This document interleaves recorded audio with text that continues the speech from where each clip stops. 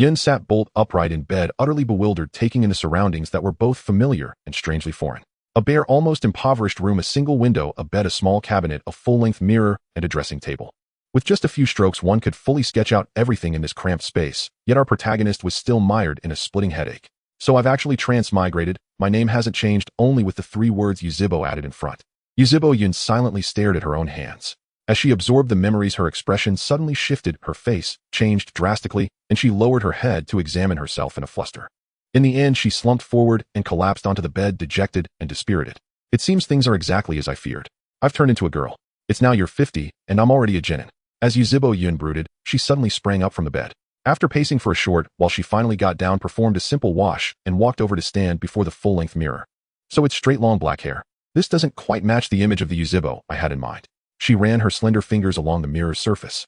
Her features did not appear particularly stunning at first glance, yet considering that people of the Yuzhibo clan were mostly beauties or handsome men, Yuzhibo Yun's looks belonged to that kind, which grew more pleasing the longer one gazed at them. But I'm just a commoner-born Yuzhibo, and I haven't even awakened to Sharingan yet. How am I supposed to face that night of life and death 8 years from now? Yuzhibo Yun felt a dull ache in her heart. She had never had much concept of transmigration to begin with. Even after crossing over, there was no sense of joy. For she knew all too well that in the end the fate awaiting this transmigrated self could only be either a lifetime of mediocrity or death. Yet all of this was predicated on the assumption that there was no cheat like golden finger. Why couldn't she rely solely on herself? Yuzhibo Yun, however, was not without self-awareness. She understood all too clearly what kind of person she had been before transmigrating, and that after crossing over, in essence, she was still the same. If only after transmigrating I could truly possess the tenacity those protagonists with systems have. Yuzhibo Yun sat on the edge of the bed, soul-weary.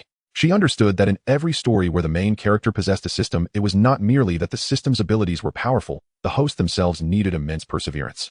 Though some liked to think that once they had a system, tenacity would naturally follow, bolstered by various positive buffs, in the end, everything still depended on the protagonist's inherent nature. For someone like me who couldn't even learn English properly, where would I find the ability and the resolve to persevere? All the more so in a world like Fire Shadow, where even hard work did not necessarily guarantee results. Yuzhibo Yun stared at her own hands, sinking into a sense of defeat. But if there were a chance? Her voice turned hoarse and a faint shadow flickered in her eyes. Ding dong. It was as though some ability was beginning to surface from the depths of her heart, gradually coming into clarity. My system. Are you there? Are you there? Yet it seemed that was not it. She called for quite some time, but nothing responded. So was this akin to some kind of golden finger instead? Yuzhibo Yun began carefully sorting through the ability she had just acquired in her mind. Sun breathing, first form, round dance, Yuzhibo lands operation technique. Yuzhibo Yun froze in an instant, for she had gripped too hard in her excitement, unconsciously clutching at whatever was nearby. Her hand had closed around her ninja tool pouch and the ninja blade inside. So that's how it is. Yuzhibo Yun sifted through the memories in her mind and seemed to have grasped where exactly her golden finger resided.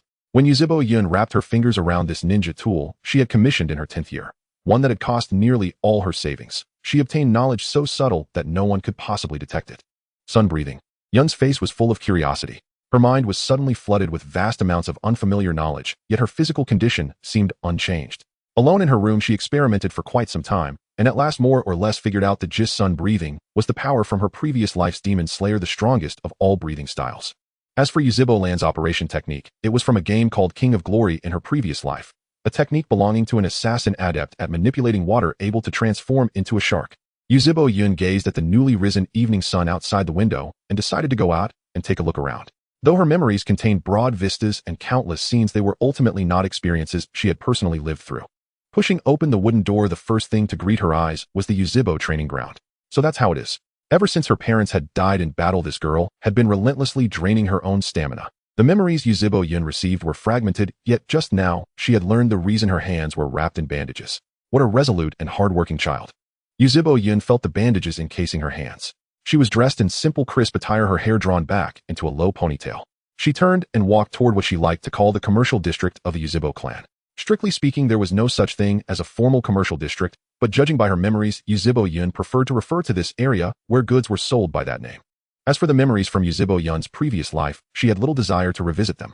Come have a look, come have a look. Fresh buns just brought in from outside. And noodles too, come and try them. Definitely no worse than Ichiraku. Amid this noisy clamor, Yuzhibo Yun heard a familiar voice. A glimmer of understanding flashed through her eyes, and the corners of her lips curved faintly as she walked forward. Aunt Haima, good morning. Yuzhibo Yun smoothed away her earlier expression, tilted her head with a bright smile, hands clasped behind her back, and looked at Yuzhibo Haimu with open curiosity. Oh, what else could I be wanting you for? Come on then, help me wipe down the tables, and I'll make you a bowl of noodles. Aunt Haimu chuckled, tapping her husband on the head with a bronze ladle. The prickly Yuzhibo man at the front winced in pain, grunted, then turned to look at Yuzhibo Yun, his eyes brightening at once. Oh, if it isn't little Yun. Just wait a bit, I've got 3 portions to finish up first. Once I'm done, I'll definitely make yours. Just wipe down that table and sweep up the trash over there. Listening to that voice, both familiar and strange, Yuzhibo Yun nodded meekly, then moved forward with practiced ease and began cleaning up. Before long, Aunt Haimu brought over a bowl of noodles. The rising steam brushed against Yun's face, and her eyes grew slightly hot. All right, eat up quickly. If you don't, it'll get cold. Aunt Haimu smiled again, then went back to serve the other customers. Both inside and outside the shop were packed with people slurping noodles. At that moment, 2 figures arrived outside, leaving Yuzhibo Yun utterly astonished. Sister Haimu, 2 bowls of noodles, thanks. 2 bowls of noodles, thanks. A voice filled with righteous vigor sounded at the doorway. The Yuzhibo present gave them a glance, then went back to eating. Some let out a couple of soft exclamations, whispering a few words about Shunshin Shisui, and then fell silent again. Itachi, over here. Shisui surveyed the tables, already packed to capacity, searching for a place without occupants. After looking for quite some time, he scratched his head awkwardly. Failing to find an empty spot, he had no choice but to settle for a less crowded one. Shisui tugged Itachi further inside. Faced with this bustling scene, Yuzhibo Itachi was still somewhat ill at ease. Shisui came here to eat almost every day, but Itachi rarely did. He gently pulled on Shishui's sleeve. Brother Shisui, what about over there? Shisui, who had just been about to lead Itachi to a nearby table, turned to look, only to see that the spot he indicated was precisely where Yuzhibo Yun was eating. Hey, there's only one person eating there, and most of the other tables are crowded with 5. Let's sit there. Yuzhibo Yun stopped halfway through her noodles, chopsticks freezing in midair. She nearly lost her composure, for she had already caught sight of Shunshin Shisui and Yuzhibo Itachi. Yun had thought it impossible for her path to intersect with theirs, yet before she knew it, they were about to sit at the same table for a meal. Calm down. Have a little faith in yourself. Yun, you won't show any flaws. Thanks to the steam swirling inside the shop, the cold sweat on Yuzhibo Yun's body and her practically drenched back appeared relatively normal. Watching Shisui and Itachi draw near, she cheered herself on silently in her heart. This. Shisui had just opened his mouth, intending to ask the person before him for permission to share the table with Itachi, when he suddenly trailed off mid-sentence. Who is this? Shisui nearly choked on his own surprise. He prided himself on being the all-knowing man of the Yuzhibo clan, yet he suddenly realized that he did not recognize the Yuzhibo sitting right in front of him. My name is Yun. There's no one else here. If you want to eat, you can sit. The Yuzhibo girl before them lifted her gaze to the 2, nodded slightly, shifted over a little on the bench, and spoke calmly. Yun knew her acting skills were lacking, and she also knew that in front of these 2, any attempt at concealment would likely be futile. There was nothing to be done. In her previous life, she had mostly dealt with men, and as for girlfriends, she had none at all. Best to go with the flow and behave as usual. Oh, thank you, Yun. Shisui replied, happily nodding. He pulled the slightly stiff Itachi to sit down beside Yun. So do you also live nearby? No sooner had the talkative Shisui sat down with the rigid Itachi than he began questioning the person beside him. Yes, I live around here. Why? As she slowly ate her noodles, Yuzhibo Yun finally felt her state of mind settle. There wasn't much to give away in the first place, so she might as well stop worrying. Hearing Shishui's questions, she turned and met his gaze, answering earnestly. Is that so? Shisui scratched his head with a laugh. Then Shisui fell silent, and whatever patience Yuzhibo Yun had left was completely worn away.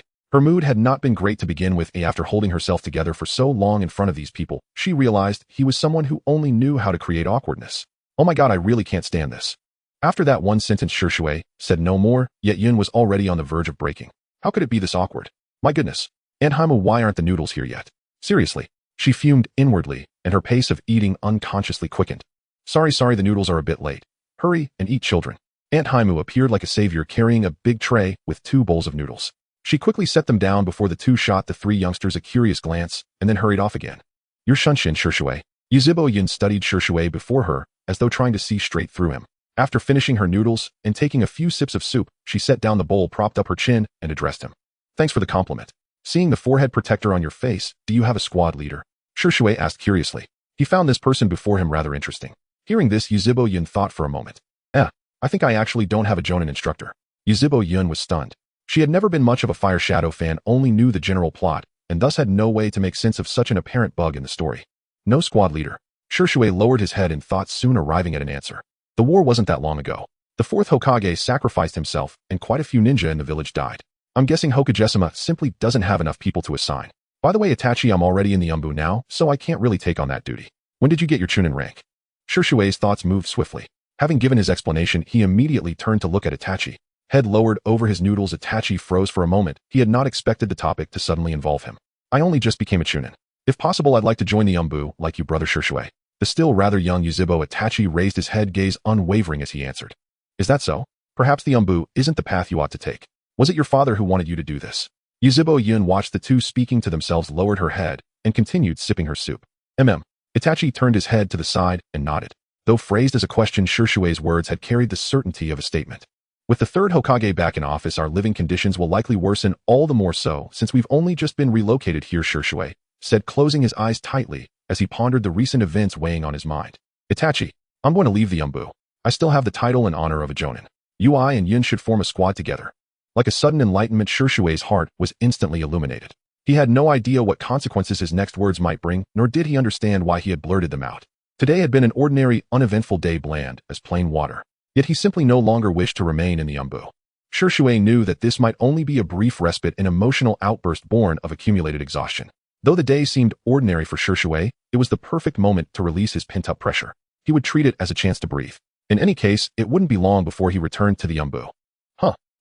This time it was Itachi and Yun's turn to be dumbfounded.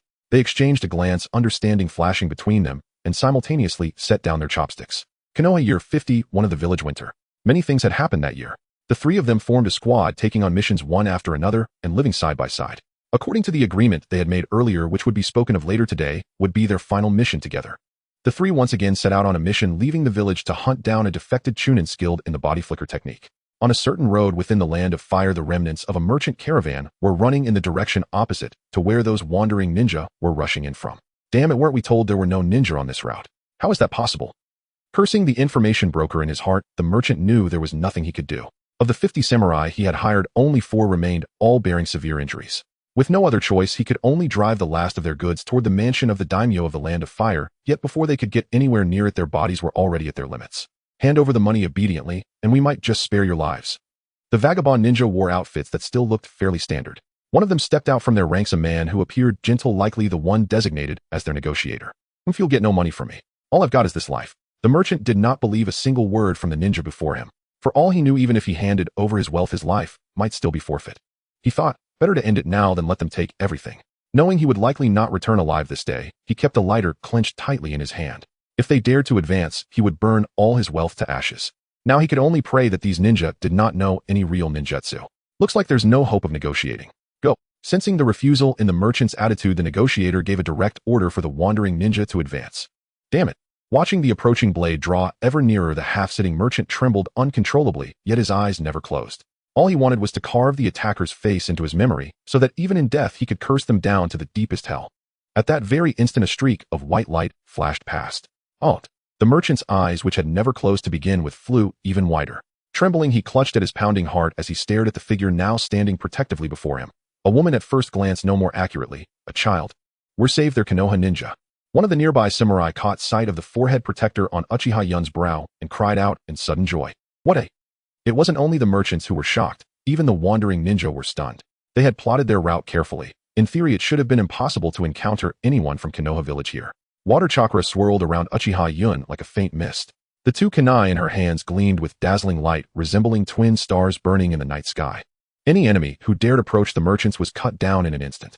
Faced with Uchiha Yun's icy gaze, the vagabond ninja felt as though a bloodthirsty shark was bearing down on them, its maw yawning wide, ready to swallow them whole. Uchiha Itachi unleashed his shuriken techniques, his exquisite control, like that of a master artist painting a resplendent masterpiece.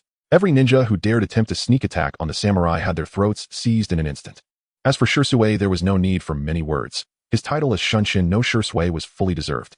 His figure moved as swiftly as lightning. In just a few flickers, another portion of the wandering ninja lay dead in pools of blood. As the number of wandering ninja dwindled like a rapidly receding tide, one of the rogues at the back finally sensed that something was terribly wrong, a chill rising unbidden in his heart. This is bad. In an instant he understood what was happening. Ignoring the countless comrades already cut down before him, he performed the body flicker technique and bolted into the distance. Had one looked closely, they would have seen a forehead protector on this rogue's head, the symbol of Konoha. As expected, he was a missing nin. Are you alright? With a few casual slashes, and with Uchiha Shisui and Uchiha Itachi cutting off all escape routes from behind, Uchiha Yun elegantly finished off the remaining vagabond ninja. Shisui's figure vanished from the scene, leaving only the merchant caravan Itachi and Yun on the bloodstained road. Thank you, honored ninja, thank you. Face filled with gratitude, the merchant knelt and kowtowed again and again. Uchiha Yun was about to step forward to stop him, but something crossed her mind, her body stiffened for a moment, and she quietly withdrew. The payment. Just as the merchant finished straightening up and tidying himself, Uchiha Itachi appeared at Yun's side, extending his right hand indifferently. Oh yes, of course. Here is 500,000 ryo. Thank you for your help. The merchant hurried to one of the carts, rummaged through the wagon attached to a dead horse, and produced 500,000 ryo, which he promptly handed over. Alright, you should leave quickly now. Watching Itachi take the money from the merchant, Uchiha Yun's expression softened as she urged the survivors to depart as soon as possible. Yes, we'll go at once. Realizing this place was likely tied to some mission from Konoha, the merchant immediately pulled the 4 remaining samurai along, and together they hurried away with the wagon. Next time you can ask them for money directly. Merchants will pay. He finished counting, then, without even looking back, tossed the bundle toward Uchiha Yun. Her gaze grew complicated as she caught the money. With a faint sigh, she sealed it into her own scroll. The mission is complete. Let's head back. Just as Uchiha Itachi turned around, he saw Uchiha Shisui appear beside them, carrying a severed head and hand, blood still fresh on his face. Smiling, he cast Yun a glance filled with emotions she could not quite read. Honestly, you guys, how could Uchiha Yun not understand what Shisui meant? After an entire year spent together, she knew all too well. She could only take out another scroll from her ninja pouch and seal the severed head inside. Well then, this was our last brank mission. The year's term is up. If I don't return soon to propose reclaiming my position in the Anbu to the 3rd Hokage, that esteemed lord may grow displeased. Using his tools, Uchiha Shisui wiped the blood from his body, then lifted his gaze to the slowly falling snow. He reached out trying to catch a snowflake, but it vanished the instant it touched his palm. Strands of hair fell over his brow, hiding his expression from view. To cherish snow is to wish to protect it. Yet the moment you clasp it in your palm, it melts all the faster. Uchiha Yun stepped forward and gently patted Uchiha Shisui's shoulder with her delicate bandage-wrapped hand, uttering words suffused with quiet sensitivity. Well, I just happened upon a line like that. Meant to sound profound, perhaps even impressive, but the effect fell rather short. Uchiha Shisui accepted the gesture without hesitation, his laughter warm and genuine. Soon the two beside him joined in with soft, easy chuckles. Yet once their mirth subsided, Uchiha Itachi lifted his gaze toward his elder brother, while Uchiha Shisui looked down at Uchiha Yun with eyes tender as still water. What is it? Uchiha Yun shot Shisui a sharp glance. She suspected he harbored some peculiar affliction, an unsettling predilection for decapitation, often leaving him drenched in blood. And he was forever staring at her. Idle, unexplained, unnerving. Just as that thought crossed her mind, Shisui withdrew his piercing gaze and gestured for them to return to the village. Uchiha Yun let the thought fade and followed the 2 men back into the village, arriving at Ichiraku Ramen. Little Shisui. Still ordering tonkatsu ramen, I see. Yes, please. 3 bowls, thank you, master. They seated themselves. The mood felt subdued today. Uchiha Yun remained silent, quietly devouring her noodles, while Shisui and Itachi conversed warmly beside her. After this, would you like some dango? I'll follow Shisuni's lead. 2 portions then. Won't you get 1 for Yun? I've bought them for her before. Yun doesn't care for sweets. Is that so? But today is special. Once I'm reinstated in the ANBU, if I have free time in the evening, I'll treat you both to yakitori. Let's finish our ramen first, then ask Yun what she'd prefer. A stark angular Jean appeared above Uchiha Yun's head. Though she'd served alongside these 2 on missions for a full year, even she found herself momentarily flustered by such moments. They sat barely an arm's length apart, yet their conversation somehow made her feel worlds away. Worse still, their whispers were anything but hushed. Nearby patrons had already begun glancing over. Uchiha Yun couldn't help but roll her eyes. What else could she say? She resigned herself, first eat the ramen. Yet as she sat there, Yun turned inward, recalling a system-like interface from memory, and summoned her personal status panel. Skill buffs: sun breathing, first form dance of the circle active, total concentration constant state active passive, Wangzhou Rongyao lands assassination technique passive, Peter's sudden jolt passive, pain sensation reduction 5-0 passive, immunity to mind control passive, clone technique active, rapid regeneration passive, affinity level 3 passive, effortless mastery passive. Charged basic attack active, longer charge yields greater damage. Debuff: when using a skill, or a weapon imbued with a skill, she unconsciously absorbs traits of the original user's personality, manifesting distinct emotional responses in specific contexts. Weapons: dual kunai, short ninja blade, katana, guan dao, spear and shield. The panel stretched long, yet Yun regarded her hard-earned skills, acquired through years of forging and chance, with quiet satisfaction. Those self-explanatory abilities needed no elaboration. Yun had long since steeled herself against the randomness and eclectic origins of her skills. The clone technique stood supreme. Yun could now generate 4 clones, each retaining synchronized memories and possessing independent consciousness, yet bound by absolute loyalty to her. Yet flaws remained. Each clone existed as a separate entity within its own spatial locus. Though they could replicate techniques from memory, they lacked ingrained muscle memory. Thus their movements remained stiff and unrefined, a potentially fatal liability in high-stakes shinobi combat. Moreover, Yun, ever prone to youthful dramatics, had earlier named her clones with characteristic flair inside her cottage. With nowhere to store her arsenal, she'd simply assigned weapons to them. Since clothing and arms carried by clones persisted separately in a pocket dimension upon dissolution, logistics posed no obstacle. What does it mean to be an army unto oneself? Tactical lean back. They were Uchiha Lan Uchiha E Uchiha Guanyu and Uchiha Mengtian. It sounded absurd, but Yun's mental bandwidth had its limits. This was her best effort. Kunai and short blades went to two, Guan Dao and spear shield to the others, while she herself wielded the katana. Indeed, Yun had chosen the katana as her primary weapon. A new rule now governed her: no new forging until her next clone emerged, mainly because crafting weapons was prohibitively expensive and maintenance equally so. Even after countless missions, the cost still stung. Oh, and rapid regeneration proved invaluable, though the world of Naruto retained vestiges of scientific logic. When Yun once severed her fingertip clean at the knuckle and watched it regrow within seconds, she nearly collapsed from ravenous exhaustion. She devoured 3 soldier pills on the spot before her strength and composure returned. From then on, she hoarded restorative pills and compact storage scrolls, nearly all sourced from Tintin's parents. Still, those were manageable, weren't they? Yet one ability eclipsed all others: effortless mastery. Simply put, Yun's physiology responded fluidly to her emotional state. The phrasing may baffle, but rephrased it becomes clear this was pure acting. My 7-orifice exquisitely tuned heart. No, peak-level acting. The Lao Chung remains in C. Ahem, apologies, momentary channel drift. After years of adaptation, Yun had half-reluctantly embraced this world. She blinked, her ramen finished, Shisui and Itachi already waiting outside. Let's go, to the Hokage Tower. Before her stood 2 figures who in her past life had been mere ink and paper constructs, yet now radiated palpable, undeniable reality. A faint, subtle smile touched Yun's lips. All right, I'll be right there. Her voice softened, warm and gentle, carrying an unspoken tenderness she hadn't expected to feel. Yet the source of this innate ability was not a weapon, as Uchiha Yun had never imagined, but rather Uchiha Shirsui's affection toward her. At that moment, Uchiha Yun was utterly stunned upon deducing this truth. She surmised, blindly yet plausibly, that her unguarded authenticity during their conversations had earned her this extraordinary boon. So what then was its purpose? Its utility was nothing short of extraordinary. Though Uchiha Yun could not claim to have devoured countless novels in her past life, she had certainly read widely and deeply.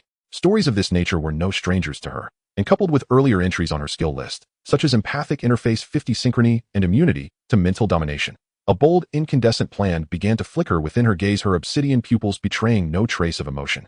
By the way, Yun, could you please stop reading history books while walking? It's terrible for your eyesight. Uchiha Shisui, Uchiha Itachi, and Uchiha Yun walked side by side. In Itachi's hand rested 3 skewers of tricolored dango, which he ate slowly and deliberately. Shisui kept his eyes fixed on Yun, watching her intently as she continued reading her history book, until unable to hold back any longer, he gently admonished her.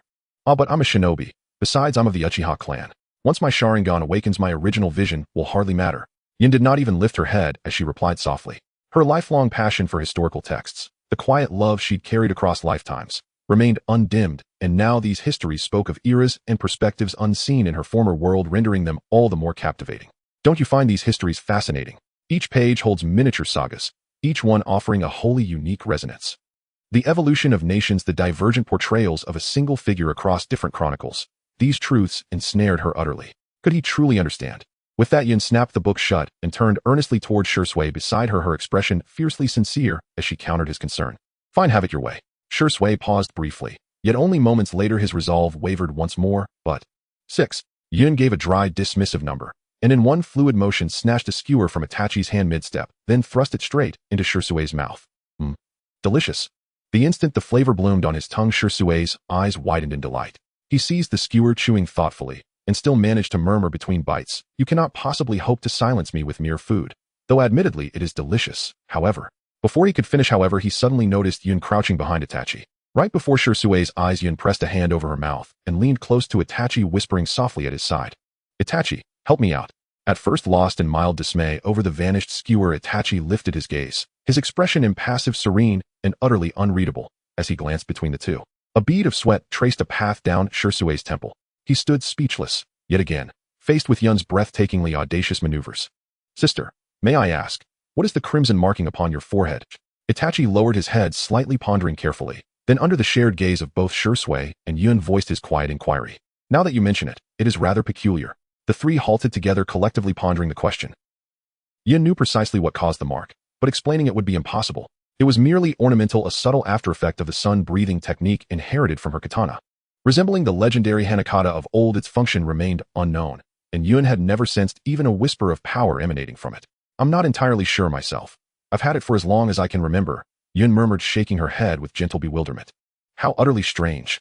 Shisui's attention was fully captured. He murmured the words absently, while inside Yun allowed herself a quiet, knowing smile. A new delightful scheme had just taken root in her mind.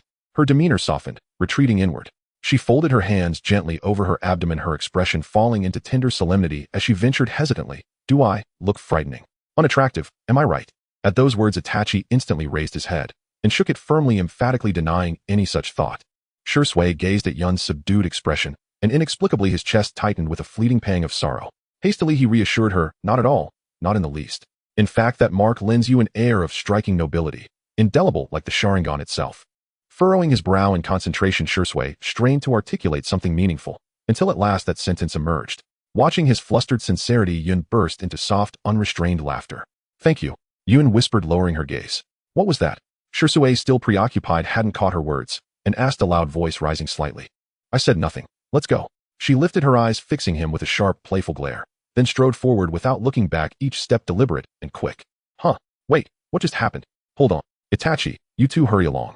No sooner had the words left his lips than Shisui hurried after her. Itachi remained behind, eyes narrowing thoughtfully as he watched Shisui's retreating back, then turned his gaze to Yun ahead, before bowing his head, silent and inscrutable, lost in quiet contemplation. Thus the three of them chatted back and forth, and before long they arrived in front of the Hokage building. However, as they entered, Uchiha Yun was still pondering over previous matters. Although she had already developed acting skills that were impenetrable to others, she still needed to be cautious regarding concealing her true strength. At present, Uchiha Yun's external image was that of a Uchiha adept at using water release, lacking the Sharingan, wielding two kunai, slightly warm-hearted, yet possessing exceptional assassination skills, resembling a natural-born killer. Uchiha Yun did not believe that Danzō and Hisashi were unaware of her. During that year, although she lived according to her own character, she always concealed herself during external operations. However, if it came to testing Danzō's personality, would surely pull her into it. Considering that Uchiha Shisui and Uchiha Itachi were already favored by the Hokage, Hisashi would likely not back down regarding their stance. Thus it was highly likely that she would be the sacrifice that made Danzō retreat. During the process of going upstairs, Uchiha Yun finally thought of a good strategy. She possessed the shadow clone technique, but this technique could lead to misperceptions similar to Pain's 6 paths. Pain's 6 paths involved implanting 6 different abilities into 6 different corpses, and even the strongest Deva path could not simultaneously use the abilities of the other paths. However, Uchiha Yun was different, as she could wield the abilities of her 4 clones and do so with great proficiency. Each of the other clones also had their own memories, but under Uchiha Yun's command the 4 clones practiced intensively with the weapons she assigned, allowing their muscle memory to adapt to those 4 weapons. In other words, Uchiha Yun could manipulate information asymmetry. She made her enemies believe that her strongest state only occurred when her clones gathered together. Yet conversely, Uchiha Yun remained formidable even when those clones were absent. However, the shadow clone technique was used to accumulate power for a basic attack, and during the accumulation process, it could not be forcibly controlled by the enemy, or it would be interrupted. Thus, the shadow clone technique was employed for building up that basic attack. Therefore, when Uchiha Shisui knocked on the Hokage's door, Uchiha Yun had already set her next plan in motion. Knock, knock, knock. Who is it? Uchiha Shisui, Uchiha Itachi, and Uchiha Yun report in. Please come in. After receiving Sarutobi Hisashi's permission, Uchiha Shisui opened the door, and sure enough, what greeted their eyes were Danzō and Hisashi. The remaining 2 elders were not seen, but the reason behind it was something that the 3 could not fathom. Long time no see, Shisui. Hisashi put down his cigarette and greeted Shisui cheerfully. Uchiha Shisui knelt on one knee, indicating his return.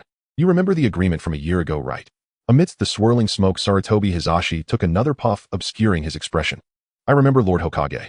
I have decided to disband this small team and return to the Umbu, but Uchiha Shizui's tone paused as if he had some unspeakable concerns. From within the smoke, a serious voice came again. No worries, go ahead and speak. Thank you for your kindness, Lord. My clan member Uchiha Itachi also wishes to join the Umbu, so may I take him along for this Umbu test? As soon as Uchiha Shisui finished speaking, Uchiha Itachi immediately raised his head in surprise, while his profile merely smiled briefly before nodding. Thank you. Uchiha Itachi's voice was barely audible, only Shisui could hear it. As for what comes next, let me speak then. The person in the smoke ceased speaking, and the old man beside him, who was Shimura Danzō, finally spoke up. The training test for Uchiha Itachi and Uchiha Shisui will be handled by me. Afterward, I will conduct the test at your Umbu training facility, but considering the number of tasks your team has completed and your outstanding performance. Danzō's calm expression glanced at the bowed Uchiha Yun, then he tried to maintain a friendly demeanor and smiled at Uchiha Yun. During the mission, Uchiha Yun performed excellently as well. I would like to ask if you also wish to join the Umbu. Here it comes. As expected, my lord. Hearing this, Uchiha Shisui instantly looked up, wanting to subtly refuse for Uchiha Yun, only to find that Uchiha Yun was also excitedly raising her head. Really? I can also join the Umbu. A joyful expression appeared on Uchiha Yun's face as she couldn't help but blush, yet she happily asked. Seeing Uchiha Yun's expression, Uchiha Shisui ultimately chose to remain silent. Of course, although you are just a Jinin, you can participate in the Umbu test at a higher level. However, I will not force you. You three should discuss it well after returning, and after the discussion come to the Umbu training facility tonight to report. I will determine the next test based on the number of attendees. You may leave for now. Danzō's words, which hinted at wanting to entice, eased Uchiha Shisui's expression a little as he led Uchiha Yun and Uchiha Itachi out of the office. About a minute later, his ashy smoking stopped as he glanced at Danzō, who responded with a mutual understanding. The power of the Uchiha needs to be controlled. That child has great potential. As for Uchiha Itachi and Uchiha Shisui, I will not compete for them, but for Uchiha Yun, if she passes the test, I will have her join the route. Danzō's firm voice echoed in the office. Hisashi pondered for a long while, ultimately sighed and silently nodded. Thank you. As soon as these words were spoken, Hisashi looked up in slight surprise, only to find that he was alone in the office. He glanced at the sun outside the window, a faint smile curving at the corners of his mouth. The three of them walked out of the Hokage Tower in silence. Midway, Uchiha Shisui broke the quiet first, his expression etched with disbelief and doubt, his gaze sharp and searching as he turned to Uchiha Yun. You wish to join the ANBU. Do you truly understand what that entails? Before the words fully settled, Uchiha Itachi beside him could no longer hold back. He gently tugged at Shisui's sleeve, as if urging him to withdraw that dangerously loaded question. Shisui offered no response, only grew more solemn, his focus intensifying. Uchiha Yun, walking ahead, turned back upon hearing the question, her eyes bright with curiosity before softening into calm resolve. Of course I know. If I join the ENBU, I align myself with the Hokage's faction. The Uchiha clan stance becomes irrelevant. So why does it matter to me? I simply don't want to fall behind either of you. I want to stand beside you, not behind you in battle. Then why do you look at me like this? She replied lightly. Yet as her gaze met Shisui's unrelenting scrutiny, her voice faltered, dwindling into silence. The trust once brimming in her eyes now dimmed, replaced by quiet vulnerability. I'm sorry, I only meant. Shisui suddenly felt the firm tug on his sleeve again, shook his head slightly, and snapped back to awareness, only to find Yun's face clouded with dejection. Instantly realizing his misstep, he hastened to explain. I only never want to return to how things were before. Yun stopped walking, steadying her trembling frame as she faced them both. At her words, Itachi released Shisui's sleeve entirely. For Shisui stood frozen. How could he not understand her meaning? Indeed, without him, she might still be utterly alone. Without him, the chronic injuries from years of flawed training, those hidden scars upon her hands, would never have healed. Without him, how dare he regard her with the cold, calculating gaze he reserved for enemies? A sharp, twisting pain seized Shisui's chest, so sudden and fierce that he staggered to a halt. Itachi paused beside him, releasing his sleeve not out of indifference, but because it was no longer needed. It's all right, Shisuikin. Yun forced a gentle smile, though her pupils still trembled faintly. Her words were kind, but that very kindness made Shisui's breath catch anew. All right, let's hurry and get some yakiniku. Itachi interjected just in time, seizing both their arms and pulling them forward toward the grill shop. Yet as Itachi led them along, Yun lowered her head, and a quiet, knowing smile flickered across her lips. She adored moments like these. Mission accomplished. Shisui, still holding her hand, gave no outward sign, but his eyes remained fixed on her bowed head, watching as that subtle smile bloomed. His heart stirred again, this fragile, forced smile deepening his remorse. No, it's settled. I'll go. Itachi gradually loosened his grip, letting Yun and Shisui walk side by side, while he strode ahead, guiding them forward. I agree, or rather you needn't seek our permission at all. Just act. Both Itachi and I will always stand behind you, protecting you. Shisui spoke slowly, the second half catching briefly before he deliberately included Itachi's name. Thank you. Yun lifted her face, tilting her head slightly before breaking into a radiant smile. That warmth eased the tremors still lingering in Shisui's spirit, and as he gazed upon her face, something deeper stirred within him, a yearning long sensed, now blossoming unmistakably into a sudden resonant pulse. Moreover, I owe you a formal apology. From this day forward, I swear I will never again disregard your will. Before the final word left his lips, Shisui bowed deeply, 90 degrees, before Yun, whose eyes widened in stunned disbelief. Oh, come now. It's been a whole year. There's truly no need for such formality. Mutual understanding is enough. Flustered, Yun rushed forward and reached out, her fingers hovering delicately, hesitant, yet earnest, as if to lift him upright. At her touch, Shisui's skin warmed, just slightly, before he swiftly masked it. Yet his lips betrayed him, lifting unconsciously at the corners. Truly, this was the first time he'd ever seen her so tender, so softly composed, so unlike her usual boisterous, boyish energy. And yet here she stood, quietly luminous, serenely charming, and brought low by his own careless question. Are you two ever going to buy anything? Itachi deadpanned, gripping both their collars with exasperated resignation, leaving them mortified on the spot.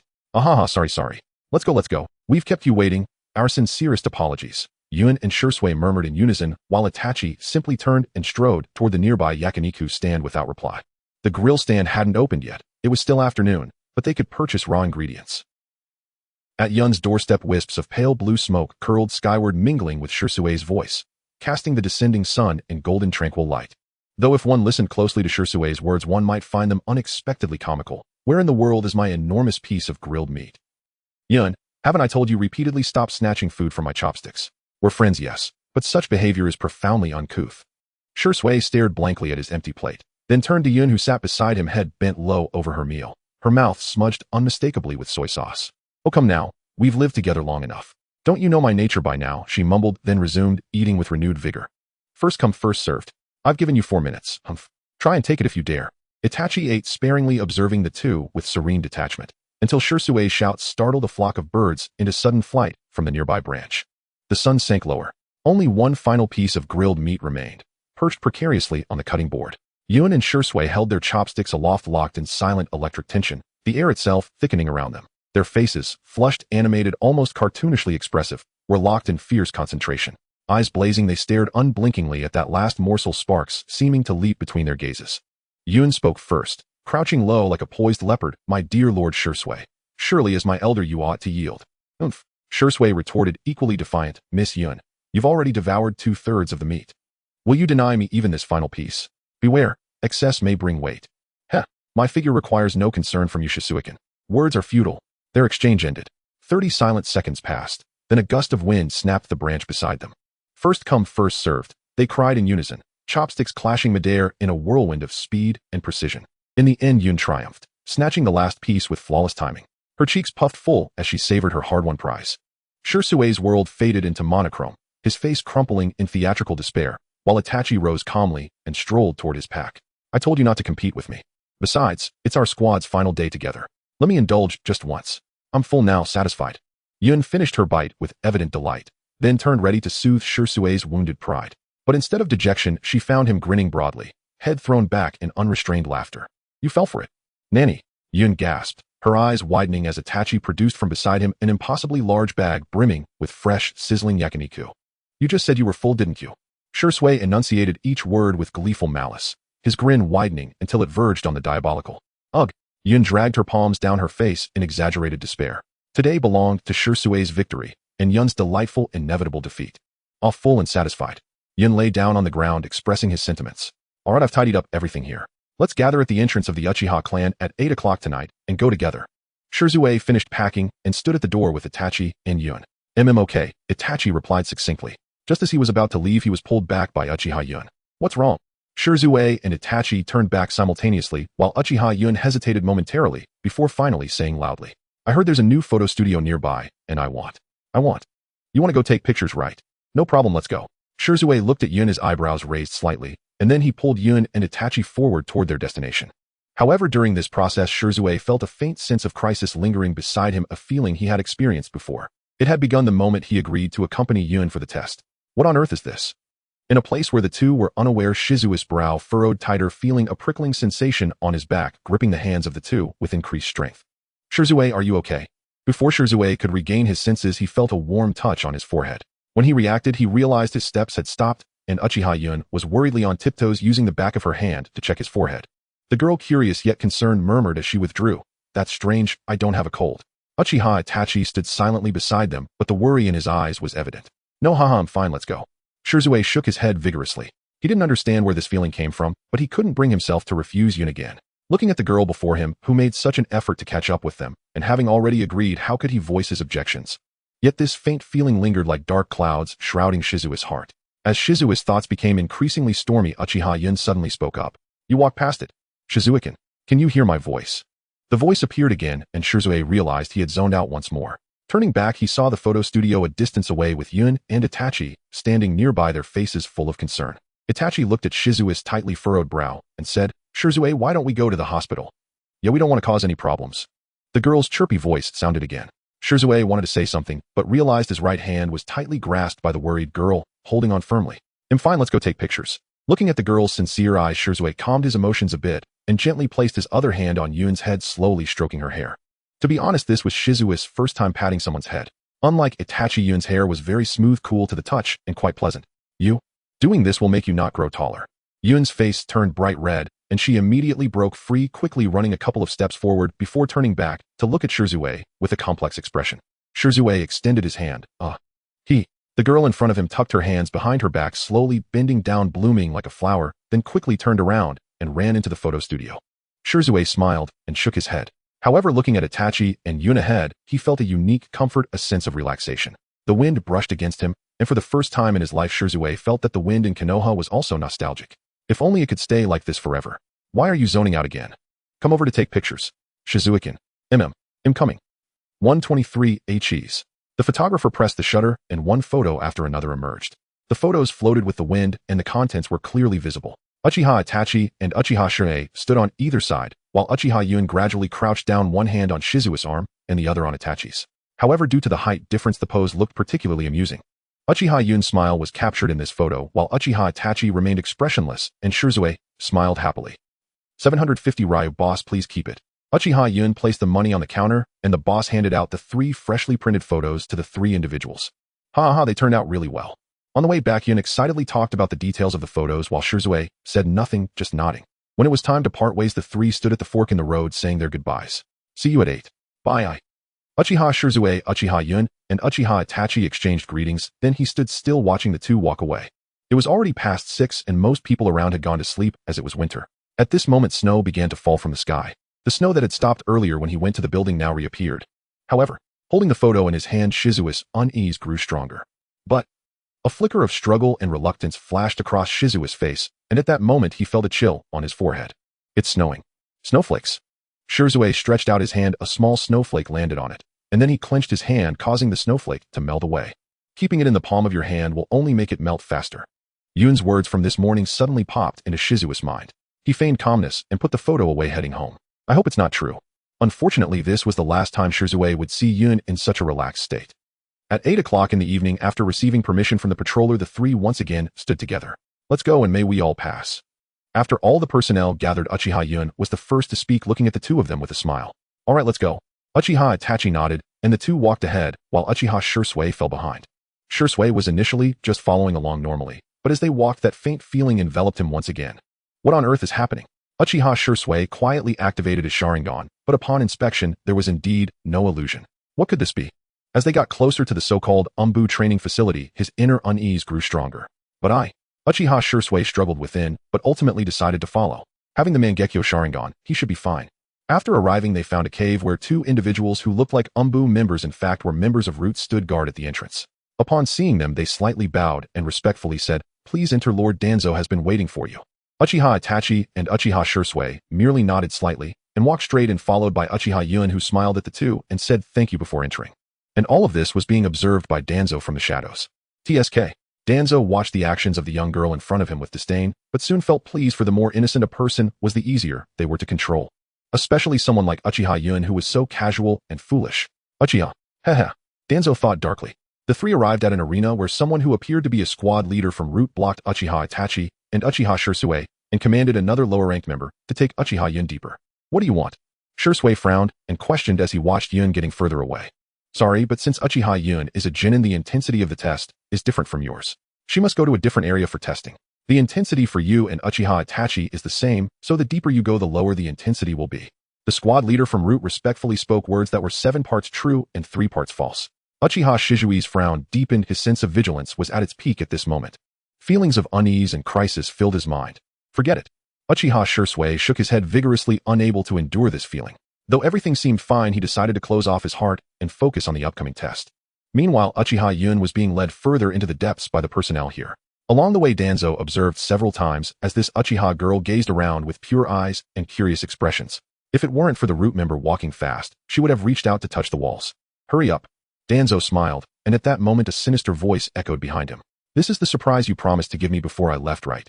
Indeed, but I will be leaving soon. This return is merely to collect some old items. After receiving the due compensation, I will need a vial of blood from this child. Danzō turned around, and in the shadows, Orochimaru's figure slowly emerged, causing Danzō's brow to furrow slightly. A traitorous ninja from the village dares to negotiate with me. Find a vial of blood, you shall have it. Orochimaru, upon hearing this, slightly furrowed his brow, then licked his face with his tongue and let out a couple of laughs. If Uncle Snake could speak modern language, he would probably say, "Old man, you really overestimate yourself." Before long, Uchiha Yun was led by the root ninja to an enclosed space where there was only a single hole above, presumably for ventilation. In the center of that place stood a large lamp radiating light illuminating the dark space. In front of that place stood a man leaning on a cane with his right hand bandaged. Yun, you have finally arrived. Next I will conduct the Umbu test on you. Danzō turned around with a smiling face, though in Yun's eyes it felt like an old chrysanthemum blooming. A wave of nausea involuntarily surged from the depths of Yun's heart. Fortunately, this feeling did not manifest outwardly. She only said with a face full of expectation and excitement trembling, Can I really do this? But my strength. No need to worry, Yun. Strength is only part of it. To serve in Umbu, what's most important is whether your heart is with Konoha.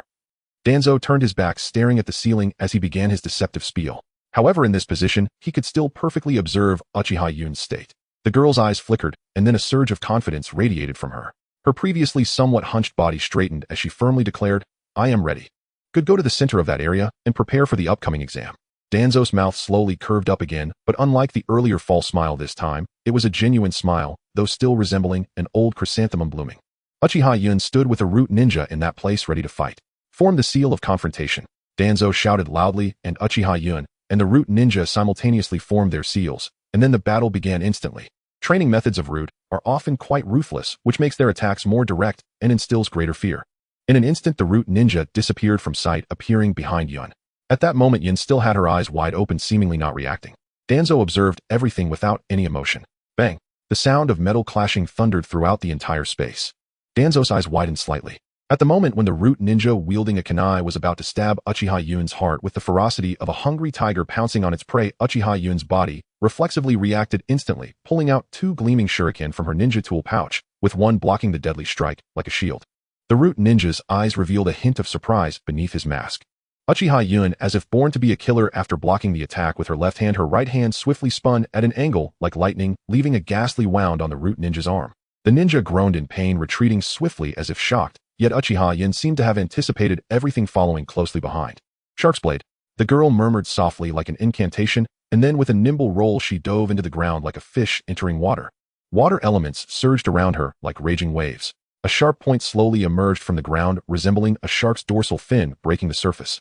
The ensuing speed was like lightning, catching the ninja off guard, but the root ninja was no ordinary foe. He quickly formed 2 hand seals and thrust into the ground like a sharp arrow. Lightning release, earth walk. To devise a countermeasure and rapidly release ninjutsu while reducing the number of hand seals in such a short time, this level of skill was commendable. But what of it? As if by instinct, the ninja's underground attack was completely evaded. For Uchiha Yun, while swimming midway, leaped out from the ground like a dragon emerging from the sea. This time, everyone saw clearly it was entirely in the form of a shark, and in its mouth were Uchiha Yun's 2 shimmering shuriken. What? The ninja, fully focused on releasing ninjutsu with both hands, had no time to react. With a swish, the ninja's head was severed. Uchiha Yun instantly appeared beside him, the water elements dissipated, and the entire chamber returned to calm, while the sound of the head dropping was painfully piercing. And how invigorating it was for Danzō's heart. Danzō's figure instantly appeared beside Uchiha Yun, seemingly holding something in his hand, looking pleased as he smiled at the panting Uchiha Yun, and said, Your potential is extraordinary. To achieve such a feat, you have qualified. Thank you, Lord. But that ninja. Uchiha Yun knelt on one knee in excitement to express her gratitude, but halfway through her words, she slowly raised her head, indicating to Danzō the body beside them. Oomph. There's no need for weaklings to exist here. Only the powerful Umbu can safeguard the safety of Konoha. As a strong individual, you can better protect Konoha, while the weak one's contribution ends here. Danzō's words caused Uchiha Yun's expression to begin to struggle, her demeanor becoming somewhat unstable. Forget it, I know you are tired now. Your chakra has been nearly depleted. Take this pill, it can quickly restore your chakra. It's a specially enhanced version from our side. You should have tried it before. With the trap laid, Danzō slowly lowered his cane, then took out a red pill from his hand. Uchiha Yun could hardly be unaware of this old man's intentions. However, she had to appear obedient on the surface. She looked spiritless and paid no further attention, merely expressing her gratitude to Danzō once more before respectfully swallowing the pill. Next, you will be affiliated with Umbu. After a few days, you can come over. The effect of the drug was indeed rapid. Danzō tentatively chatted a few words, and then saw the girl on one knee slowly swaying. Ultimately, the string snapped, and the girl helplessly collapsed to the ground, while Danzō beside her revealed an evil smile. This memory-erasing pill developed by the second Hokage, Uchiha Yun, you shall accept it well. After that battle, Uchiha Itachi and Uchiha Shisui returned to the Umbu at the same time. On Danzō's side, he entrusted Hizen to stall for time against Uchiha Itachi and Uchiha Shisui, to which the latter agreed. Upon returning to the Umbu, Uchiha Itachi and Uchiha Shisui were immediately assigned a slew of class or higher missions by the third Hokage, most of which required traveling to distant lands and were quite urgent. Uchiha Shisui and Uchiha Itachi didn't think much of it. After all, they would still get to see Yuns, so they hurried off. As they completed the tasks one after another, Uchiha Shisui and Uchiha Itachi's status within the Umbu continued to rise. In the original story, Uchiha Itachi was led by Kakashi during his time in the Umbu. However, this time, due to Shisui's involvement, Kakashi only collaborated with Uchiha Itachi once, but their dialogue during that time was enough to provoke deep thoughts in Uchiha Itachi. However, the truth cannot be concealed forever. After 3 months, Uchiha Shisui raised his suspicions. The third Hokage once again dodged the issue with other reasons. During this period, Uchiha Shisui repeatedly requested information from the third Hokage, who continuously provided various excuses. Half a year later, Uchiha Shisui and Uchiha Itachi were sitting in front of a shop absent-mindedly eating dango. What do you think Uchiha Yuns is up to? The explanation given by the third Hokage just doesn't feel right. Yuns, Shisui said with a worried expression as he munched on the dango. Suddenly, he recalled his memories filled with a sense of crisis and sixth sense from the eve of the test, which made his expression even more distressed. Seeing this, Uchiha Itachi could only offer comfort. Shisui, it's all right. If we visit several more times, we should be able to find her. Perhaps Yuns is simply engaged in some difficult tasks. But how difficult could it be? It's already been half a year. Logically, she should have returned home by now. Maybe she's undergoing some special training. But the explanation from the third Hokage is indeed like that. They're all from Konoha, so we shouldn't feel suspicious. Let's trust the Hokage. I certainly trust the Hokage, but I just don't trust that masked man. Are you referring to Danzō Shimura? Yes, my first impression of him wasn't good, but I've heard that he was once a close friend of the Hokage, so there should be no problem. Forget it, it's useless to vent to you here. Let's finish our meal and go visit again. All right. Uchiha Shisui again visited the Hokage building, hoping to see Uchiha Yuns. During the past 6 months, Uchiha Yuns had never returned to her small room, and that room had begun to grow cobwebs. Hokage-sama, please be sure to tell us any news about Yuns. Uchiha Shisui's voice was filled with urgency, while Uchiha Itachi said nothing, but his attitude was evident. Shisui had realized something during that time. He felt very regretful, because he believed that Uchiha Yuns had met with misfortune, and the third Hokage and others were avoiding the truth to spare their feelings. Yuns. The third Hokage had been smoking more and more unsure of how to respond, and could only once again use vague reasons to sidestep the issue. But this time Uchiha Shisui would not accept it. He questioned further, continuing to kneel on one knee. Hokage-sama, please tell me Yuns' whereabouts. Otherwise I cannot give an explanation to the Uchiha clan. At the very least, let me know if she is alive or dead. Such blunt words made the third Hokage furrow his brows, but thinking of Shisui's feelings, he could only sigh helplessly. But this was all self-inflicted. After all, it was his tacit approval, and the responsibility could not rest solely on Danzō. Just as this deadlock seemed unbreakable, Danzō appeared. He first shot Shisui a look filled with disdain, then quickly composed himself, and said calmly, "If you wish to find her, come to the Umbu training facility tonight. She has been on missions during this time, and because this child has great potential, I have been training her for a full 6 months. Seeing how anxious you are, I assume you think something has happened to her, right? Actually, there's nothing major. Just follow me, and I will take you to her." Danzō's rapid speech made Uchiha Shisui see hope. He lifted his head in expectation, receiving a nod of affirmation from Danzō. "Thank you, sir. I will go now. Itachi, let's go." Watching Danzō and the others leave, Hizen took a deep drag from his cigarette. He knew that Uchiha Yuns would definitely sigh. Wait. Hizen suddenly paused as if a thought had struck him. If they were to meet, wouldn't it be better to bring Uchiha Yuns here instead? Why did they need to take Uchiha Shisui and Uchiha Itachi to the root? Oh no. Hizen's cigarette fell onto the table with a thud, and he cursed inwardly before vanishing from the spot. How could he not know Danzō's intentions? Watching the two Uchiha brothers following him, Danzō's heart swelled with pride. He increasingly yearned to eliminate the entire Uchiha clan. If an opportunity arose this time, he planned to kill these two brothers and shift all the blame onto the already brainwashed Uchiha Yun. Then not only might Hizashi face repercussions and be forced to step down, but the Uchiha clan under the Hokage would also face downfall and reckoning. Humph. The immense temptation had clouded Danzō's mind. He knew well that such a plan bore significant instability, especially since Konoha had just recovered from the Nine-Tails incident, yet his desire for the Hokage position had reached its zenith in these years. "Uchiha, let me teach you what it means to turn your weapons against your own. You and I will erect a monument for you." Danzō silently vowed in his heart.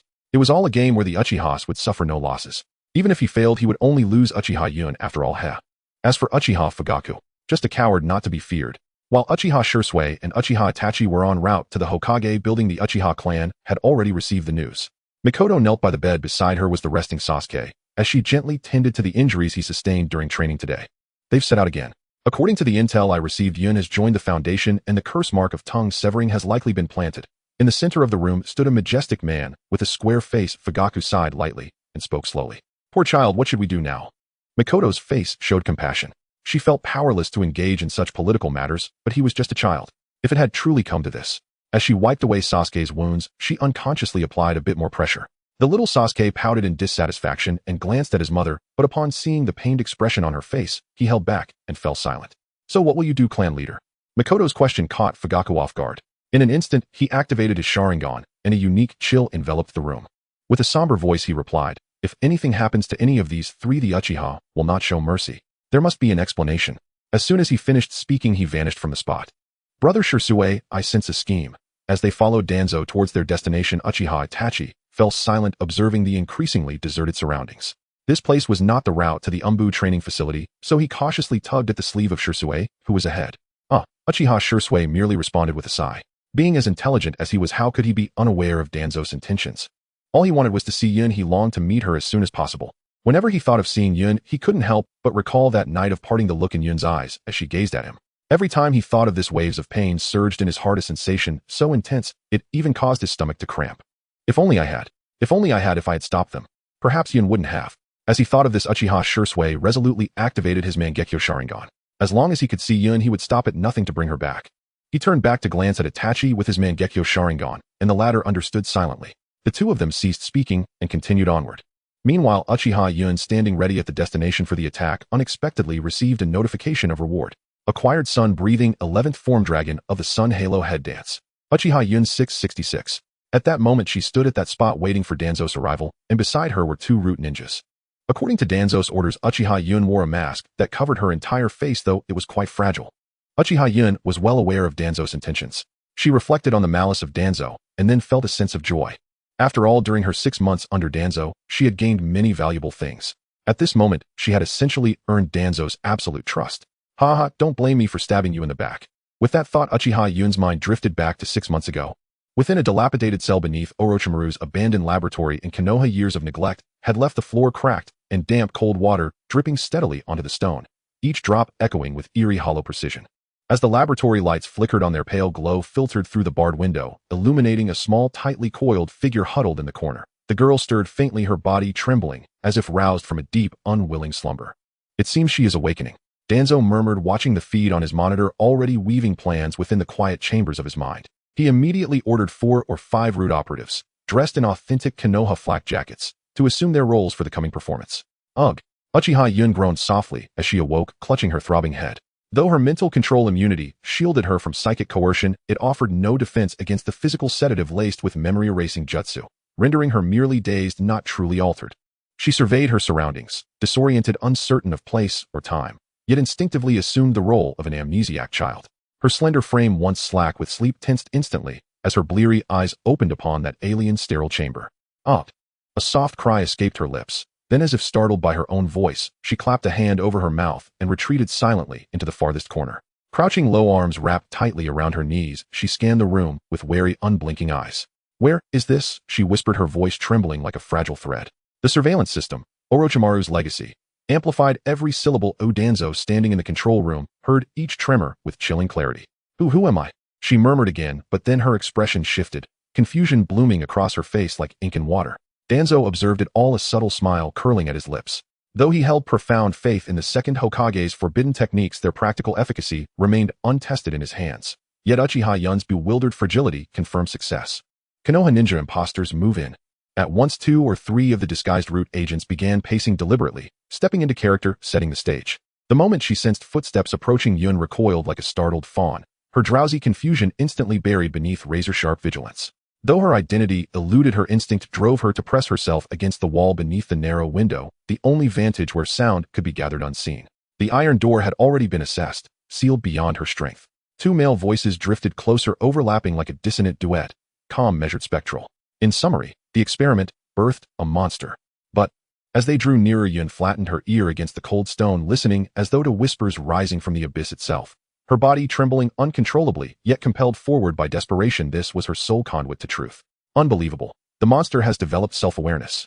Higher command demands immediate erasure of its memories, and preferably the incipient consciousness itself. Do you concur? Awareness. What of it?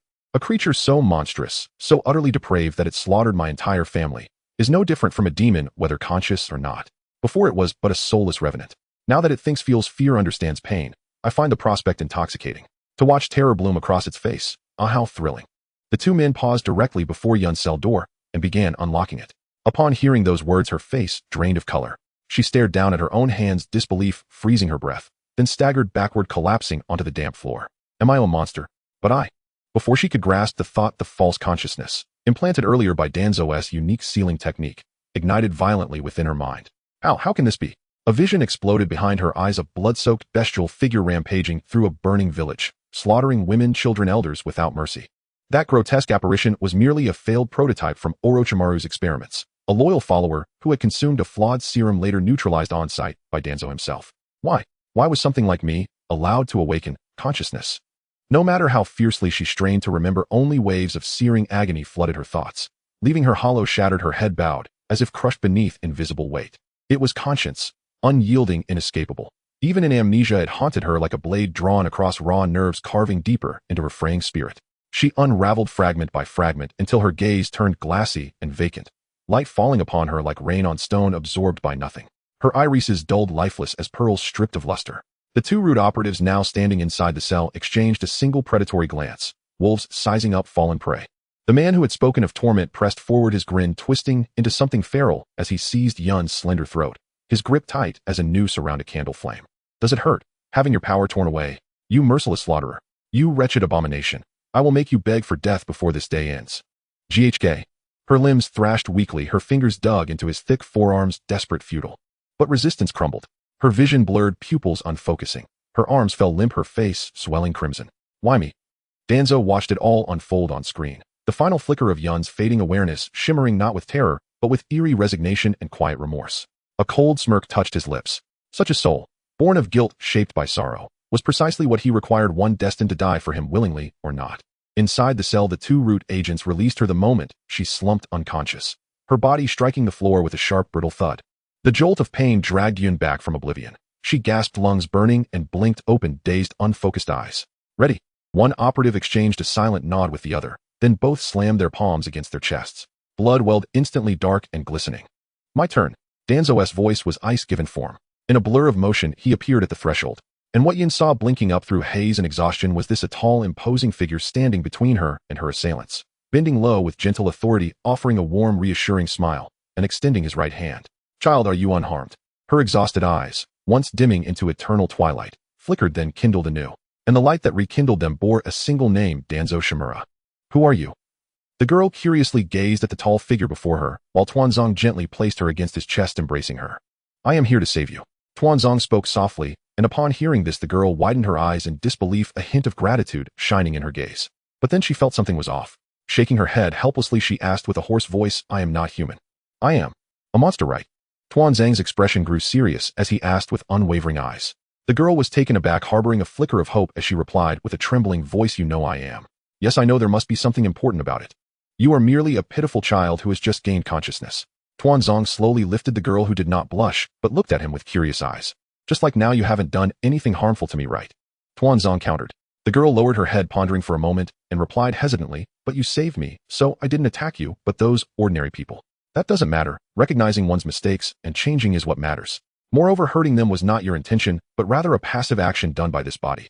Tuanzong's image suddenly appeared more righteous in the girl's eyes, and her face and ears turned red, her previously tense body slowly relaxing. Thank you. My name is Tuanzong. Thank you, Tuanzong. The girl said joyfully with gratitude, a bright smile blooming on her face. Thud. However, this action left Tuanzong stunned as haunting memories of past nightmares flashed incessantly in his mind. Mirror. In front of the girl, Tuanzong uncontrollably covered his Sharingan. Even though he could not be killed, the waves of pain forced him to halt his act. So similar, truly too similar. The smile of the girl before him resembled that of mirrors so much. Back then she had died in her 20s, collapsing in Tuanzong's arms, facing him with such a smile and handing over her Sharingan to him. Please protect these eyes. I believe you can be a great aid. Tuanzong. With that, she took her last breath. This scene intertwined with the moment he hesitated to speak and lost a Hokage tormenting him every night. Why can't I be Hokage? Why? At this moment, Uchiha Yun, cradled in Tuanzong's arms, suddenly received a message. Gained advanced healing, resurrect the dead from flesh and bone. With spirit power. Yun felt puzzled. Oh, was her beauty that deadly? No, Tuanzong wasn't that kind of person. But why did a single smile leave Tuanzong in such a daze?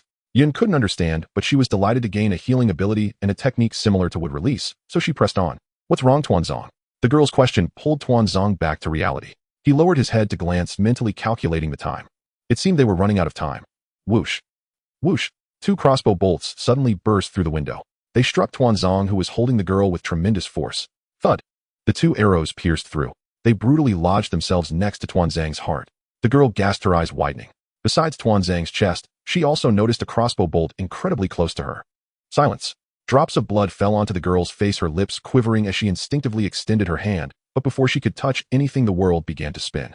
Tuanzong let out a muffled groan, powerlessly collapsing to the ground. This scene was etched into the girl's mind as she stood helplessly nearby, unsure of what to do. At this moment, a commotion erupted outside the door. He's been taken down, hurry up. Cursed monster, how dare you deceive others into saving yourself? Kill. Damn beast. One by one, people armed with weapons entered from the large cell, surrounding the unconscious Tuanzong and the girl standing nearby. You wretched beast, how dare you deceive others? You killed him, shouted the leading Konoha ninja. No. No. The girl finally reacted, instantly kneeling down, but instead of looking at the group, she fixated her gaze on Tuanzong. Oh. The girl suddenly turned around. In this dimly lit space, another pair of gleaming red eyes emerged.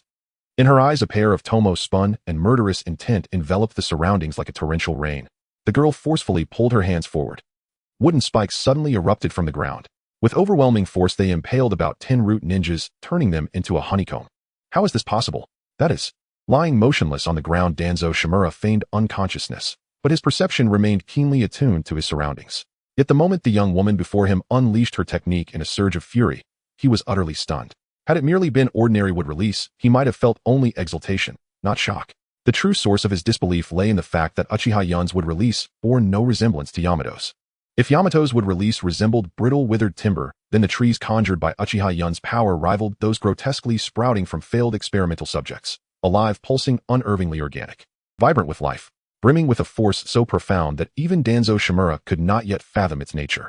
Yet he knew, this was the very essence of the first Hokage's legendary power. Living wood. At that instant, Danzō's heart swelled with uncontainable elation. He was now utterly certain if Uchiha Yun could be brought under his control and branded with the cursed seal of Heaven's tongue, not only Konoha village but every other hidden village would fall beneath his dominion. Then, and only then, could he fulfill the second Hokage's solemn wish. At that very moment, the girl collapsed to her knees, palms braced against the earth, drenched in sweat, gasping raggedly, her chakra flickering like a dying ember. An 80 pain immunity acquired. Yun, huh?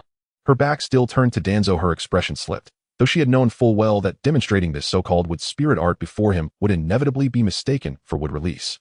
Still was the reward truly this generous? At least for Uchiha Yun, who recoiled instinctively from pain.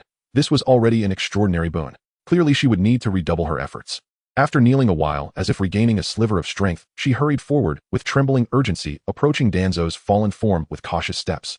Gently lifting his torso, she gazed at the 2 crossbow bolts embedded deep in his chest. Before Danzō's eyes, her gaze dimmed, darkened, grew perilously sharp, then just as swiftly softened again into calm. In one decisive motion, she wrenched both barbed bolts free. Danzō, damn it, pain. And he had not expected Uchiha Yun to rip the barbed projectiles from his flesh with such brutal, unhesitating force. Before Danzō could curse aloud, she lowered him back to the ground, pressed her palms together, and placed them firmly over his chest. Through his heightened perception, an overwhelming torrent of vitality surged from her hands, flooding his body. In an instant, his wounds sealed. Even decades-old hidden injuries dissolved beneath that restorative tide. So this is why Hashirama Senju stood unrivaled. Who is this Uchiha Yun? The more Danzō pondered, the deeper his dread coiled. Surely she must be a descendant of both the Senju and Uchiha clans. In truth, however, this was Uchiha Yun's supreme medical art, reviving the dead and mending the broken. Yet Yun deliberately performed it thus, to project an aura of boundless, untamed vitality. A perfect misdirection, was it not? Coughed, cough, cough. In seizing the opportune moment, Danzō coughed softly, then slowly opened his eyes, as if awakening from profound exhaustion. Danzō.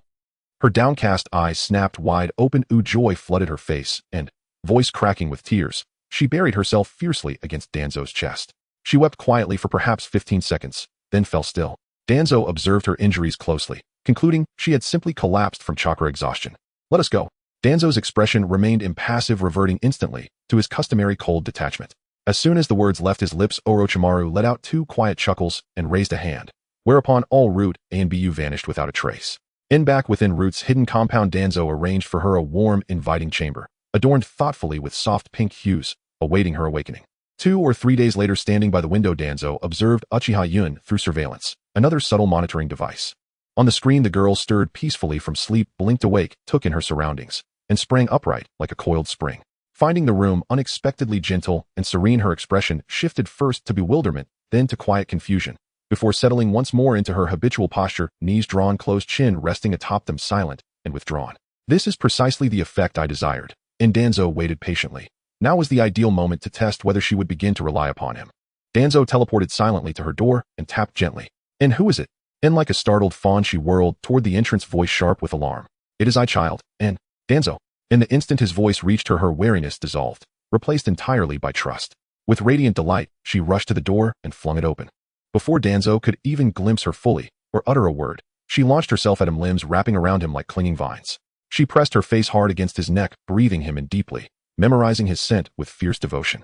"I missed you, Danzō." And after all she had endured, her speech had grown spare and direct. Yet these few words struck Danzō's heart with unmistakable resonance. "You are safe now, child. This is my domain. You will suffer no further harm. And, She nodded eagerly like a dutiful chick. Danzō attempted, repeatedly, to gently disentangle her, but to no avail. With no choice remaining, he stepped inside the room. Settling onto the bed he had prepared with meticulous care, he soothed her with gentle pats and quiet reassurance, until finally, she sat quietly beside him. "You are a monster," Danzō remarked, tone flat and uninflected, causing her placid demeanor to fracture instantly, her breath catching as she stared up at him, stricken. "But that is irrelevant to me.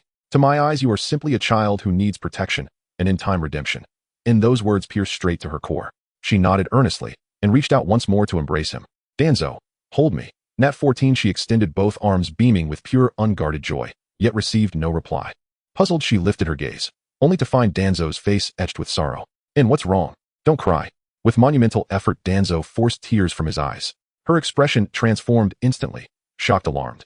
Then she blurted 5 words and reached up to wipe them away. "No, it is enough that you grow in peace. When you come of age, I shall tell you everything." And he declined, gently rising to depart. Yet had taken barely a single step before she seized his arm with quiet, unwavering resolve. He turned back, satisfied, serene. "I can share the burden too." One hand gripped his sleeve, the other rested flat against her chest, as she spoke, earnest and unflinching. Fearing mistrust, she added in, "I am strong. I want to help you." And that was the precise phrase he had awaited. Suppressing the smile tugging at his lips, Danzō bent low and stroked her long hair with tender reverence. She leaned into his touch, nuzzling gratefully against his palm, her cheeks flushing faintly pink. "There are countless others like those who ambushed you. I must apprehend them all, and judge the sins they bear." Danzō declared it with solemn authority. "That is the very purpose of root and root branch." She tilted her head, fingertip resting pensively beneath her chin, curiosity alight in her eyes. "It is my personal organization, one dedicated to safeguarding world peace. Those who sought to exploit you for evil ends will be captured and brought to justice. Yes, I want to join too." And like a child playing at heroism, she raised both fists high, her expression fierce and resolute. "The ones who abducted you hail from Konoha village, but Konoha itself is just, they are its rotting parasites. Konoha good, and parasites bad, and yes, and for my sake, would you kill them?" The conversation had reached its crux. Danzō enunciated each word with deliberate gravity. Though she had followed his lead thus far, her expression shifted instantly, wavering, uncertain. "Capture them, not kill, and why? I have harmed so many. I do not wish to kill. I cannot." And she stared blankly at her own hands. The sole memory lingering in her mind was that of a monster slaughtering innocents, and she knew with chilling certainty that it was her. "But those people are irredeemably evil. If you spare them, they will harm countless others, especially those like you." But I," her features twisted in torment. Logically, killing them was justified, yet her soul recoiled. She longed to leap up and protest, but found no words to voice her anguish. Danzō merely smiled faintly, then cupped her cheek, her skin flaring crimson beneath his touch. His fingers traced her jawline with exquisite tenderness, then he leaned in, soft, solemn, imploring, "In, just for me, and for the innocent, will you do it?" Her heart surrendered instantly. And yes. And from that day forth, she was known by a single name, Yun. She became Danzō's most trusted confidant. Upon her tongue he sealed the cursed seal of heaven's tongue, and she wore it not as a mark of subjugation, but as a badge of honor, proud to belong wholly to him. After every mission she scrubbed away every trace of grime and blood, then rushed immediately to Danzō's side, seeking his embrace, without hesitation. Due to her amnesia, she possessed no concept of hierarchy, making her the sole member of Root permitted to address Danzō Shimura by his given name alone. To watch a girl who stammered when speaking become the waking nightmare of evildoers. Danzō had carefully selected only the most heinous targets for her assassination missions, ensuring every victim truly deserved death. Yun carried out each assignment with unwavering diligence, trusting implicitly in his judgment.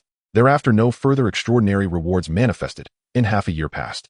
Danzō instructed Yun to await two figures at a clearing deep within a secluded forest, her face masked by a simple smiling visage painted with two downward strokes and one horizontal line. Uchiha Shisui and Uchiha Itachi. So the cloud is right here, isn't it? Danzō led Shisui and Itachi to a strange place, a flat area in a dense forest, but Shisui had already lost his patience. Don't rush. At this point in time, the third Hokage has already reacted and is preparing to intercept. He'll go find him first. As for you. Danzō moved behind Shisui and Itachi turned around with a dark chuckle and then vanished. You better explain yourself clearly. Shisui shouted, seeing Danzō run away. He originally intended to chase him. However, before he could mobilize his power, he felt an overwhelming sense of crisis emerge from behind him. Shisui instantly vanished from the spot, while that place was suddenly pierced by a thick tree spike. What is this? Itachi and Shisui widened their eyes simultaneously. They had heard of such power before, but logically it should have long since disappeared. Could it be Danzō? Who are you?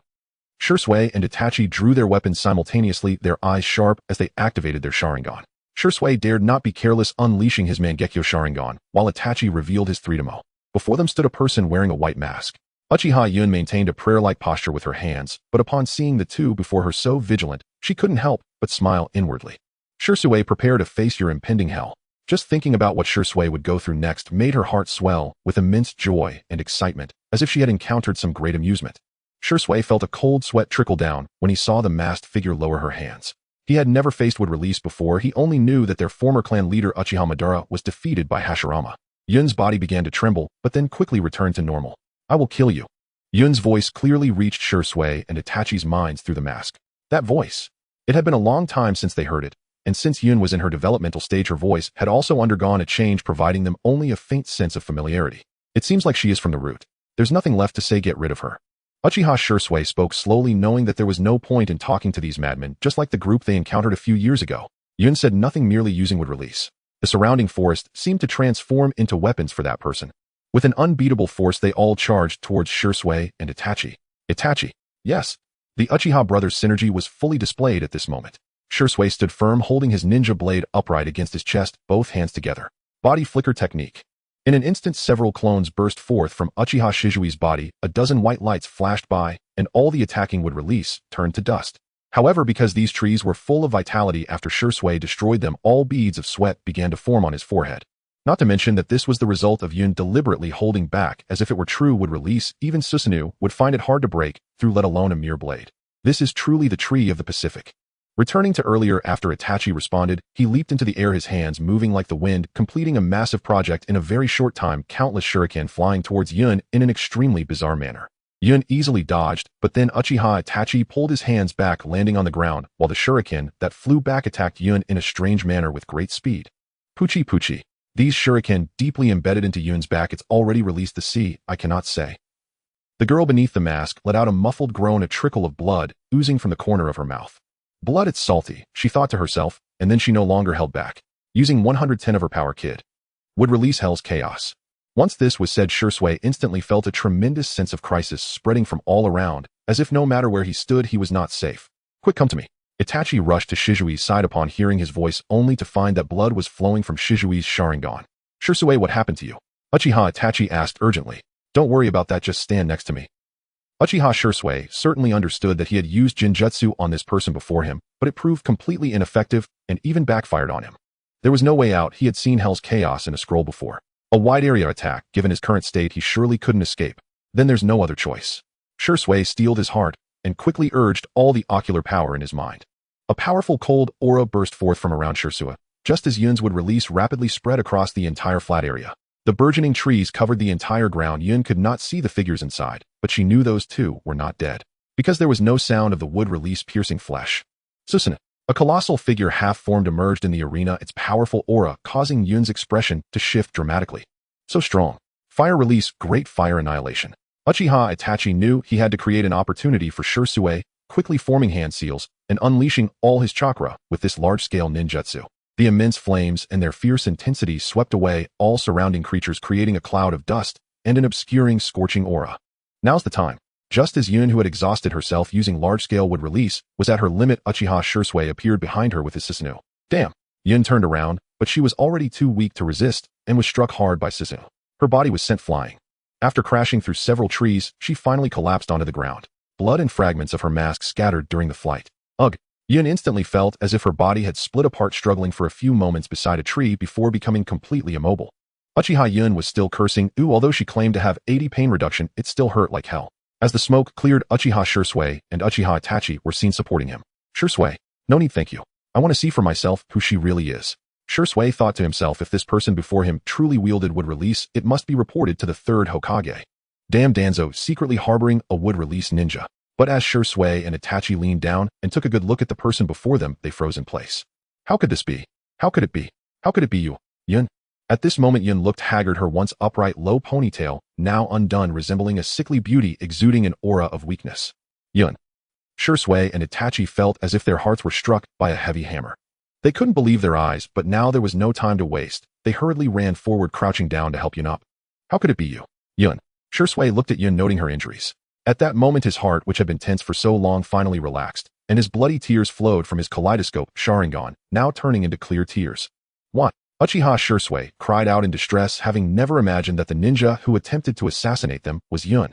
Next to him, Uchiha Itachi appeared very rational. Observing Yun, he noted her ability to still respond, and continuously checked her body, discovering that her injuries were visibly healing at an astonishing rate. Though Yun looked weak, her eyes were filled with hostility. Uchiha Itachi narrowed his eyes, bent down, and after thinking carefully for a while, grabbed his weeping older brother Shisui. What's wrong?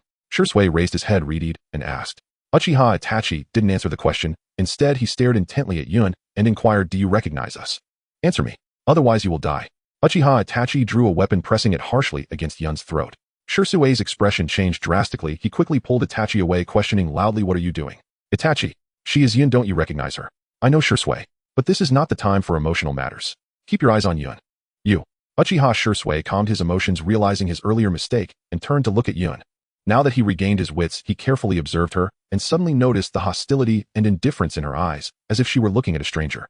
This feeling sent Shisui into an icy abyss, causing him to step back and shock, his face filled with horror and fear. Yun, has she lost her memory? At this moment the girl was only fearful, wondering what would happen to Danzō if she died. After all, the questions this person asked had nothing to do with secrets, so she answered without hesitation, I don't know you two. Danzō needs me to kill you. Upon hearing this, Uchiha Itachi's expression changed again. He exchanged glances with Shisui, then nodded. They both approached Yun and pried her mouth open to examine her tongue.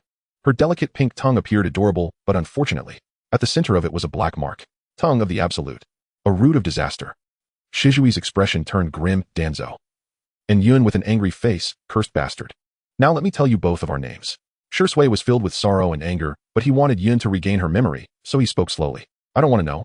Yun shouted angrily, her eyes filled with murderous intent, causing Uchiha Itachi to feel a chill run down his spine. He quickly pressed her down tightly with both hands. Beside them, Shisui said softly, your name is Uchiha Yun. I am Uchiha Shisui and he is Uchiha Itachi. Uchiha Yun was in an exceptionally happy state because just moments ago, due to the emotional value brought by Shisui and Uchiha Itachi, she had received something called a false dead puppet. Although it could only be used once, she saw the potential for greater emotional value just behind the puppet. Yun was still lying on the ground, pinned down by Uchiha Itachi, her body swaying according to the emotions that Uchiha Yun had previously set.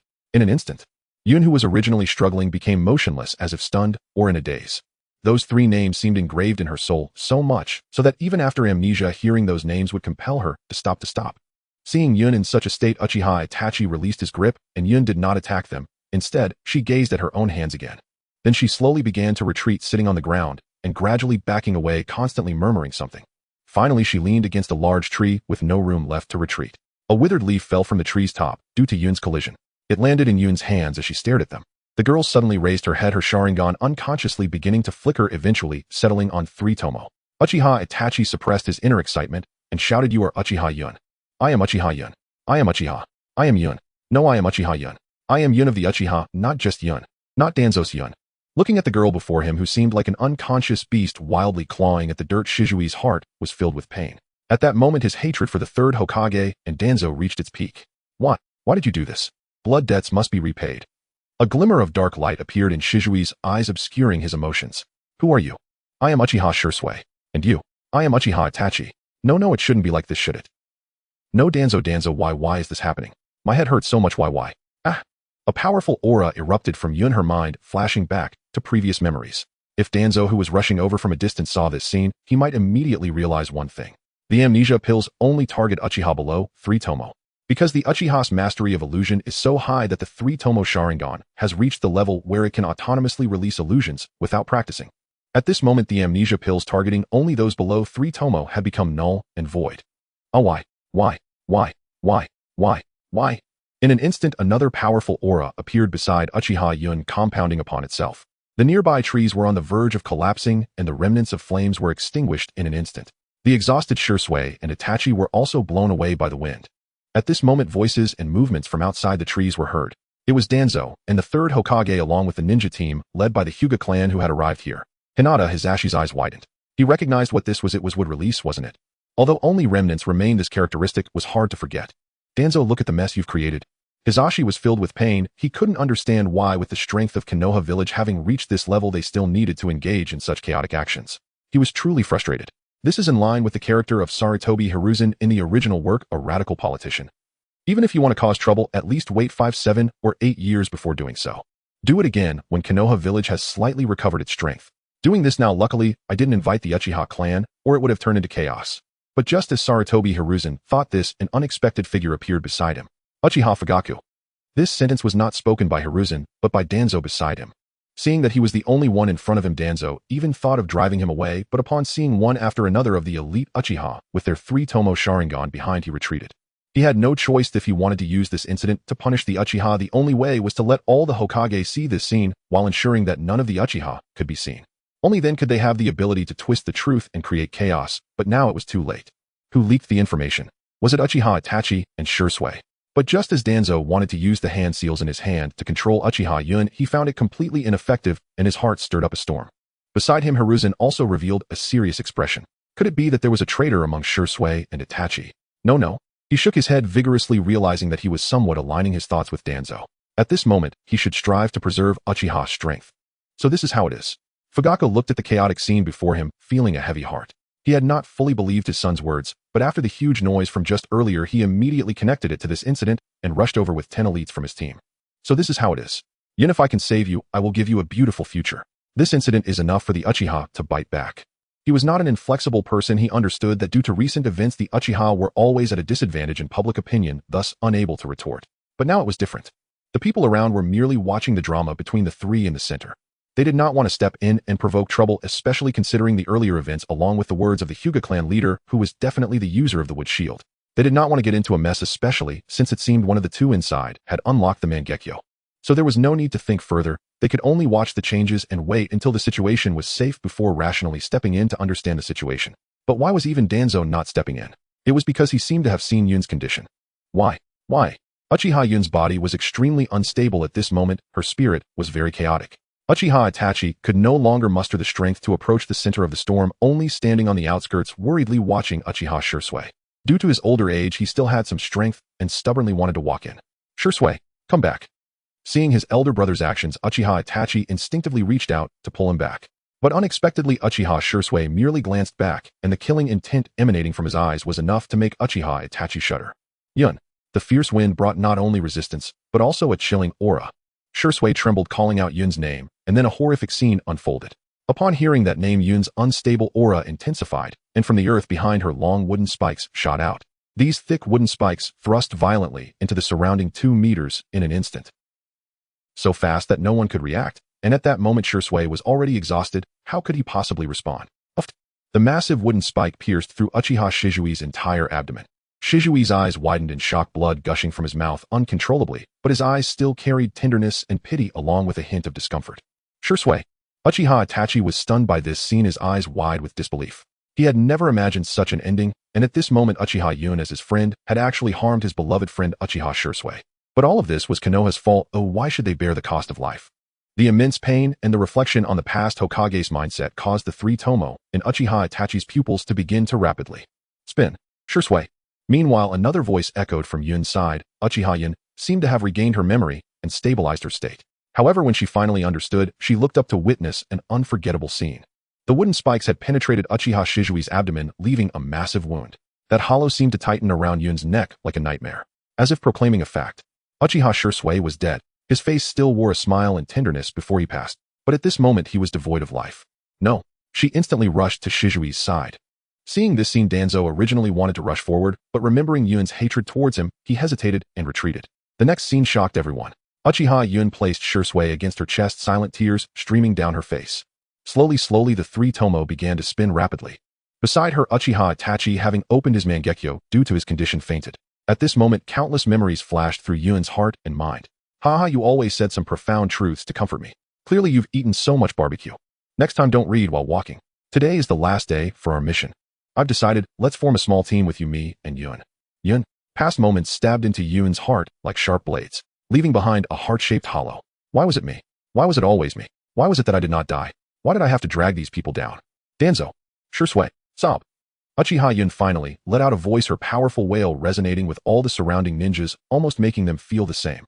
Like a cuckoo's lament echoing through the forest, making it hard for them to regain their senses. Suddenly, the sharp-eyed ninjas noticed the three tomo in Uchiha Yun's eyes were also changing, then slowly forming a pupil composed of three sharp arrows spinning rapidly, showing no signs of stopping. Azure Sky. Uchiha Yun slowly stood up, holding Shisui in her arms. She unveiled her terrifying Sharingan, slowly uttering these three words. Danzō's expression changed. He understood this was the special ability brought by the Mangekyo. He had to remember this intelligence well. In that instant, powerful energy along with life force surged from Yun's body into Shisui's. The previously massive hollow seemed to be filled by someone at a visible speed, restoring to its original state. The wounds on Shisui's body, along with the blood tears flowing from his eyes, also healed completely. So what is the price? Yun's body seemed to lose its breath. Her once vibrant aura turned weak, and her flowing long hair changed from black to white in an instant. At this moment, her Sharingan seemed to lose its spirit, slowly dimming. Now, all the observing ninjas, including the Uchiha clan, rushed to Uchiha Yun, Uchiha Shisui, and Uchiha Itachi's side at this moment. Just as the third Hokage was about to say something, he found that Uchiha Yun was slowly placing Shisui beside Itachi. Then she fell down weakly. Danzō was about to step forward when he suddenly noticed another person had appeared beside Yun. Who are you? This is the attitude of your Konoha and the tragedies you have created. It's meaningless, completely meaningless.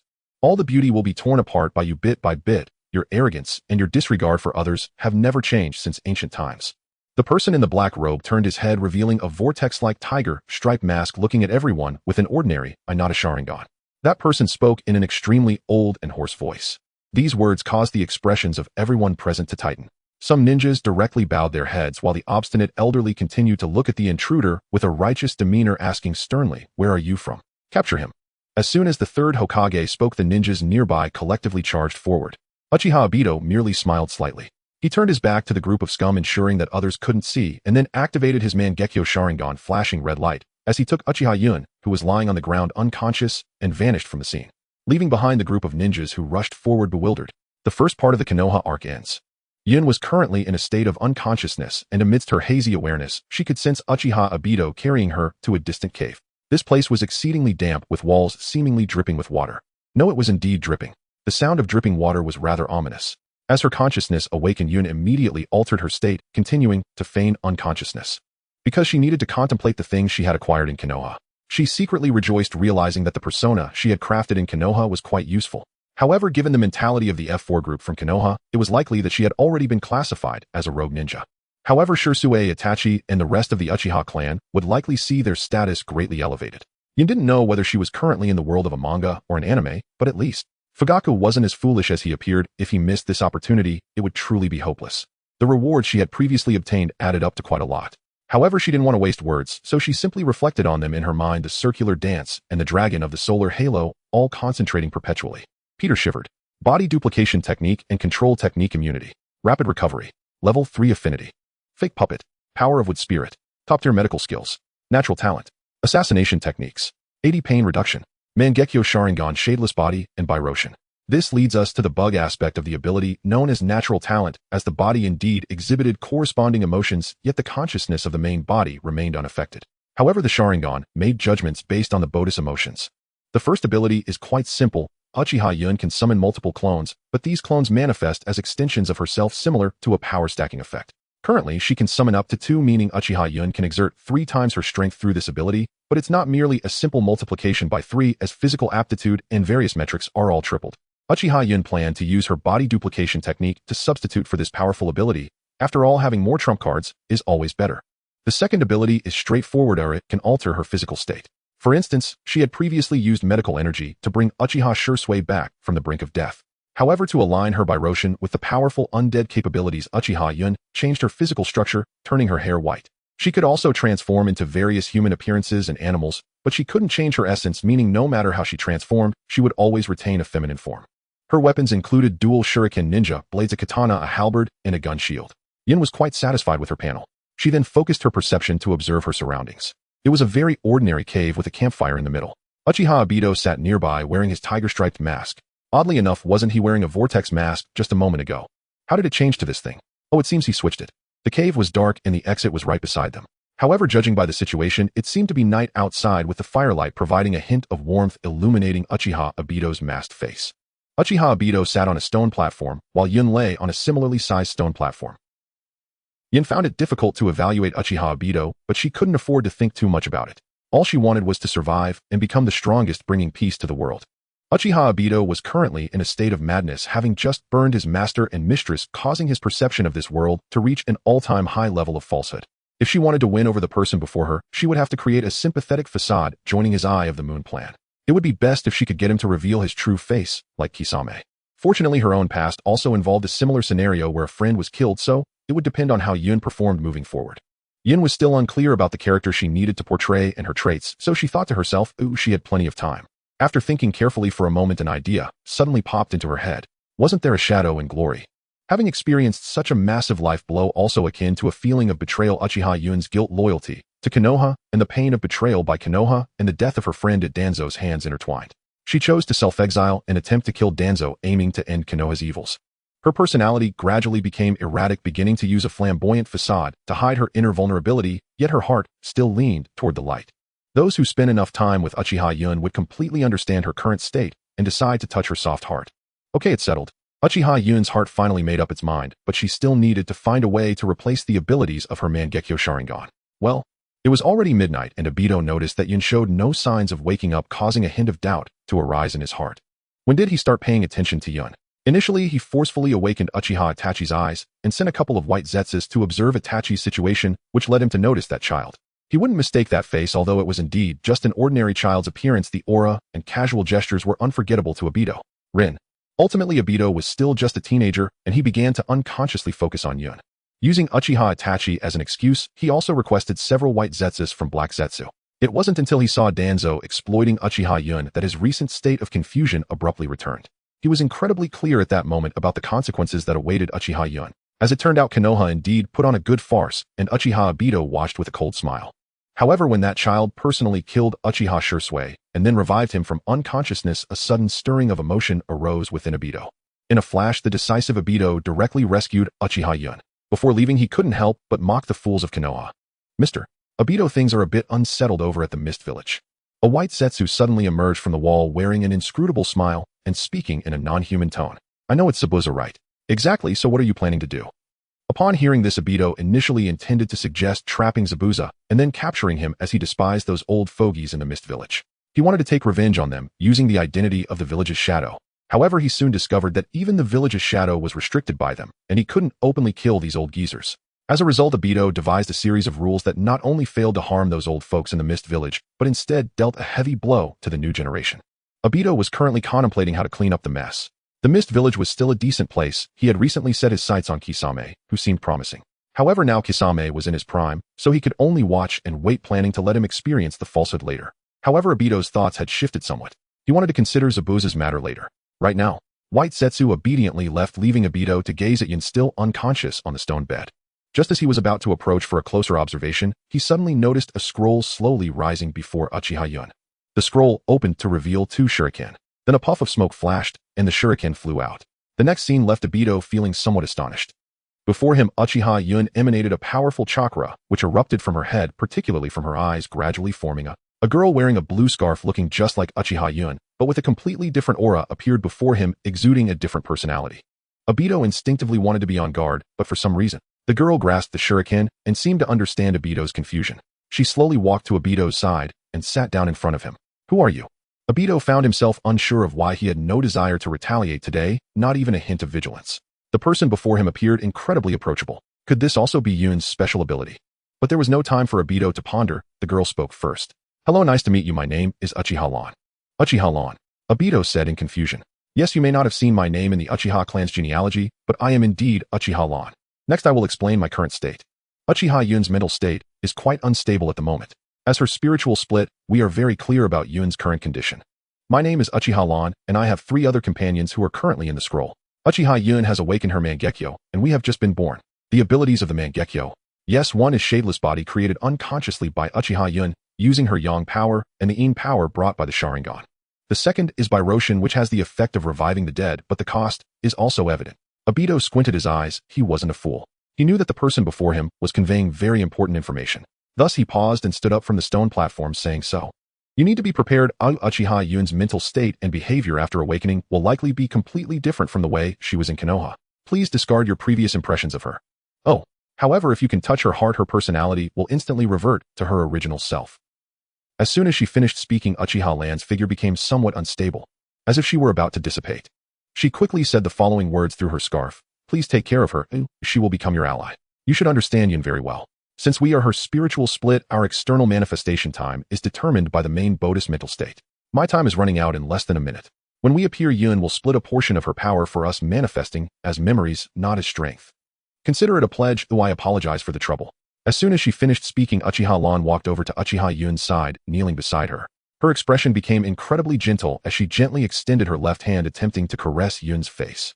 But before long, Uchiha Lan dissipated, and the 2 shuriken quickly returned to the previous scroll, directly flying into Uchiha Yun's ninja tool pouch. Abito watched this scene, feeling incredulous. Yes, he could only feel incredulous now. He didn't understand why Uchiha Lan would trust him so blindly. It could be a desperate gamble or a last-ditch effort. After a long while, Uchiha Yun suddenly opened her eyes, yet she did not react immediately. Instead, she stared blankly at the ceiling, resembling someone who had given up on life. You're awake. Beside her, Uchiha Abito did not use his heavy voice mimicking Madara, but rather spoke with the childlike tone he once had. Uchiha Yun remained silent, merely gazing at the ceiling. However, not long after, Uchiha Yun suddenly laughed. She chuckled several times, her chest slightly rising and falling, and her long hair was tossed about. What? You saved me. Do you need me to do something for you? Uchiha Yun sat up, looking at Abito with a mocking expression, her words eliciting frowns, yet Abito understood. It was more accurate to say that the girl was mocking herself rather than him.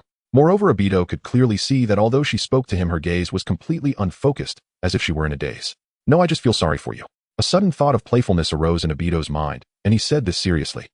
Sure enough, the next moment Uchiha Yun burst into laughter, holding her stomach. Her movements exaggerated, her body shaking, and the hair on her shoulders bouncing around. Tears sparkled in her eyes, uncertain if they were from laughter or had existed before. You feel sorry for me. In an instant, Uchiha Yun appeared in front of Abito, who remained unmoved, but was already prepared to activate his intangibility. She carefully scrutinized him with her eyes before questioning. Perhaps. Abito stood up, finally understanding what Uchiha Ran had said, but then again, was he not the same kind of person? Uchiha Ran said that he could attempt to reach her softest heart, which seemed quite simple. Abito removed his mask, and the scar on his right cheek left Uchiha Yun, who seemed mentally unstable, momentarily stunned. Upon opening her eyes, Uchiha Yun noticed that Abito's right eye was a kaleidoscope, while his left eye was merely a normal Sharingan. It was evident upon close examination that these 2 eyes did not belong to the same pair. She seemed to have discovered something interesting, smiling as the corners of her brows arched. Just as she was about to say something, Abito's words struck her like a blow. Abito placed his hands on his chest and explained to her, doesn't it feel like there is a void here where countless emotions dissipate at this moment and nothing can fill it? This was Abito's understanding of loss. Indeed, after he finished this sentence, Uchiha Yun was stunned. The false smile on her face and her arched brows all retreated at that moment. Yun slowly stepped back and ultimately returned to her original stone platform, wrapping her arms around her legs. Who are you? Uchiha Abito. What about the person in your heart? He died, killed by the genius I trusted the most. Kakashi. Yes, that is why I believe the world is an illusion. The ninja world should not exist. Such an unbalanced system, and the arrogant should all vanish. You have a plan. Yes, that is also why I need you. The dialogue came to a halt, and Abito understood that the Uchiha Yun he saw now was her most genuine state, feeling fragmented. Uchiha Yun's long hair fell before her face, obscuring her emotions. Abito extended his right hand, but after contemplating for a moment, ultimately switched to his left hand. I feel guilty. Uchiha Yun did not respond to Abito's invitation, but instead spoke to herself. Seeing this, Abito said nothing, merely listening quietly. I harmed Shisui, I brought him back to life, but I have no face to confront it. I feel guilty. I love Konoha, but I also detest it. Danzō should die, but I lack the ability to kill him. So I chose self-exile, leaving Konoha to punish myself in this way. Perhaps I will never return. Then, Abito felt an increasing stir in his heart. He had always held high hopes for Yun, and now he exposed his identity directly to seek maximum trust. Are you willing to join the Eye of the Moon plan? Using a massive illusion to remove the entire ninja world from a false reality, allowing beautiful illusions to fill everyone's mind while you and I become the lonely guardians maintaining peace in the world until the end. As soon as these words were spoken, Uchiha Yun suddenly lifted her head. Her unfocused and expressionless eyes finally began to gather like sparks, as if the black silent drama regained its colors and vibrancy. She opened her mouth wanting to say something, but it seemed she said nothing. Can I? Of course. Now it was Uchiha Yun's turn to fall silent, but ultimately, she smiled genuinely happy, as if it came from the heart, or perhaps like a drowning person grasping at straws. Yun walked slowly and Obito watched her. She arrived at the doorway, the moonlight illuminating the girl's face, radiating anger and compassion, a wild power being unleashed from her, and the frenzied aura reappeared above the girl's head. The girl moved, jumping step by step from her hands to her feet, like the most resplendent butterfly in the air or the brightest star under the moonlight. Dancing gracefully, Uchiha Obito couldn't help but be mesmerized. He didn't understand why Uchiha Yun was doing this. Was it a greeting? Then Uchiha Yun slightly parted her crimson lips, erupting with a melodious voice. I was born in a moment of intersecting gazes, running away from the one who pursues me, cutting away all flesh and organs. I still lie with you in the marrow. The answer is love. You can search for the song Narcissus Cross on Bilibili. It's very beautiful. These words shook Obito's spirit profoundly. He did not comprehend the meaning of the lyrics, but he could feel the emotion within them and the similarity to his own experience. Lin. When Uchiha Obito touched his face, he suddenly realized that it had become quite wet. He then raised his head again, and Uchiha Yun stood with her hands behind her back, striking a very girlish pose, leaning slightly forward, tilting her head with a smile, and saying, Nice to meet you. My name is Uchiha Yun, the cloud of self-exile, and the dark cloud that forever hovers over Konoha. Acquired Sun Wheel Blade X1. So is this your plan? The two were walking along a path leading to the hidden mist village surrounded by the land of water. The sky was shrouded in dark clouds, and a vague mist hung in the air, creating a damp atmosphere. Although it wasn't raining, the earth still emanated a fragrant aroma. Yes, if the plan succeeds, the world will achieve peace. Uchiha Obito said seriously. Whenever he faced Uchiha Yun, he unconsciously relaxed, gazing at her beautiful face, often assuming the identity of Uchiha Obito rather than Uchiha Madara. Haha, Mr. Obito, you really are impressive. I have nowhere to go right now, so I can join you. Uchiha Yun covered her mouth and chuckled lightly, her spirit seemingly returning to its once lively state. However, Uchiha Obito knew that this lightheartedness carried a hint of wildness that could be triggered at any moment. Uchiha Yun walked along, skipping and jumping. Uchiha Yun walked in front of Obito, radiating vitality, while Obito followed slowly behind, feeling the blissful atmosphere. Oh, by the way, Uchiha Yun suddenly turned around, squinting and smiling as she asked, Have you met my family? Family? Upon hearing this, Obito paused, thought for a moment, and nodded. Did you control the leader of the hidden mist village? Yes. Then what do you plan? I plan to arrange for you to have the identity of an orphan from the hidden mist village. In simple terms, a local, but due to the war has lived away for a long time, eventually brought back by local ninjas, and personally received by the Massacre. But you know the consequences of doing this. Yun's eyes suddenly widened. She became increasingly interested in Obito's words, gasping in shock, her fingers splayed open. They all deserve their fate. It doesn't matter, I will suppress them with force. But this will inevitably lead to problems. So what is your opinion? Uchiha Obito stopped in his tracks, suddenly realizing that he was no longer alone. The girl before him seemed capable of providing him with considerable advice. Of course, let my family out. Uchiha Yun exclaimed excitedly, as if she had found an excuse. Don't worry, these clones won't actually follow in. Oh, just watching is enough. But how is this different from before? Of course there is a difference. Come out. Uchiha Yun waved her hand and 4 scrolls from her ninja tool pouch unfolded, which included 2 shuriken, a ninja, sword of Guandao, and a spear shield. Then Uchiha Lan, Uchiha I, and Uchiha Guanyu appeared. If they were just ordinary clones, Obito might have only glanced at them, but the moment these 4 appeared, his eyes widened. He finally realized how terrifying Yun's abilities were. Uchiha Yun stood in the center, her black pupils beautiful and piercing, her hands held behind her back. Uchiha Lan was about the same height as Uchiha Yun, standing beside her, but her appearance had completely changed, something Yun achieved through the use of Bailuo Tian, which Obito was unaware of. So the previous one was a transformation technique. Obito muttered to himself, arriving at a conclusion that was both partially incorrect and partially correct. Uchiha Lan had a proud demeanor with blue pupils and short hair. She wore the same blue scarf and clothing as before. Upon seeing Uchiha Obito, her lips curled into a slight smile, and she nodded with the 2 weapons placed at her waist. On the left was a small child, a little girl with a shy expression. If it weren't for the small ninja sword she clutched in her hand, she would have likely hidden behind Yun. The little girl had a bun hairstyle, black pupils, and wore a short outfit of the same red color as Uchiha Yun. Upon seeing Uchiha Obito, her body trembled, and she quickly tucked the ninja sword behind her, hiding behind Yun, while occasionally peeking out. To the right of Uchiha Lan was Uchiha Meng Tian, who had an impressive stature, tall enough that she couldn't see her toes when looking down. She had a high ponytail with a strand of hair falling across her forehead, giving her an ethereal appearance.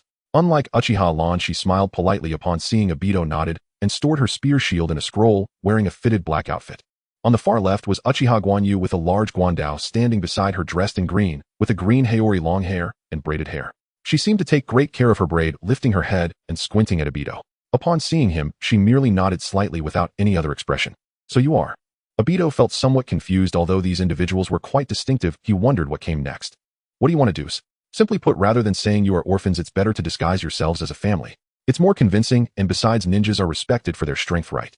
In this family, every single person is a powerful ninja. More convincing, don't you think? Uchiha Yun shrugged, smiling. Although Obito felt somewhat speechless after thinking for a while, he decided it was acceptable and could agree. Next, let them accompany me.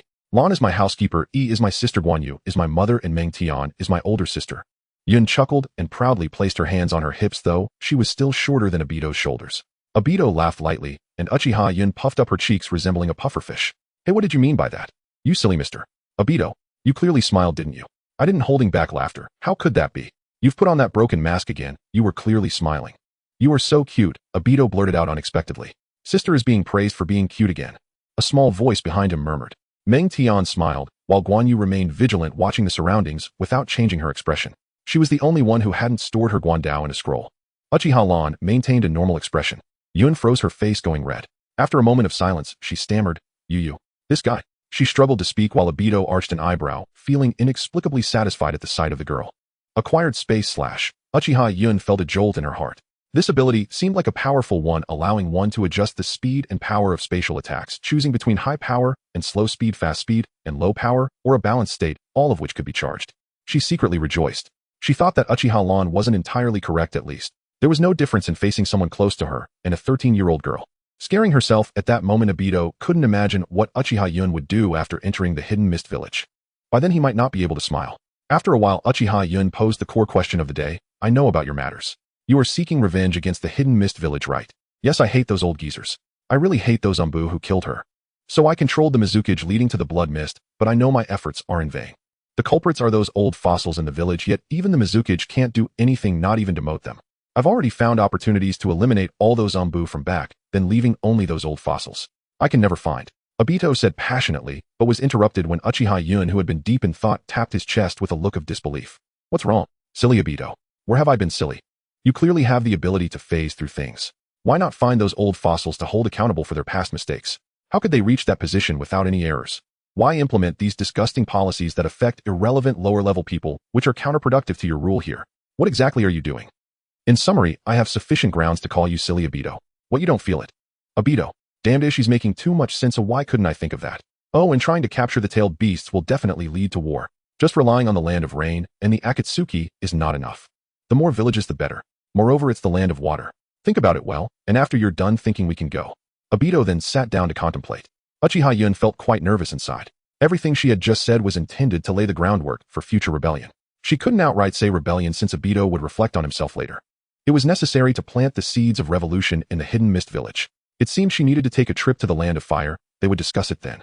However, Uchiha Yun and Uchiha Obito chatted further and ultimately decided that she would enter the Hidden Mist Village alone, while the remaining family members would enter later under different identities. As for Uchiha Yun's final persona, she had already planned it out. In front of Obito, she would display affection and trust, being quite clingy. In front of ordinary people, aside from being a bit arrogant in conversation, she was still quite polite. In front of good people, she was a cheerful girl who smiled a lot, being very polite and helpful. In front of bad people, she would become a ruthless killer, her smile stained with blood, wild and unrestrained. The majority of ninjas produced by the oppressive policies of the Hidden Mist Village suffer from psychological disorders or latent negative tendencies. Uchiha Yun's chakra is now at the level of a special jonin. Before long, the two arrived at the entrance of the Hidden Mist Village. Take this, Uchiha Obito said as he donned his mask and handed over a certificate resembling a blood source test report, which bore the Water Shadow's seal. Okay, Uchiha Yun cheerfully accepted it. After receiving the report, she kept staring at Obito. Obito lowered his head under the intense gaze filled with reliance and trust. Not long after, he coldly spoke in Uchiha Madara's tone. The fourth Mizukage is under my control through the Sharingan. Next, I will modify the illusion to guide him in helping you enter the village. Once this matter is settled, I will visit the Akatsuki organization. From then on, the Hidden Mist Village will be in your hands. As soon as he finished speaking, Obito vanished into thin air. Uchiha Yun maintained her expression, smiling and waving goodbye. However, after Obito left, he suddenly appeared beside a tree not far from Yun, concealing his presence and watching her intently. After seeing Obito leave, Yun's expression fell and her smile vanished. She shifted her form, changing into a red and white samurai outfit, and took out a beautifully crafted sword from a scroll in her ninja tool pouch, which turned out to be the Sun Will sword. For some reason, Obito felt that the red mark on Uchiha Yun's face matched perfectly with the sword. Obito could clearly see the look in Uchiha Yun's eyes, which resembled a stagnant pool of water. The corners of her mouth were slightly pursed, as if she had lost most of her vitality. Everything she had done earlier seemed like an act, but was it really so? Obito did not think so. He believed it was probably because of himself. After all, Yun's affection and trust in him had reached its peak at this moment, or at least that's how Obito perceived it. When Obito teased Yun, she blushed deeply and accepted it all. At this moment, he carefully observed Uchiha Yun's expression and condition after his departure, ultimately dispelling his doubts, and let out a sigh of relief. Uchiha Yun hoped that we could walk together to the end of this path. The entrance of the Hidden Mist Village was also a small road, and due to its isolationist policies, this place was not as beautiful as Konoha. 2 men, 1 tall and 1 short, were stationed here. One of the seemingly normal ninjas, upon seeing a figure resembling a samurai approaching from the front, hurriedly nudged the cold-looking man beside him, who was dozing off. "Someone's coming. Wake up. Arashi, don't make jokes. How could anyone possibly come here?" The cold man swatted Arashi's arm with impatience, opening his eyes sleepily and saying, "No, there's really someone. Look quickly, it must be a samurai from the land of water." "What? Do we even have samurai in our country? Even if we did, would they come here? Hey, it's true. Hurry up and come see. Oh my god, it's even a girl." "What? A girl? Let me see." The cold man instantly became a bit excited, pulling the bewildered Arashir toward the entrance of the Hidden Mist Village. "Hello, I am Mizuki Yun, invited here by the 4th Mizukage. Here is his seal." Uchiha Yun stood at the entrance wearing her red and white attire, displaying an inexplicable smile that exuded friendliness. She addressed the 2 men in front and pulled out the paper that Obito had given her from a pocket in her sash. Arashir quickly nodded and took the paper from her hand, examining it closely, completely oblivious to the cold man beside him, whose expression had become extremely dazed, drooling, and seemingly wearing a lewd expression. "Wait a moment, let me compare it. Where did the seal from Lord Mizukage go? How strange." Arashir politely nodded to Uchiha Yun, who smiled in response. Then Arashir took the paper and walked toward a security room, starting to search for the seal that Lord Mizukage had given him. As Arashir searched, he walked further into the security room and closed the door. "Hey, is this your first time in the Hidden Mist Village?" The cold man stared intensely at Uchiha Yun, his gaze unabashed. "Yes, what's wrong?" Yun turned her head and squinted her eyes, smiling. "You're Mizuki Yun, right? Don't you know that samurai have to kneel when coming to a ninja village?" The cold man, seeing that Uchiha Yun was a girl and still a samurai, immediately had other thoughts and approached her, looking down at her. "Sorry, I did not know, and I will not kneel."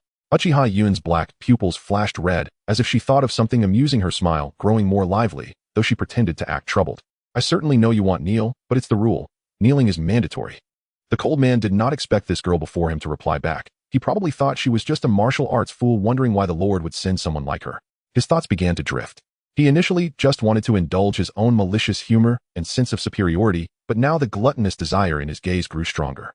"If there is a way to resolve this, I will certainly agree to it." Uchiha Yun said, her lips nearly curling up to the sky as she pretended to be a samurai. "There is indeed a way."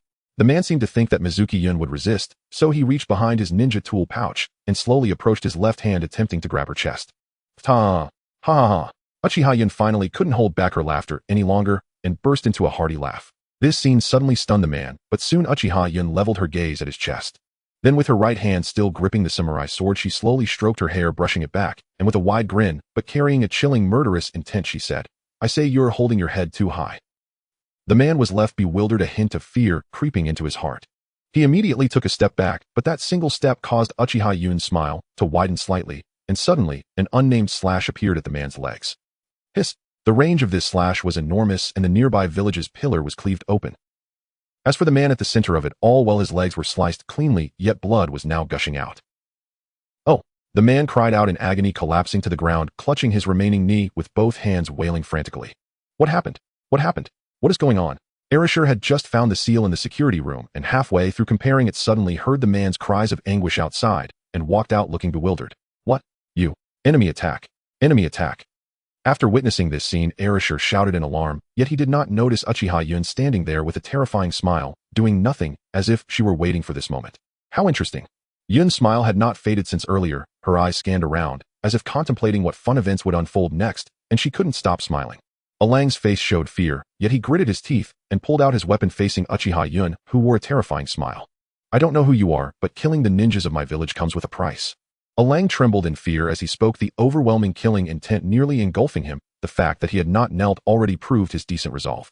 Uchiha Yun raised an eyebrow as she looked at a Lang before her. It seemed she had underestimated the effects of her space/ability, realizing it was not just a simple strike. This terrifying pressure, could it also be a product of that man? Shaking her head, she decided not to concern herself with the source of this ability, focusing instead on maintaining her target, especially since two little mice had already appeared nearby.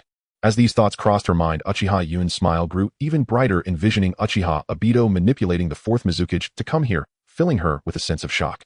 Are you sure? Karui asked the person next to her from the nearby branch, peering through the mist. Confirmed it's a Jonin-level chakra. But it seems like a lot of people have been killed. Big sister, should we? The person beside her, dressed in a special uniform, had mismatched eyes. One white and one normal pupil. If anyone recognized him, they would surely shout Ching. Hee, it's not every day we get a chance to leave the village. I didn't expect to encounter something like this. No matter, my ninjutsu is still under development, but is already taking shape. Moreover, with the presence of the two of us, both Jonin level, why should we fear her? Karui spoke confidently in her prime, at over 20 years old, standing at the peak of her life. How could she possibly falter in the face of adversity? However, Karui still furrowed her brow as she glanced at the cold, brutal man, clutching his legs, seemingly losing too much blood, and on the verge of fainting. Is Lord Mizukage's decision truly correct? They had already killed an entire semester's worth of students. The elders over there had begun preparing to discuss reforms for this policy. Hopefully, it isn't as dire as I fear. With that thought, her eyes steeled as she signaled Ching behind her. The latter understood and charged forward with his weapon. Don't worry, you're a good person. How could I possibly kill a good person? Right. La Uchiha Yun casually remarked, glancing back slightly. Alang finally could not hold on any longer and collapsed, losing consciousness. Meanwhile, Ching, hidden in the misty grass, realized they had been discovered after Uchiha Yun's aggressive glance. Choosing not to remain hidden any longer, he seized his weapon and charged forward.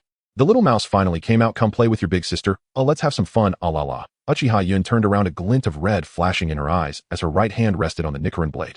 In that instant, Uchiha Yun's body seemed to undergo a transformation, her aura becoming balanced and powerful. If one listened closely, though it didn't require much effort, one could hear the thundering heartbeat of Uchiha Yun, a sound as magnificent as it was powerful. Total concentration constant. Yun suddenly thought of a playful idea. What if she pretended to swing her blade forward while actually using space/ to release a strike at the spot her blade cut, creating the illusion that her sword could unleash slashes? Wouldn't that be tremendously fun? La clang. The sound of metal clashing suddenly rang out as Ching hurled a multitude of shurikens at Uchiha Yun. Yet to everyone's astonishment, Uchiha Yun effortlessly deflected all the rapidly approaching shurikens with her swift swordplay, using only her right hand to wield the Nichiren blade. Thanks to her exquisite swordsmanship, the Nichiren blade showed no signs of dulling, while the shurikens were all sliced in half, falling to the ground. Allah, sister, I have high hopes for you. Let's see if you can handle this next move. Yun smiled seductively, casually waving her sword 3 times. Both Ching in front and Karui hiding in the shadows and ready to unleash ninjutsu felt a sudden tightening in their hearts. Ching quickly formed several hand seals, preparing to unleash water-release water collision wave. However, unexpectedly, nearly 10 seconds passed, and none of the expected ninjutsu or any forms of attack appeared. Just when Ching thought he was being toyed with, he suddenly felt his body as if it had been struck by a blade. Looking down, he found 3 deep, sharp wounds on his body. Blood gushed out, and he stared wide-eyed in horror. Even with his Byakugan, he could not see clearly. When did this happen? Ching instantly lost the will to fight. After all, those 3 slashes had dealt significant damage, leaving a deep gash in his abdomen as he painfully collapsed to the ground. Damn it. Karui felt guilty towards Ching, realizing it was her momentary hesitation that had prevented her from unleashing her boil, release, her chest rising and falling slightly. Suddenly she noticed. Uchiha Yun had swiftly appeared before Ching, seemingly teleporting despite the short distance, and grabbed him by the neck. In that instant, Uchiha Yun performed a high-level healing technique, instantly healing all of this man's wounds. However, the blood still flowing out and his clothes remained damaged, leaving her to hold him up in anticipation of the next attack. She needed to accomplish the great unification of the ninja world. Talents like this were hard to come by, especially ones suitable for a red regime. Moreover, she felt quite thrilled to have encountered some familiar characters from the Naruto world, though the excitement couldn't quite match that of first meeting Uchiha Shisui and Itachi. You bastard. Karui, seeing her subordinate about to be killed, rushed forward to Uchiha Yun, throwing a punch at her. The opponent seemed to sense something was off and quickly jumped back, giving Karui the opportunity to grab the blood-soaked Ching and lay him against a tree, then, with a fierce, malicious expression, formed hand seals, boil, release, haze, mist. A large amount of mist-like vapor spread rapidly around. If one looked closely, they would see the patterns on the bark of the large tree beginning to rot. Watching this scene, Uchiha Yun's brow twitched. This woman had begun researching such things quite early. But well, what a coincidence, isn't it? Uchiha Yun suddenly stopped smiling, standing there slowly, gripping her Nichiren blade and resting it on her right shoulder. A face devoid of joy or sorrow emerged, accompanied by a powerful aura radiating around her. Unlike the killing intent, Uchiha Yun exuded a presence entirely born from her own formidable strength. The surrounding space seemed to become heated, and around Uchiha Yun one could even see the air distort from the intense heat. Karui, astonished, could not help but exclaim, "How is this possible?" Then Uchiha Yun slowly uttered, "Breath of the Sun, 11th form Sun Halo Dragon Head Dance." Don't ask her why she said it, isn't it cool? Then in the face of the others' shocked gaze, a surge of intense power erupted from Uchiha Yun. Especially the Nichiren blade, which had long been shrouded in the mist of the hidden mist village, now seemed to be enveloped by the sun. The flames born of the sun were unlike any ordinary fire, and at that moment, Uchiha Yun moved. With incredible speed, she dashed across the ground for 2.5 laps. Where she passed, a powerful residual flame erupted, and at the forefront of this blade a dragon's head seemed to form. "Enough, stop it." Shikura's voice abruptly echoed in the arena. The delicate mist surrounding Terumi May had long been consumed by the blazing flames, and the fierce pressure of the blade halted right before her. Uchiha Yun felt an abrupt pause in the pressure on him, and the flames on the Nichiren blade vanished in an instant, only to be withdrawn with great authority. She swiftly sheathed the sword and extended her left hand, her 2 fingers gently tapping Terumi Mai's forehead. "You, Lord Mizukage." "Chojiro." Terumi Mai collapsed onto the ground, gasping for air, her body drenched in cold sweat. She first glanced at Uchiha Yun, then turned to see Shikura and Chojiro, exclaiming, "Big sister, she's not our enemy. She's reinforcements summoned by Lord Yuan Shi from the hidden mist village." Chojiro shouted in confusion.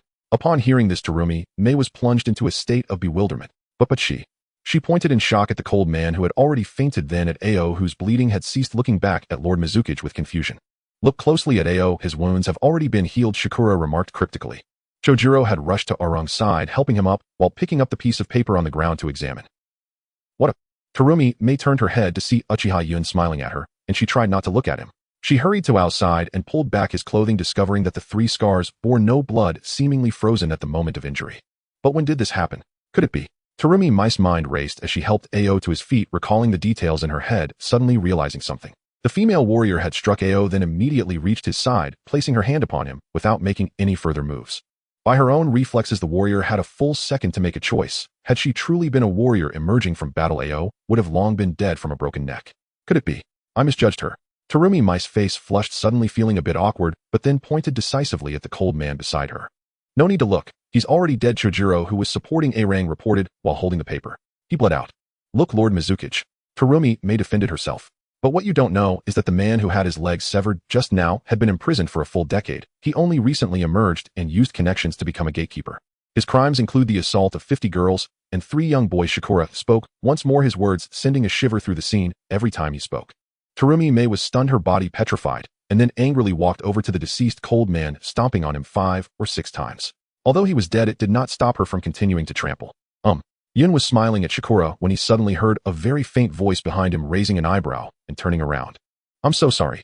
I misjudged you."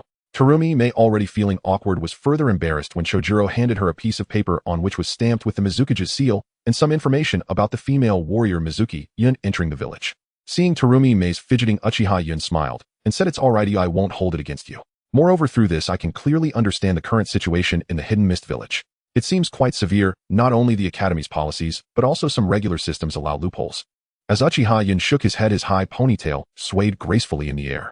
Terumi Mai's face flushed once more, though this time she couldn't tell why. However, as she listened to Uchiha Yun, Terumi Mai's heart fell into silence. At least one thing could be confirmed. She looked back at the Mizukage and nodded. It would be best not to let Ao engage in such rebellious actions. Now in the early morning, after ensuring Arung and Ao were settled, the remaining 4 walked together along the small path of the hidden mist village, preparing to attend the upcoming meeting. After some casual conversation, Uchiha Yun learned about the current situation. Uchiha Obito's control was not genuine control, but rather akin to an illusionary guidance. Lord Yuan Shi possessed some unique abilities unaffected by Uchiha Obito's Sharingan, and Shikura, as a Jinchuriki, could easily be influenced. However, to allow Uchiha Yun to enter the village normally and become part of the decision-making body, Obito had put in considerable effort. After all, from what Chojiro had just said, one could glean some insight. It's Lord Mizukage. Ninjas rarely appeared on the streets, especially so early in the morning, though a few scattered elderly people leaned on their canes, carrying baskets to sell or buy goods. Shikura and the others had chosen a relatively secluded path, and ahead was an elderly woman with a basket of eggs, slowly making her way forward. "No need for formalities, old lady," Shikura answered in an exceptionally childish voice. Upon hearing this, the elderly woman felt a bit excited, sighed, and continued on her way. Terumi Mai and Chojiro exchanged dubious glances at the Mizukage, then continued walking forward. However, as the old woman brushed past them, a stone on the ground tripped her. Oh no! The old woman stumbled over the stone, and as she was about to fall, the 3 beside her turned back, but one person was faster than them all. "Are you alright?" Please be careful. Next time Uchiha Yun bent down to help the old woman up, placing his hand gently on her shoulder and smiling. Oh, thank you. Ah, this. The old woman's expression suddenly turned to one of shock as she realized that her internal injuries and the panic from her fall had vanished. Thank you, ninja. Thank you, ninja. The old woman hurriedly bowed in gratitude, and then pulled out 5 eggs from her basket, unceremoniously stuffing them into Uchiha Yun's ninja tool pouch. Thank you for the eggs. What is your name? Uchiha Yun did not refuse, but cheerfully accepted them and asked for the elderly woman's name. Oh, you can just call me Aru, the old woman replied, feeling somewhat flustered. I'm Mizuki Yun, and I'll be staying here for quite some time. The 3 behind Uchiha Yun asked the elder many questions which made her laugh heartily. They learned that this elderly woman was the mother of a ninja. All right then, I won't disturb you further. Goodbye. After chatting for about 2 or 3 minutes, the old woman slowly walked away, while Uchiha Yun stood in place waving goodbye, and she leisurely responded. All right, sorry for making you wait. Shall we continue on? Yun cheerfully placed his hands on his hips, nodding in satisfaction, then turned to look at the Mizukichi. Terumi, Mei, and Kojiro's expressions grew somewhat complex, especially the former. She seemed to be reconsidering her view of this warrior. Feeling, rather not bad. The only strange thing was that she had never heard of this old woman's name, had she been in the village before. In the conference room of Wuyin village. Have you heard? Lord Shuing has invited a villager from outside the village to facilitate the reforms. It is said that this person possesses great strength, even stronger than Zhao Meiying and the others. Really? Is that true? In the council room of Rin village, many elders were present, divided into 2 factions, standing on either side. In the very center at the front was the seat belonging solely to Lord Shuing, with Yuanshi on the left. The group of upper ninjas on the left appeared lively, exuding vitality, engaged in animated conversation. The group of upper ninjas on the right, more accurately described as the Umbu, had dull expressions, standing silently, while some seemed to be lost in their thoughts. Zai Bujan was of course on the left. Ever since his graduation, he had been in a bad mood, yet he was exceptionally supportive of the reforms. Perhaps it was due to the extreme change in his heart after killing over 100 fellow students. As a supporter of Shuing, He Tun-gue naturally stood on the right. Pipa Shirzong stood beside Zai Bujan in the prime of his life. Keido Mizuki. This kid is still training in the Umbu. After his brother's death, he has been in continuous training. With a sudden thud, the door swung open. Everyone's attention turned towards the entrance. What came into view were Shuing, Shikamaru, and Chuji. The 3 walked to their respective positions, and confusion filled the room. Come out quickly, Shirzong said, appearing somewhat helpless and indulgent. Oh really? This is my first time attending such a large meeting. It's quite intimidating. Uchiha Yun's figure slowly appeared at the door, playfully peeking out, with a flushed face, sparkling eyes glancing at some people present, revealing a smile with a hint of cute fangs. Then her whole body stepped into the doorway with her hands clasped behind her back. If there were a divine perspective at that moment, one would see a small hand behind Uchiha Yun holding a crumpled piece of paper, which Shuing had secretly handed to her. It contained only a few words. Kill. Kisame. Reform. It was obvious it referred to 3 matters, right? Uchiha Yun certainly understood Tobi's meaning. Her eyes sparkled with excitement. Step by step, as everyone focused on her, the flush on Uchiha Yun's face deepened. Her shoes clicked rhythmically against the floor. Could you be a bit quicker? Among the dark and brooding Umbu on Shuing's right, one appeared particularly irritable. After a glance at Shuing receiving a nod, he spoke harshly. What's the matter? Uchiha Yun, who had been walking towards Shuing, suddenly turned like a mechanical doll, her smile still intact, looking somewhat eerie under the dim light. You. The irritable man was clearly startled, as Uchiha Yun had suddenly appeared before him in the blink of an eye, still wearing that smile. Yuanshi furrowed his brow. Just as he was about to speak, he suddenly noticed Shuing tugging at him with a small hand. Sighing, she said, Are you not welcoming me? I'm walking slowly. How does that concern you? Uchiha Yun asked excitedly, her mouth wide open, as if waiting for a response from the Umbu. The man had not expected such a situation, stuttering and at a loss for words. Haha, no reason to make me stop. Ha ha ha. After speaking, Uchiha Yun chuckled softly and took another step forward. It seemed as if nothing had happened. One step. The previously irritated Umbu suddenly felt a sharp pain in his throat. Looking down to touch it, he only felt a pool of blood. He wanted to say something, but found his throat slit, leaving him unable to utter a sound, only to collapse to the ground, due to some reason losing his breath. Most of the Umbu on the right showed little reaction, while some quietly noted it down. The left side, however, was in shock. At this moment, Uchiha Yun walked very slowly. With her hands behind her back, she took light, yet slow steps. 2 steps. Another Umbu on the right clutched his neck and fell. Yuanshi looked at Shikamaru beside him with confusion, while Shikamaru appeared quite pleased, as these Umbu on the right often engaged in unsavory deeds that couldn't be elaborated upon. Simply put, they were disgusting. Old man couldn't allow such things to happen in the venue. He was about to intervene, but was held back by Shuing. Was it you? Yuanshi inquired, and Shirzong nodded. Only then did he release his grip, turning to ignore the scene. 3 steps. An Umbu's head was completely severed, falling softly to the ground lifeless. With the 4th step, the nearest Umbu, who seemed rather inexperienced, was not beheaded, rather it was the Umbu beside him who met that fate. 5th step. 6th step. uncertain of how many steps had been taken or how many lifeless faces had been severed. Yet among them were some who seemed to have been filtered out, leaving behind ninjas whose eyes mostly carried confusion and determination or an air of naivety. The people on the left initially opposed, even wanting to resist, but without any directive from the two important figures ahead, they could not act recklessly. However, if they still couldn't comprehend the current situation, they were unworthy of being in this conference room. Zai Buzan's heart roiled with a storm, and he was extremely unsettled inside. Pipa Shirzong beside him felt the same. He looked at the chaos and blood on the ground, twitched his nose, and glanced at Shu Ying's composed demeanor, suddenly understanding something, his expression filled with excitement. Shirzong, I've completed everything. It's quite interesting. Ooh, all this blood on the ground looks so beautiful, doesn't it? Uchiha Yun ultimately reached Shu Ying's side, sitting to his right. Naturally, among the fallen ninjas beside them, there was also He Tun-gue. The wild excitement she felt earlier had completely dissipated, and she appeared very calm, no smile on her lips, yet her words were sharp. Her eyes fixed intently on Shu Ying as she sat down, striking her leg against the table, making a loud noise, then resting her left hand on the armrest, propping her face up, with a strange expression and peculiar light in her eyes, gazing at Shu Ying. Kisame was not present, seemingly dispatched for a mission. Although aware that this Uchiha Yun was here to assist Wuyin village, Yuanshi still felt something was off about her temperament. But after so many years, he had seen all sorts of ninjas. If she could help Wuyin village, even potentially bring back Lord Shu Ying to repentance, she must be a worthy ally. However, given the current situation, he had nothing to say. How could he explain? A person walks in, and with each step someone dies, leaving the place steeped in the smell of blood. What could he possibly say? What's wrong? Uchiha Yun suddenly spoke, her tone elongated, echoing within the conference room. You can see the current outcome clearly. No need to worry. I believe you understand what the slain ninjas have done. They are all deserving of their fate.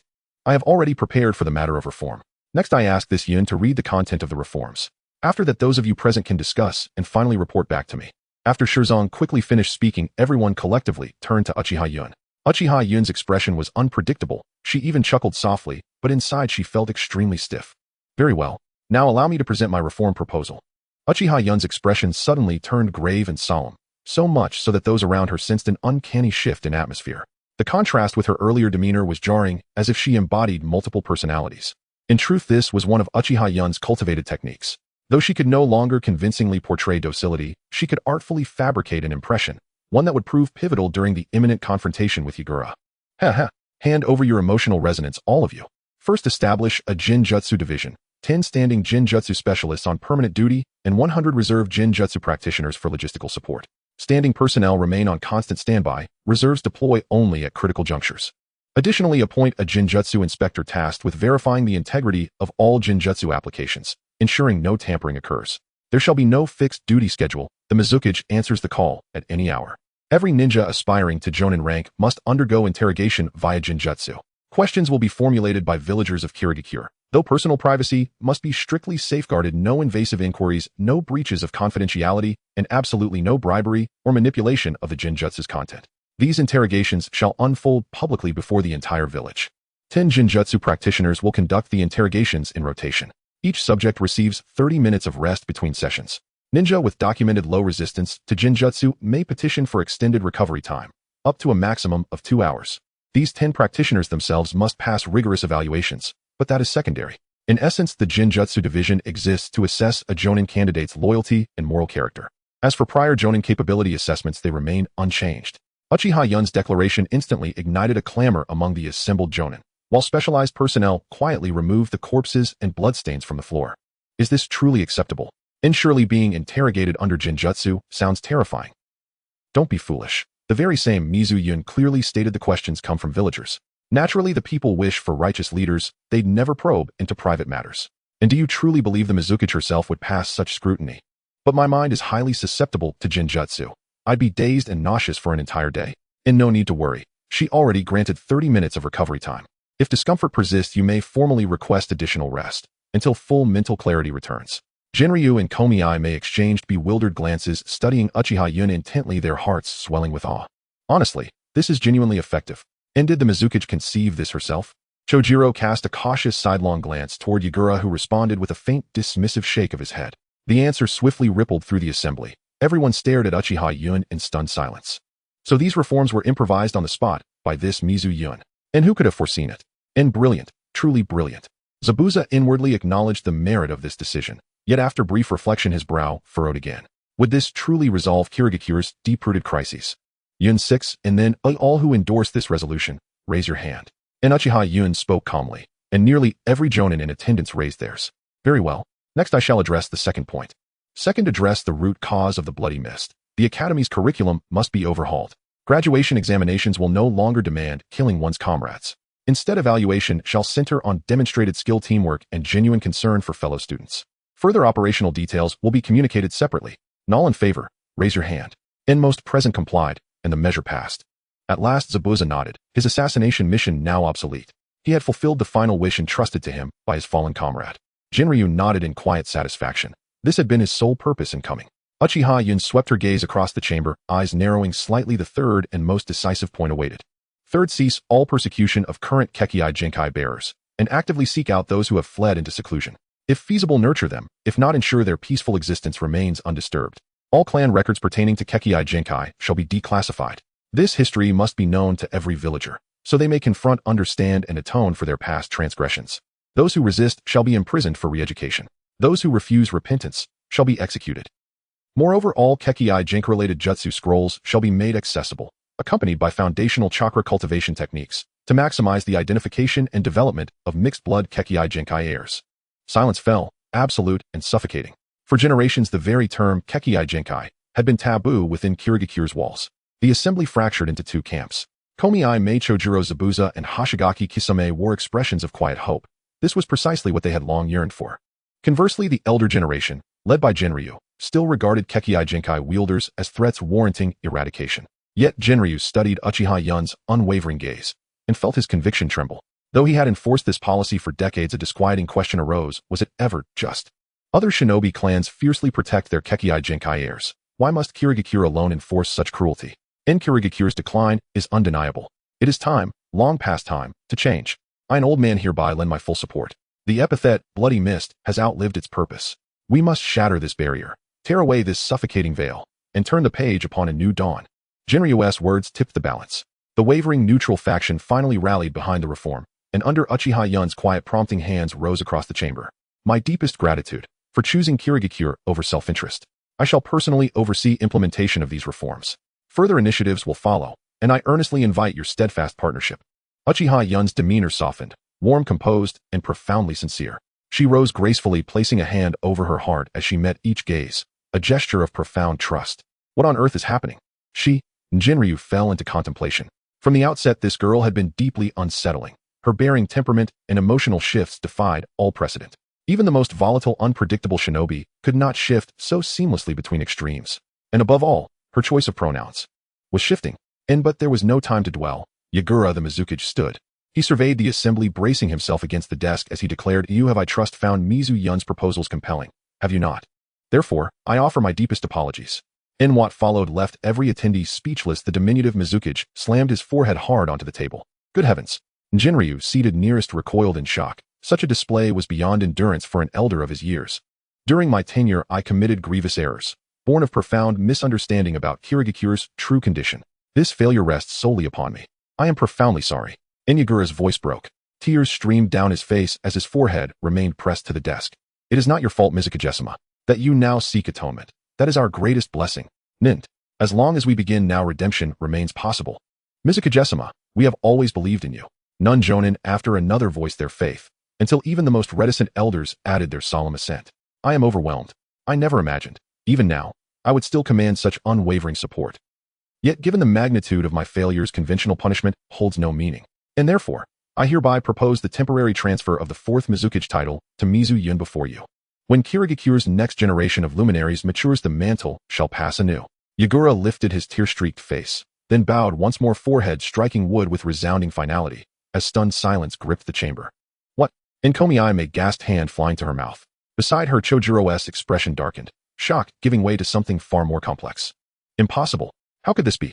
Second elder slammed his fist on the table and rose to his feet, seething with anger. Exactly. How can we possibly appoint someone who has been absent from the village for so long as our new Mizukage? The first elder also bristled with fury. Meanwhile, Elder Genshur furrowed his brow, reserving judgment. His interest had been genuinely piqued by this young woman Mizuki-un, and he wished to unravel the mystery concealed within her. True enough, though Mizuki Yuen's reform proposals are logically sound, none of us doubt that we understand the village's affairs far better than she ever could. Third elder stood up in protest, his gaze burning fiercely upon Tsurumime. She froze, a helpless expression flickering across her face. After a moment's quiet reflection, she rose steadily and fixed her eyes upon Mizukage Yagura, speaking with solemn clarity. Mizukage-sama, you know this village down to its very roots. I cannot accept this succession, but I would hear your reasoning. As voices clashed, that single sentence silenced the chamber. All eyes turned toward the Mizukage, only to find him seated calmly in place, waiting patiently for the storm to subside. I repeat, our village is weak, and it demands bold, decisive reform. And reform, as you have already witnessed, has begun. As for strength, that shall be mine to wield. Yagura's words plunged the assembly into stunned silence, their confusion palpable. None had grasped his meaning. Then what precisely do you mean? Terumi May asked earnestly. She held no particular desire for the title of Mizukage, were it not for the village's dire shortage of qualified leaders. A girl like her would long since have sought out a handsome, dependable husband, certainly not spent her days languishing behind a desk. Yet this proposal struck her as profoundly absurd, so she pressed forward with unflinching seriousness. Follow me, Yagura said simply, and led them all away. I knew something extraordinary was about to unfold. Ha ha ha. Just as the assembly prepared to depart, Uchiha burst forth with boisterous laughter, leaving the others momentarily speechless. She rose abruptly, impatiently raking fingers through her hair and smoothing the strands across her forehead. Then, noticing no one had moved, drew out her voice in a languid, questioning lilt. What is it? Why haven't you left yet? Genshur and Terumi May exchanged a glance, silent yet rich with shared understanding, confirming the suspicions already stirring in their minds. It was only then that Zabuza noticed something amiss. He cast a puzzled glance at Mizuki-on, drawing no conclusion, before silently falling into step with the others. They arrived at the Hidden Mist Village's grand training ground, a vast open-air arena beside a flowing river befitting a village whose shinobi mastered water-based techniques. We begin here. Come with me, Mizuki-on. Yagura halted at the center of the field, then turned, his warm brown eyes glinting knowingly toward Uchiha who stood nearby with a faint, unsettling smile. Oh my, yes. Uchiha replied airily, then glided gracefully to the right side of the arena, while Yagura took position on the left. Wait, why have they taken positions at opposite ends of the field? Could it be? Heavens above, does the Mizukage intend to duel her? That settles it, he's unbeatable. Our Mizukage is the perfect Jinchuriki, the strongest vessel among us. There's no way she stands a chance. But Mizuki-on is formidable, I can feel it in her chakra. How dare you bolster the enemy's reputation while undermining our own? Well, technically we're all on the same side. That's beside the point. The Mizukage himself declared this demonstration would prove Mizuki-Un's worthiness to become the fifth Mizukage. So could it be? Whoa, hold on. I didn't read much, don't try to fool me. Terumi May's thoughts churned inwardly. It's entirely possible. Earlier she'd exchanged subtle cues with Elder Genshur, and judging by Mizuki-Un's current state, this was unmistakably the same individual she'd first encountered. Other versions of Mizuki-on. Yet even as the notion registered, Terumi May recoiled. What did other versions even mean? She was certain, however, that this state did not stem from dissociative identity disorder. She had seen countless such cases, but this was different. No logic, no evidence. Yet her conviction ran deep, born of pure, unshakable intuition. If that is truly the case, Elder Genshur mused quietly, his gaze lingering on Mizuki-on in the arena, his mind already racing down unfamiliar paths. The scene returned to the arena. Yagura and Uchiha stood facing each other across the field. He surveyed the watching shinobi, voice calm and measured. The surest proof of her capability lies in a direct contest with me. Are you ready? He turned to Uchiha, who now wore an arrogant, restless sneer. Fine, fine, go ahead and strike. I'm not afraid. Before the final syllable faded, Yagura shot forward like a released arrow, blurring across the distant staff, raised high, closing in on Uchiha in an instant. What a... Uchiha recognized the hand guiding this confrontation, Obito. Yet she wanted to test herself, could she, without relying on shadow clones, stand against a perfect Jinchuriki in single combat? But his speed defied perception. Instantly, she activated her spatial slash at maximum velocity, engaging. Blinding white slashes erupted around Uchiha, striking with such ferocity they outpaced even Yagura's approach, hurtling toward him with lethal intent. Yet as the blades passed straight through Yagura's form, they met only empty air. A afterimage. Uchiha realized instantly. She'd anticipated this. Her reflexes were more than sufficient to intercept such a phantom strike, yet she remained unharmed. Clearly he was already. Block. Uchiha dropped her right hand, unsheathing her sun-reflected blade in one fluid motion, swinging violently behind her. A shockwave of raw power and swirling dust exploded across the arena. Yagura's wooden staff splintered with a sharp crack. Seizing the opening, Uchiha unleashed her technique without hesitation. Sun-breathing, first form, dance of the crescent moon. Blazing fire surged along the blade, consuming the staff in an instant, reducing it to ash. One decisive slash cleaved the air. Yet Yagura showed no alarm, merely stepping back lightly as his left hand wove a water release seal, conjuring a mirror-like sphere of water. With a swift pull, he infused it with chakra. Look, quickly. A shinobi familiar with the technique gasped, first stunned by Uchiha Yuen's blazing aura, then awestruck as he recognized the Mizuki's jutsu. In the next heartbeat, an exact replica of Uchiha erupted from the watery surface, ablaze with identical fire surging toward her original self. Clang! Two overwhelming forces collided. Hiden. Uchiha cursed under her breath. Since when did dueling arenas come equipped with this kind of trick? She'd suffered this very jutsu before, in competitive sparring, and now even her blazing flames began faltering beneath the rival inferno. Less than half a second later, she glanced back. Damn it, so that's how it is. You've been channeling chakra into that water clone the whole time. Uchiha parried the blow with her right arm, diverting focus in the same breath.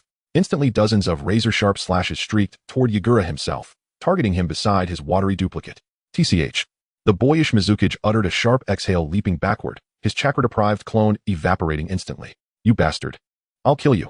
At that moment, Terumi, Mei, and Jinshur watched in stark clarity. The confident, masterful Mizuki who had just delivered that flawless strike, now burned with feral intensity. Her eyes alight with slaughter, her killing intent swelling outward until it blanketed every elite jonin present. Her arms whirled, unleashing another barrage of slashes. Yagura's gaze sharpened. Hands flashed through seals. Water release, wild water wave.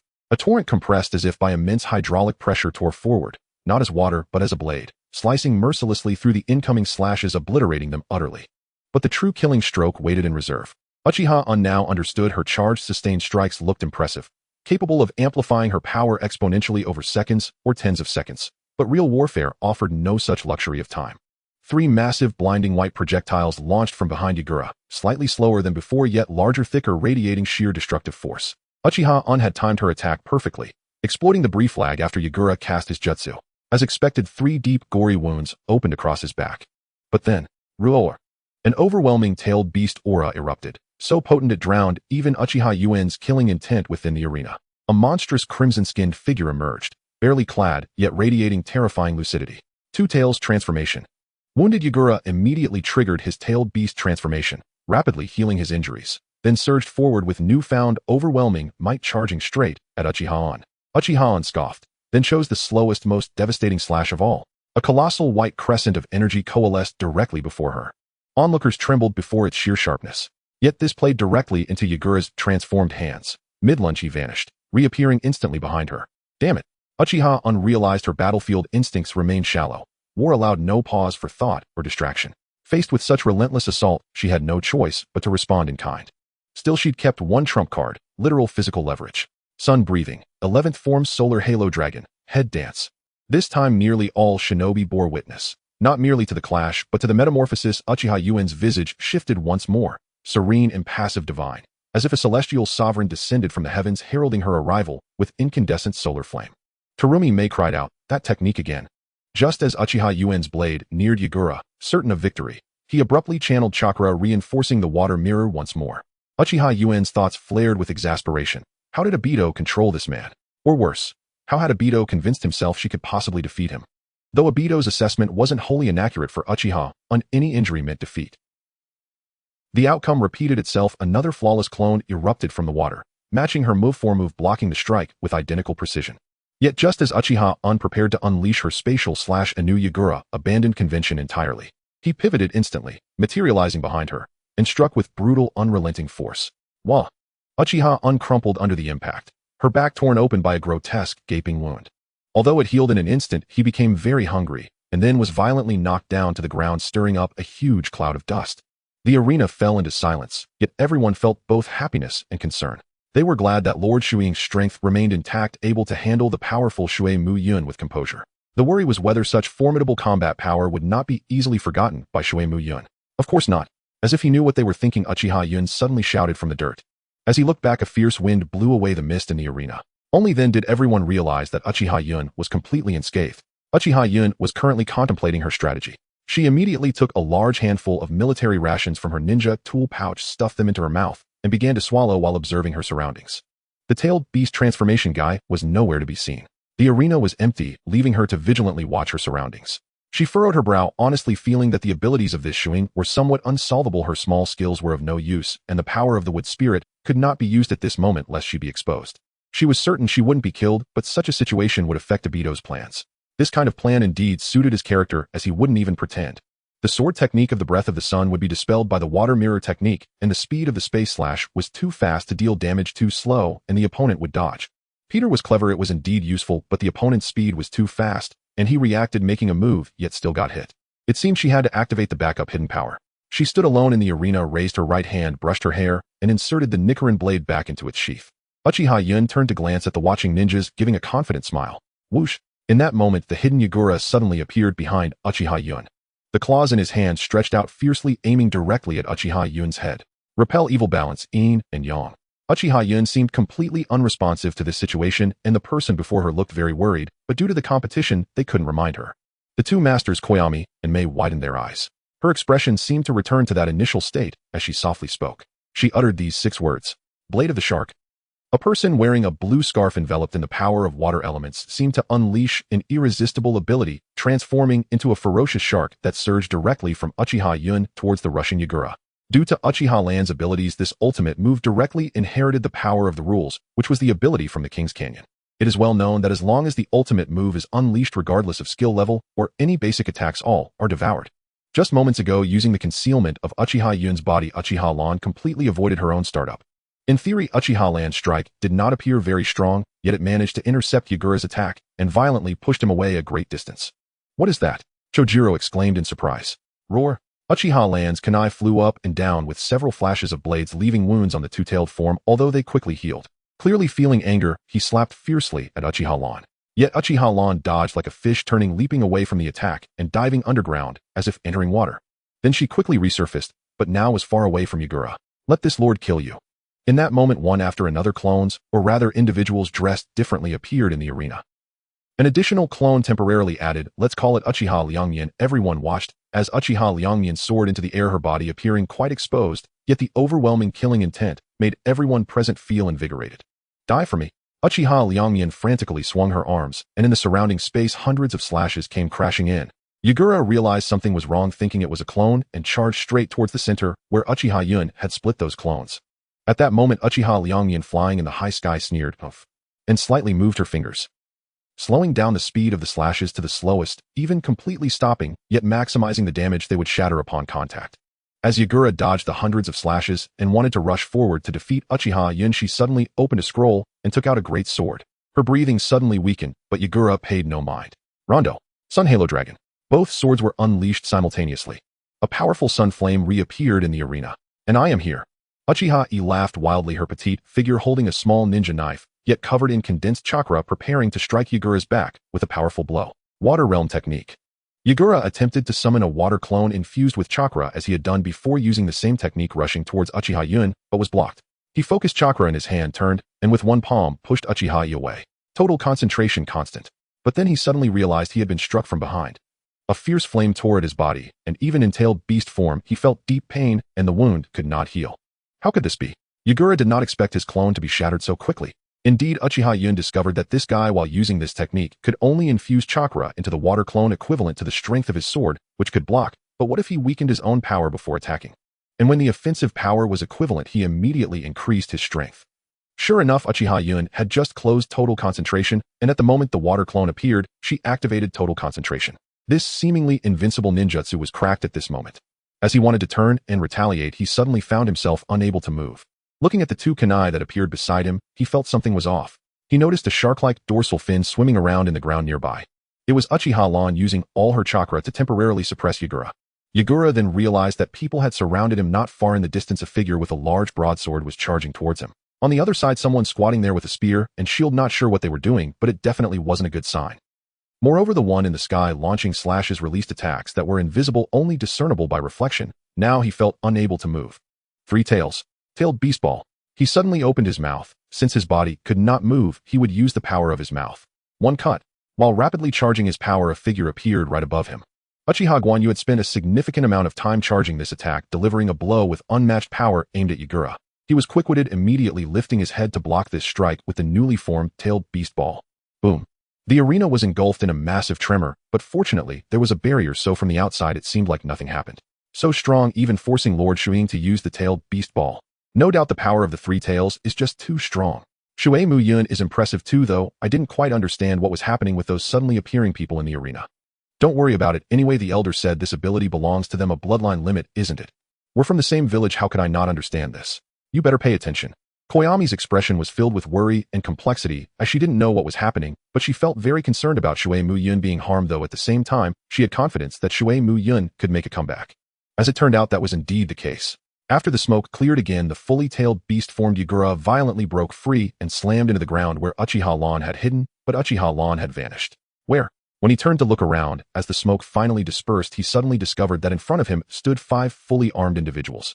It was the earlier Uchiha Yun and a group of individuals he did not recognize. Yet he dared not approach, for he distinctly felt the power emanating from the purple spear held by Uchiha Mengtian in the center. It was strong, the kind that could shatter the heavens and split the earth. He had to dodge this strike. Without thinking, he looked at the 5 individuals charging directly towards him, wielding the same weapons and shields, and chose to retreat. But just as he leapt into the air preparing to scatter, he was struck hard. Sizzle. Several wounds appeared on his body. Yagura did not dare to move. He knew that if he advanced any further, he would only end up losing hands and feet. That guy in the sky. Now he understood why that elderly-looking figure in the sky had such a smug and mocking posture. What are you looking at? I still want to watch the show. Try to dodge.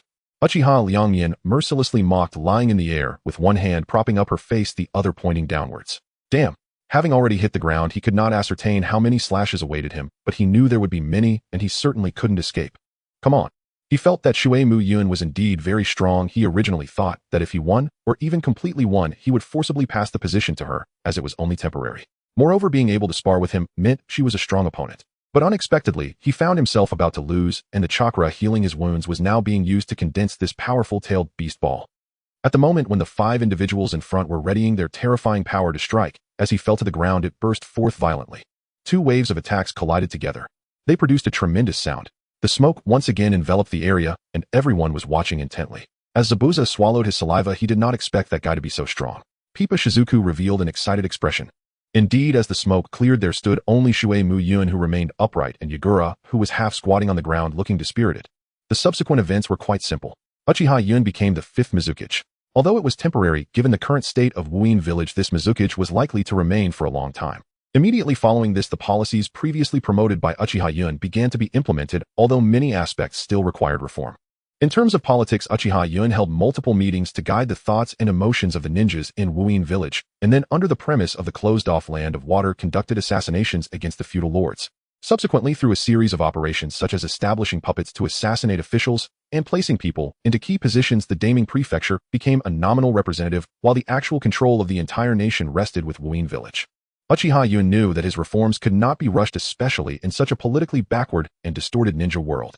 Thus, he could only use a half-hearted approach. Fortunately, Wuin village expressed support for this, which relieved Uchiha Yun. In terms of people's livelihoods, he announced in the year 53 that the country would open its doors and begin to communicate with the outside world. The 4 major ninja villages expressed a half-skeptical, half-supportive attitude, but ultimately, it was a positive development, as they were quite eager for the seafood of the land of water. Additionally, 2 graduation standards for ninjas were established at the Ninja Academy for combat-type ninjas and life-type ninjas. Combat-type ninjas were no different from previous ninjas, while the focus was on life-type ninjas. These ninjas often lacked combat abilities, but they could master some simple water and fire techniques based on their chakra attributes. After eliminating the misunderstandings from the previous life's manga, Uchiha Yun discovered that if one had the corresponding attributes, they could directly unleash fire or water using their chakra, while those who needed to perform hand seals often carried significant lethality. The ordinary release of just water and fire did not require hand seals, and was very easy. This made things easier. The genetic predisposition for infrastructure was deeply ingrained in Uchiha Yun's heart, so Wuin village began to expand its ports, develop large ships, and foster commerce. This place was not suitable for farming, so they had to rely on aquaculture and trade. However, at the same time, Uchiha Yun also established fishing bans and hunting seasons, as they relied on these for sustenance. Nevertheless, certain flat areas in Wuin village could still grow some simple crops, which required fire-type ninjas to burn the grass and wood ash, while water-type ninjas provided water sources. Although it was merely a basic form of slash-and-burn agriculture, given that Wuin village had no developed agricultural sector, it was already a significant improvement. In the year 53, after a long day of labor, Uchiha Yun returned home, dragging his weary body. Ever since he intentionally pretended to have a mental illness and a split personality, Yenshin Koizumi had firmly insisted that he separate these clones, sending them off to live and operate in their respective fields of expertise, reasoning that this way would not affect him. In fact, Uchiha Yun didn't mind this much, as clones could be summoned at will. However, the Uchiha's clones were not called away mainly because of the woman's previous outrageous behavior. Uchiha Yun glanced at the sky, the faint dusk obscured by clouds, though it was still discernible that it was evening. She learned a lot from her battle with Mizukage Koizumi and researched many distasteful techniques, as long as they could kill the enemy. I finally arrived at my little home. Uchiha Yun greeted many people as she walked along the road. The faces of the villagers were mostly smiling. After arriving at her doorstep, she bent over tired and opened the door. Welcome back, a youthful voice came from beside the sofa. I'm back. Uchiha Yun had not yet realized what was happening, but upon hearing it was Obito's voice, she simply replied, then dragged her weary body to lie on the sofa. You seem to be unfazed by my appearance. Obito thought with a hint of doubt, while appearing very interested on the surface.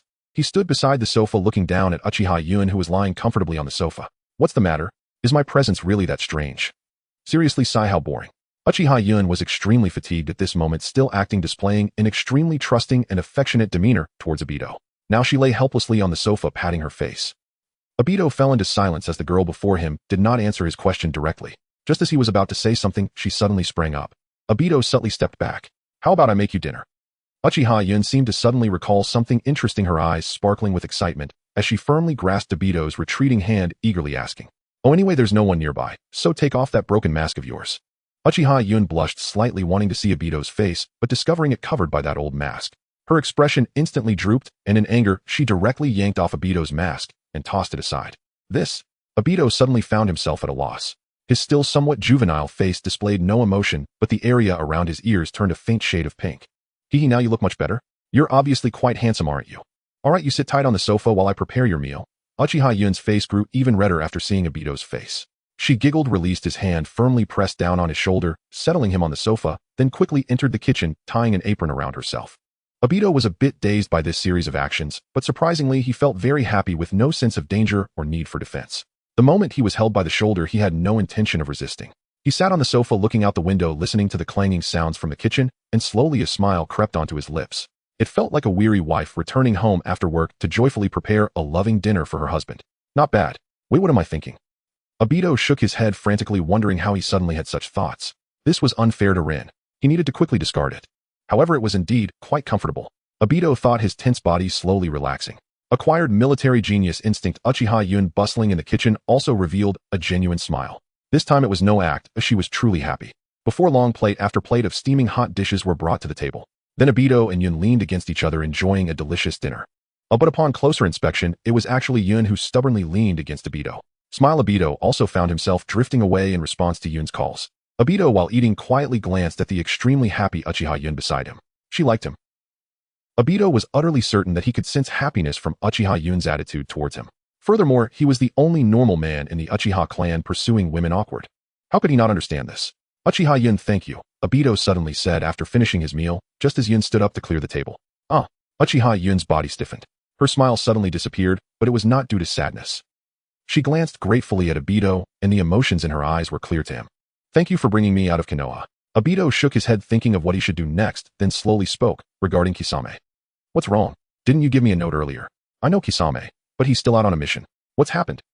Before Obito could finish his sentence, Uchiha Yun immediately seized the opportunity, her face alight with excitement as she pulled him onto the sofa beside her and gazed intently, unblinkingly into his eyes. Step back a little first, Obito murmured, averting his gaze and gesturing vaguely to the side. No, unpouted defiantly, refusing outright, and still damp from just having washed dishes, she clasped Obito's hands firmly in her own. Obito felt the cool, faint moisture of her palms, yet his own body flared with sudden, disconcerting heat. He shook his head, steadying his mind before replying, I understand, but I already have contingencies in place. How proficient are you with the clone technique? Obito looked at Yun with unmistakable, hopeful anticipation, and beneath that gaze she felt herself instantly compelled, as though summoned by an irrevocable call. I am needed, by Obito. Yun's cheeks flushed crimson once more, steam seeming to rise from her brow. Though upon closer inspection, it was merely the evening mist drifting softly through the doorway, while she whispered quietly to herself.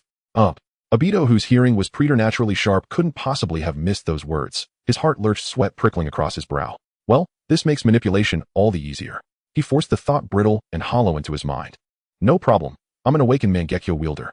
Though I can't use Kimui, yet forging a flawless, utterly convincing clone is well within my reach. Then I'll share some critical intelligence with you. Integrate it with your abilities, and draft the operational plan.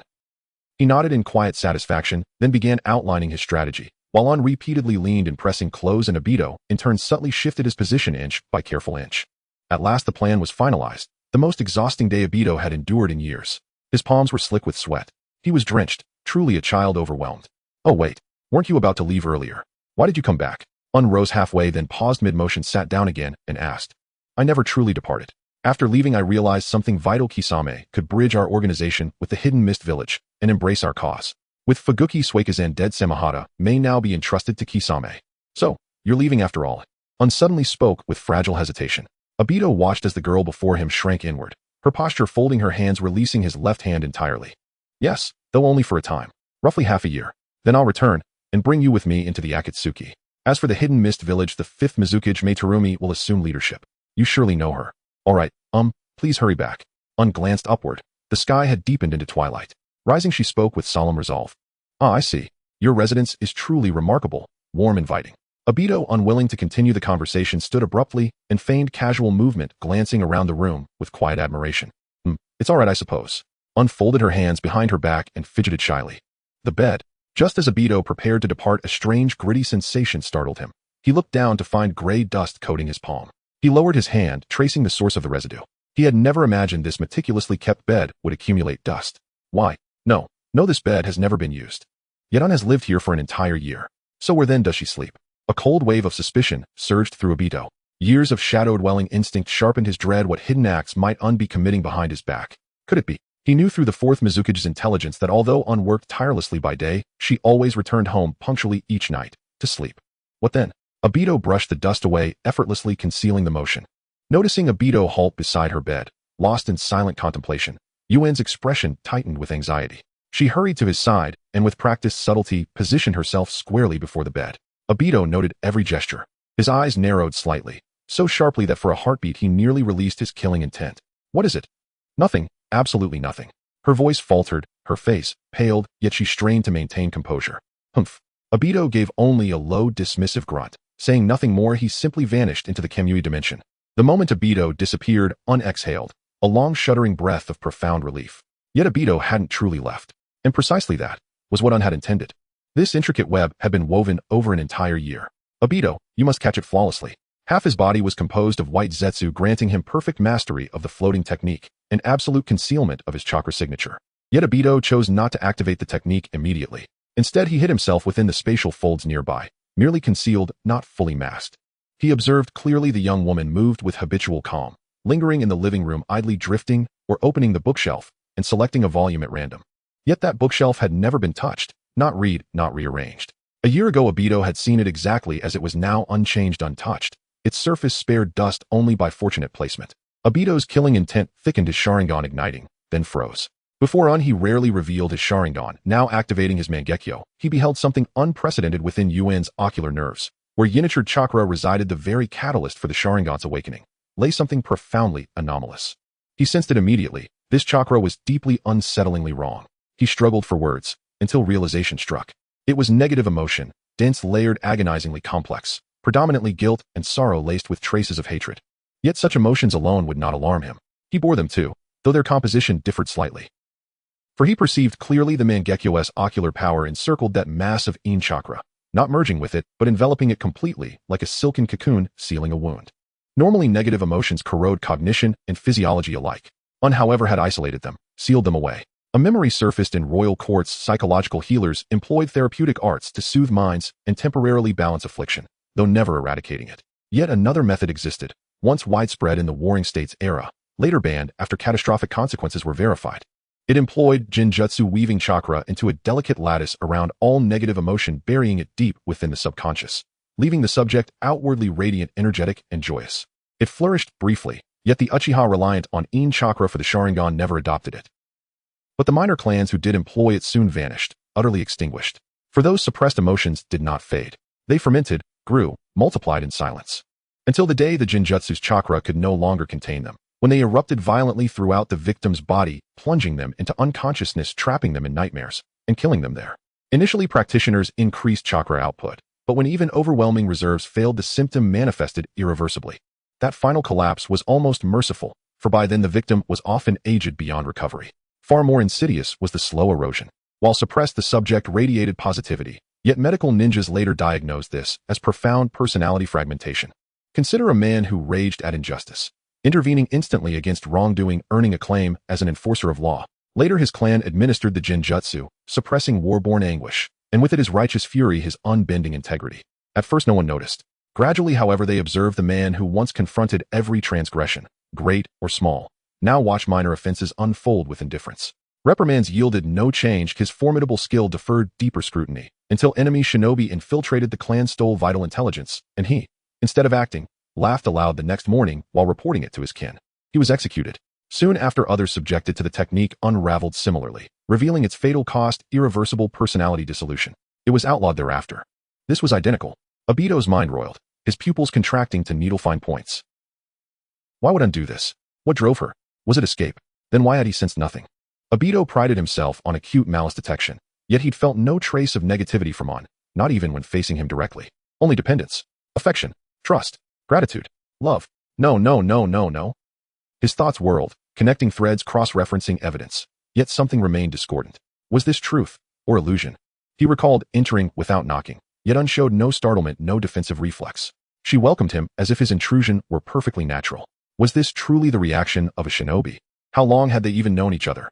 Even if trust and attachment had formed, even if trauma bonding had taken root, she should still have reacted instinctively upon his entry. A shinobi's body retains primal vigilance.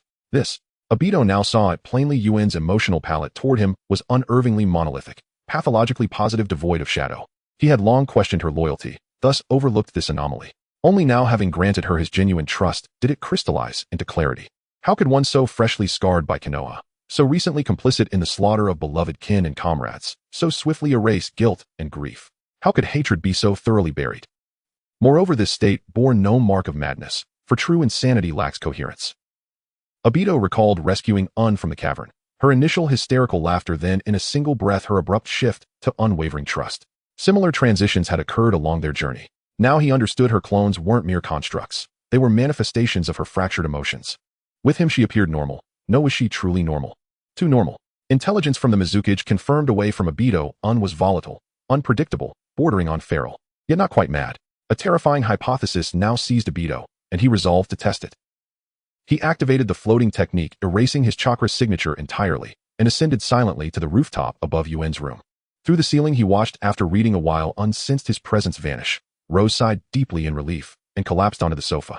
In that instant, tears burst forth uncontrollably, flooding her cheeks, unstoppable even as her body betrayed no sobbing tremor. Obito recognized it, grief long damned, now breaking free. But why only after he left? After releasing that tide, unclosed her eyes, and Obito witnessed the subtle loosening of that chakra-bound seal within her mind. Then her state warped. Her body convulsed violently on the sofa. After prolonged agony, she sat up, wild-haired and disheveled, straightened her clothes, and turned unhesitating toward the larger wardrobe beside the bed. Sheep. Obito watched frozen as Un opened the wardrobe, slipped inside, slammed the door shut, drew her knees tightly to her chest, and locked herself in, adopting a cramped, grotesquely fetal posture. Yet inexplicably, Obito sensed her emotions settling, calming, finding sanctuary in that suffocating confinement. So that was it. His presence granted her positive resonance. This cramped solitude offered rest. At last understanding dawned, but he dared not linger. He fled, not knowing why, only knowing that if he watched longer he might commit something unforgivable. He reappeared atop a distant mountain peak, his mask firmly back in place. Obito's inner landscape was a storm of contradictions. No words sufficed to define Un as she now was. One truth remained absolute: she suppressed her anguish for him, concealed her exhaustion for him, overflowed with love, exclusively for him. Un, when the moon's eye plan succeeds your dreams, shall be among the purest ever born. He lifted his gaze to the rain-slicked, bustling sky. Yet before the first droplet could strike his mask, light shimmered at his throat. Acquired area perception. Obito's thoughts drifted slowly in the air, knowing that Uchiha Yun's negative emotions would eventually spiral out of control. However, this young girl would alleviate her feelings every night. While she couldn't eliminate them entirely, she could at least find some relaxation. Yet Obito seemed to recall the scene back in Konoha. He felt that he had seen her lose control of her negative emotions before. Damn it, I prepared for a whole year, just to give me a sense of range.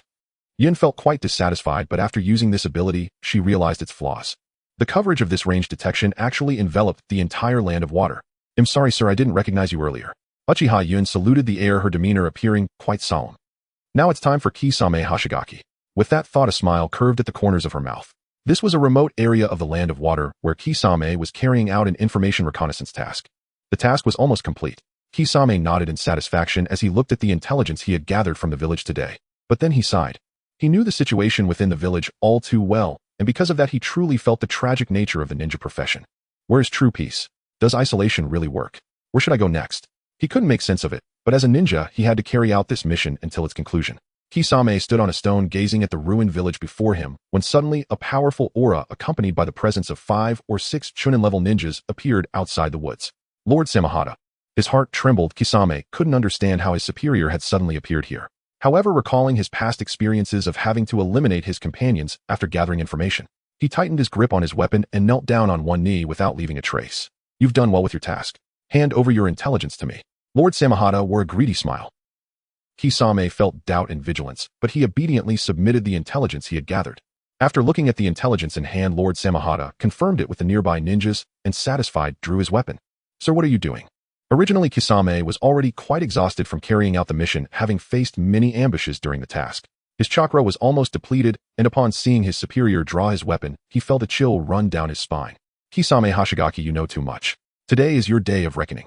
With a command from Lord Samahata, the nearby ninjas surged forward. Water-style water bullet. Kisame quickly unleashed a jutsu using the remaining chakra to block the attackers, then he did not hesitate to flee into the woods.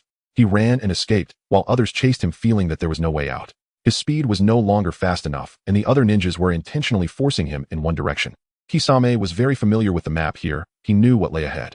As the trees gradually thinned out, the scenery before him began to reveal itself. Before him lay a sheer, bottomless cliff. Below he could vaguely see a rushing river. What is the meaning of being a ninja? Kisame was cornered at the edge of the cliff. His heart was filled with despair as he thought. He didn't want to be a ninja, he just wanted to live out his life in a peaceful village. But such days seemed far away. The people around were filled with deception, disgust, rejection, and suspicion. And he had taken the lives of many seemingly kind souls. Is this my end? Kisame smiled, faintly looking at the approaching ninjas. Ultimately, he spread his arms wide and closed his eyes, feeling the temperature of the wind brushing against his face. The mission has been completed. Those ninjas saw Kisame plummet off the cliff and immediately gave up the chase, turning back to report to the one who appeared to be Lord Samahata. Very well, I hope you can take on the trial I have prepared for you to be a ninja for a lifetime, or endure humiliation and burdens and join me in welcoming a grand peace. It's all up to you. She turned back, thinking to herself. Uchiha Yun didn't remove her disguise. There was no need, as all the clones around her were her. Obito, I can feel your feelings for me, but unfortunately, I do not agree with your Eye of the Moon. I want to replicate the beautiful world that existed in my past life here. Even if I may not achieve that in this life, there will be those after me. As long as the spark of thought is left behind, revolutionaries will continue to emerge. This way, Uchiha Yun's heart can find peace and tranquility. She doesn't want to be a selfish person. If such a scene can be realized, then let her do it. Am I going to die, eh?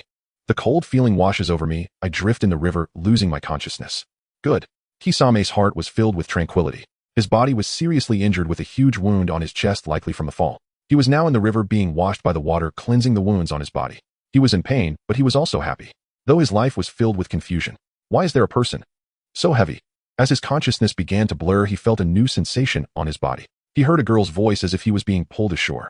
Hey, why do you look like this? Are you a fish person? Why aren't you answering? Can you still hear me? Forget it, saving a life is more important. Hey, so heavy, so tired. He felt himself being dragged along. Finally home. Damn it, wasting so much of my strength. Let me see according to this. Hey, open your mouth. He felt someone touch his face. Is this really Delta? It's harder than a fish's mouth. What to do? I can't just not feed him medicine. I must. I'll forget it, saving a life is more important.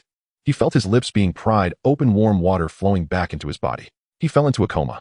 Hey, you stinky fish, why aren't you waking up? A day passed. The next day at noon. How is it that after fishing all day, I only catch one fish? The girl's wailing sounded from outside the small house as she opened the door, holding a bucket in each hand and a fishing rod, seemingly with a fish in one of the buckets. No way, it's been a whole day and still nothing. Just as the girl put down her gear and approached the bed to check if Kisame had woken up, she was suddenly seized by the neck by him. Who are you? Kisame looked around warily, tightly gripping the girl's neck with his left hand. The girl before him was very beautiful, her long hair styled up with water droplets on her face, her sleeves rolled up, and her hands also wet. But at that moment, her petite body was struggling in midair. Ugh, you bastard. The girl's face turned red from lack of air, but she was powerless, still trying to get Kisame to let go. You dumb fish, I saved you. Kisame's bloodshot eyes sensed a hint of confusion. He looked seriously at the girl before him, and after squeezing for a while longer, just as she was about to suffocate, he finally let her down. Holding her throat, the girl gasped for air and angrily shouted, "Dumb fish. You saved me." Yeah, who else could it be? She was furious, immediately standing up, running to his side, and began to punch his abdomen with her little fists. I told you to let go of me.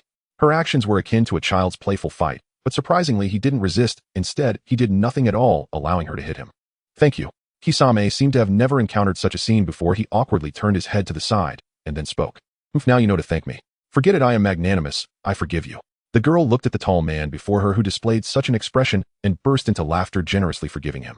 Only then did Gui Jiao realize that his body was wrapped in bandages which appeared to have been stored for a long time, as a careful touch revealed a bit of dust on the outer layer. However, the girl in front of him seemed to have meticulously cleaned the bandages before carefully wrapping them around herself. All right, you're still a patient right now, quickly sit on the bed and rest. The medicine I asked you about will take several days to take effect. You need to take care of yourself. The injury on your chest is the most severe and will require about half a month to heal. The other injuries are minor, and they should heal in 3 to 8 days at most. The girl skillfully closed the long-stored medical kit and placed an ancient book beside it. Are you a physician? Gui Jiao asked curiously, but as soon as he finished speaking, he couldn't help but feel foolish. The girl in front of him showed no sign of defense. She simply rested her finger on her chin, pondering for a while, before finally nodding hesitantly. I suppose. It counts. No, you silly fish, you should lie on the bed faster, do you hear me? After thinking for a long time, the girl suddenly remembered that Gui Jiao was still standing there. She playfully pushed him with feigned anger. I am not a silly fish, my name is Ganshitsi Gui Jiao. Gui Jiao was quite serious about his name and emphasized it. So you do have a name. I thought you were just a newly transformed monster unaware of the ways of the human world. The girl set her eyes wide with curiosity as she examined Gui Jiao. I am not some newly transformed monster, I am a human. It's just that my race is somewhat special. Upon hearing this, Gui Jiao noticed the girl's face turned extremely pale, and she seemed to lose her spirit, collapsing to the ground, murmuring, isn't that how it's written in the stories? Damn it, when will I meet a mature brother who has transformed into a monster? Boo-hoo. Gui Jiao felt a black line appear on his forehead. He originally thought the girl was somewhat rational, but unexpectedly. Forget it, I knew nothing this fun would happen. You, right now? Immediately. Lie on the bed. Don't change the subject anymore, got it? The girl thought the patient before her was reluctant to lie down, and she shouted angrily. All right. Gui Jiao, for some reason, just wanted to throw away all the so-called rules that a ninja should follow. He obediently sat on the bed and lay down, feeling the unique scent of the girl emanating from the bedding. Was it fragrant? Not really. In such a remote and impoverished place, how could a girl living alone smell that good? But the scent was unique, mixed with earth and water, leaving an unforgettable impression. Wait, did I forget something? I fed you the medicine on your body. It will take about 3 days to take effect. Gui Jiao suddenly jolted up. The girl beside him, still wielding her kitchen knife to strike the fish's head, turned around suddenly, her eyes seemingly bursting with red light. Gui Jiao felt a massive danger looming over him. I need to explain quickly. My mouth is not something just anyone can pry open. If you try to feed me directly, it won't work. May I ask who you are? Gui Jiao hurriedly expressed what he wanted to say, but just as he finished, he noticed the girl's face suddenly reddened. She seemed to be too embarrassed to look at him, quickly turning away. However, Gui Jiao could feel her face becoming increasingly flushed with a hint of pink at her ears. Could it be? Gui Jiao dared not think further. He just wanted to lie on the bed and ponder life. Was it her first time? Was it he who caused it? Damn it, I really messed up. Gui Jiao didn't understand the dynamics between men and women, but he had heard some discussions about love between men and women during his previous missions. A woman's first kiss is extremely important, including her first time. Once a man does such a thing irresponsibly, he is considered a scumbag. But now, having done such a thing, even if it was passive, he should be responsible, and what's more, the girl in front of him was saving him. Gui Jiao thought, and soon fell asleep. When he woke up again, he found the girl beside him was shaking him vigorously. She kept mumbling, "You silly fish, wake up quickly." Gui Jiao. X3. I'm awake, stop shaking me already. Gui Jiao succinctly finished his words, and the girl's tired expression made him feel a bit reluctant. It seems he had been injured too severely, as he had overslept. Just then he keenly caught a whiff of a pleasant smell. Outside, the sky had darkened. Inside the room, there was a small bonfire. The girl had cautiously set up protective measures nearby, picked up a skewer of grilled fish, burned herself with the sparks from the fire, hurriedly blew on it, and then handed the skewer of fish to him with teary eyes. Here, there are 2 in total. I've already eaten 1. I'll just take a bite from this one and give it to you. Gui Jiao took the fish, which did not look very big, simply grilled with a bit of coarse salt on it, and he found it very fragrant. But just as he was about to eat, he suddenly recalled what happened this morning. You only caught 1 fish today, Gui Jiao said with utmost certainty, seeing the girl beside him, who looked heartbroken as she gazed at the burn on her hand, suddenly becoming dejected. There's nothing I can do, I never catch fish, I'm too weak. I'm telling you, there are many big fish in this river.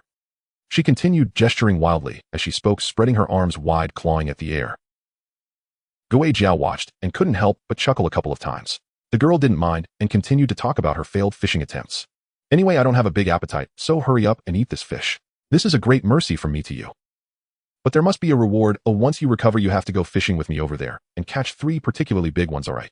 As she spoke, the girl seemed to carry a hint of doubt, uncertain whether this guy in front of her could actually catch fish, but she remained hopeful, spreading her arms wide, creating a distance nearly half her height despite her being only 1.50 meters tall.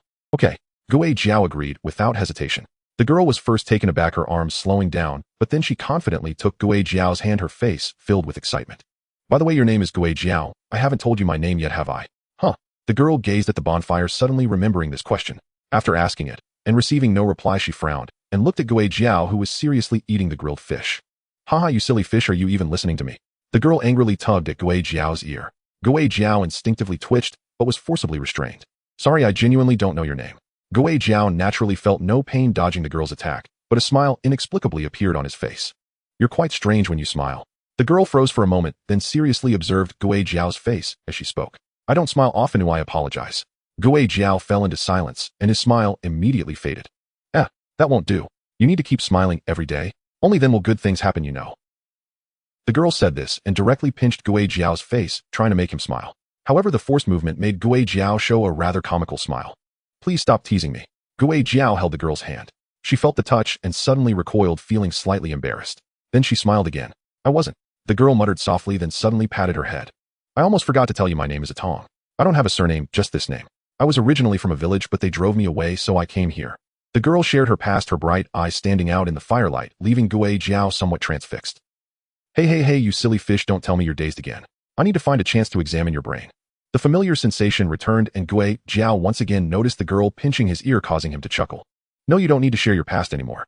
I am very grateful to you. Once I recover, I will not only catch 3 big fish for you, but 5 or 6 are fine. Guo Jiao made this promise, but his words suddenly made Atong's face flush. She said nothing, just turned her head away, and the two sat on the bed.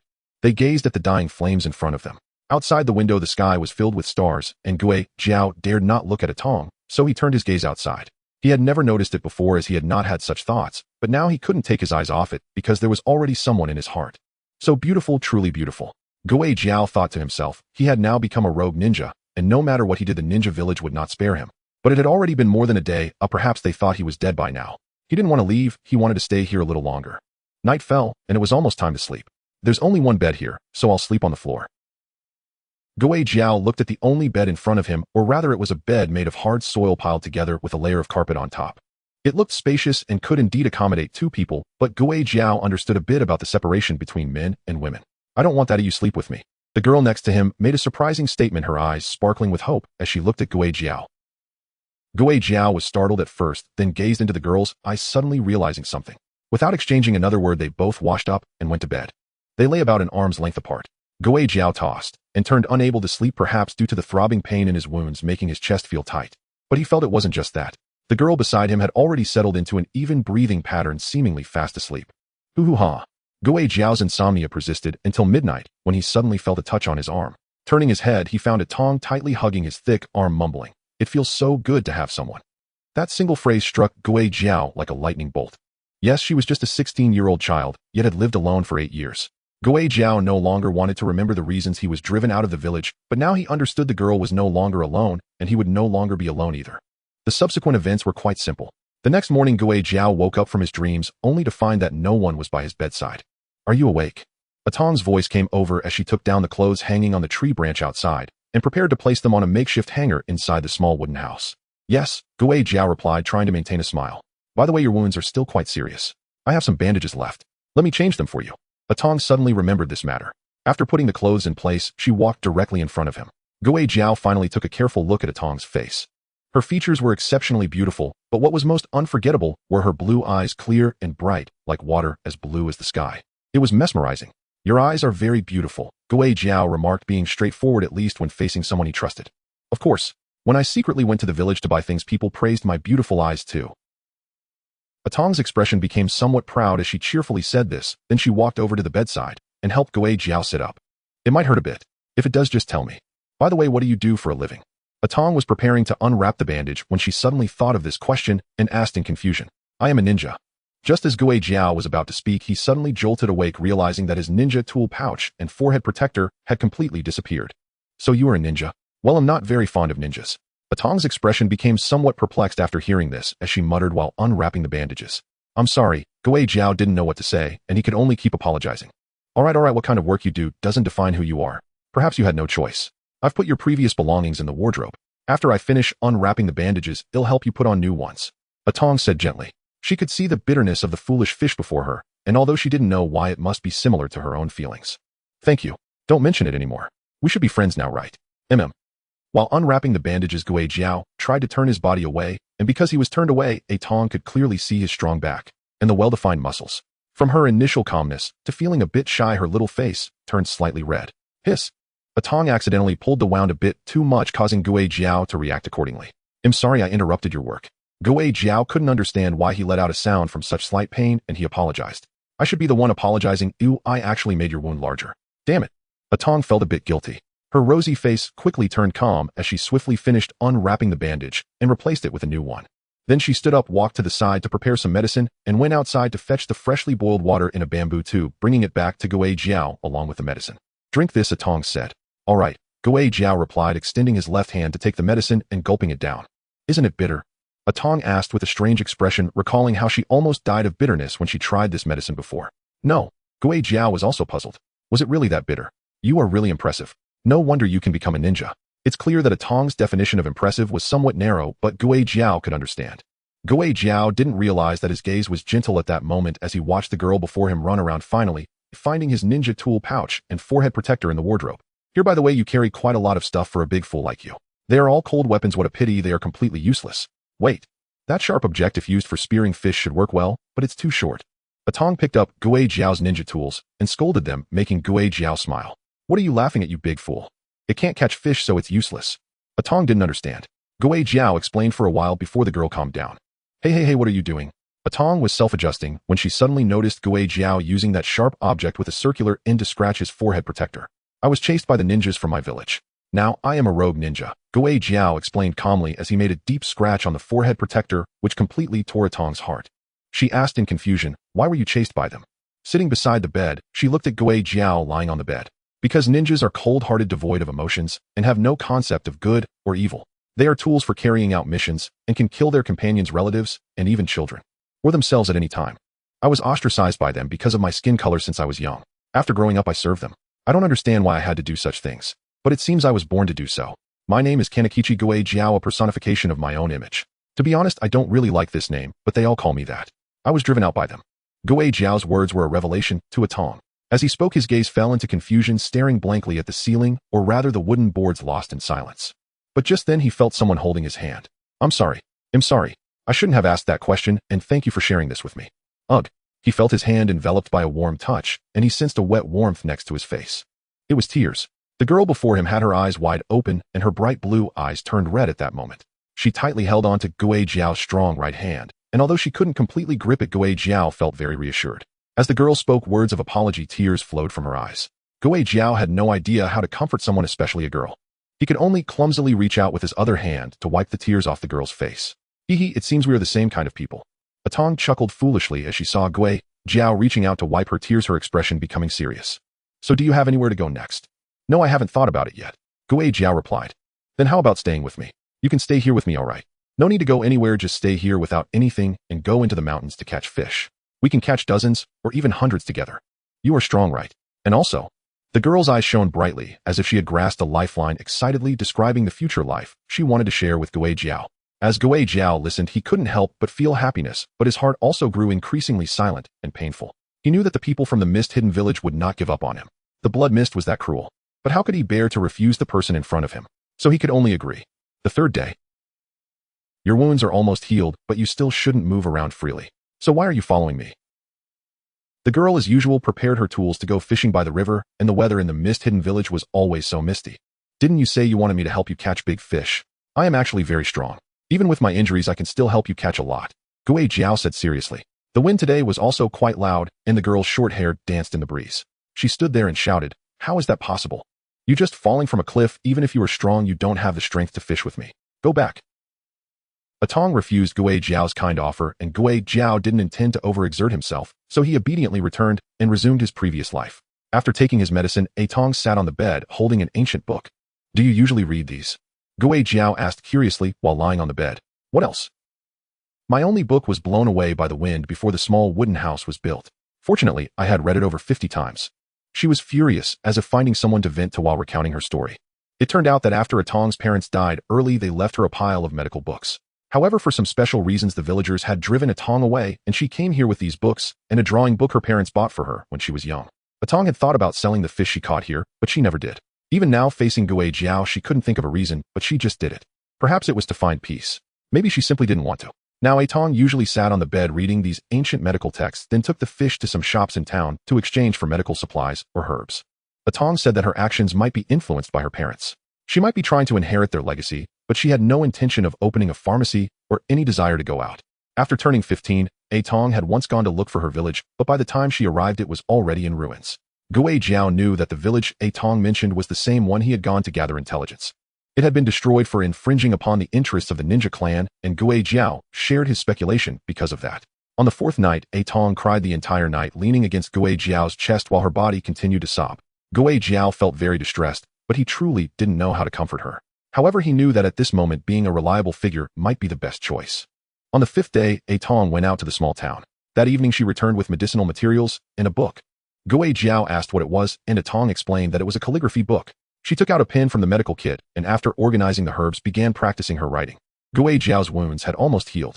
There was no need to lie in bed all day, so he watched Atong write. The girl's handwriting was quite neat, but Gui Jiao thought it wasn't particularly beautiful. However, it was very proper, written with precision. On the sixth day the girl went out again, seemingly going out more often since Gui Jiao's arrival. On the sixth day at noon, Atong first put the things she bought inside before going out to catch a fish. After returning, she started doing what she needed to do for the day. Hey, right there, move a little to the left, while sitting on the bed. Yes, that's good, perfect, he. The girl's thoughts were usually ever-changing. Atong suddenly had the idea to draw Gui Jiao, so, without hesitation, she went to town to exchange her herbs for money and used that money to buy drawing pens and paints. Is this a waste? Atong didn't think so. She believed that anything meaningful to her life was not a waste. It's just that the resulting artwork was quite ugly. Are you sure this is a drawing of me? Didn't you just draw a super big fish? Gui Jiao said with a deadpan expression, suddenly remembering how he first met the girl who was kneeling on the ground lamenting that she was not a newly transformed monster. Well, the girl awkwardly hid the drawing pen behind her back. On the seventh day, under Gui Jiao's strong insistence, Atong finally agreed to go fishing with him. Then, that evening, Atong's eyes looked as if she had lost her soul. Because today Gui Jiao had caught a total of 15 fish, all as big as his height. Damn it, how can you this big fool eat your own kind? Atong sat by the campfire gazing at the stars in the sky, angrily taking a bite of fish, then furiously babbling at Gui Jiao beside her. Gui Jiao didn't want to say anything, he had already gotten used to it. And so these days passed for quite a while, about half a month. It wasn't actually that long, but for Gui Jiao it was an incredibly happy and precious time. During this time, they had also gone to the streets, bought things, and were mistaken for a couple, but more often they were seen as siblings. Some people in town replied saying you don't need to look at him or just watch the girl's actions beside him to understand. A month has passed. The wounds on Gui Jiao's body have long since healed, leaving only some unsightly scars behind. Today is just another ordinary day. In the morning, Gui Jiao and Atong are sleeping in their beds as usual, with the girl lying on the inner side in a rather ungraceful position. Atong mumbled a few sounds just as she felt a light shining on her face, which quickly faded into darkness. Not taking much notice, she rolled over and continued sleeping. Gui Jiao had already gotten up. He had just blocked the sunlight coming through the window with a curtain. It cannot be precisely called a curtain, it is more like a piece of cloth. Atong was also dressed in patched clothes made of coarse fabric. A hint of pity arose in Gui Jiao's heart as he glanced at the creaking wooden door, ultimately sighing and closing his eyes. This silly fish, why hasn't she called for me yet? Atong, still half asleep, sat up, stretching and reaching out her right hand to pat the empty space beside her, only to find it already vacant. Silly fish, where are you? Upon realizing the person beside her was gone, Atong felt a twinge of panic. She hastily put on some clothes and pushed open the wooden door, looking outside, but the scene she envisioned was nowhere to be found. It was empty. Big silly fish. Gui Jiao. Hey, where are you? Why? The girl's desperate voice echoed throughout the forest, even reaching the cliffs above. The trees atop the cliff trembled, faint flashes of white light could be seen. Atong lowered her head in tears and returned to the wooden house, only to discover a blue garment next to her bed. This, Atong recognized it as the most expensive piece of clothing from the shop she and Gui Jiao visited together. She sank to her knees in despair, but in a corner where no one could see, she smiled. Outside this wooden house at the border of the water country, Gui Jiao stood by the sea, his face already streaked with tears. Are you saying he didn't hear? Impossible, he must have heard. Otherwise, why would he be in tears? Listening to the girl's cries, the louder her voice became, the more pain filled Gui Jiao's heart. He had deceived her, leaving without a word. Could a piece of clothing really make up for it? I'm sorry, I'm a rogue ninja. I can't be with you. He buried these words deep in his heart and glanced back, wanting to linger for a moment. After all, he was about to leave this land. He looked at the trees here, and then up at the leaves stirring on the cliff. Just as he was about to turn back, a sudden flash of white light struck his mind. On the cliff. Stirring. Rogue ninja. Blood mist. Oh no. Guo Jiao suddenly realized that those killers who leave no trace would never let him go. But why did it have to be at this moment? Guo Jiao had never felt his heart beating so intensely, but he knew that if he didn't return now. Guo Jiao's body was enveloped in water chakra, and with a speed he had never achieved in his life, he turned back and raced toward the house he longed for. After a challenging journey, he finally arrived. However, as he approached the wooden house, he caught a whiff of something burnt. Guo Jiao slowed down. No need to elaborate. The flames before him and the collapsed wooden house already spoke of the outcome. The fire consumed the house, smoke rising into the air. It also burned away Guo Jiao's heart. Acquired the max version of 3-color domineering chi.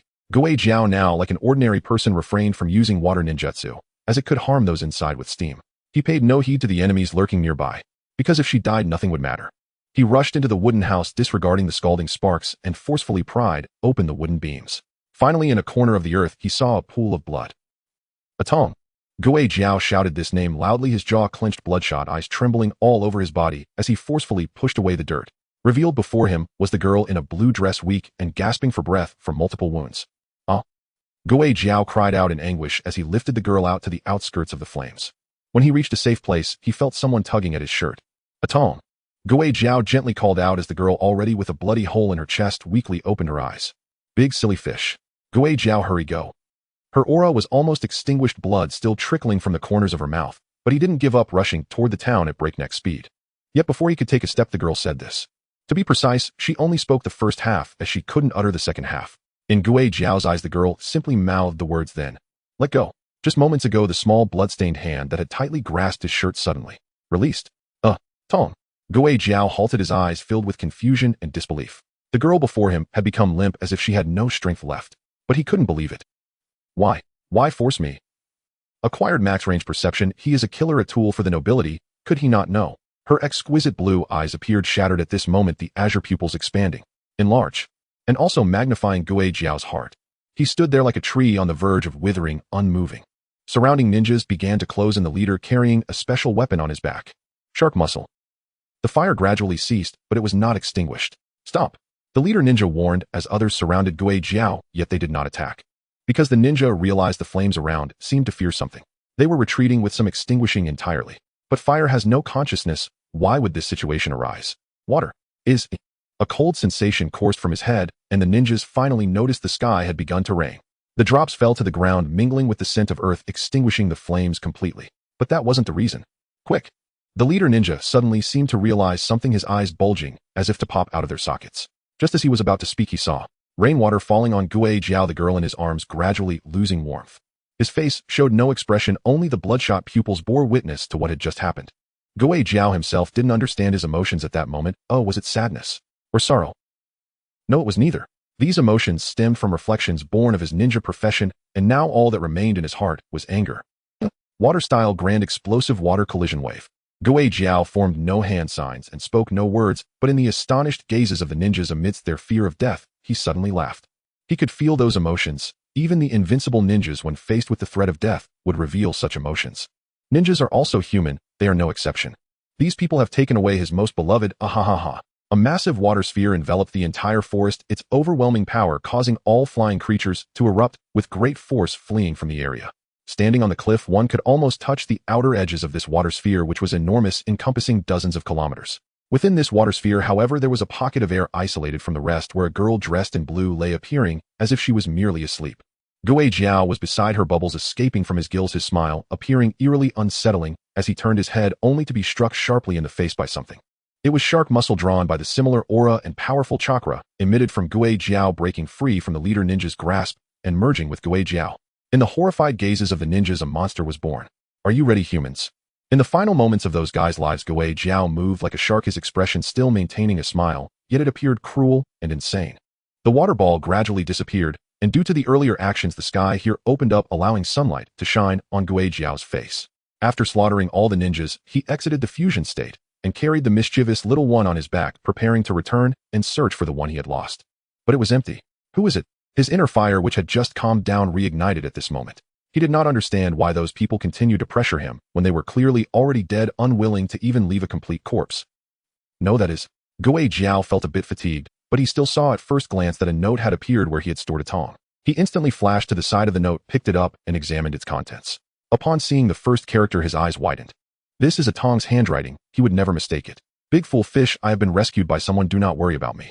That lady is very powerful. She healed all my wounds just now, but it seems she also expended quite a bit of energy. However, you need not worry. If you still doubt this is my message, you should see this. Goei Jiao looked down further, his hands trembling, tightly gripping the paper without tearing it. His heart was filled with joy, and the emotion of having something precious returned to him perfectly reflected on his face. Because the next illustration was a drawing a tong had made for Goei Jiao. Although it was completely different from Goei Jiao himself, it was just a fish, a big-head fish, crudely adding limbs. Yet at this moment Goei Jiao felt no complaint. He simply shed tears and smiled. Goei Jiao continued to look down, but the following content made him frown. A completely different handwriting appeared below, which he thought belonged to the lady who rescued a tong. Hello, Mr. Goei Jiao. You can call me Yun. Our conversation cannot last too long. After you finish reading this, please immediately destroy this note. If you wish to meet us, follow the path and look for the illustration of the big-head fish. You will find us. Now please immediately right away express the emotions you should have based on your current situation. If someone approaches, respond with the emotions you are supposed to show. Remember, no matter how beautiful the words that person speaks, the outcome they lead to is certain destruction. At this moment, Goei Jiao's ninja skills came into play. After reading the content, he quickly memorized it and swallowed the note without hesitation. He knelt there puzzled as to why he had to do this. However, he knew that the person who could save a tong was trustworthy. No matter what other motives they might have, it didn't matter to him, for she had survived. However, there was one thing this Miss Yun got wrong. Goei Jiao did not need to fabricate his emotions based on the current situation, as they were already brimming with such feelings. On the other side, Obito received Yun's message, a hint of joy appearing on his face. After making some concealments, he hurriedly rode alone to the place Yun had mentioned. Upon arrival, he saw Goei Jiao alone, filled with sorrow, kneeling on the ground, as if he had lost the purpose of his life. Do you feel the world is very false right now? Ninja, shouldn't such a profession exist in this world? Why can those nobles enjoy a happy life while commoners and ninjas must serve and be enslaved by them? Goei Jiao was still lost in his emotions when he heard a heavy voice behind him. Turning around, he saw a person wearing a mask. So what? I have no ability to change things, or I may as well just die. Goei Jiao's hoarse voice reached Obito's ears, and Obito sighed, poor soul. Although according to Uchiha Yun's description, that girl was merely a pawn, she was still a living person, yet her body was obliterated. Do you want to join the Eye of the Moon plan? Obito extended an olive branch. In Goei Jiao's bloodshot eyes, he removed his mask. Goei Jiao fell silent. That's a pretty good plan. If that's the case, I will join you, Mr. Obito. Goei Jiao seemed to have found hope. His eyes filled with anger as he stood up, brushed off the dust from his clothes, and grasped Obito's outstretched right hand in response. Indeed, it was a mad yet alluring plan. But why would it lead to destruction?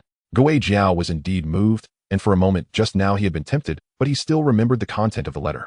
Thus, two individuals deceived by Uchiha Yun with ulterior motives walked together. Kisame and Obito left the original location and embarked on a journey, returning to the hidden mist village after 2 hours. Obito and Kisame directly teleported to Uchiha Cloud's home. Coincidentally, Uchiha Cloud had just returned for lunch. As Obito just transferred Kisame out from the Kimui space, he saw Uchiha Cloud speaking to a craftsman at the door. The master should take about 3 more days.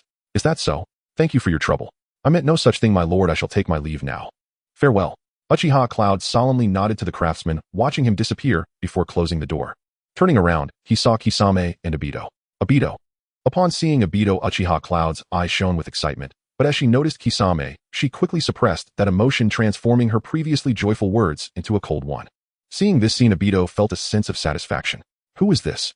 Kisame asked in confusion, as he seemed to have never seen this person in the village. This is our base for executing the plan, and the other base is the location we will be heading to shortly. This is the newly appointed 5th Mizukage Cloud. Kisame was shocked 3 times in succession. First, that the hidden mist village had become the execution site for the plan. Second, that the Mizukage had changed. And third, the biggest shock was the person in front of him. Could it possibly be? It's me. Uchiha Cloud subtly hinted at Kisame with her eyes, and after receiving the hint, Kisame's excited expression was almost uncontrollable, but he still managed to compose himself. Obito looked at the two in confusion before continuing his explanation. I pay my respects to you, Mizukage. Kisame knelt on one knee, but before he could proceed with his salutation, he was pulled up by Uchiha Cloud. No need for that. The ninja who tried to kill you was dispatched during the time of the 4th Mizukage. They've been following you all along, but you didn't know. The pufferfish ghost has already been executed by us for his crime of reporting to enemy nations. You are our great benefactor, and the hidden mist village will always welcome you. Thank you. Kisame was unsure of his feelings at the moment, but he was very grateful that the Mizukage trusted him. At that moment, he also had other thoughts. Perhaps the village was not colluding with the Akatsuki organization, but was enduring hardship as he had gathered from the information Uchiha Madara had told him on the way. In other words, this mist cloud in front of him was actually a double agent. Thinking this, Kisame couldn't help but smile slightly. He was very familiar with this plot twist, and now that he was viewing it from a third-party perspective, it was honestly easy to laugh out loud. So, Kisame, are you going to join the Akatsuki next? Uchiha Cloud asked, and Obito nodded. Indeed, this mission has been completed. Additionally, let me inform you that the fourth Mizukage is currently self-imprisoned on an island in the center of the lake. I've lifted the illusion on him, and he is still unaware. From now on, this place will be under your management. Do you have anything you wish to say to Kisame? Well, he is indeed a benefactor of our hidden mist village. Let him wander around the village for a while. You can leave in 2 days, how about that? Uchiha Cloud received Kisame's hint and pleaded with Obito. That's fine, but what do you think, Kisame? I also want to revisit my village. Lord Madara, is that okay? Absolutely. 2 days later we will meet at this time and place. Until then. Obito snorted coldly, and then teleported away. This time he truly left. Thank you for saving me, Mizukage. As Kisame noticed that Obito had left, he suddenly knelt on the ground, overwhelmed with gratitude towards this mist cloud, who not only saved his beloved, but was also his superior, the Mizukage. You must have realized that this person's plan is crazy and cruel. Let me tell you why his plan ultimately leads to destruction.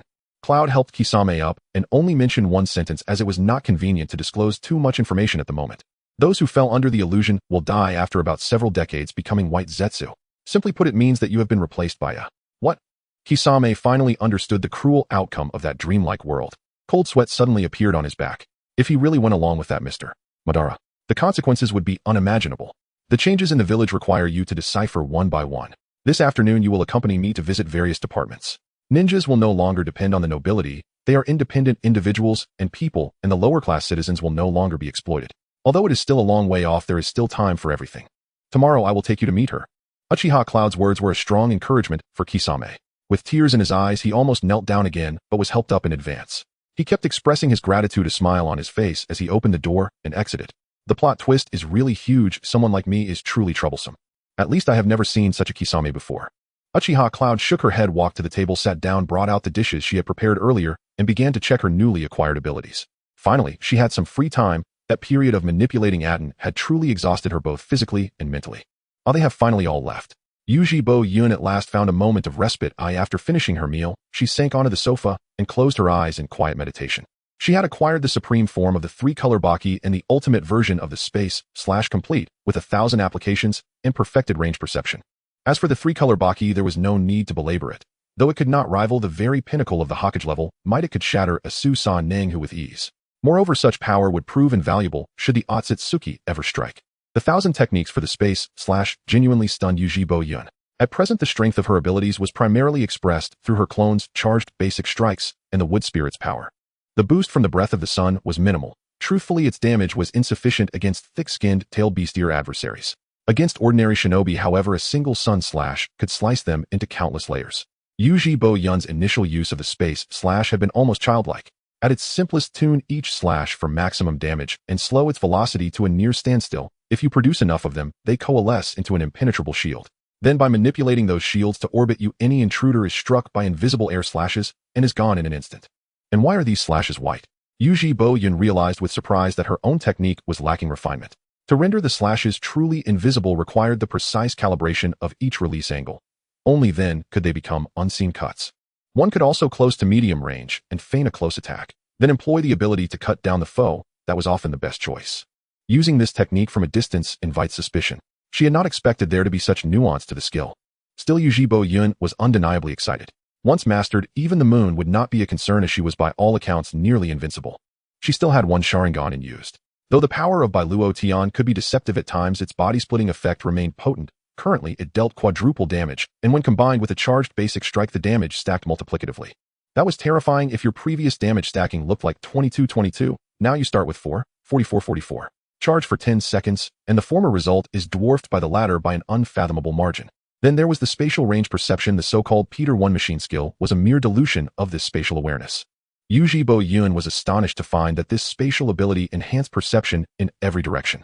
Have you heard of the 6 eyes? Wu Tiaowu, who possessed it, had been inundated with information from birth, leaving him perpetually impatient and self-centered. He once referred to himself that way until a great incident forced him to change. Yet this spatial range perception allowed her to effortlessly cover the entire Earth without strain, and Earth itself was merely the limit of the planet, not the limit of her perception. All accessible information could be instantaneously translated into forms Uchiha Yun could comprehend and gently fed into her mind. Was that not superior to Wu Tiaowu's information intake? This is not to belittle the Six Eyes, merely in this single aspect it fell short. The Six Eyes grants you the ability, but spatial perception gives you possession of it. Space / is augmented by Baki. Uchiha Madara cannot match me. Feeling the tremendous boost from Gue Jiao's mood, Uchiha Yun could not help humming with satisfaction. Ah yes. Aim this one and loosen it a little, got it. Send the one with Earth affinity over here and let it loose. Gue Jiao stood at the village's expanding infrastructure by the newly built port, watching in astonishment as a white-capped foreman directed red-capped genin to construct with astonishing speed. With those who command control techniques, assisting a project that should have taken 6 months was now finished in 3 days. Why didn't I think of this earlier? Gue Jiao rubbed the brand-new forehead protector that Uchiha Yun had just repaired and stared bewildered. He then wandered over to the ninja academy. The bustle on the road made it hard for him to believe his eyes. If not for the familiar veil of mist in the sky letting only pale light through, Gue Jiao might have sworn he was on the street beside the daimyo's residence of Shueijigua. It feels clean, no scent of blood, and so fresh. That was his first impression upon arriving at the academy. Classes were still in session. The 2 gatekeepers saluted when they saw his forehead protector and let him pass. Passing inside, Gue Jiao saw the training grounds of his youth. Memories of comrades slain were overlaid with images of playing with classmates, and both burned into his eyes. He felt his tears and understood why he wept. He was happy. He did not expect to feel such affection for a village he had once despised. This feeling is good, isn't it? A familiar voice spoke from behind. Gue Jiao turned. Zaibu Zhan. Are you Zaibu Zhan? He stared, taking in Zaibu Zhan's simple vest and the unmasked gentle expression and confident smile upon his face. Haha, everyone says the same thing when they see me. When I handed the executioner's blade to Shui, he thought I had killed you. Zaibu Zhan laughed lightly, patted Gue Jiao's shoulder, and pointed to the academy. Lord Shui appointed me principal here, and I accepted gladly. It's rather wonderful, isn't it? Yes. Gue Jiao gazed at the academy. The students' faces shone with hope and longing for the future, expressions he had never seen before, and he smiled. Oh, about different clans and staining of blood. I knew you'd wonder. Do not worry. Lord Shui has made that history public. You know why? But shouldn't that have been sealed? Her reasoning is simple. The villagers must acknowledge and face that history, recognize their mistakes, and change. Only then can Wu Yin village truly become the strongest village. What do you think? At first I opposed it. I thought the villagers were ignorant and did not need to know. But after half a month of the policy, some villagers began to promote the profession of shinobi and donate money.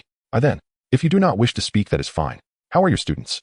When Gue Jiao asked about his pupils, Zaibu Zhan seemed to open up, endlessly praising how powerful and promising they were, and especially singling out a boy named Bai. Is he a bloodline bearer? Yes, he is the inheritor of the ice blood limit. I have high hopes for him. He is gentle though somewhat introverted. I plan to be his team instructor later. A fine aspiration. Good luck. After saying this, Gue Jiao did not hesitate. Since the village had become so well, there was no reason for him to stay. Are you going on a mission? Zaibu Zhan asked as he checked his watch. Class was about to end. Yes, a highly classified mission. Discovery would mean death, Gue Jiao said calmly. He squinted at the setting sun, smiling despite it all. Why are you smiling? Because this is where true beauty lies. I need not pursue any falsehood. Zaibu Zhan, ready to greet his students, turned at those words and found the place empty. Only a single leaf drifted on the wind, leaving the village and rising into the sky. This fellow. Zaibu Zhan shook his head and heard the bell signaling the end of class. Teacher Zaibu Zhan, look. Bai dashed out first, excitedly demonstrating his skill by conjuring a small ball of ice. It seems you have chakra now. How does it feel? Zaibu Zhan smiled and stroked Bai's hair. Bai leaned into the strong hand with affection as his friends gathered around. Gue Jiao visited many others afterward. Mei Ming suffered under relentless training from Master Yuan. Becoming a dual bloodline limit user demanded brutal discipline. That old bastard. Wait until I become the 6th Lord of the Water. He'll get what's coming to him. As he left, Gue Jiao heard the indignant shout, followed immediately by a scream. He felt something unexpected and briefly thought the moment was humorous. How are your wounds? Gue Jiao entered a small room and found Qing. He asked with concern. It's you. It seems you were rescued. My injuries are fine, better than before. I have left the shinobi ranks, though I remain on reserve. I am currently working at the newspaper. She said this and flashed the paper in her hand. Is that so? Tell me about the people you meet at that job. Gue Jiao wanted to converse a while before leaving. He sat and asked Qing, who smiled mischievously. You might be interested. You must have heard of someone named Lin Ping. Lin Ping. Is she a new writer? You don't know? She is only 15, blind, yet her prose is exquisite. Last month, her Rogue Ninja's Diary exploded in popularity in the village. Lord Shui ordered it confined to the village, not to be spread outside. I can understand why. Why so? Lin Ping wrote this. Ninjas are not emotionless tools. They are flesh and blood with loyalty and sentiment. They must not be treated as mere instruments. If you fear their betrayal and merely raise their pay, why not first respect their humanity? She did not urge brainwashing, but equality. Respect each person. If you cannot do that, then your only solution will be to keep paying them more. I see now why it was confined to our village. As long as you understand. Thank you for the explanation. I shall take my leave. Safe travels. Gui Jiao had few friends by nightfall. When the moon rose, his business for the day was done. Although mist often shrouded Wu Yin village, when the moon climbed with stars twinkling, those hazy silhouettes appeared, the dreamlike feeling unique to this land. Time to go. Gui Jiao stood at the shore. He had no place to sleep, yet he did not want his thoughts were tangled, and his heart full of feeling. He suddenly sensed a presence behind him, clumsy and hesitant. The owner tried to move softly, but made small noises, even stumbling with a soft thud, pausing to see if he had turned, then continuing onward. Sensing that awkwardness, Gui Jiao assumed it was not an enemy, who he wondered would seek him out so late. The figure drew nearer until barely a few centimeters away it stopped. It seemed to tiptoe slightly. A gentle hand covered his eyes. A lively, longed-for, tender voice reached him. Guess who I am? Though Atong suppressed her voice, Gui Jiao trembled and blurted the name at once. Atong, is that you? He asked as a statement made into a question. Oh, you silly fish. No romance at all. You had no sense of drama. I hid so well. Atong sprang before Gui Jiao and poked his nose. He saw her wearing the dress he had bought her and smiled. Thank you for the dress. It's a little awkward to walk in, but it's so pretty. I love it. Atong noticed his look, lifted her skirt, spun once and laughed. If you like it. Gui Jiao began, but Atong hugged him fiercely, pressing herself against his powerful chest, her face flushed visibly. Wait until I finish the line, then you can say the next word, okay? Atong's eyes shone with mischief, afraid he would back out. Gui Jiao nearly spoke the word, but realizing the situation, he covered his mouth and nodded. Atong smiled, hands behind her back, and walked to the water's edge. Her feet dipped in the surf as moonlight and starlight bathed her. I like you. Please go out with me. Is that okay? Dried persimmon, Gui Jiao. Atong shouted into the night, safe in the distance from the village and anyone else. Moved by her earnestness, Gui Jiao nodded hard and lunged forward, embracing Atong. All right. Shortly after that tender moment, the two appeared together on the same beach. I told you so, she murmured. Rescuing that child had been the right choice. Afterward, Gui Jiao would be bound to them forever. He would never waver. Yun gazed out at the sea as moonlight layered itself over the waves. Holding Dai Tu's left hand, she smiled and said, so that was why something fell off then. All right, I accept your idea, but next time let me know beforehand. Dai Tu was unusually unruffled by the omission. He clearly sensed Yuji Bo Yun quietly seeking his praise. Thanks to you. He looked toward the shoreline, though his gaze seemed directed at something else beyond the sea. The next day, Obito and Kisame arrived as scheduled. They had traveled a long distance to the land of rain. This is a country that does not allow for much peace. Even now, incidents of vandalism, theft, and robbery only seem to improve once one reaches the hidden rain village. Here lies the main base of the Akatsuki organization, where the people live relatively well, all expressing gratitude for the gifts from Lord Angel. Obito said little, maintaining a quiet demeanor throughout the journey. Kisame, however, chattered away, having become much more cheerful since confirming his relationship with Itachi. Before leaving, he even planted a kiss on Itachi's face, causing the latter to blush deeply. Ah, is this the Akatsuki's base? Kisame laughed, gazing at the tall tower overhead. A girl surrounded by paper fragments dressed in Akatsuki attire slowly descended. Mr. Madara, is this the new member? Kisame. Konan glanced warily at Obito, then looked at the smiling and righteous Kisame with a hint of confusion. Yes, that's right. Let's go. Obito was at a loss for words. Indeed, sometimes he felt that Uchiha Yun's policies were not very effective. If Obito had killed that girl, Kisame would certainly have been fully convinced of the Moon Eye plan. However, that girl was not dead, and was now with Kisame, which was also fine. It was better to hold leverage over someone than to trust that they would believe in you. At least that was what Obito was thinking. Meanwhile, Kisame was preoccupied with his surroundings. Since entering, he had been constantly observing everything, his instincts as an intelligence officer urging him to take note of everything around him, planning to share it all with Miss Yun at the first opportunity. Please come in. Konan politely invited the two inside, and they said little as they entered. Hello, I am Pain the God. Before joining the organization, I want to share my philosophy. I intend to collect all 10-tailed beasts to create the most powerful weapon in the world to deter our enemies and bring peace to the world. However, before that, I need to make the 5 great villages feel the pain of war, and then I will wield such power. Upon seeing the two, Nagato first looked warily at Obito, then roughly explained his theory to Kisame. That's a good idea. So this Lord Pain is the leader? Kisame inquired while Konan nodded beside him.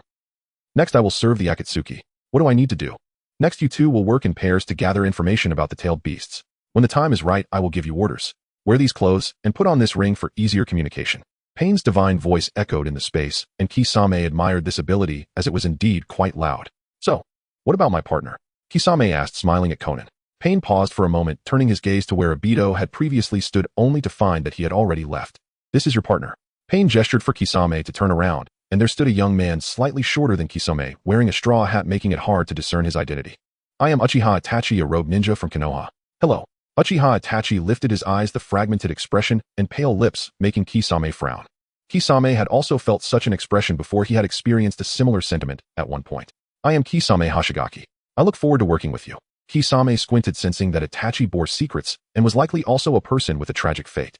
He smiled gently, albeit with an odd laugh, and extended his right hand to shake Itachi's. This child seems to be just over 10 years old, having left the village at such a young age.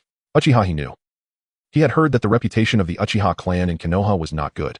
Kisame found it hard to understand. After all, they were one of the founding families of the village, but lived in such dire straits. However, Kisame knew that among the two founding families, the Uchiha were the better off ones, as they had survived while the Senju clan had disappeared entirely except for the legendary Tsunade. Do you really like eating dango? Kisame asked as he sat at a small shop with Itachi, taking a bite of grilled meat while gazing at Itachi. I don't like it now, I just got used to it. Kisame watched as Itachi held 3 sticks of dango, neither just 1 nor 2, but 3. 3 dango are quite a lot. An ordinary person can usually eat enough from 1 stick, as the rich sticky rice and exquisite sweetness often leave one unable to eat more after just 1. Yet Itachi had bought 3 full sticks, suggesting a close connection to his past experiences. Suddenly Kisame was jolted awake. He forcefully patted his head, feeling somewhat distressed. Why did he always analyze things this way? It was just a habit. Can you tell me your story? Kisame decided not to play coy. He lowered his head, gazing sincerely into Itachi's eyes as he asked earnestly. To his surprise, Itachi appeared a bit astonished. He lifted his eyes wearily, the heaviness in his eyelids revealing his mental fatigue. When he noticed Kisame's expression, he smiled silently. I am from Konoha, but my family was targeted by the villagers, abandoned by the Hokage, and despised by a vile person. That person took away my best friend, brainwashed her, and used her to kill us, and then... As Itachi recounted his story, Kisame began to learn about Konoha's recent history. It turned out that after Itachi's friend disappeared, Danzō repeatedly pressured the 3rd Hokage to label her as a rogue ninja. Itachi's father wanted to exploit the incident to regain political power for the Uchiha clan, and all of this was a clash of interests. Itachi found this utterly boring. He believed such actions were meaningless and an insult to his friend. He did not understand his father's actions, nor did he understand the 3rd Hokage's tacit approval. He activated his Mangekyo Sharingan and trained day after day with another friend. On the night of his promotion to an elite jonin, he went to the route. He attempted to assassinate Danzō. At that time, Danzō had not yet implanted that row of Sharingan, possessing only the one in his left eye. But he quickly failed. However, Itachi still managed to sever one of Danzō's arms, the right one. When Danzō revealed his Sharingan, it attracted most of the Umbu to the scene, allowing Itachi to warn the 3rd Hokage and his father, who had been prepped well in advance. Thus, Danzō's Sharingan was discovered, and the Uchiha clan found a new high ground, using this opportunity to slightly enhance their political standing. The 3rd Hokage also discovered Danzō's secret. Enraged, he stripped Danzō of his position and arranged for him to be hospitalized, ostensibly for monitoring. Itachi used his power to ease the relationship between the village and the Uchiha, but it was only a temporary measure. Yet he could not think of any better solutions. Following this assassination, he secretly left the village under the 3rd Hokage's orders to search for his friend. This is my current story. It has nothing to do with the organization. I came here solely to find that person. I still do not know where she is now. Who is that person you speak of? Is it Uchiha Yun? Kisame had been cheerful at the outset, but as he listened to Itachi, he became more subdued. The longer he listened, the more unsettling the feeling grew. What? Upon hearing that name, Itachi reacted instantly, standing up abruptly from the table. No one else was dining in the shop. He swiftly activated his Mangekyo Sharingan, staring at Kisame with a terrifying gaze. Where are you from? Itachi composed himself and politely sat back down. He closed his Sharingan, trying to ask calmly, though Kisame could clearly see his lips trembling. I am from the village hidden in the mist. If the information is correct, the Uchiha Yun you mentioned should have been rescued by someone from our village. She is currently serving as the temporary Mizukichi. Do you want to meet her? Kisame extended the invitation, showcasing his strong analytical skills. Based on Itachi's description, Miss Yun had been taken from Konoha by someone dressed in a black cloak and mask, disappearing into thin air, clearly the work of Uchiha Madara. Moreover, through Itachi, Kisame felt a strange sense of being an observer, learning about Miss Yun's past. His emotions were off. The feeling of having lost Akatsuki returned. So Yun also. Kisame felt a pang in his heart. Being fellow wanderers made him both pained and relieved, thankful that the suffering could meet. After all, we are all collecting tailed beasts. The village hidden in the mist also has the 3 tails. Let's visit the village. I'll take you to meet her. But before that, I need to explain our relationship. Itachi looked up in confusion as Kisame briefly summarized how Uchiha Yun had saved him, touching upon Akatsuki's matters, including warnings about Uchiha Madara. Is that person really Uchiha Madara? Itachi voiced his doubts after hearing all this. As a member of the Uchiha, he understood this history very well. If it truly were Uchiha Madara, how could the Shura of the ninja world engage in such petty dealings? It shouldn't be so low-key. Perhaps. Kisame shook his head. He certainly knew that the person was not Uchiha Madara. He had seen the portraits. That person merely needed an excuse, and indeed they were from the Uchiha. He would not question or doubt as he was not from Uchiha Madara's side. He was with Miss Yun. So I want to ask you what will happen after you see Miss Yun. Kisame posed his own test, his shark-like eyes fixed on Itachi. I will continue to stay in the organization, perhaps provide intelligence for Konoha. To be precise, for the Uchiha clan. I cannot remain in the village any longer. Perhaps my friends still believe the village can be saved, but I know the contradictions are irreconcilable. I am thinking of ways to relocate the Uchiha clan to other regions. Itachi shared his thoughts, though honestly he lacked confidence. For the past year he had been reading the diary left by Uchiha Yun. After her disappearance, Shisui had been assigned numerous tasks by the village, leaving him unable to extricate himself. Itachi knew what the village intended, so he had resigned from all positions to focus on reading that diary. The contents of that diary were something he no longer wished to recall, but he knew that without it he might have ended up killing an Uchiha. Wait, you said you want to relocate the Uchiha clan? Kisame nodded, then suddenly looked astonished, staring at Itachi with exaggerated surprise. Yes, what's the matter? Itachi regarded Kisame's expression, suddenly feeling speechless. The young man wore a deadpan face, staring back. Well, it's nothing. I just want to ask you one thing. Kisame suddenly turned somewhat ingratiating, grinning as he moved closer to Itachi, even attempting to squeeze his shoulder, unfazed by Itachi's unchanged demeanor. Itachi now fully understood what kind of person this shark was. The land of water is not impossible. Coincidentally, Yun is there serving as the Mizukage. I will consider it. Although Itachi did not understand how Yun became the Mizukage, if that were indeed the case, he could think about it. In truth, both Kisame and Itachi were of the same kind, and they had a significant flaw during their exchanges. They both unconsciously trusted each other due to the similar aura they emitted. Kisame could ask his questions without hesitation, and Itachi could also speak freely about his matters, at least with no one else around, and he hadn't immediately revealed his friend's name. Perhaps this could be considered a meeting of the minds. Thus the two simultaneously gazed toward the hidden mist direction, though it was still far away. The sky in the land of rain continued to drizzle, and the sun could only break through in pale light. A haze spread across the entire ninja world, obscuring the direction ahead.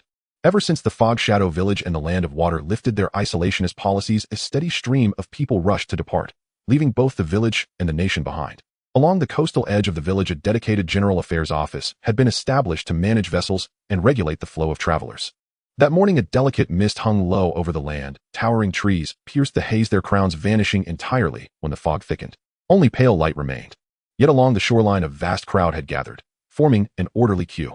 Some bore enormous burdens upon their backs, others clutched leather satchels in hand, still more traveled with entire families in tow. Yet all shared a single purpose: to leave this place. At the very end of that line stood a child, slowly probing the freshly poured concrete path with what appeared to be a wooden cane. She had short black hair and gray irises, blind it seemed, and bore faint traces of hardship upon her face. Yet her lips curved upward in quiet confidence, her brows arched gently. Standing nearly 6 feet tall, she was unusually tall for her age. An unremarkable girl at first glance, not strikingly beautiful, yet radiating such palpable self-assurance and serene optimism that passers-by could not help but glance back. Yes, this was our protagonist, Uchiha Yun. Though her lips held a gentle smile, a wry inner commentary flickered beneath. I arrived here at 5 a.m. Yet there's already this many people. Oh well, character consistency comes first. She currently embodied the persona of Rinping, a blind female writer. A massive trunk rested upon her shoulders, yet she carried it with effortless ease. She had carefully crafted Rinping's identity around the one figure she most revered from her past life. Fortunately, her innate ability, natural embodiment, allowed her to inhabit the role flawlessly. Without it she doubted she could ever have pulled it off. Maintain order. Present your boarding vouchers one by one.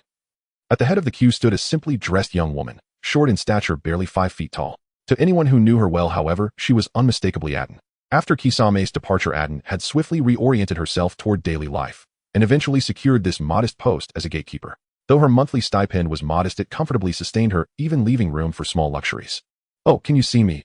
By 8 a.m. After greeting each traveler in turn, Aten finally reached Uchiha Yun.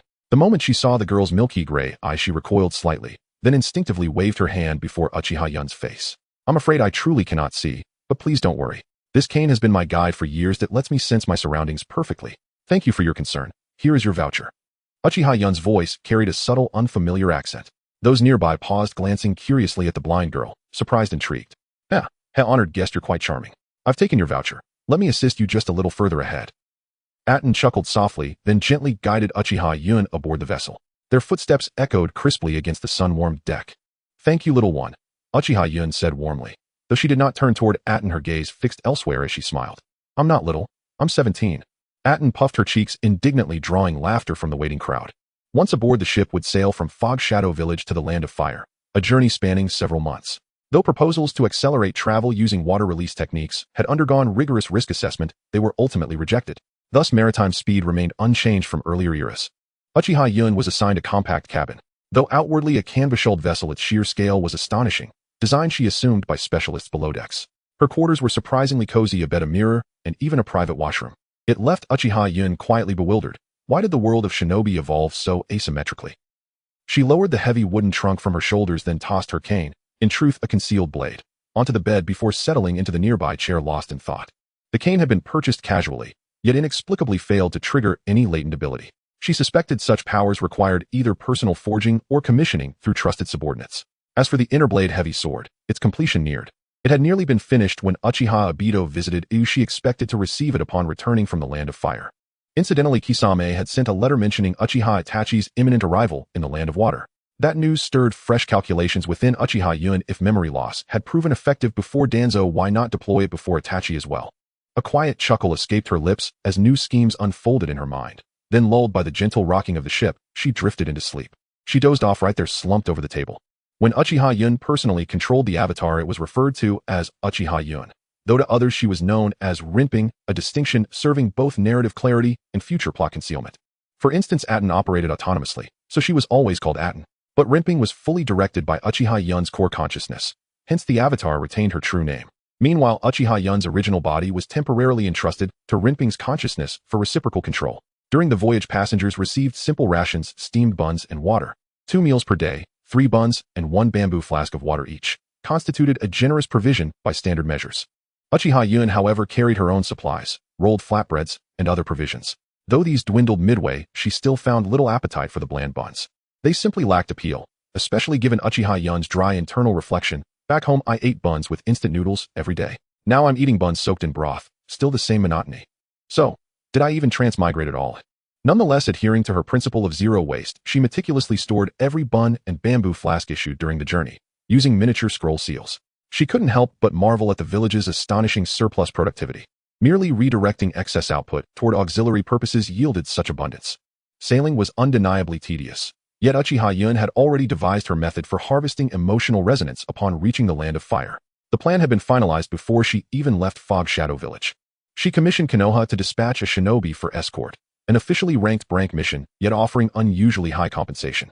Posted only last month, it had already been accepted. Her return to Konoha served more than emotional gain. She also intended to explore the Konoha archives under the pretext of openness, seeking first-hand insight into why Konoha thrived. A pragmatist by nature, she refused to rely solely on inherited memories.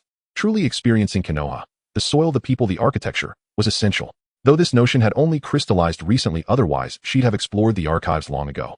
Yet another deeper motive drove her. Uchiha Yun struggled to envision how socialist ideals might take root in a world governed by chakra and combat. In her former life, equality stemmed from universal human limitation. Strict firearm regulations sufficed for stability. Here, however, power dictated legitimacy. The stronger fist wielded final authority. So she resolved to emulate pioneering scholars researching chakratonergy, converters capable of powering advanced weaponry. Such innovation demanded robust technological infrastructure. Thus, she planned to attract scientific talent to Fog Shadow Village through targeted policy incentives. This initiative primarily addressed civilian advancement, yet she would never abandon the shinobi profession. In practice, shinobi functioned as elite military forces, making Konoha indispensable to her strategy. She sought to understand precisely why Konoha produced so many prodigies, both among civilians and shinobi alike. While fertile land and harmonious society likely contributed, she sensed deeper structural causes remained undiscovered. Had she voiced these thoughts on any pre-transmigration Naruto fan forum, ridicule would have been inevitable. Yet Uchiha Yun felt certain her instincts held meaning, even if the rationale eluded her now. She refused to become merely powerful in isolation. There had to be purpose behind this conviction. She would find it. She believed unwaveringly that she would. Lost in such reflections, she sailed onward, until the Land of Fire emerged on the horizon. Meanwhile, days earlier in Konoha, Hokage Tower, ANBU Kakashi reporting. Enter. The door swung open. Kakashi, tall newly adult with weary shadowed eyes, stood before the third Hokage. How is your emotional recovery progressing? Sarutobi Hiruzen set aside his pipe, gazing fondly at the young man flourishing before him. Kakashi exhaled faintly, then spread his hands. Thanks to you, Lord Hokage, and my friends, I'm doing remarkably well. So, may I ask why you summoned me today? In truth, Kakashi had discovered no real path to healing, yet he refused to disappoint the Hokage's faith or his friends' hopeful gazes. His sole anchor remained Obito's words. He remained adrift, but concealed it well. Indeed, it seems promising. You're aware the Land of Water and Fog Shadow Village have opened their borders. Yes, and Fog Shadow Village has appointed a new Mizuki. Kakashi, we've received a protection request from Rinping, a renowned rider from Fog Shadow Village. Though officially ranked, the reward is substantial. I wish to assign this mission to you. Understood. A spark flared briefly in Kakashi's eyes. He too longed to step beyond Konoha's walls. Additionally, Hiruzen paused. Kakashi bowed his head instantly. He knew precisely what followed would carry weight. Though the new Mizuki's name, Mizuki Yun, is confirmed, Fog Shadow Village refuses to disclose gender or imagery. Our intelligence channels remain silent. Yet Rinping reportedly met the fifth Mizuki after receiving an award, so the third Hokage trailed off deliberately. Kakashi nodded, understanding perfectly, and departed without another word. Uchiha Yun disembarked with the teeming crowd. Once the throng dispersed, she remained motionless, waiting patiently where she stood. It was now 6 a.m. Days had passed. The Land of Fire's environment proved markedly superior to Fog Shadow Village's sunlight already bathed the sky, while birds trilled cheerfully in nearby groves, a scene of tranquil harmony. Yet Uchiha Yun's attention remained fixed on a barren stretch of land to her left. Rinping, though blind, possessed 3 extraordinary abilities layered onto her form: omnidirectional perception, the 3-colored haki, and spatial cleavage. Thus Rinping was formidable, yet such powers demanded careful staging. Wouldn't it be far more elegant to first cultivate genuine emotional bonds, then unleash these abilities in dramatic, emotionally resonant moments? Even as she mused, Uchiha Yun's shoulders tensed almost imperceptibly, her grip tightening on the wooden cane. On that desolate patch lay a family, emaciated, lifeless, dead for some time. Uchiha Yun sighed inwardly at the Land of Fire's administrative negligence, then turned away from the grim tableau, selecting a clean spot to resume her wait. You must be the rider Rinping. I am Kakashi Hitaki, an elite jonin dispatched from Konoha. Just call me Kakashi. I'll escort you safely to the village. A voice sounded from afar. Then in the blink of an eye, Kakashi stood before her. Towering a full head above her, he looked down at the blind girl with detached neutrality. Ah, you've arrived at last. Let's begin. I trust you'll bear with me along the way. Shall we go? Her voice, laced with subtle, unfamiliar cadence, immediately unsettled Kakashi. Kakashi blinked, scratching his silver hair in mild disorientation, then stared startled at the colossal trunk strapped to her back. Just a child. Especially since Rinping was blind, though clearly capable of independent navigation. Still, given the exorbitant reward and protective mandate, Kakashi set aside his beloved Aika paradise and stepped forward, kneeling to lift the trunk onto his own shoulders. Since the fee is so generous, I'll shoulder this burden in kind. Let's go. The moment he hoisted it, he nearly staggered. Good heavens, it's heavy. His voice tightened slightly, and he glanced at Uchiha Yun with renewed sharp-eyed curiosity, then fell silent, deep in contemplation. Thank you. I feel wonderfully light now. Onward. Her smile never faltered. And so the two set forth together. The two walked side by side along the road. During the journey, Kakashi pondered many things, yet hesitation held him back until after much internal debate, he finally spoke. His question was perfectly reasonable, and indeed Kakashi himself found it strange. The third Hokage's assignment had subtly shifted how he now regarded the protagonist. Her identity remained ambiguous, and her demeanor calm and unassuming, lacked any trace of arrogance, prompting him to ask, "This is actually a matter I'm happy to share. Truth be told, it's my first time visiting this land. As a rider, I must immerse myself in local customs and traditions. But since I cannot see, I require a guide intimately familiar with this region. Thus the shinobi of Konoha village were my natural choice. As for why I chose no carriage, quite simply, I did not wish to." Her words momentarily stunned Kakashi. He narrowed his solitary eye, offered a faint smile, and scratched his silver hair with his right hand. "You are refreshingly candid and forthright." Thank you for the compliment.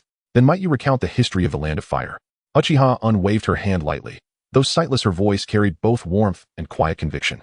"The Land of Fire. I confess its historical development is not well within my knowledge. But Konoha village, that I could speak of at length. Which would you prefer first?" Kakashi spread his hands before him as he walked ahead.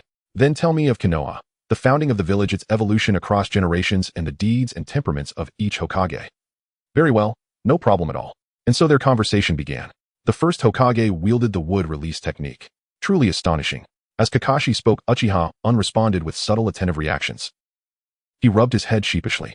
He had just recounted the pre-village era, yet judging from Yun's expression, she seemed utterly unfamiliar with even the most foundational lore. "Frankly, your information network appears severely underdeveloped," he muttered, launching into gentle critique. In truth, I am already broadly aware of such facts, but only what emerges from your lips feels worthy of true remembrance." Uchiha unlaughed softly, her fingers deftly scribbling notes in a small notebook, pen gliding swiftly across the page. Kakashi glanced briefly at her notebook and broke into a cold sweat. Her transcription speed was extraordinary. She captured every word he'd spoken at normal conversational pace, yet something about it struck him as uncanny. "Wait. Are you blind?" Kakashi suddenly stiffened, his body halting mid-stride. his pack still slung over his shoulders. His mind raced, then blurted out the question. Instantly, he regretted it, wishing he could strike himself across the face. It seems we're alike in that regard. Yes, I am blind, but my memory remains sharp. I once saw clearly. The reasons behind my condition are intricate, perhaps too complex to explain now. Suffice it to say, aside from running, I function much like anyone else. Uchiha continued writing, while smiling warmly in reply.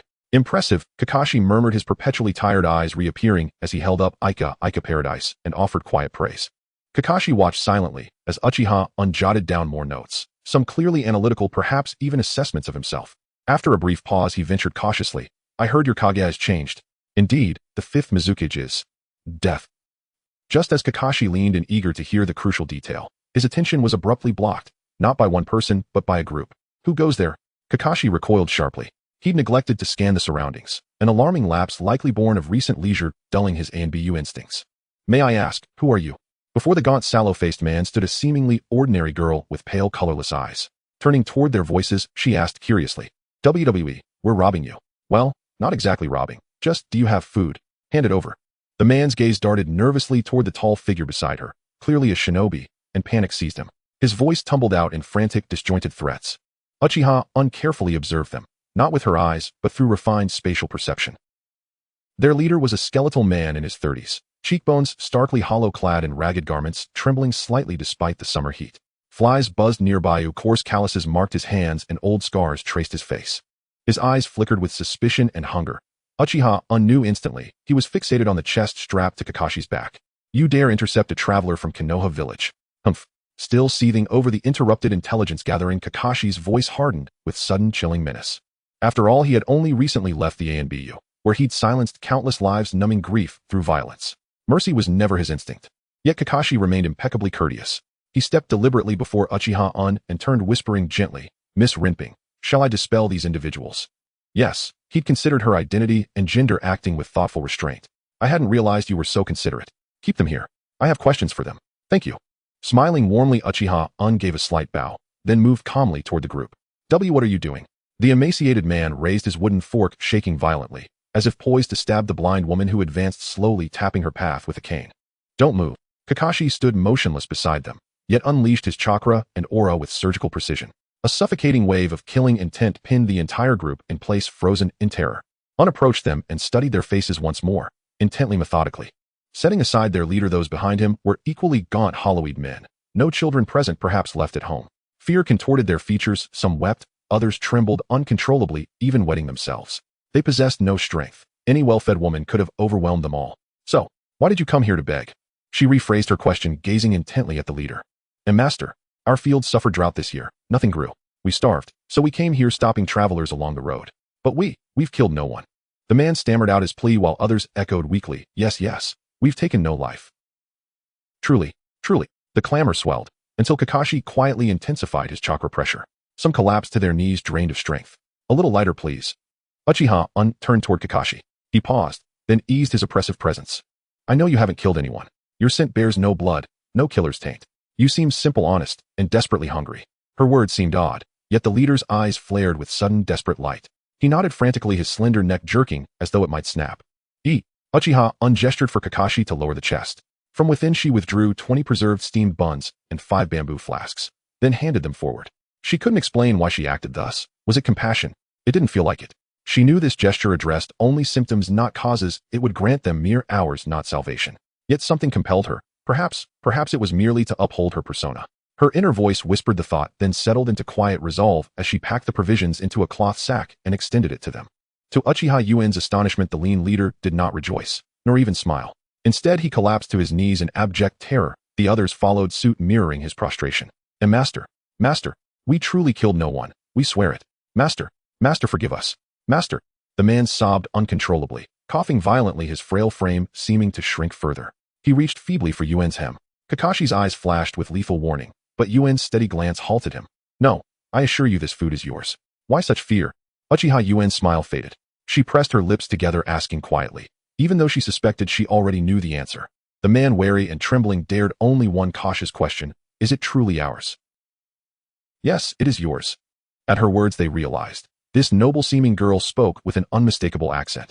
They scrambled upright, ignoring dust on their knees, bowing profusely and snatching the sack before hurrying away, slowly yet with urgent gratitude.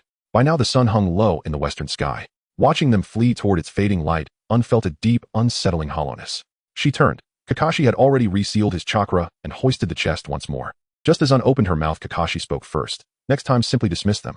Offering aid invites danger. Hearing his matter-of-fact tone, Un frowned. Rare for her. Does this happen often? Yes. Then, it's beyond our purview. The Land of Fire's government bears that duty. And the people of Konoha, they fare reasonably well. Yet I've heard the Land of Fire possesses vastly greater resources than its neighbors. Why then does such disparity persist? Why does this exist? I don't know. Kakashi faltered. Such blunt, unvarnished inquiry was rare, even alien to him. You do know? You've simply grown accustomed to it. Unturned and walked ahead, her voice unwavering. Since my birth this has been the way. Kakashi tucked Ika paradise away, his gaze a steady certain. If something has always been thus, does that make it right? Moi. Kakashi blinked, unprepared for such a direct retort. He hadn't grasped her meaning at first. Unturned again, her profile silhouetted against the setting sun. Must what has always existed therefore be just? Why did Hashirama Senju establish the shinobi villages? Why did his brother Tobarama found the academy, and later the ANBU? None of these institutions existed at the beginning. Her voice carried quiet frustration, yet Kakashi stood utterly still, stunned. Once more uncertainty clouded his eyes. Was it true? That precedent alone conferred legitimacy. His father too. For the remainder of the journey to nightfall, neither spoke. Silence stretched between them, heavy and unbroken. Along the way, Kakashi noticed, unsmoked. Cheap tobacco lit only after their earlier conversation had concluded. I didn't expect you to smoke. In the evening, Kakashi's emotions had calmed down a bit.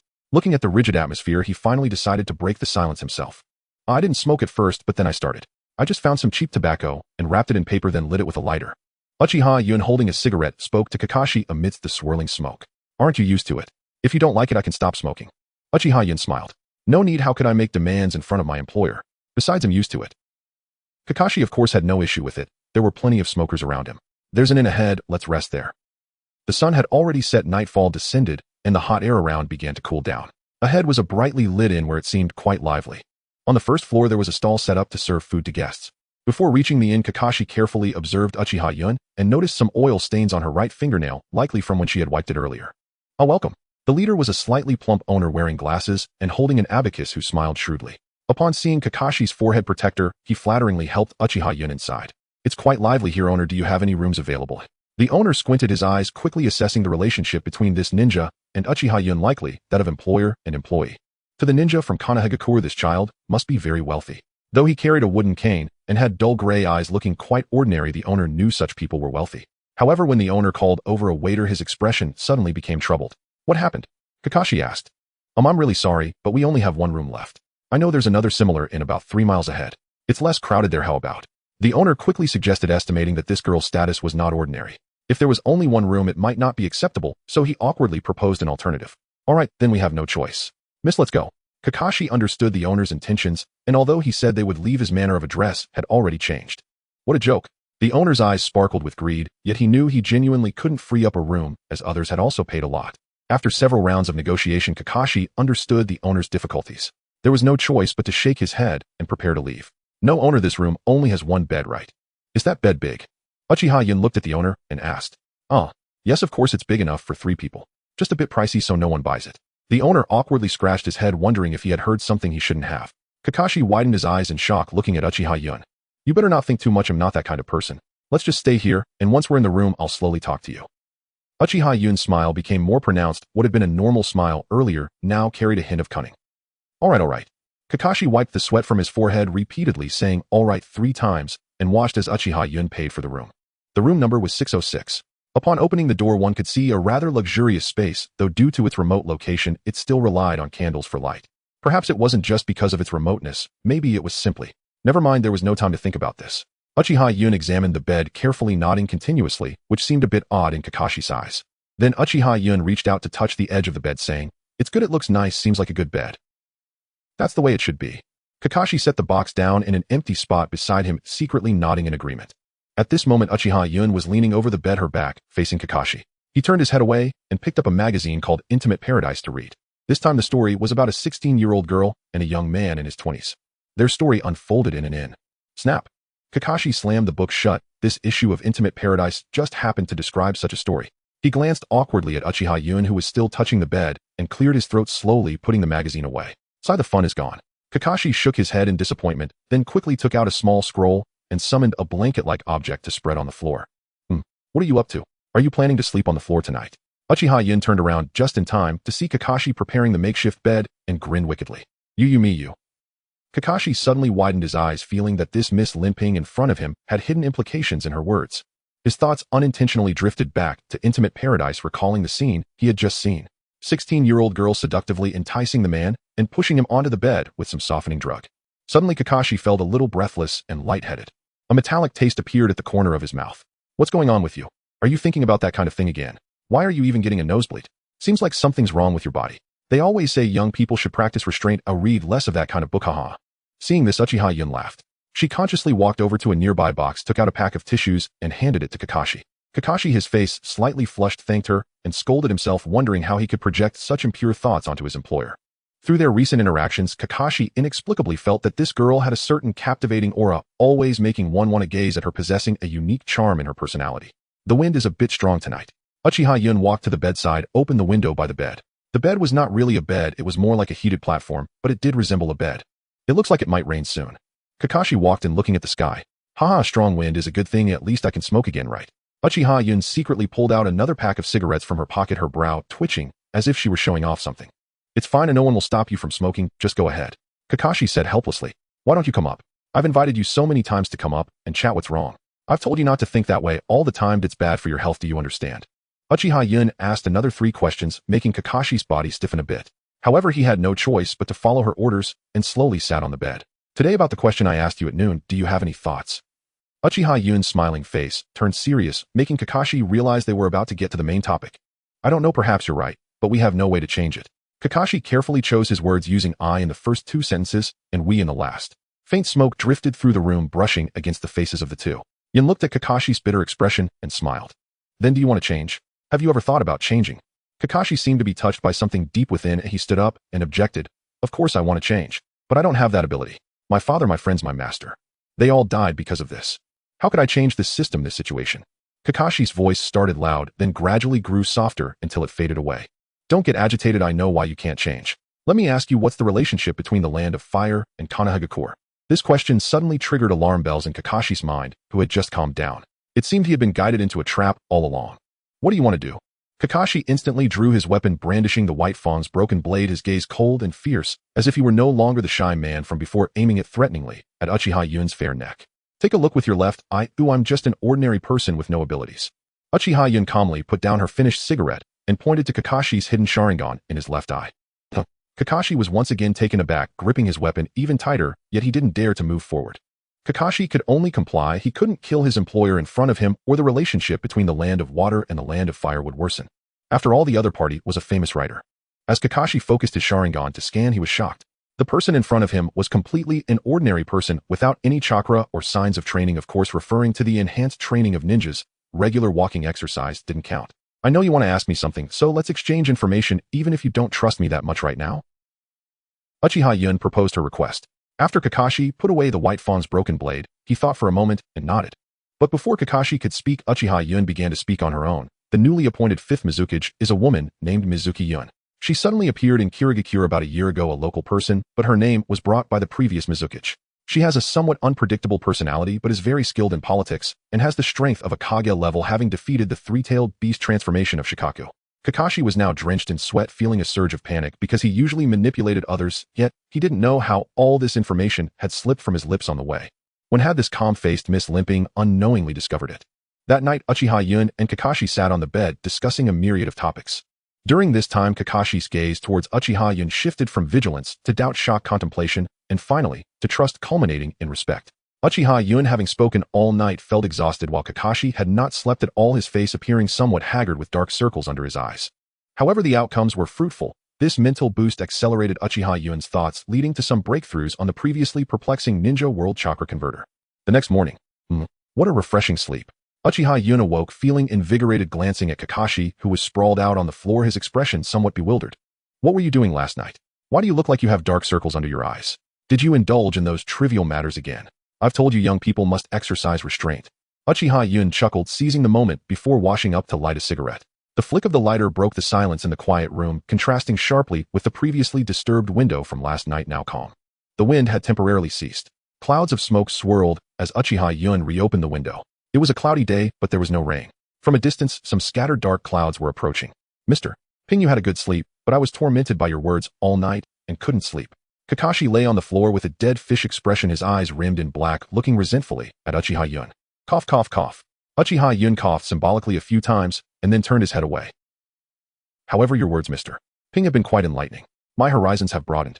I wonder if I can now be considered a comrade in your eyes. I said you are still half a comrade and half a ninja. How so? Uchiha Yun laughed lightly, then set aside the cigarette he had quickly finished. He sat cross-legged next to where Kakashi lay and lowered his head, saying, You know, after hearing my words, you have begun to reflect and question your past. This is a very good phenomenon indicating that you possess the will and the mindset for improvement. Why do I say you are half a comrade?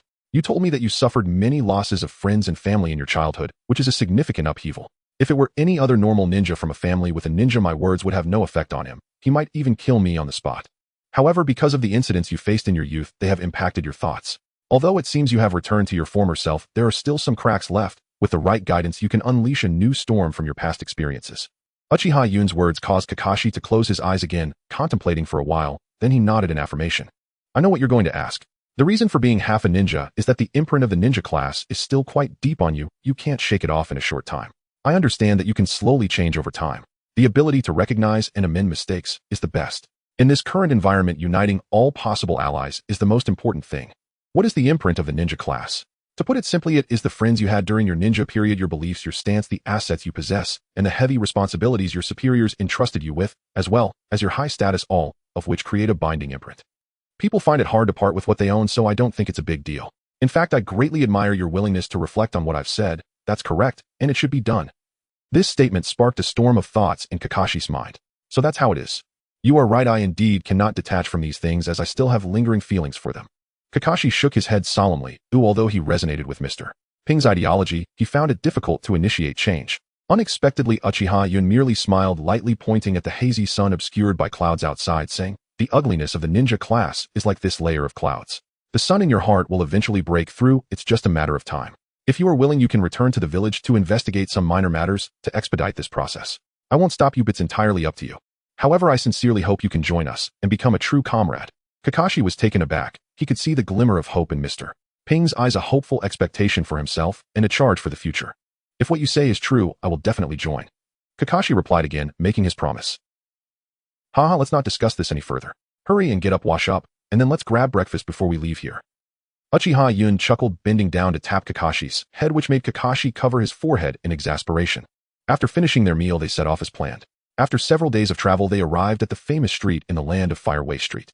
This place is the wildest and most prosperous entertainment venue in the land of Fire, featuring gambling houses, brothels, and various taverns. However, it is also a den of filth. Under Uchiha Yun's deliberate or accidental influence, Kakashi brought Mr. Ping here. Upon entering, they could feel the surrounding hustle and bustle, the joy and the smell of alcohol wafting through the air. Nearby, some warriors patrolled, seemingly maintaining order, but was it really so? Did it really seem so peaceful? Uchiha Yun couldn't help but ask Kakashi, who responded in agreement. This is the largest gambling venue. Come with me. You use transformation jutsu to become a commoner and support me as we go in. Remember, from now on you are my older brother. Uchiha Yun glanced at the gambling venue before narrowing his lips, commanding Kakashi beside him, who nodded in agreement. He transformed into a young man with black hair, then supported Uchiha Yun as they entered. It's lively at the entrance here. Two warriors opened the door, one holding a wine bottle, drunk, pouring liquor on himself, appearing very relaxed. Of course. Hey. Wait a moment, this is a gambling place, not for kids like you to enter. One of the warriors was joking with a friend when he suddenly spotted Kakashi disguised as a commoner and the little girl holding his hand, quickly stopping them. Oh, it's nothing. My sister is a bit interested in this place if she wants to come and take a look. That's not allowed. The warrior on the left refused, while the drunken warrior beside him said nothing. Take him out. Just then the curtain of the house was lifted and a sorrowful-faced man was thrown out by 3 or 5 burly men, landing painfully on the ground before them, then leaving in disgrace. Seriously, no money, no wife, and no brother, and yet he dares to gamble. Puff. A thin, cunning-looking man glared at the fleeing male and scolded him. Moi. What are you doing standing at the door? The big boss inside spoke, and the two warriors instantly snapped to attention, hurriedly recounting what had just happened. Oh, do you have money? The thin man asked this question. Uchiha Yun raised his head, looking at him with gray eyes, while also using his perception to gauge the man.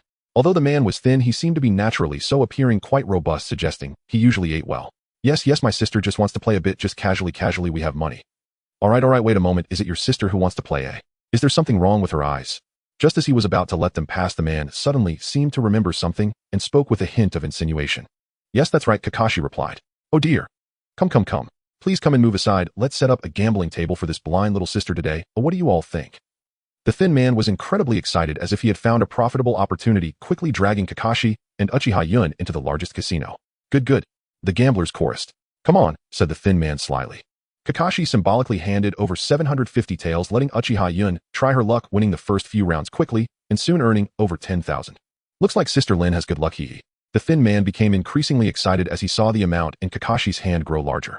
After saying this, he subtly waved his hand, and the man rolling the dice displayed a glimmer of excitement in his eyes. Nearby, the burly henchman edged closer unnoticed. Let's go big next, how about it? Let's place a bet of 10,000 taels. After all, your sister has luck, what do you say? Yes, who knows that 10,000 taels might instantly turn into 100,000. It doesn't really matter, if we lose, we lose. Exactly, let's bet it all. Under this coaxing, Kakashi seemed to feel a twinge of excitement. He nudged his sister beside him, his eyes gleaming. Hooked. The nearby gamblers focused intently on the dice. The thin man stepped back, signaling the burly men to move in closer. Under Kakashi's guidance, Uchiha Yun placed the 10,000 chips on the small. In fact, Kakashi knew the odds of gambling well. This time, no matter what he bet on, he was bound to lose. But the following developments were beyond Kakashi's expectations. Rumble, is it coming? The man rolling the dice moved his hands up and down, creating a shaking sound, then instantly placed them on the table to reveal the result. The surrounding gamblers surged forward as if receiving some signal, pushing Kakashi out of Uchiha Yun's view, preventing him from seeing the contents on the gambling table. Is it big or small? Little sister, do you want your brother to help you take a look? Thank you. After receiving a reply, the few gamblers with anticipation in their eyes pointed at the 124 on the dice and shouted loudly, that's big. Right? This is clearly big. Exactly, this is big. Brother, you owe a full 50,000 taels. The sounds of mockery and laughter filled the air, but they failed to notice the increasingly calm expression on Kakashi's face as he slowly walked to Uchiha Yun's side. Nearby gamblers trying to push him away found they couldn't budge him at all. Instead, they were forcefully knocked to the ground, staring in horror at Kakashi. Brother, what is this? A girl's voice echoed in the silent gambling house. This is small, we won the previous bet. Kakashi's calm voice resonated in the gambling house, and the burly men nearby seemed eager to move. Then a puff of smoke appeared. Jonin Kakashi made a grand entrance. What is a leaf ninja? Damn, we're done for. The gamblers, upon seeing the forehead protector on Kakashi's head, frantically fled, and the thin man could not stop them. I don't want to stir up trouble. This time let's pretend we were never here in this gambling house, alright? Kakashi softened his tone, but his hand was gripping the White Fang's broken blade. Alright. The thin man nodded vigorously. In this situation, the burly men, shaken by the aura of killing intent, could only watch as Uchiha Yun and Kakashi left. Stepping outside, Uchiha Yun remarked, this is as I expected, sigh. He looked up at the sky, while Kakashi remained silent, simply following beside him. Kakashi picked up a box he had left at a certain spot, and then caught up. Just as they left the bustling street and walked towards a more secluded area at a port, an old man stood there trembling as he leaned on a cane, extending his hand, holding a tattered bowl, seemingly begging. The tone of this place was different from the lively way street leaning towards the cold. Elder, are you hungry? Uchiha Yun skillfully led Kakashi to the old man's side, offering him the bun and bamboo tube. She raised her head to see the old man's face, her eyes widening in shock. The old man's face looked as if it had rotted. His cheeks were sunken like bones, his skin dry, and his gray hair appeared blackened by years of grime. His eye sockets were deeply sunken, revealing only the eyes that squinted at them, devoid of vitality. This scene greatly shocked Uchiha Yun, who had traveled here. Her hands holding the bun and bamboo tube froze, her gaze fixed on the old man's face. Oh, thank you, sir. Thank you, miss. Thank you, miss. The old man grabbed the bun and bamboo tube as if they were a lifeline, without a moment of thought, quickly shuffling away with a staggered pace toward the alley. Follow him. Uchiha Yun's trembling voice came through, and Kakashi placed a hand on her shoulder, trying to calm her, though it was impossible. They slowly walked into the alley, the cleanliness outside contrasting sharply with the dirt and chaos inside. The deeper they went, the uglier and more fly-infested the scenes became, filling the air with a nauseating stench.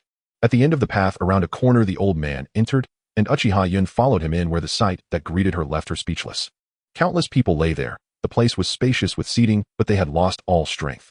It was an unattended courtyard, with some crying bitterly, others burning with fever, while children wailed in agony. Some had long since passed away, while others were still fainting nearby. Most of their faces resembled the old man's, while the women's eyes showed even more lifelessness. The children they held were either as thin as bamboo poles, or had swollen bellies. Do not mistake this for anything good, it was the result of years of starvation. Uchiha Yun did not wish to speak further about the subsequent events on the road. She said nothing, merely smoking continuously. The box on Kakashi's back became much lighter, his face etched with worry.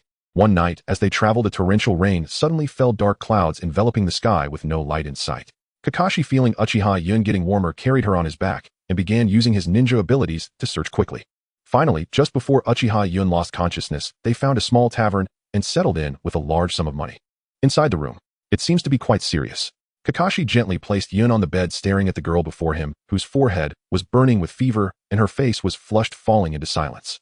He said nothing and silently walked to Uchiha Yun's box, opening it to search for something inside. In my box on the second layer from the bottom on the right side, there are some medicine. Please help me get it. Thank you. Uchiha Yun's weak voice came from the bed. She struggled to turn onto her side, facing the searching Kakashi. Right now you should try not to speak. You are just an ordinary person and a high fever can have serious effects on your body. Take care of yourself and recover well. They'll handle the medicine for you. Though Kakashi wasn't very skilled at taking care of others, he knew that this Miss Ping, despite her lofty ideals and intelligence, was still an ordinary girl. Given his strength, he felt he could help her during her illness.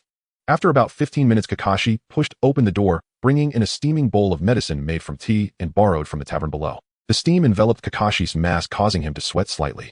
He approached Uchiha Yun's bedside, bending down to softly ask, Miss Ping, do you still have the strength to sit up? The figure hidden behind the curtain on the bed stirred a few times, making soft sounds, but there was no other response. Miss Ping. Kakashi squinted slowly, placing the bowl down on the side of the box, then gently approached the bed and pulled back the curtain. Indeed, this Miss Ping had reached the peak of her fever, her entire being in a semi-conscious state, mumbling incoherently. Miss Ping, Miss Ping. Kakashi called out tentatively, and after receiving no response, he sighed again, moving to the side with one hand holding the medicine and the other slowly reaching towards the bed. He touched Uchiha Yun's back, smooth and delicate, but at this moment Kakashi couldn't care less, because her back was also burning, hot sweat dripping down, making it feel even more slippery. Uchiha Yun was lifted by Kakashi in her unconscious state. Her lips appeared somewhat pale. Kakashi presented the medicine and gradually tilted the bowl upwards. The medicine went in and a bit of it dribbled from the girl's mouth, trickling down her neck onto her chest, staining her patched clothing and making it transparent. Miss Ping. Kakashi looked at Uchiha Yun, who was grasping his arm, and asked again. My name is Lin Ping.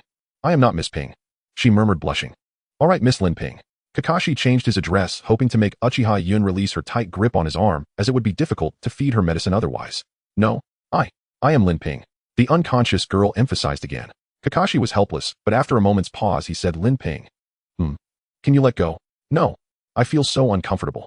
Where do you feel uncomfortable at? My chest, my whole body feels bad, and my head hurts. Is it because of what happened before? Boom. A thunderous sound came from outside the window, and the rain continued to pour on the roof, the pattering noise echoing. I can't do anything. The girl's voice had a hint of tears. No, Lin Ping, you can do it. Kakashi said with a clear conscience. He didn't know if it would succeed, but he didn't know why. At that moment he surprisingly felt a tremendous confidence to support his words, and he was very certain. Uchiha Yun's hands loosened, and Kakashi breathed a sigh of relief, relaxing his somewhat numb right hand, then leveling the bowl again, and slowly feeding her the medicine. Afterward, Kakashi took a tissue and carefully wiped the medicine residue from Uchiha Yun's chest, doing so with great care and caution. He carried no other emotions. All he felt for this Miss Ping was respect and recognition. In Kakashi's heart, Miss Ping had transformed into a senior figure in terms of thought. However, just as he was about to leave, Uchiha Yun let out a muffled groan. Kakashi turned around and suddenly sensed a whiff of blood coming from Uchiha Yun. Hey, is she bleeding? Where? Kakashi suddenly widened his eyes. Had someone attacked her? When did it happen? He hurriedly checked Uchiha Yun's condition again, and after several searches he discovered it was just her menstrual period. It seemed she was also experiencing menstrual cramps, furrowing her brow, tightly closing her eyes, beads of sweat forming on her forehead. I need to deal with this quickly. Kakashi swiftly found some specialized tissues from the nearby box, and quickly completed the cleaning and changing process.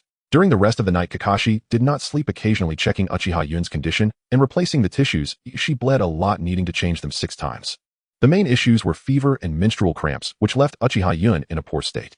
As morning approached and Uchiha Yun was about to wake, Kakashi ran downstairs and spent his own money to buy a bowl of warm, nourishing soup. Thus, the just awakened Uchiha Yun saw Kakashi standing beside her, holding the medicine with a resentful expression and dark circles under his eyes. Last night again. I did nothing last night. Kakashi quickly interrupted Uchiha Yun, his face filled with frustration. He then detailed yesterday's events to Uchiha Yun. After hearing Kakashi's words, she fell silent for a while, her face slightly flushing before returning to normal. Everyone says you, Kakashi, are a paragon of virtue, but others don't believe it. I see it's true. Haha. Uchiha Yun looked at Kakashi and suddenly burst into laughter. Thank you, Hatake Kakashi. Yun's expression became serious. She certainly knew the merits of Kakashi's actions last night, recognizing the importance of this clone for Uchiha Yun. You don't have to. Your condition is still quite poor. While the fever might not recur, the cramps may continue. Please drink this bowl of soup. Kakashi shook his head accepting her thanks and brought over the soup he had purchased. Yun smiled faintly, took the soup, and pointed to the box. Here in that box, the 3 layers on the left contain money. Whatever you spent, just take it out. Looks like my employer is very considerate of me, Miss Ping. This amount of money is still... My. Uchiha Yun's dissatisfied grunt sounded. Lin Ping, but you really don't need to. Kakashi looked up at the sky at a 45-degree angle. Alright, you don't have to take it. Later when the rain stops, we will continue our journey, how about that? Yun finished the soup, placed the bowl on the table, and then burrowed herself back into the bed. Let's wait a few days. Kakashi glanced at the bustling drizzle outside and said a few words before sitting on the floor. Uchiha Yun's voice came through the quilt as she buried herself entirely. What is it? Kakashi stood up slowly, walked to Uchiha Yun's side, and sat directly on the bed. After all, the bed was quite spacious. Although Kakashi's body wasn't tired, he still felt slightly weary mentally. Uchiha Yun lifted the quilt, revealing a small head. She curiously said, "Can you tell me more about your story?" Kakashi was taken aback for a moment, then raised his eyebrows into a crescent shape and nodded heavily. Sure. After that, Kakashi began recounting his time at the Ninja Academy, continuing all the way to the moment he and Obito reached the Kanabi Bridge. Why did he stop there? Because just as Kakashi was about to continue, a steady breathing sound came from beside him. Uchiha Yun had fallen asleep. Kakashi paused for a moment, slowly got up, and stood there watching Uchiha Yun gazing at her ordinary appearance. Kakashi extended his right hand, but ultimately let it fall. He silently closed the window, then sat cross-legged on the floor. He chose not to sleep, as he had previously gone days without sleep while on missions. He released his chakra, sensing everything around him, every whisper of wind and rustle of grass. Like a scarecrow. Konoha Village. 3 days remain until Kakashi and Uchiha Yun arrive in Konoha. At this moment, the 3rd Hokage Sarutobi Hiruzen, aged and troubled, sits in his office smoking. Why such a troubled expression? The reason lies in front of him, where Shimura Danzō, who is missing an arm and shouting angrily, stands. Hiruzen, this is our last chance to explore the land of water and the Mist Village, as well as gather information about the 5th Mizukage. If we want to proceed, we must be willing to pay a price. Why not cherish this opportunity? If we succeed, we will obtain both the route to the Mist Village and the current border maps of the village. Danzō, panting heavily, reflects on how his combat abilities have diminished since the incident with Uchiha Itachi. Not to mention the issues regarding the Sharingan, he has also been exposed. Now the root organization has been severely diminished, and after some restructuring, he has managed to release a limit of 50 personnel.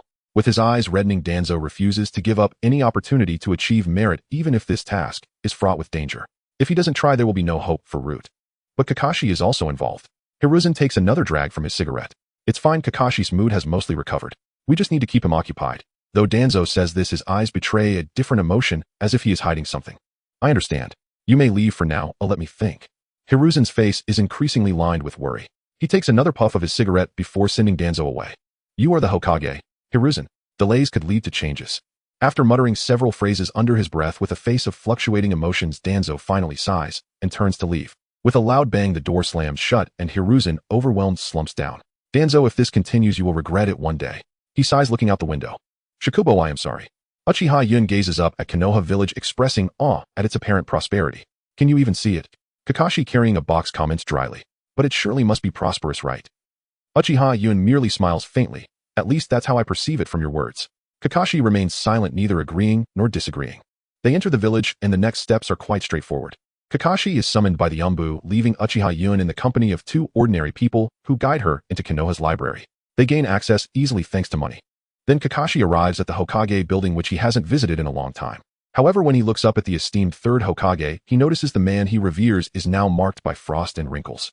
Along the way, everything feels unfamiliar to Kakashi. These are details he usually overlooks. The village appears peaceful, but have there been any incidents while I was away? Kakashi observes the old man ahead, who suddenly switches from a frown to a smile, the change so rapid that he barely registers it. Reporting to the Hokage, there has been nothing unusual. Kakashi kneels on one knee to respond. This marks his first act of concealment. Hiruzen chuckles dryly for a moment, then swiftly transitions to his inquiries. Can you tell me what kind of person that writer Lin Ping is? What? Kakashi suddenly lowers his head, his mind racing. Why would the Hokage ask about this writer? What could be suspicious about that writer? How is that even possible? However, Kakashi's heart is in turmoil as he recalls Hiruzen's smile from his childhood. Ultimately, he raises his head and truthfully describes Lin Ping's character to the 3rd Hokage. I see. Interacting with such a person must be enjoyable. You will surely gain a lot from it. I hope this does not negatively affect your mood. Once you have recovered, how about teaching at the Ninja Academy? After learning this news, the 3rd Hokage takes a puff of smoke, smacking his lips before quickly changing the topic. Report, I have no such intention. Kakashi replies, very well. Hiruzen senses that this fellow will not agree, so he shifts his line of questioning abruptly. Next, please monitor this writer. The Land of Water has just opened, and that mysterious village still holds no information for us. Hiruzen mutters some baseless words, but Kakashi understands. He is more than willing to accept this, readily agreeing. By the way, have you received any news about the 5th Mizukage? I have. The 5th Mizukage is. Kakashi relays the information Lin Ping shared with him along the way to the Hokage. I see. You may leave now. I will provide your reward for this mission later. I am tired. Hiruzen's tone is authoritative and Kakashi nods in acknowledgement before departing. A glimmer flashes in Sarutobi Hiruzen's murky eyes, his resolve hardens. He waves a hand, and an Umbu suddenly appears out of thin air. Tell Danzō that I agree with his plan. Eliminate Lin Ping and replace him with a ninja trained by Root. Also inform him of the intelligence brought by Kakashi. If the mission is exposed, it would be best to blame it on other countries. The third Hokage's cold voice resonates, and the Umbu nods, quickly relaying this message to Danzō. Danzō nods in satisfaction as he sits in the damp underground chamber, laying out the preparation time, locations, and personnel for the plan when the Umbu pauses. The chosen assassin is Uchiha Shisui. Hearing this, Danzō freezes for a moment before bursting into hearty laughter. Good job, Hiruzen. You finally understand my intentions. Once the plan succeeds, the two of us can strike together and potentially revive Konoha. It seems we must accelerate our extermination plan against the Uchiha clan. As for Kakashi, I have my own methods to deal with him. Of course, these thoughts are all Danzō's inner musings. With an Umbu present, he feigns impatience, waving his hand to dismiss them. The Umbu bows and then vanishes. Then Danzō beckons again, and Root ninjas suddenly appear around him. Are the replacements ready? They are ready, Lord Danzō. What about the news from Orochimaru? It has been confirmed. He is currently in the Land of Rice. Go find him and discuss our plan with him, offering 30 million ryo. Understood. After Kakashi leaves, Uchiha Yun walks along the street, observing her surroundings. However, due to the constraints of the two people leading her, she does not see much and arrives at the Konoha library. While to be honest, this library is truly vast. After nodding, the two people take the money and leave. Upon arriving, she places the box aside and pays a substantial amount to the library staff to clear a space for her to sleep. She then begins 3 days of relentless investigation. At first, Uchiha Yun's expression was one of confusion, but thanks to the mental boost she received earlier, her investigation speed increases considerably. When she finally sees the 3 legendary Sannin, her eyes light up. Even though she hasn't obtained results regarding the chakra converter on the night of the 3rd day, Uchiha Yun discovers a significant reason why Konoha produces talent daily. That is the 3 basic ninjutsu taught at the Ninja Academy: transformation technique, clone technique, and substitution technique. This is the reason. These techniques are fundamental, and while they may seem useless, they are essential for learning other ninjutsu. The second Hokage has profound thoughts, Senjutobarama.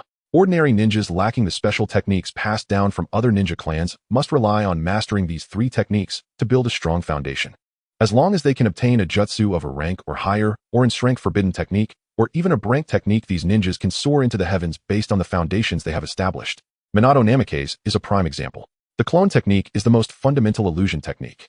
The transformation technique is the most basic form of chakra control. The substitution technique is the most basic form of space manipulation. When one practices these techniques to perfection, their foundation becomes solid. At that point, executing an illusion technique or a puppet technique or using space ninjutsu will generally lead to success. Simultaneously, these 3 techniques can also test one's talent, as only those with true talent can stand out more quickly. For ordinary people, once they master these techniques, they may seem unremarkable, but they require a powerful jutsu to unleash their potential. Clans with traditional ninjutsu do not focus on training these basic techniques, but rather specialize in their unique abilities. This leads to them being at a loss when faced with particularly demanding forbidden techniques or ninjutsu that require a high level of foundational skill. Thus, only those from common backgrounds with talent, like Minato Namikaze, can learn and expertly apply the Flying Thunder God technique. Obito Uchiha constantly thinks about awakening his Sharingan, neglecting basic techniques, while Hatake Kakashi is fixated on sword techniques and advanced ninjutsu, thus unable to master the Flying Thunder God. This may sound far-fetched, but it is indeed the truth, as spatial awareness must be gradually honed and trained from a young age. It is precisely because of the existence of these 3 ninjutsu that Konoha Village has become a thriving talent hub. Contemplating this, Uchiha Yun finds it hard to sleep. She is well aware of the significance of these 3 basic techniques, but later that night, after secretly trying them, she discovers that her mastery of these techniques is merely competent, far from a level of true proficiency. Personal interpretation. Kakashi had been lurking in this library for a full 3 days. During that time, he had his doubts, wondering if Lin Ping had already left. However, on the 4th day at dawn, when he saw Mr. Ping emerge with a messy hairstyle, he felt a sense of relief. Everything was fine. Kakashi admired her perseverance, but a wave of worry surged within him. Had she finished so quickly? Was she about to leave soon? No way. When did I start having such thoughts? Kakashi couldn't understand, or perhaps he only just realized that he seemed to have developed some other feelings for Lin Ping before him. Kakashi once again extended his right hand towards the oblivious Lin Ping, but ultimately withdrew it. He shook his head and continued to follow the somewhat unsteady Uchiha Yun. Oh, after investigating for 3 days, even with the boost in mental acuity, I am starting to feel overwhelmed. Yun did not merely investigate the 3 jutsu of Konoha. Throughout this process, she turned the entire history of Konoha's development and establishment along with the life trajectories of each Hokage upside down. A vast amount of information swirled in her mind. Fortunately, with the mental boost, otherwise, she wouldn't have been able to make sense of it all. Alright, since coming to Konoha, it's been ages since I've had Ichiraku ramen. I need to go eat it again. Uchiha Yun suddenly remembered the ramen shop. It had been a long time since she last saw the hand-pulling uncle, and she recalled that the last time she ate there was with Shisui. Never mind, those are just dusty memories. She shook her head and walked towards the Ichiraku ramen shop. In the early morning there were no people around, but most of the restaurants were already open. The hand-pulling uncle had been setting up the shop well before 4 o'clock. However, due to working too long the previous night, his daughter Shobu was in charge of the morning shift. Welcome. Shobu's sweet voice rang out as Uchiha Yun pushed open the curtain and walked in ordering noodles. The usual 3. Shobu tilted her head, looking puzzled at the customer before her wondering if this girl had been a frequent visitor. Tonkatsu ramen with extra green onions and less oil. Uchiha Yun suddenly realized that the person in front of her did not recognize her. Feeling a bit awkward in this identity, she chuckled a few times and then stated her order. Oh, okay. After hearing the request, Shobu nodded and walked inside, still mumbling whether she had forgotten this customer. A larger smile appeared on Uchiha Yun's face, though this time it carried a hint of awkwardness. Rustle, rustle, rustle. Uchiha Yun's range of perception was not set too wide. Although she had a mental boost, she was too lazy to process too much information, so her perception extended only about 100 miles. Outside the curtain, a sneaky, cautious little figure was none other than Naruto Uzumaki. Now he seemed to be only 4 or 5 years old. With a small head, a cute face, and adorable eyes, he peeked through the curtain. First he glanced at Uchiha Yun's side, relieved to see no one, and just as he was about to enter, he suddenly noticed Uchiha Yun staring at him. Hey, sorry. Naruto Uzumaki felt incredibly remorseful. He had come so early, yet why were there still villagers from Konoha here eating ramen? Oh no, he thought he was going to be scolded again. With that in mind, he covered his eyes and accidentally tripped, landing hard inside the shop. Watching Naruto Uzumaki's comical antics, Uchiha Yun let out a slow sigh.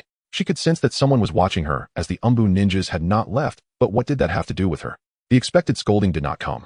Instead, Naruto felt himself being lifted by a pair of soft, yet strong hands. When he opened his eyes, he found himself being held up in the air by the girl before him. You?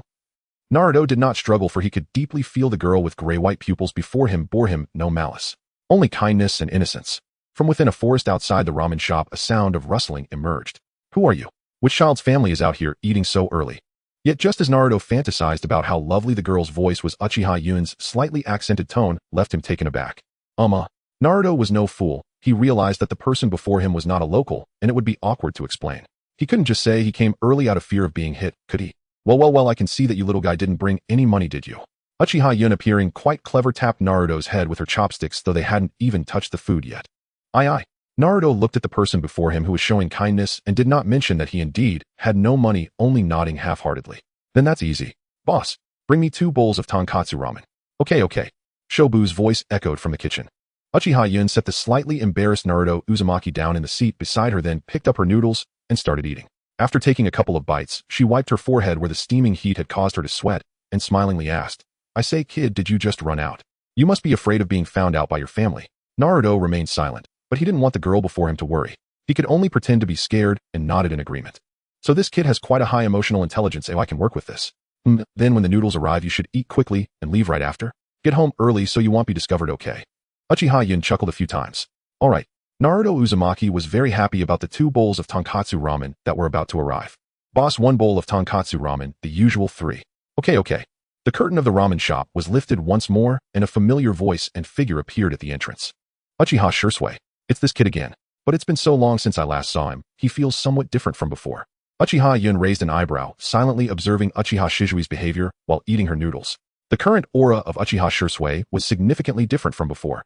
There was more sharpness, less gentleness, more killing intent, and less softness. The relaxed demeanor and the smile often worn on his face had transformed into a tight-lipped expression filled with heavy thoughts. Uchiha Yun was unaware that Uchiha Shisui's level of trust in Konoha had reached a different level. Regarding the 3rd Hokage, Shisui's trust had shifted from extreme trust to mere trust. In terms of his regard for the family, Uchiha Shisui's initial consideration had transformed into extreme importance. As for Shimura Danzō, Uchiha Shisui had gone from feeling no extreme rejection to now having a clear perspective. Now Shisui was still seeking ways to ease the relationship between the village and the clan. Uchiha Yun understood that Shisui's current situation was quite similar to that of Uchiha Itachi in the original story. The two individuals who could have accompanied him eased his mind and shared his burdens were long gone. Uchiha Yun's fate was uncertain and Uchiha Itachi had defected due to family reasons. This had inflicted a serious blow to Uchiha Shisui's spirit, casting a shadow over his trust in the village. However, the two did not have any interaction. After Naruto finished his ramen, he discreetly opened the curtain, quickly glanced around to ensure no one was watching, and dashed off. Uchiha Shisui, after finishing his meal, also left, and after tidying up for a bit, Uchiha Yun exited the ramen shop. After exiting the Ichiraku ramen shop, Uchiha Yun instinctively touched his hair, finding it covered in dandruff and grease. Looks like I need to take a shower. After the shower, he'll go soak in a hot spring. Kakashi listened to the muttering of Lin Ping in front of him, then he left for the Konoha bathhouse. Just go find her directly after she finishes. Kakashi felt increasingly heavy-hearted. He had some words he wanted to tell Lin. The intentions of the third Hokage were too obvious. No matter how he tried to avoid it, it was still glaringly evident. Asking Kakashi about Lin Ping's character. Kakashi was instructed to monitor Lin Ping. Besides Kakashi, there were also root ninjas tracking her. As he thought about this, Kakashi's gaze turned cold, briefly glancing at a certain bush in the forest behind him. Kakashi had often encountered similar situations before. The old trick of a cat swapping the prince. As for the purpose, it was easy to guess. With the hidden mist village just opening up, the third Hokage wanted to gather information, but Kakashi had deeper suspicions. It must be Danzō. That old bastard. Kakashi felt a surge of anger towards Shimura Danzō for the first time. He couldn't stand that beast anymore. This guy every day seemed to enjoy stirring trouble. Whenever Konoha was peaceful, he wanted to set it on fire. When there was trouble, he escalated it. The previous Yun was like this too. Clearly, teacher Minato emphasized the importance of maintaining good relations with the Uchiha clan, yet these two old fools never listened. As for Sarutobi Hiruzen, Kakashi only now fully understood those two were completely in cahoots. However, his ties here were not limited to just the third Hokage. Asuma and Might Guy were also people he couldn't let go. It seems he needed to keep an eye on the root ninjas lately. As long as Danzō and the root ninjas didn't show up, Lin Ping should remain unaffected. Kakashi frowned, pondering over this, and finally breathed a sigh of relief. Unfortunately, he had not anticipated that the assassination target would be Uchiha Shisui.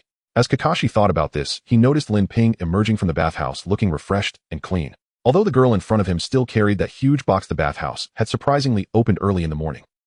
He nodded, then adjusted his clothes, took out a scroll, and changed into casual attire. Meanwhile, on the other side, Elder Shisui the Hokage requests your presence. Next to a small wooden house specifically used for training by the Uchiha clan in a very secluded area, Uchiha Shisui lowered his head, gazing calmly at the Umbu ninja before him, closing his eyes and nodding after a moment of contemplation. After the Umbu ninja nodded, he left, and Uchiha Shisui returned inside, continuing to peruse Uchiha Yun's notes. He kept searching for the girl's handwriting, trying to find out who the person that saved her was. Unfortunately, after several months, there was no result. Although he had attained the position of elder, he did not move into those luxurious residences. Instead, he settled here, cleaning meticulously every day, and at night, he slept on a straw mat. He had never touched Uchiha Yun's bed. After Uchiha Itachi's defection, Fugaku had once invited Shisui to join his family after seeing the sorrow on his face, but Shisui declined. However, due to his position as an elder in his youth, Shisui became an important centrist force in the Uchiha meetings. Now Shisui was highly respected. He had a bit less gentleness and a bit more of the Uchiha pride and sharpness, which made the Uchiha people very optimistic about him. What did the third Hokage want with him? Shisui merely gazed at the puddle left by the rain from a few days ago, reflecting his face as leaves fell onto the water's surface, creating ripples. Forget it, only by going would he understand. Due to his declining trust in the village, Shisui had not disclosed his Mangekyo abilities to the third Hokage, and Danzō was even less likely to think about it. Not long after he arrived at the Hokage building, kneeling on one knee, he did not wish to raise his eyes to see the third Hokage's face, for every time he saw that visage, it reminded him of that day. A rider from the land of water has come to the village, but after our thorough investigation, we found that she is actually a spy from the hidden mist village. Sarutobi Hiruzen spoke without a change in expression, weaving a web of lies depicting Lin Ping as a heinous spy, and then mentioned that Kakashi was assigned to monitor this rider. Know this spy. Uchiha Shisui could still trust the third Hokage to some extent, but it was no longer the trust of the past. Because Uchiha Shisui knew that the third Hokage merely wanted to use the Uchiha clan to stabilize his power, and Shisui was also aware that the Uchiha clan needed the third Hokage's appeasement policy to solidify their position. For this completely unfamiliar rider whom he had never seen before in his heart, combined with the third Hokage's description, Shisui ultimately decided to agree to the assassination. Because the conditions proposed by the third Hokage could indeed ease the relationship between the Uchiha clan and Konoha, thus this unrelated person could only be sacrificed. Moreover, she was a spy. Uchiha Shisui thought this as he stepped out of the Hokage building, only to suddenly see an Umbu appear beside him. Here is the plan from the Hokage for you. Please review it carefully and carry out the assassination according to the steps. Uchiha Shisui took the paper with a puzzled expression. It was strange. Hadn't the third Hokage just discussed the plan with him? Could it be the detailed operations? It seemed this writer was indeed quite important. Uchiha Shisui instantly teleported to a branch, sitting down to review the content of the paper, completely unaware that the umbu from earlier had not headed towards the Hokage building, but rather to a deserted place. The route. Nothing much different up ahead, just an added method of assassination. After carefully reviewing, Uchiha Shisui confirmed that it was indeed in the third Hokage's handwriting. He raised his eyebrows at the last clause, which added at 10 p.m. tonight Kakashi will meet with that writer on the street. The surrounding crowd has been evacuated in advance. Greet Kakashi with the code, long time no see. Once said Kakashi, and I will simultaneously strike at the writer Lin Ping to ensure absolute success. The general meaning was like this. There was a line of small text below indicating that there would be umbu providing support. If the writer failed to kill them, they would step in to finish the job. Eliminate the writer as quickly as possible with minimal impact. Hiss. The third Hokage is quite ruthless. Shisui silently nodded. Although he did not understand why they did not keep the writer alive for intelligence gathering, it was none of his business. As long as he killed this writer, the Uchiha clan would gain more benefits. Konoha's bathhouse. I didn't expect to meet Kakashi here. Thanks to you hiding my box with the scroll, I'm very grateful. I don't know how to store this box next. Uchiha Yun said with a smile, bowing slightly with her hands placed on her belly in front of Kakashi. Aha. It was nothing, just a small effort. Kakashi didn't know what to say and scratched his head awkwardly, then let out a laugh. He just liked watching romantic stories. The key was that it was just a novel. How could he know how to flirt? Otherwise, Uchiha Shun wouldn't have appeared later to teach Uchiha Sasuke a memorable moment. Are you shy? Ha ha ha, sometimes I really feel you are less like a ninja and more like a samurai. Uchiha Yun squinted at Kakashi, chuckling a few times before seriously saying, Indeed, my family used to be samurai a long time ago. Kakashi pondered for a moment, nodded, then his expression turned somewhat somber as he thought of his father. What's wrong? Nothing, you're leaving tomorrow, right? Hearing Kakashi's words, Uchiha Yun nodded affirmatively. She indeed planned to leave tomorrow. Upon hearing this, a hint of regret flashed across Kakashi's face, but was quickly concealed. His brow was slightly curved, seemingly not much different from before. Uchiha Yun just asked Kakashi to extend his finger towards her. What's up? Why suddenly want to see my fingers? By the way, weren't you looking? Before Kakashi could finish, he heard Uchiha Yun's voice. 1 finger, 2 fingers. Uchiha Yun leaned close to Kakashi's fingers, about 10 centimeters away. Uchiha Yun squinted her eyes, carefully, seeming to finally see clearly. She estimated a bit and began counting one by one. Can you see? Kakashi's face suddenly filled with surprise as he grasped Uchiha Yun's hands, his eyes shining brightly. What's strange about that? If I couldn't see, how could I finish reading the books that normal people read? You're such a silly goose.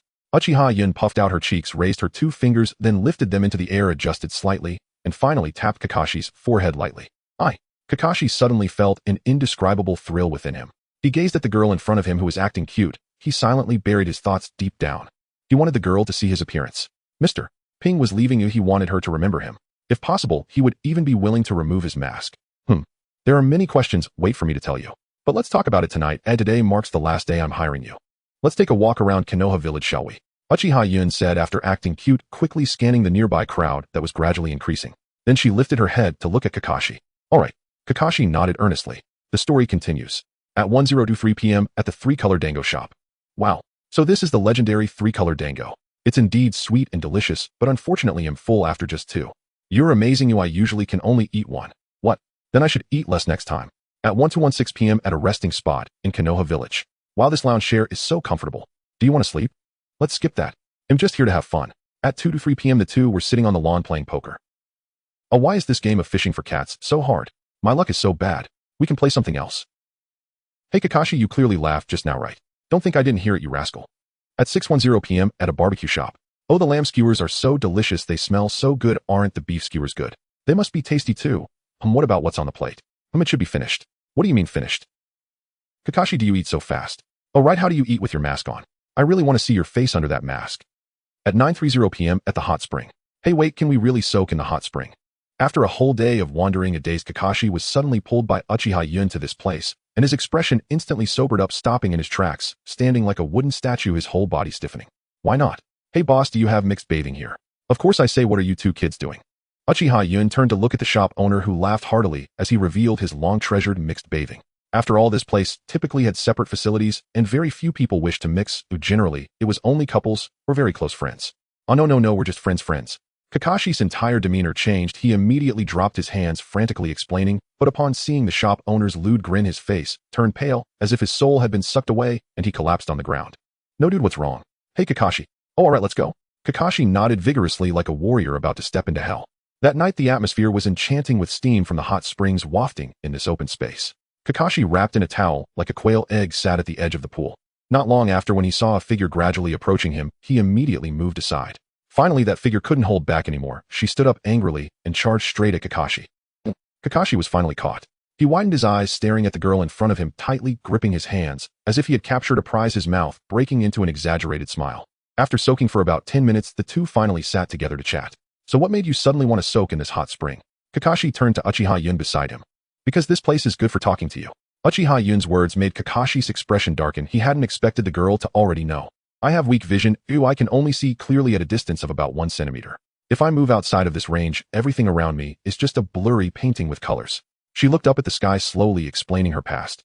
Kakashi listened quietly. My perception is stronger than most, so actually this isn't my first time in Konoha. To be precise, it's not the first village I've entered. I've encountered such hostility in other smaller villages, but Konoha is relatively better. I can see happiness on the faces of these villagers. But you know, these villagers can't truly be considered commoners, they are also bloodsuckers. But I'm not here to discuss this with you today. You've heard it countless times before, haven't you? After saying this, the girl stopped speaking. She turned her head back and stared intently at Kakashi. Can I see your face? Kakashi suddenly froze. When Uchiha Yun turned to look at him, he had already turned his face away, but upon hearing this, he hesitated for only a moment before he removed the cloth from his face. Then he leaned closer to Uchiha Yun. Very handsome. Now that I'm 10 centimeters away, you can see my face clearly. And there's a mole. It's really charming. After hearing this, Kakashi's expression seemed unchanged, but his ears turned slightly red. Unexpectedly, Uchiha Yun directly spoke the next sentence. I like you, Kakashi. Uchiha Yun felt overjoyed. It was like finding a pillow when one was sleepy. Silence, a deathly silence, enveloped the area. Kakashi's eyes widened, his mouth opened and closed without uttering a word. He just stared at Uchiha Yun, who was calm and smiling. You're not Mia, that Miyama. Kakashi stammered at a loss for words. However, it was evident that his head was turning red, and soon his face was flushed. Steam was rising from his head. No way is the reaction this intense. Yun was astonished, staring at Kakashi before her. Kakashi was panting constantly, recalling the scene from before. His chaotic thoughts disrupted his usually rational demeanor. But it didn't take long. Kakashi, being a ninja, quickly regained his composure and asked rationally, is it because you are leaving? Seeing Kakashi return to normal, Uchiha Yun felt delighted, nodding in response to his question. Yes, it's for this reason that I confessed to you. Mainly, I feel that if I don't say it now, there won't be another chance. The girl lay back on the pool, gazing up at the sky as she softly spoke. You're going to many places? Yes, in my organization, I'm the weakest. However, this organization was established by me. I need to gather information from various places. I'm almost done with the land of water. Now it's the land of fire. Konoha village is just the largest village in the land of fire. I must explore all the other villages one by one. I can't tell you the name of my organization for now. I hope you understand. I understand, but I cannot reciprocate your feelings. Kakashi's expression was quite conflicted, but he ultimately declined politely. He felt he could not bear the responsibility of another person due to Konoha village due to being a ninja. Continuing like this would only bring unhappiness to both sides. Seeing Kakashi like this, Uchiha Yun chuckled twice. I love to laugh. Besides, I've always thought of you as a warrior rather than a ninja. The girl spoke these words without basis, seeming to ramble, but Kakashi understood what she meant. Uchiha Yun turned to Kakashi. Don't feel burdened, after all, I was the one who confessed first. So I'll take the initiative from here. I've gathered most of the information, and I will come back to pick you up. At that time you can answer me, how about that? Uchiha Yun's words caused Kakashi to lower his head. He felt he had no face to meet her. Clearly he should be the one responsible. He had already learned everything about her. The night he caught a cold, she had clearly confessed everything to him and expressed her feelings, but what about him? Still wearing that mask, pretending to be calm and collected, he thought to himself, I should be ashamed. Uchiha Yun suddenly stood up, stretched vigorously, and walked over. Her damp feet left marks on the stone path. Aren't you going to soak anymore? Kakashi also stood up. I originally came to soak to talk about these things with you. Now that we've discussed everything, I'm all dizzy. Let's hurry up and go, haha. While speaking, Uchiha Yun fanned her already flushed face with her hand. But while Kakashi followed her, he pondered the reason. Just moments ago she had appeared so calm, and her complexion hadn't changed at all. Well, why was she red now? It seems. Kakashi's lips curled into a smile. Lin Ping. Oh no, she was just a girl barely approaching 18. Even though her thoughts had reached an unparalleled level in this aspect, they seemed quite similar. He bumped into the girl ahead. Why are you dazing again? Are you dizzy too? We've already reached the changing room. What do you want to change clothes with me? Uchiha Yun turned around, looking up at Kakashi. Her words made him shudder. It's not impossible, huh? You've already seen everything, so how about? Hey, where are you? As Uchiha Yun thought this, she lowered her head, muttering to herself a few times. Just as she wanted to invite Kakashi, she realized he had already run off without a trace. The corners of her mouth turned upwards as she hummed a tune, slowly putting on her clothes. Later, Kakashi took Uchiha Yun outside, It was nearly 10 o'clock. A tall and short figure wandered step by step on the deserted street, the shorter one occasionally looking up at the moon in the sky. Tonight is a full moon. How coincidental, tomorrow will be a new moon. I must leave. Uchiha Yun and Kakashi unknowingly arrived at the gates of Konoha, where the two gatekeepers stood solemnly guarding. I know I will wait for you. Kakashi said earnestly. The only thing he could do was wait here day in and day out for 10 years. Why are you speaking so mushily? Time passed quickly. It was nothing serious. If worse came to worse, just go to the newspaper office and see if there are any letters from me. Perhaps there's one signed by Kakashi. Uchiha Yun playfully winked at Kakashi, her steps gradually becoming cheerful. Speaking of which, I really enjoy this moment, just the two of us. Uchiha Yun said, smiling brightly like a radiant flower under the moonlight, creating a new source of light. However, the brighter this light shone, the more it illuminated Kakashi's heart. The more it revealed his heart, tears began to well in the corners of his eyes. There's nothing to be sad about, nothing at all. Kakashi's gaze flickered, and Uchiha Yun had already reached in front of him, desperately, standing on her tiptoes, wiping away her tears. Kakashi had just wanted to speak when he noticed Uchiha Yun was also in tears. She must be sad too. Clearly staying in this moment was the best choice, yet due to their respective reasons. No, it's mainly because of me. Kakashi looked at the girl in front of him and reached out to wipe the corner of her eyes. The two of them wiped away each other's tears, and before long Uchiha Yun began to smile. I must say you're really foolish, although sometimes you're quite clever. Yun turned her head and slowly walked forward. Just as she was about to turn around, she suddenly received a message. Lin Ping, Uchiha Itachi, and Hoshigaki Kisame have arrived. I can't handle it, hurry, and come over. Uchiha Yun 666. Then let's quickly switch souls, I'll leave this to you. Kakashi, upon seeing Lin Ping in front of him, paused, thinking something was wrong. As he reached out, he noticed she was looking back behind her. Kakashi suddenly remembered he had been too relaxed, and upon releasing his sensing ability, he indeed felt a chilling chakra not far away. It was well hidden, similar to an ordinary person. If it weren't for his exceptional sensing ability, he definitely wouldn't have noticed. Uchiha Shisui. Kakashi turned to see a taller figure standing there smiling and greeting him with a ninja blade strapped to his back. By the way, why are you here? Kakashi felt Lin Ping beside him, who had come to his side and linked arms with him. His body stiffened for a moment as he pretended nothing had happened and asked the person in front. Haha, it's nothing, just long time no see, Kakashi-senpai. Uchiha Shisui walked slowly to Kakashi with a smile. Kakashi suddenly felt a faint sense of danger, but this was Konoha and there were no root ninjas nearby. How could anything happen? Kakashi didn't notice the long time no see in Shisui's words, and as usual smiled and replied, Yes, Shisui, long time no see. In that instant, time seemed to freeze. Before Kakashi could react, Uchiha Shisui instantly drew his ninja blade from behind, and without aiming for maximum speed, thrust it deeply into Lin Ping's chest. Hey, what are you doing? This scene was like a nightmare, eternally haunting Kakashi's heart.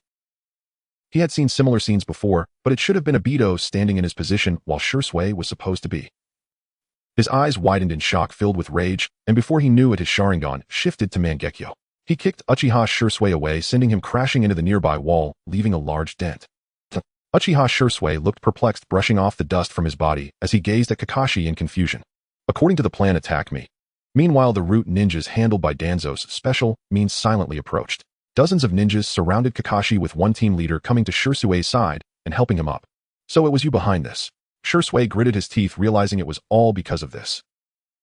Filled with rage, he pushed away the nearby root ninjas and stood up, vanishing from the spot. Not far away, an already prepared Kamizuki woke up the sleeping third Hokage Sarutobi Hiruzen, bringing 20 umbu, and hurriedly rushed over. But what does this have to do with Kakashi? Kakashi was now trembling, staring at his forehead protector, which had fallen to the ground, exposing one Sharingan and one ordinary eye.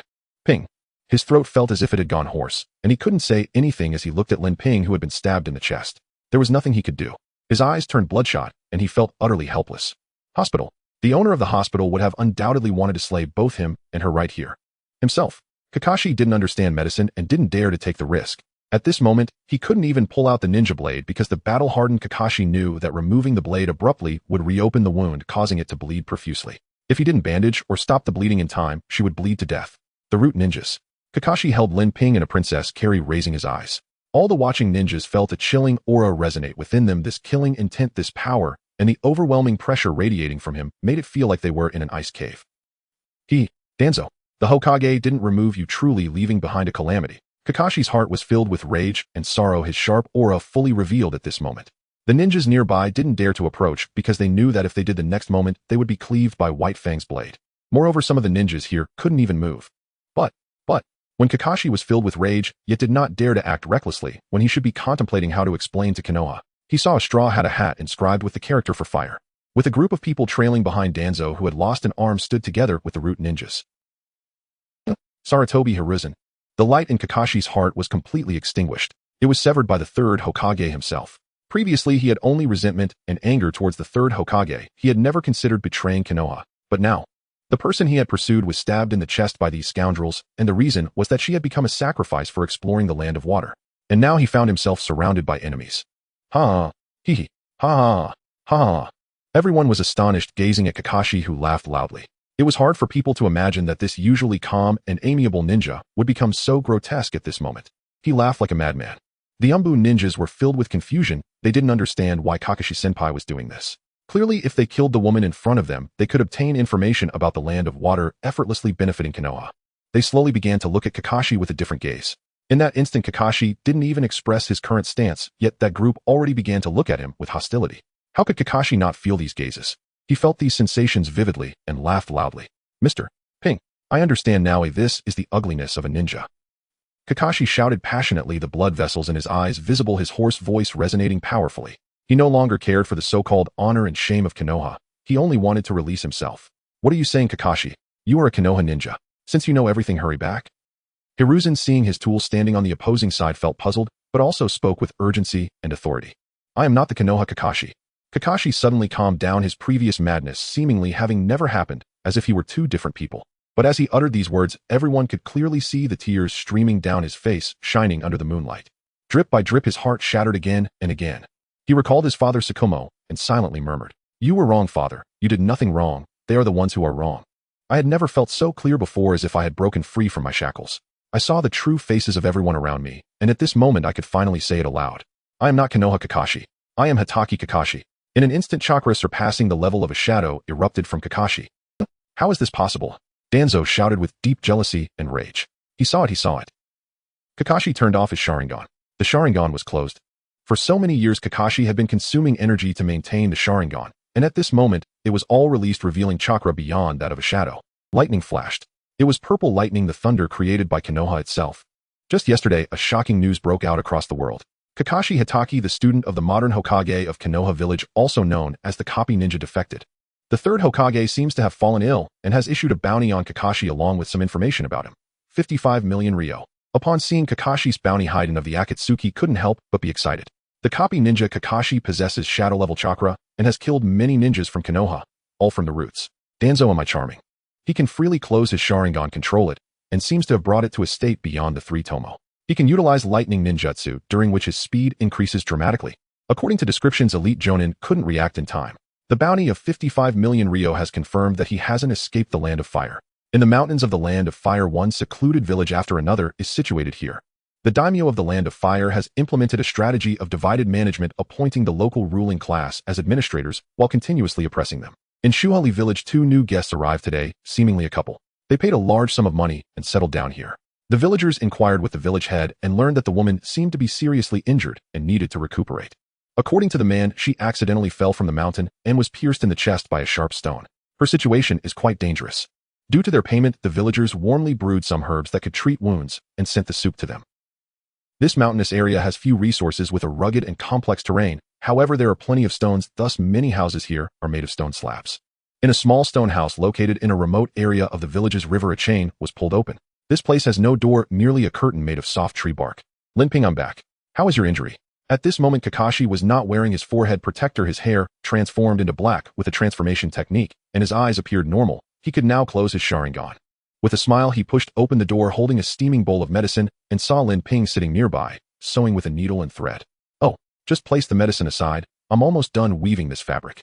Lin Ping smiled lightly. Her knife wound had nearly healed, and there was no longer any threat to her life after staying here for a few months, right? You should still drink the medicine. The villagers say this can remove scars. Wouldn't it be better to get rid of the scar on your chest? Kakashi was just worried the girl in front of him would feel uncomfortable because of the terrifying scar on her chest, which is why he said that. Sai, I've told you not to judge me by other stereotypes. If you keep this up, you'll really be in for a big loss. Lin Ping merely smiled, faintly calculating her own matters in her heart. All right. Kakashi's voice lowered as he placed the medicinal soup on the table and slowly approached Lin Ping.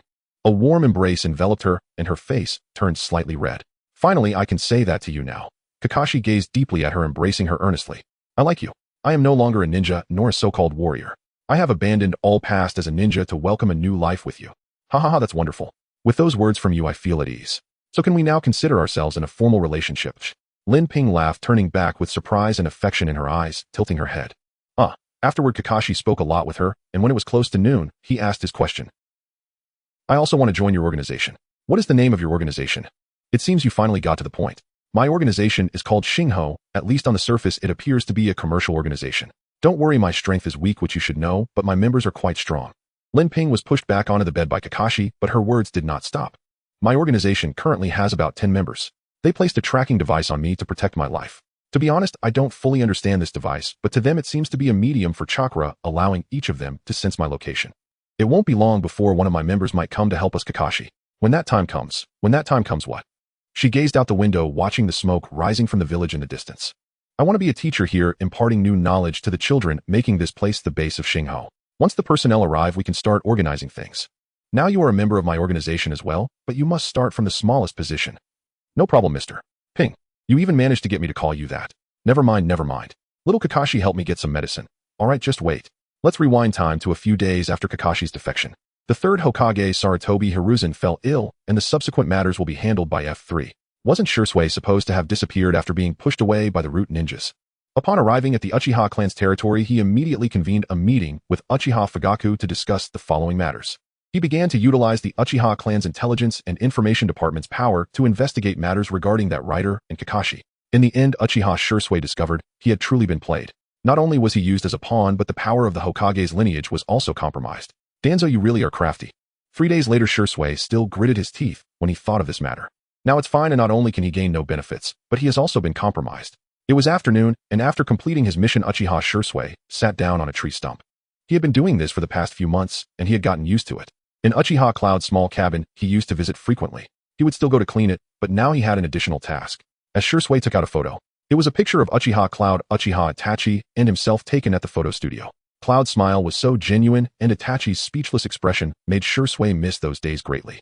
However, now everything has changed, only the objects remain, and the people are gone, which is so sorrowful. Shisui wasn't using his Sharingan at the moment, but his eyes were still red. Sigh, I wonder how Itachi is doing.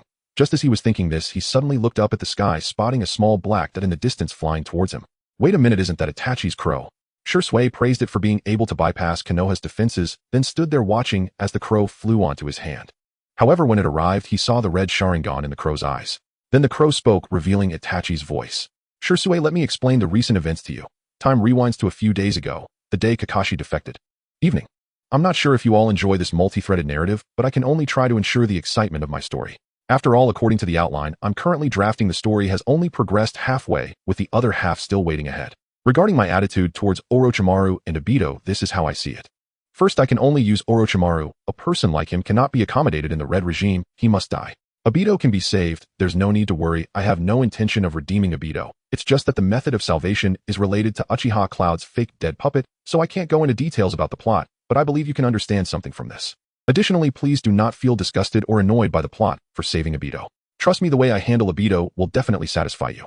Please do not give up. The reason for Orochimaru is simple. I simply cannot forgive someone who goes off to become a human trafficker and casually harms lives and conducts experiments on life. So he must die, but I must fully utilize his scientific abilities before he dies. Back to the main topic. Previously, Kisame and Itachi had already gone to the Land of Water, and the explanation for the Akatsuki organization was that they went to check on the Three Tails information. On the way, Uchiha Itachi could hardly conceal his excitement, and with Kisame accompanying him, Itachi's mood gradually improved. How should I put it?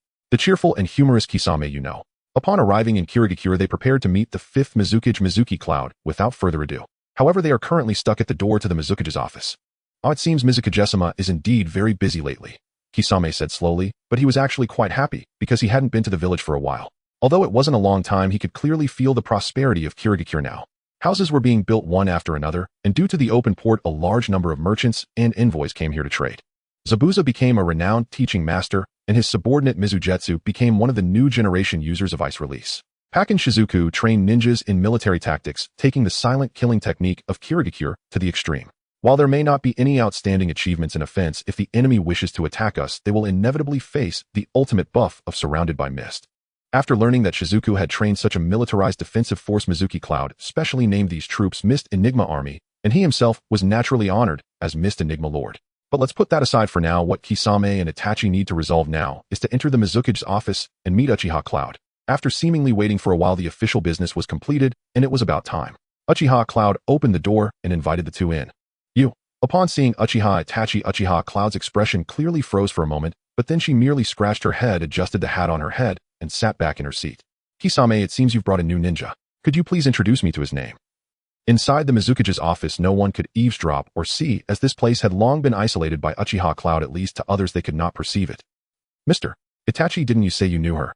Kisame was puzzled, and he was about to squint and look at Uchiha Itachi beside him, but unexpectedly the other party's reaction was even stronger than his. Uchiha Itachi was extremely shocked.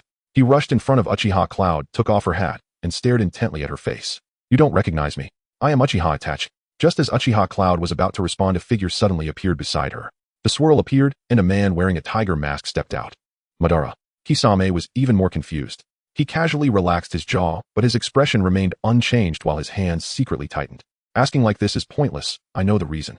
Uchiha Obito, wearing an old mask that concealed the dark circles under his eyes, extended his hand to grab Uchiha Itachi's hand and pushed him back. You are Uchiha Madara. Never mind. Uchiha Itachi didn't have the leisure to care whether Uchiha Madara was real or not. He just wanted to know what was going on with Uchiha Cloud. Uchiha Obito signaled, and the two stepped back. He stood in front of Uchiha Cloud, bent down, and looked at Uchiha Cloud, who sat in the office chair seemingly devoid of any emotional response, and said, Actually, you know everything, but you cannot recall. Every time you try to remember that memory, you feel a strong sense of tearing that almost devours your sanity, right? Next to him, Uchiha Itachi's eyes widened in shock.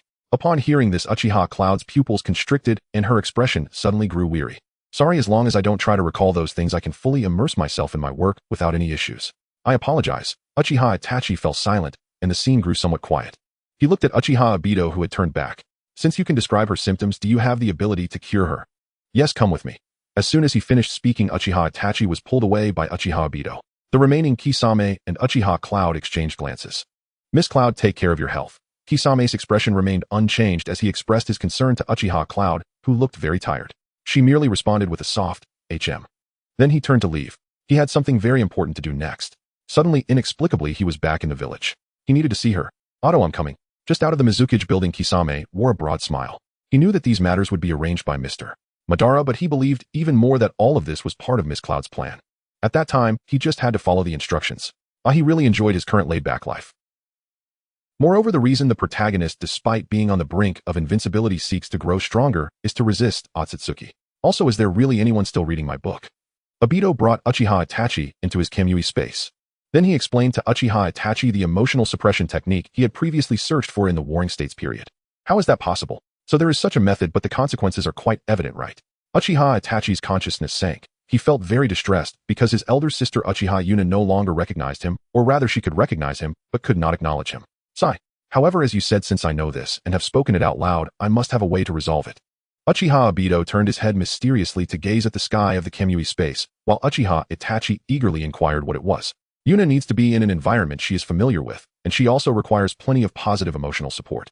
If she cannot recall on her own, then let others reminisce about things related to her, preferably with close people recounting the story in her presence. So, Uchiha Obito's words enlightened Uchiha Itachi, and he cautiously asked. Exactly, I had been trying to find someone familiar with Uchiha Yuna and involved in her life. Coincidentally, you came, so I decided to share this with you and work together on her treatment. Uchiha Yuna is a very useful tool for Obito. He is well aware of the feelings the girl has for him. Therefore, Uchiha Yuna's mental state must not have any issues, at least not to the extent that it affects her loyalty to him, while also addressing her mental health. Then please tell me your plan. Uchiha Itachi looked seriously at Obito. Obito nodded and began to outline his plan. Uchiha Yuna finished work. It was now around 6 in the evening. Thanks to her incredibly fast document processing speed, she finished work much earlier than most leaders. The reason was simple. She had completed everything. Good evening, Lord Mizukage. Same to you. It's been a long time since I've seen you. Would you like to buy some fruits? Not today. Take care. Oh, isn't this Lord Mizukage? Come on, would you like to experience our haircutting service? No thank you, goodbye. Alright, Lord Mizukage, you must come next time. You must try our new trendy shamat hairstyle. It's very stylish and the hair gel is complimentary. Yuna encountered many people on her way back. They still admired and trusted her greatly. After all, during this period, she had continuously supported the development of both industry and agriculture, generating substantial income from foreign trade. Most of these small private enterprises were nurtured by her own efforts, so their reverence for Uchiha Yuna was only natural. It was a matter of life-saving grace. As Uchiha Yuna walked slowly, the number of people in the street dwindled, and she finally arrived at her little home and opened the door. Upon pushing the door open, a warm scene unfolded in the room. Although there was no one inside, and nothing remarkable, it still felt quite cozy. After stepping in, she glanced at the slightly dusty bed and sighed, preparing to enter the kitchen to tidy up and cook today's meal. Knock, knock, knock. The door isn't locked, you can just come in. Uchiha Yuna was halfway through her tidying when she suddenly heard a voice outside the door. After calmly finishing this sentence, she continued to lower her head and tidy up. The door swung open to reveal an unexpected guest. It was not yet autumn, and Uchiha Itachi had arrived wearing a short shirt and knee-length shorts, trying to squeeze out a smile to greet Uchiha Yuna. Remember, you must maintain the usual lifestyle with Uchiha Yuna. Do not force yourself to act unnecessarily. Uchiha Madara's voice echoed in his mind. Uchiha Itachi ultimately decided to confront her in his most ordinary state, once again donning a blank expression. You're the new one today, right? Uchiha Itachi, please take a seat. Well, since you've come to this village, it's my duty to host you. He'll prepare some dishes for you. Oh, please wait a moment. Uchiha Yuna said gently to Uchiha Itachi, then turned back to start heating oil. However, Uchiha Itachi looked visibly uncomfortable. The Uchiha Yuna in his memory was not like this. While he couldn't exactly say she was a virtuous wife and good mother, she could at least be described as a human-shaped Tyrannosaurus. Knock, knock, knock. Upon hearing the knock on the door, Uchiha Yuna, who was just about to heat the oil, furrowed her brows slightly. She maintained a faint smile, trying to conceal her fatigue, and repeated her earlier words. The door isn't locked, you can just come in. However, this time, before the image had even reached outside, a voice already came through. Hey, I already said Yuna doesn't usually lock her door. Big dumb fish, can't we just push the door open? You have no idea how exhausting it is to hold this flower. But after all, she is the Mizukage. Oh, we should still knock first. Alright, oh, but this door really isn't locked, couldn't you just push it open? Look at me. Wait a minute, Atten. Just as the words fell, Atten's petite hand pushed the door open. Before the nearby Kisame had time to stop him, the two exchanged wide-eyed gazes with the smiling Uchiha Yuna. Hee, big sister Yuna, I'm here. The girl looked delighted as she hugged Uchiha Yuna tightly with the flower. Uchiha Yuna's previously furrowed brows relaxed slightly as she patted Atten's back and gave her a gentle push. Oh, alright, I know you don't really like this flower. It smells lovely, so we'll just place it aside, hee. Atten smiled, presenting the blue flower to Uchiha Yuna, swirling it around to release its fragrance, which wafted into Uchiha Yuna's nose, making her momentarily dazed. Indeed, it's quite. Just as Uchiha Yuna was about to offer her opinion, another voice came from outside. Knock, knock, knock. However, this time, before Uchiha Yuna could speak, the person outside became lost in their own world. Hey, Lord Mizukage, I'm a fae. My lord sent me to help you. Please open the door. Oh. Wait, the door seems to be unlocked. My goodness, could it be that Lord Mizukage has been attacked? This is bad, should I inform? No, this is the village. How could anyone attack Lord Mizukage? Listening to the strange sounds and the flailing actions outside, Uchiha Itachi tilted his head while sitting on the sofa. Do you know him? Yuna looked at Itachi, who nodded and walked to the door to pull it open. Oh my, the door opened by itself. Wait, that means there's actually nothing going on. Why is it, Mr. Itachi? As soon as the door opened, a fae wearing a tiger mask made Kisame frown, only to see him dressed in the Akatsuki's special robe. The Mist Village had collaborated with the Akatsuki, so this clothing wasn't forbidden in the village. In fact, the Mist Village is quite open now. Many outsiders wear strange outfits, and they aren't much managed. This person is a fae. He is a candidate for our Akatsuki organization. His strength is considerable, but not overwhelmingly so. Uchiha Itachi introduced a fae to everyone. He also felt that a fae before him was quite strong, although initially he thought it was Uchiha Madara. However, the aura was completely different from that of Uchiha Madara, and this fae's aura was of a different kind. Thank you, Mr. Itachi, for the introduction. As a secretly infatuated high school girl with Mr. Itachi, I feel quite shy. A fae began to act up again, suddenly hiding behind the slightly open door. His fidgeting body and the gesture of pointing at his chin made it impossible not to feel a bit dizzy. But the latter half of that statement is an insult to me. I am quite strong. Ignoring his words, Uchiha Itachi simply grabbed Fae's hand and forcefully pulled him inside, then closed the door. Damn it, does anyone care about what I say? Fae felt a bit down. Alright, Fae, don't cause trouble. I want Atten to meet you for the first time. Oh, please be kind. Atten on the side seemed quite interested in a fae, mainly feeling that a fae shared a similar vibe with her. Oh, I'm a fae, and you're Atten. Wow, we must be destined to meet. A fae exclaimed, looking at Atten with great curiosity, completely ignoring the slightly off expression on Kisame's face. Uchiha Yuna's expression eased a bit, her brows slightly unfurled, returning to her previous state, although she still looked rather fatigued. And all of this was noticed by a fae who remained unchanged in his actions. Alright, since everyone is here in my home, it is my duty to host you all. Please wait a moment while I go to the kitchen to prepare some dishes, and we will eat together. At this moment, Uchiha Yuna spoke, her words calming down the previously somewhat chaotic situation. What, there's a delicious dinner tonight. Then it's time for my super invincible fae to shine. A fae instantly became extremely excited, his eyes sparkling as he jumped into the middle of the crowd, introducing himself animatedly in front of Uchiha Yuna, although no one could see his flamboyant gestures. As everyone knows, a fae was once a culinary god. 30 years ago. Aren't you only 30? Before a fae could even start his boasting, Atten couldn't help but interject. Ahaha, it seems that way. Afei awkwardly scratched his head as if he had just realized his age. Oh my goodness. Uchiha Itachi was never good at handling awkward situations, and now he wished he could disappear to the farthest corner. No matter what, please let me give it a try, Lord Mizukichi. I'm really great at cooking. Afei exaggeratedly made a gesture pleading with the slightly dazed Uchiha Yuna. Well then you can give it a try. Tonight we need to make tomato scrambled eggs, braised pork, and carp soup. You can make the tomato scrambled eggs. Oh, it's on me. You all come watch. Oh, Afei became super excited, his whole body trembling with excitement, and then under everyone's watchful eyes he slowly walked over to the machine he completely didn't recognize. Omnissa, is this the switch to turn it on? Yes, this is the ignition button, Uchiha Yuna replied gently, though her brows began to furrow again. Okay, tomato scrambled eggs, right. Let me look for it. Atten watched intently, believing Afei's words, as she often cooked as well, so maybe she could secretly learn a thing or two to later cook a delicious meal for Kisame.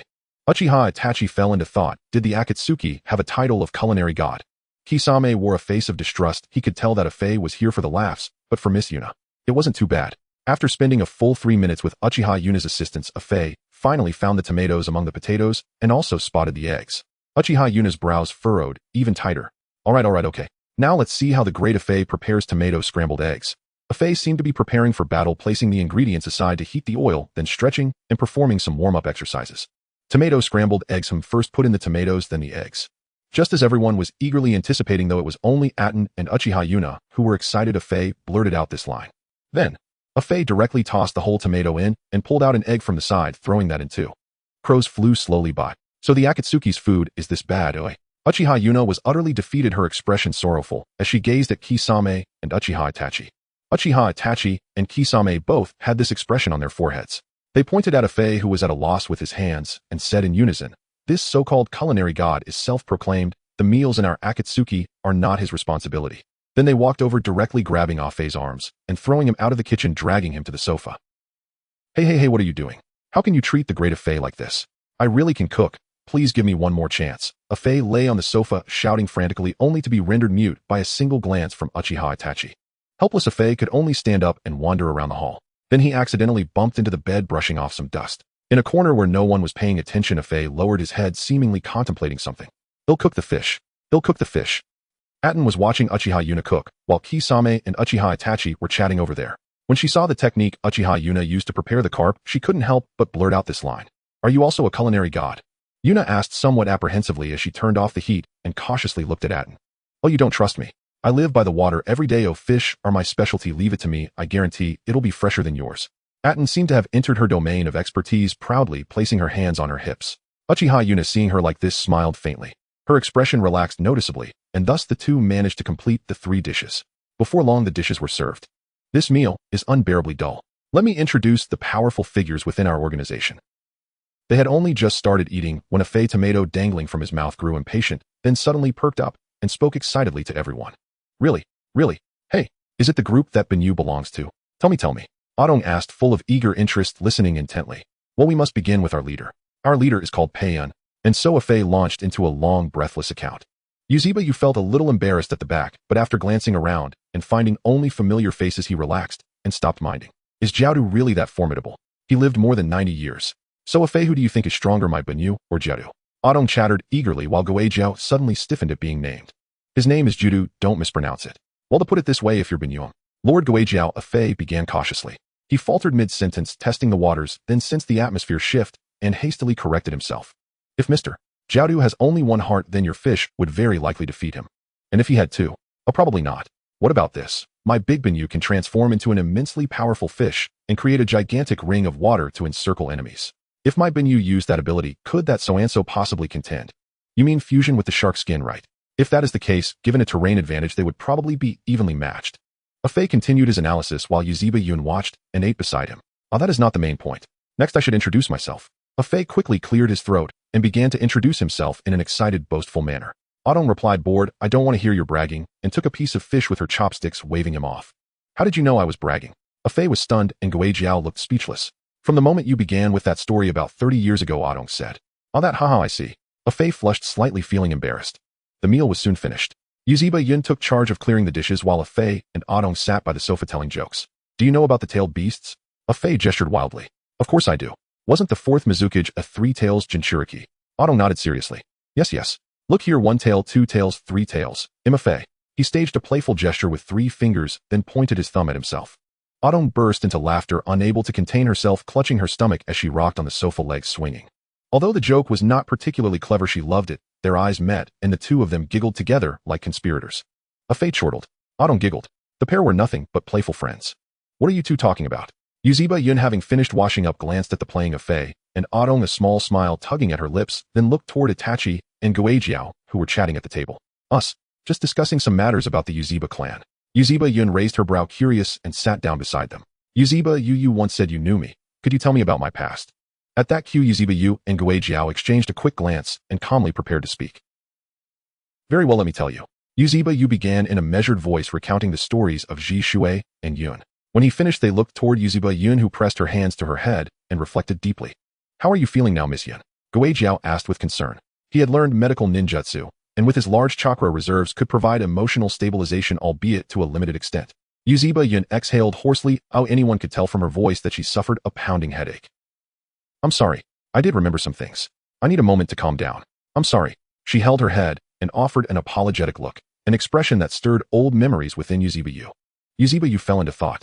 It seemed as Uziba Ban had said that positive emotional provocation might help, but what not bound Yun's heart now remained a mystery. As he pondered, Fei, sensing something, stopped speaking and sprang to his feet. Where are you going? Autumn asked curiously. I'm going to give them a ow. With a thud, Fei, who had intended to approach Uziba Yun, tripped on his left foot and fell hard to the ground in front of her. Yun looked on, perplexed. Guijiao and Uziba Yu exchanged a bemused glance. I think calling him a candidate for leader is still premature, they muttered. Fei leapt up, scanned the room, and fixed his gaze on Autumn, who appeared unperturbed. Fei stared at Autumn with intense focus. Autumn seemed to realize what he meant and struggled to suppress a grin. She tried to control her expression but could not, and she immediately thought of every recent mishap she had suffered, then burst into laughter. Ha ha ha, oh my Fei, you are so, oh my. Autumn laughed so loudly her face flushed. Fei's brow finally furrowed, though no one nearby would have noticed. Listen up, I challenge you to a duel before the court. Fei declared dramatically.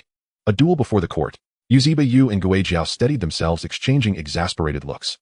Autumn misinterpreted, but grew even more excited, eyes sparkling like stars as she clenched her fists and faced Fei. Oh. Uziba Yu's expression was inscrutable. Guijiao looked puzzled. Since you ask so kindly, I shall tell you sincerely. How something feels off, but never mind. Watch closely, secret technique. Fei clasped his hands and gathered chakra. The others watched in surprise as a scroll suddenly materialized nearby. Fei performed an ornate flourish and unfurled the scroll. With a puff of smoke, a hat-like object and a toy hammer appeared in his hands. The court duel is simple, Fei explained rapidly. We play rock, paper, scissors. The winner gets to strike the loser with the hammer. The loser must don the hat to shield themselves. If the winner manages to hit the opponent with the hammer after winning, he prevails. But if the loser deflects the attack with the hat and survives, the defender wins. Otherwise, they lose. Autumn exclaimed, wow. I'll play. I accept your court duel. Awesome. Fei cried. Uziba Yu and Guijiao watched with faint smiles, bewildered that Fei even carried such props. Was he always this prepared, or had tonight's mood prompted him to bring them for fun? At that moment, Fei bounded over to Uziba Yun and tugged at her sleeve. Sir, would you act as referee, please? She relented. Very well. After I say rock, paper, scissors, show your hands, understood. Yun's lips curved slightly. She seemed less fatigued and slowly approached the sitting contestants. Silence fell. The atmosphere grew solemn. Though only one eye seemed sharp, Fei's gaze became keen and unyielding. Autumn's blue eyes assumed an almost dangerous glint. Rock, paper, scissors. Uziba Yun, watching, found herself haunted by a familiar vision. The scene stirred a recollection she could not shake. For the record, Yun knew what Zaido knew because she possessed range perception, an enhanced version of the revered six eyes. In that round, Fei played rock, while Autumn played scissors. I win. Fei crowed. All he had to do now was strike. Because Autumn was an ordinary person, Fei felt no need to use chakra. Yet as he reached for the hammer, it slipped away from his gloved hand and jumped aside. Ouch! Fei cried in pain, while the others looked on, already resigned. By the time he managed to retrieve the hammer, Autumn had already donned the hat. Fei, reddening with indignation, demanded another round. Rock, paper, scissors. This time, Autumn won. As Fei reached for the hat, the familiar mishap repeated itself, and Autumn struck him hard on the head with the hammer. Fei panted heavily, reddened and furious. Itachi, help me, he pleaded in a childish whine. Unable to resist the plea, Uziba Yu stepped forward to play. But the subsequent 2 rounds mostly ended in Autumn's defeat. After 2 blows, she protested loudly and hurried to summon her Binyu. Go, Binyu. Come on, Mr. Yu. Fei and Autumn urged from behind them, shouting wildly, while the summoned pair looked at each other helplessly. In the first contest, Uziba Yu won, but he did not expect Guijiao's lightning speed with the hat. The second round, Uziba Yu also won, and he tried a little harder, but still failed to land a blow. The third round went to Guijiao. Uziba, you finally realized that their opponent's reflexes and physicality far exceeded his own. This time his head took the hammer. Guijiao teased, I won't yield to Adong in this. He looked affable, but Uziba, you could see smugness glittering in his eyes. Then Uziba, you activated his Sharingan. What followed needed little description. Guijiao was overwhelmed by 3 Tomo and retreated into silence, seeking comfort from Adong, who embraced him sadly and accused Afei of cheating. Did you not cheat? Afei protested. Uziba Yun watched the scene intently, unbeknownst to the others Afei had kept a close eye on her.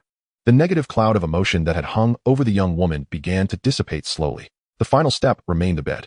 In this joyful atmosphere, night soon fell. There was no moon tonight, and the sky was devoid of stars. The surroundings were shrouded in darkness, with only the flickering firelight illuminating the small room. Ah, how delightful. Afei lay happily on the sofa while Atong was held by Guijiao, exchanging intimate words and stealing kisses from time to time. Afei stared blankly at Atong, propping his chin on his hand, lost in thought. It's already quite late, it's time to sleep. Let's call it a night for now. Thank you all for your company. Uchiha Yun stepped into the center, bowing slightly to everyone. She was well aware of why these people had come to find her at this time. It was undoubtedly due to previous events. Uchiha Itachi, I am aware of your situation. Please grant me some time to process this. Thank you. Uchiha Yun expressed her gratitude to Uchiha Itachi. Itachi's expression was somewhat dim, as the Yun before him was not the person he was familiar with. Was it truly too late for redemption? Atong was also feeling a bit tired and fell asleep in Guijiao's embrace. Guijiao gently nodded, indicating that he would take his leave, and then walked out. With a bang, the door was shut.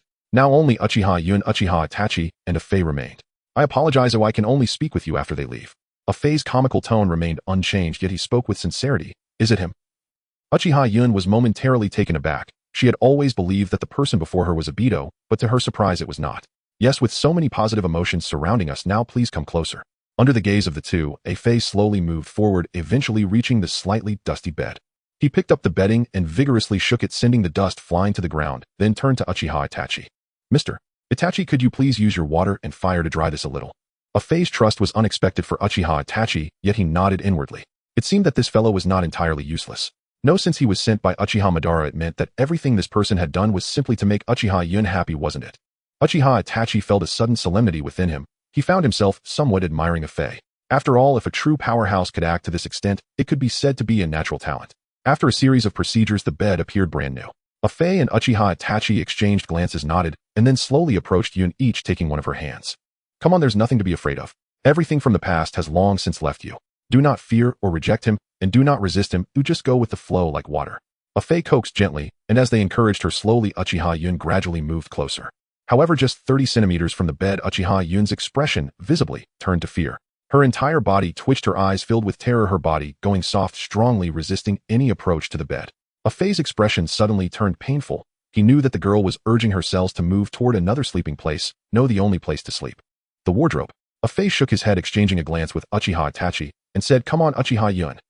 As these words escaped him, Uchiha Yun seemed to forcefully suppress her bodous reaction, but she lacked the strength to move forward. Afei exerted himself and gave a strong push. Yun landed on the bed with a thud, her entire being curled up, as if some great fear was about to descend upon her. A second passed. 2 seconds passed. 3, 4, 5, 6, 7, 8, 9, 10 seconds passed. She was astonished to find that nothing happened. The anticipated negative emotions and tidal waves of pain did not surge within her heart and chest. She stared blankly at her hands and her gradually relaxing body. Before long, Uchiha Yun's complexion turned slightly red. It seemed she understood something as she looked at Afei, her gaze now carrying a hint of concealed madness. This was also part of the act, preparing for the later Yandere moment. Afei suddenly felt a non-human gaze fixed upon him, causing him to shiver as he hugged himself. How do you feel? Uchiha Itachi asked cautiously in a soft voice. Uchiha Yun turned to Uchiha Itachi, the blush on her face having completely vanished, which made Afei beside her furrow his brows slightly.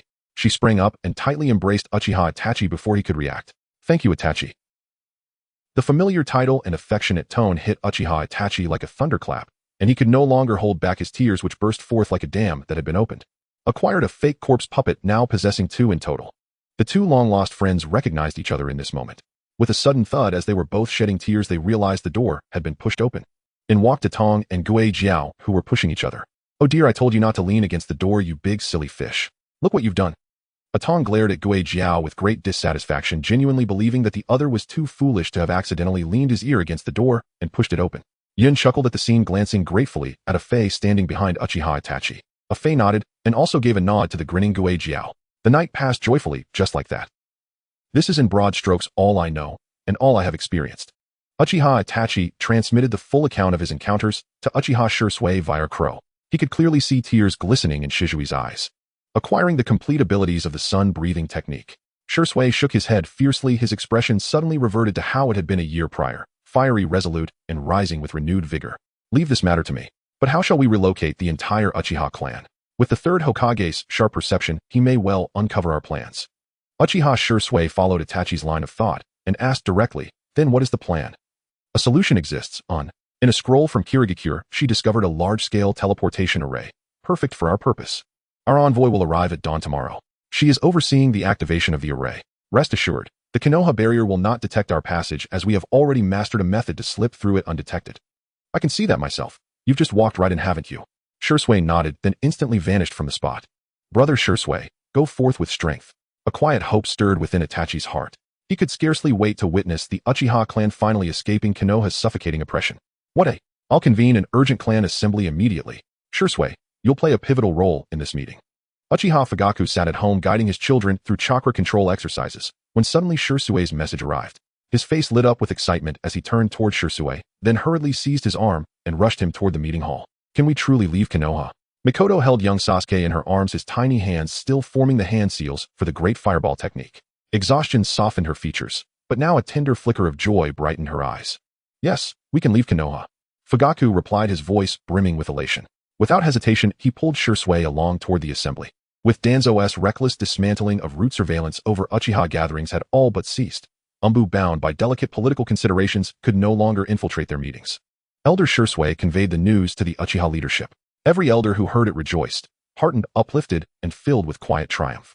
Whether hawkish or dovish, all factions united in enthusiastic support. The Hawks acknowledged they stood no chance against the third Hokage in open conflict. The Doves believed reconciliation with Konoha was irretrievably lost. This proposal offered them both dignity and survival, the sole viable path to preserve the Uchiha lineage. After all, if Konoha's citizens held them in such disdain, why remain in this land at all? Action followed word without delay. That very night, a breathtaking exodus plan took shape. Uchiha clan members passed the secret among themselves through covert letters like embers gathering before a conflagration. Children, elders, men, and women alike hastily packed their belongings. Urgency thrummed in every motion. From the perimeter, Umbu agents observed, silent, watchful, and unsettled. He teleported, not to the Hokage tower, but to an unassuming civilian residence. Please deliver this intelligence to the Hokage immediately. Yamato removed his mask, swiftly conjured a wooden plank using wood release, inscribed the message upon it, and handed it to the guard stationed at the door. Understood. The guard nodded solemnly. Only after Yamato departed did he enter the chamber and place the plank into the hands of the ailing Hiruzen Sarutobi, who lay abed. Cough, cough, cough. Is this a message from Tsunade? No, sir. It is intelligence from the Uchiha clan. Hiruzen fell silent for a long moment, weariness etching deep lines across his brow. He frowned faintly, then reached out and accepted the wooden plank. Standing beside the bed were Shimura Danzō and Nara Shikaku. Though often at odds, the two men stood in rare accord now, both acutely aware of the fading vitality emanating from the man before them. Hiruzen's hair had turned snow white, his once firm gaze had grown clouded, distant, and dim. Danzō believed the Hokage mantle was already his, so he resolved in this hour to tend carefully to his old friend. Shikaku had come solely to aid the Hokage in decision-making. That treacherous Uchiha clan. I knew they harbored ill intent. Danzō snarled darkly even before Hiruzen finished reading the message. Not necessarily. With Uchiha Shisui present, I doubt the clan will commit any grave transgression, Shikaku countered calmly. Enough. You two must cease quarreling. A frail voice drifted from the bed. Yes, sir, they replied in unison, and fell into respectful silence, standing motionless at his side. What has occurred? After several minutes, Hiruzen set down the plank. Shikaku stepped forward to inquire. Nothing of consequence, merely increased movement among the Uchiha populace. No immediate threat arises. Focus your efforts instead on locating Jiraiya and Tsunade. At those words, Danzō's eyes darkened further. Understood. We shall locate them discreetly and swiftly. Please rest easy. Shikaku took the plank and placed it aside. Gazing at the coughing figure before him, he said gently, For now, let us proceed thus. If matters worsen later. His sentence was cut short by Danzō. There will be no later. You will retire strong and whole, yes. In Danzō's heart, he envisioned himself and Hiruzen jointly safeguarding Konoha, with himself as the guiding force and Hiruzen as steadfast pillar. He believed with unwavering conviction that under his leadership Konoha would rise anew to greatness. Thus his old friend must not die, and Danzō had long tasked Root with seeking the finest medicinal herbs to restore Hiruzen's health. Shikaku, by contrast, merely instructed subordinates to procure mild, nourishing tonics, knowing full well that the Hokage's ailment was not physical but spiritual, a sickness of the heart. Without the one who tied the bell, no one could ever untie it. I am growing weary, Hiruzen murmured. Upon hearing this, the two drew the bed curtains closed, moved their chairs beside the nearby table, and settled in quiet vigil. Sasuke sensed something strange today. Uncles and aunts hurriedly packed belongings as though preparing to depart. But were they truly leaving en masse? Young Sasuke could not fathom it, only that they would soon abandon this place forever. At dinner he asked his mother. Mikoto confirmed it with a gentle nod. As Mikoto stroked his hair, Sasuke felt a quiet hollow ache, as though something precious were slipping beyond his grasp. He lifted his gaze to her face and whispered, "May I go for a walk?" Mikoto readily agreed. Sasuke wandered down a narrow path beside a slender stream, each step measured, his eyes fixed on the setting sun, his chest tight with restless unease. The great fireball technique's hand seals, entrusted to him by his father, remained stubbornly elusive. He lagged far behind his elder brother. Though he knew Itachi had defected, Sasuke refused to believe it. In his heart he clung to the certainty that his brother had been wronged, framed by forces unseen. A pebble lay on the path. In sudden fury Sasuke kicked it aside, only to hear a sharp yelp. "Ow! Who threw that?" Chattering voices rose from the riverbank. Sasuke turned, and there, clad in bright orange, sat a boy roasting fish, just struck square on the head by Sasuke's stone. "Naruto," Sasuke ventured, tentative, almost disbelieving. "Huh, stuck up Sasuke. Haha, never thought I'd run into you here. What brings you wandering outside today?" Naruto's eyes lit up. He shoved his half-cooked fish onto a nearby stick and bounded over, tugging Sasuke, half resisting, half reluctant, down to the riverbank. "I caught 2 fish. Let's share 1 each. Shall we roast them here?" Then Naruto noticed Sasuke's hesitation, his enthusiasm faltering just slightly as he asked softly, cautiously. Yes." Though bewildered, Sasuke found his inner turmoil ebbing away the moment he saw Naruto. Why, he couldn't say. Was it reluctance to part? He stayed. "Oh, awesome." Naruto's expression blossomed like sunlight breaking through clouds. From then on he carried the conversation, light, easy, unwavering. Sasuke offered only brief replies, yet remained, gazing into the crackling fire as the fish sizzled above it. "Almost ready. Here, I've got some seasonings. Try these." Naruto thrust the spices toward Sasuke, who paused, staring silently at the small pouch. "No way. You still don't know how to use these." Fine. I'll teach you." His tone teased, but his heart swelled with quiet joy. He took Sasuke's fish, sprinkled it generously with his own seasoning, and handed it back with a grin. They ate slowly, bite by bite, as the sun sank low on the horizon. "Ah, what a wonderful day, huh, Sasuke?" Yes." Sasuke nodded, his voice barely above a whisper. Watching Naruto tidy the remnants, Sasuke finally gave voice to the words he'd held inside. "I may be leaving soon." Naruto froze mid-motion. Confusion flickered across his face. He turned slowly, searching Sasuke's eyes. "It's not because of you. We're all leaving Konoha. The entire clan." Sasuke spoke softly, perhaps for the first and last time, offering such quiet vulnerability to Naruto. "Why?" Naruto's voice wavered. The thought of losing one of the few friends he'd ever truly made pierced him deeply. His nose stung, inexplicably raw. "Fine. Once I learn where you've gone, I'll break free from Konoha and find you. Promise." Sasuke watched Naruto turn his head away, shoulders stiff, but his body still angled toward him. A soft, unexpected laugh escaped Sasuke's lips. "Wow, how dare you laugh at me, you stuck-up jerk." Naruto's face flushed crimson, yet his glare held no real heat, only flustered indignation. Ha! Now it was Sasuke's turn to laugh, full-throated, unguarded, alive. Fate, it seemed, had woven their paths together with peculiar grace. A breeze stirred, rustling the nearby shrubs, though perhaps a little too vigorously. In the early morning of the next day, Uchiha Shisui stood by the tree stump as previously agreed. Around the time the sun had just risen, a petite figure appeared beside the stump. "Hello, I am Uchiha. You are Uchiha Shisui, right?" Shisui frowned slightly, looking down at the young girl before him. "You are Uchiha. How did you figure out my surname?" "It's because the chakra in your eyes belongs exclusively to us, the Uchiha." "Ah, that's impressive. Without further ado, I need everyone to gather in one place for my teleportation array. They'll send the supplies later. First, we need to get everyone over there." As Uchiha spoke, Shisui listened and took notes, nodding occasionally. "Regarding the residents in the Land of Water, we have already informed the daimyo, and a place has been cleared out. Everyone can settle there when the time comes." After chatting for a while, Uchiha Shisui looked at the young girl who had finished speaking.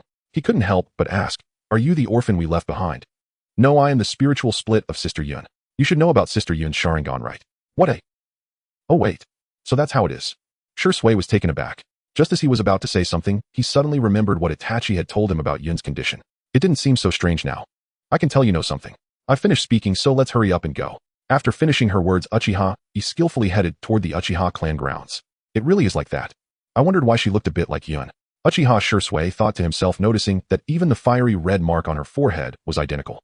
Before long, the Uchiha clan members gathered at the square.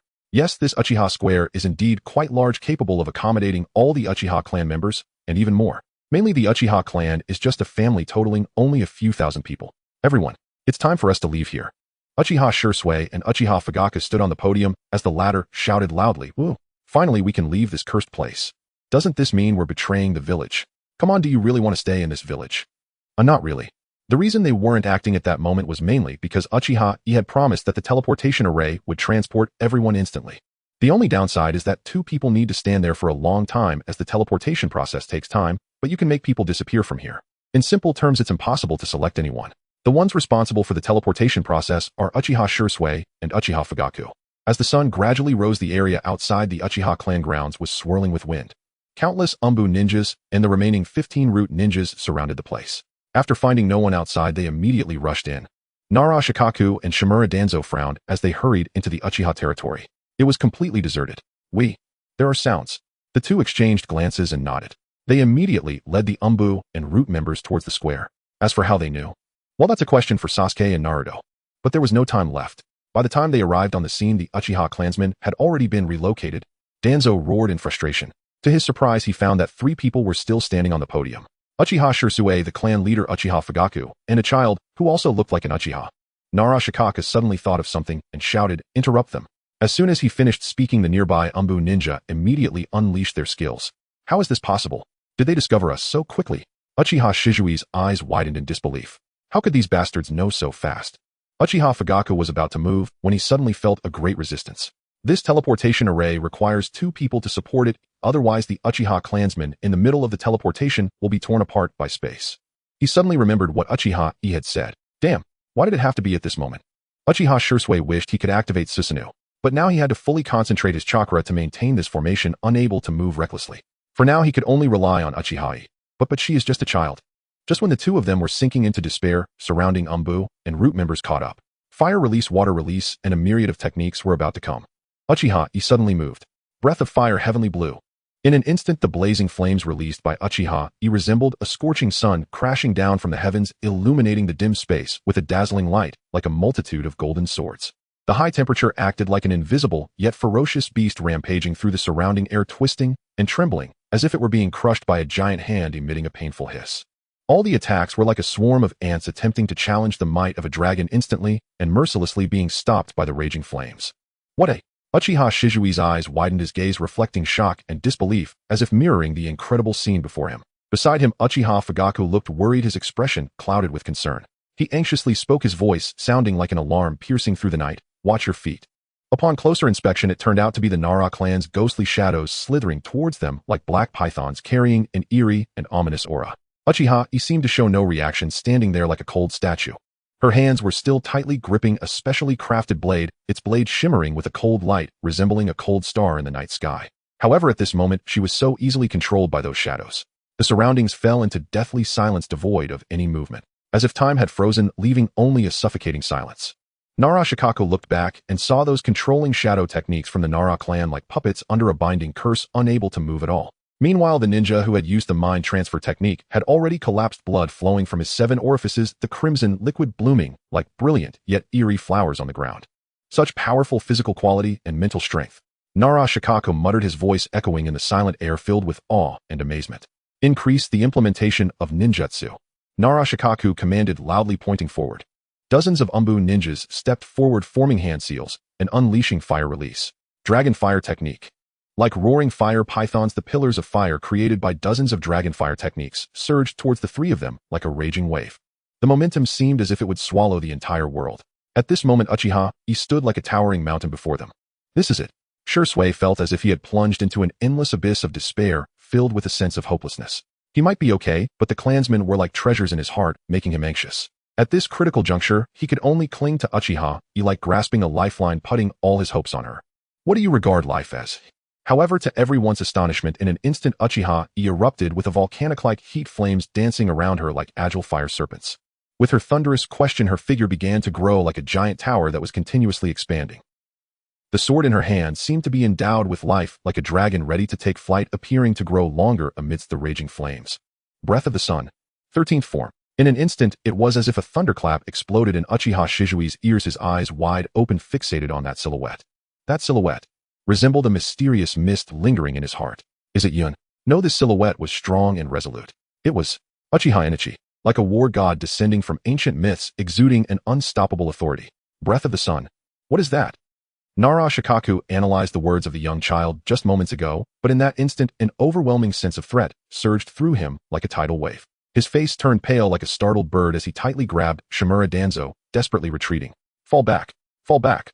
His shouting was like the roar of a trapped beast in a dead end. But it was too late. A powerful heat wave surged like an enraged fire beast accompanied by firelight flashing like a meteor. That dancing figure seemed like a beautiful dance, yet it carried a terrifying power capable of annihilating everything. The day wheel blade in Uchiha Kumo's hand erupted with blazing flames. Those ninjutsu techniques seemed like fragile paper toys instantly obliterated under the blazing sun. The dragon fire technique was like a clown trying to stop a moving car, utterly powerless, assimilated in an instant. The water release behind it evaporated in moments like ice and snow under the scorching sun. The overwhelming power surged through every inch of space around them, but she showed no signs of stopping. The Umbu ninjas were still filled with confusion, wondering how this young child could suddenly transform into such a tall woman. Just then their leader issued a retreat order. They could only flee like frightened mice, but it was already too late. A swirling wall of flames appeared in the center, like a fire serpent showing its fangs and claws. Those ninjas who couldn't escape were melted like wax figures thrown into a furnace. Next, that horizontal and vertical strike in midair resembled the scythe of death, leaving no chance for defense. A large number of Umbu were melted like autumn leaves in the wind. Nara Shikaku's eyes were filled with burning pain, yet preserving his life was the priority. However, it wasn't over yet. The day wheel blade in Uchiha Kumo's hand seemed to coalesce into an imposing dragon head ready to soar. With a speed like lightning, it charged towards them. Dozens of ninjas couldn't even let out a weak scream, as if they were leaves swept away by the gale, instantly losing their heads. No, that blade never even touched them. The flames attached to the blade devoured the enemies in an instant, leaving nothing but devastation. What terrifying power! This is akin to thunder clapping, sending shivers down one's spine. Is this the breath of the sun? As Nara Shikaku ran, he felt like a frightened deer was thrashing about, in his heart waves of astonishment surging. He muttered to himself, pondering how that person had directly named their abilities, stemming from a confidence as towering as a mountain. Now what could he do? As he escaped to safety and looked back, the blazing light akin to a scorching sun had already vanished, as if a splendid illusion had dissipated. Looking at the remaining Umbu ninjas, there were fewer than 200 scattered and thin, while the root ninjas were completely wiped out. However, there was no sign of anger on Shimura Danzō's face. He seemed like a solitary boat that had survived a storm, having escaped disaster, but still haunted by fear. The two exchanged glances, their eyes filled with a sense of resignation. Should we go over? Danzō asked, his voice tinged with hesitation. No need, they should have all evacuated. Even if we went, we wouldn't be a match for that person. Let's report this back to the Hokage. Nara Shikaku felt helpless too, his words filled with weariness, as if he were a wilted eggplant. Danzō felt a mix of fear and a heavy stone in his heart, an increased sense of deep worry. The Uchiha clan had left, like birds that had flown from their nest. Where would they go next, and in which country would they settle? Konoha had now lost the strength of a clan akin to a building without pillars, teetering on the brink of collapse. If Hiruzen heard this news, and his condition worsened, what then? In the distant water country, in the village of Mist Hidden, the door was suddenly thrust open with a loud bang. A mature woman dressed in beautiful clothing entered, excitedly calling out to Uchiha Yun, who was focused on documents in front of her. Sister Yun, the Uchiha clan has arrived. There was no response. Konan stared blankly. Her voice should have been loud enough.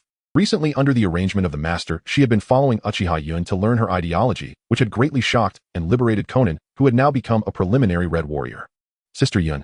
Although she was older than Uchiha Yun, she felt that she could not match her in terms of thought and other aspects, so she generally addressed her as Sister Yun. Thus Konan squinted her eyes and leaned a few steps closer, finally able to clearly see Uchiha Yun's state. She lowered her head, hiding her emotions, her bent back looking so thin, seemingly trembling slightly, with her right hand resting on the table and her left hand holding a ballpoint pen, as if pressing it against her abdomen.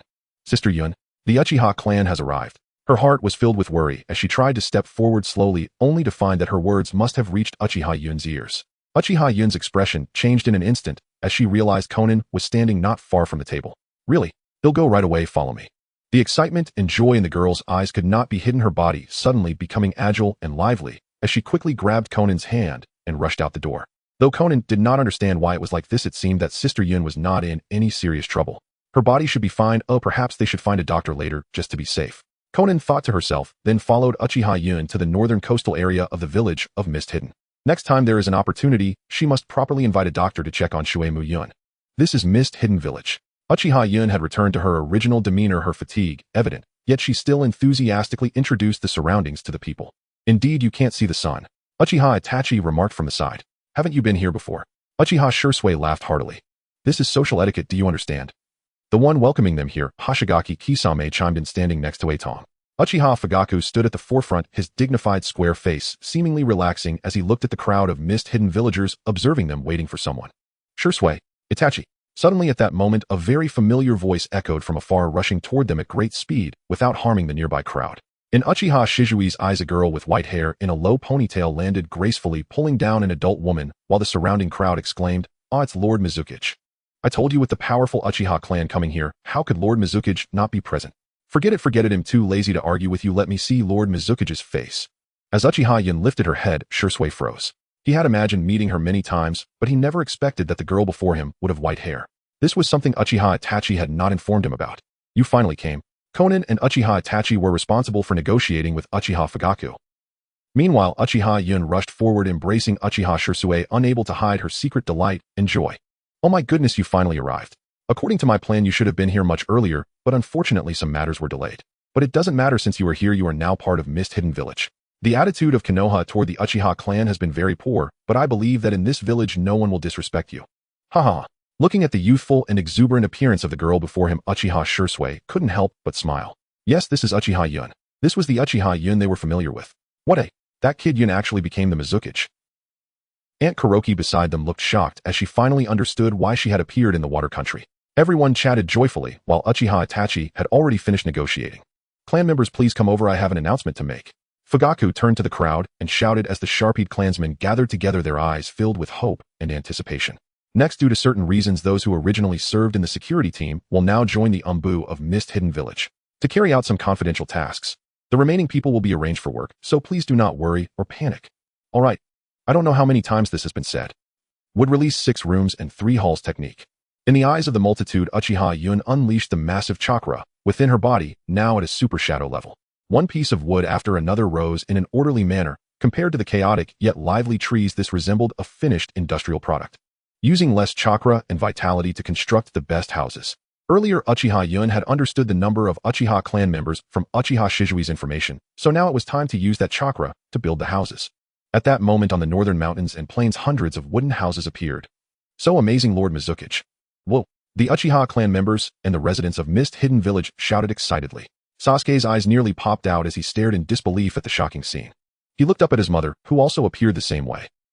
Just as everyone was jubilant, Uchiha Yun suddenly felt a surging force tumbling within her body. A sense of discomfort surged from her body and blood churned in her chest, threatening to be expelled from her throat. "I need to use the restroom." Uchiha Yun glanced at the joyful crowd engaging in conversation before saying to Uchiha Itachi, in leaving, "Is this Mr. Hoshigaki?" Uchiha Shisui looked at Kisame, nodded, and they shook hands. "Is this the legendary Shisui of the body flicker? You look very strong, haha. By the way, let me introduce this, my girlfriend, Atong." Kisame laughed heartily and proudly introduced his girlfriend beside him. "Big fish, keep your voice down." Atong was embarrassed to death, tightly clinging to Kisame's chest. "Ha ha ha." Uchiha Itachi and Uchiha Shisui exchanged glances and smiled at each other. "Oh, by the way, what's up with Yun's white hair? Itachi, why didn't you tell me?" Shisui laughed for a long time, suddenly remembering he had questions to ask, quickly looking for Uchiha Yun's figure and turning back to ask Uchiha Itachi. "I don't know either, why don't you go ask her yourself?" Uchiha Itachi said wisely. He had long known about the feelings between Yun and Shisui, although it was a one-sided affection without any reciprocation. "Alright, I'll go look for her." Shisui hadn't seen Yun earlier. He found a person and inquired about her whereabouts. "You mean Lord Mizukichi?" She went to the restroom over there, await for her to come out before looking for her. A person cast a strange glance at Shisui, snorted lightly, and then continued to return to talk with Fugaku. "Is that so?" Shisui nodded, secretly turning back to the direction previously pointed out. Before long, he arrived at that restroom, but Uchiha Yun was already standing outside. Shisui saw her propping herself against a tree with her back to him seemingly. "Yun," Shisui called softly, and as if sensing someone had come, she immediately straightened up, organizing herself, then turned around, her face beaming with a smile. She stepped forward, seemingly intending to block something beside the tree. "Shisui, what brings you here? Is there something wrong?" Uchiha Yun smiled, and the fluttering white hair made Uchiha Shisui voice his doubts. "So you meant this?" Uchiha Yun pursed her lips, but continued to smile. "Do you remember my Sharingan? I have unlocked the Mangekyo, and one of its abilities is called Amino." Shisui nodded as Itachi had mentioned this to him. The ability of Amino. Uchiha Yun gazed at Uchiha Shisui, seemingly contemplating something before finally sighing. "I won't go into detail, but the end result is that I used 30 years of my lifespan to bring you back from the dead, so my hair turned white." Before she could finish, tears streamed down Uchiha Shisui's face like broken beads as he suddenly embraced Yun tightly. Yun was taken by surprise and momentarily at a loss for how to respond. Her hands gently rested on Shisui's back, feeling the trembling spine, her lips slightly curling up, blooming into a smile as gentle as the warm sun of spring. All right, you know my personality, it doesn't matter anyway. Uchiha Yun gently explained to Uchiha Shisui like a murmuring stream. Shisui listened while resting his head on her shoulder, and in that direction his gaze swept like a spotlight toward the area behind Uchiha Yun. There was nothing there. No, wait. That is... Shisui's gaze fixated on a patch of damp soil beside the tree, the dark red area, resembling a bizarre blood-colored flower blooming in the dark night, and in an instant his eyes widened like copper bells. This is blood. His pupils shrank suddenly like a pinhole, rapidly reducing to the size of a needle tip. At that moment, Uchiha Yun's incessant words seemed to be a faint cicada's cry wrapped in a furious wind, no longer audible. All he knew was that Uchiha Yun had coughed up a lot of blood just now, and that blood... What is happening? A crisp autumn wind stirred the withered branches, poised to fall, its cool breath unexpectedly stirring the still waters of Shuei's heart. Why is Yun coughing up so much blood? The volume suggests she has been bleeding heavily. Yet why has she said nothing to anyone? Is it fear of worrying others? No. Shuei gently loosened his arms from around Yun. With a few perfunctory words they turned homeward, cheerful and lighthearted, preparing to share a quiet meal with Uchiha Itachi. Yet both carried hidden burdens. Shuei could not shake the suspicion. Was this illness born of the Bai Luo Tian? He sensed Yun was concealing something, some vital truth slipping through his grasp. What was it? Beside him, Yun fell into silence. Her pallor today was no act, it was real. And indeed it made sense. Awakening the Mangekyo Sharingan so early naturally precipitated the onset of the bloodline disease. Still, she possessed both supreme medical expertise and the Bai Luo Tian, yet chose not to deploy them, for her mind was fixed on a single urgent matter. The tide of revolution was gathering momentum.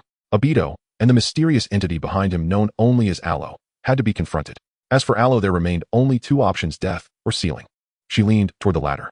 Obito, if redeemable, must be saved, though time was running short. Moreover, his eventual betrayal would not stem from the profound shock Yun might deliver. It would yield no emotional resonance, no value at all. And truly, where was the meaning in following the original path? How long would she have to wait? The Otsutsuki would inevitably arrive here in search of the divine tree. It was only a matter of time. Naruto had not even grown his first whiskers. There was no hope of relying on Boruto's Kimui now. Thus Uchiha Yun deliberately withheld her own abilities, not to heal her bloodline disease, but to let it run its course. It had now reached an extreme stage, comparable to the condition Uchiha Itachi and Uchiha Sasuke endured during their climactic duel. Yet Uchiha Yun felt little distress. To her, such excruciating pain had dulled to the sensation of a shallow blade drawn across her spine.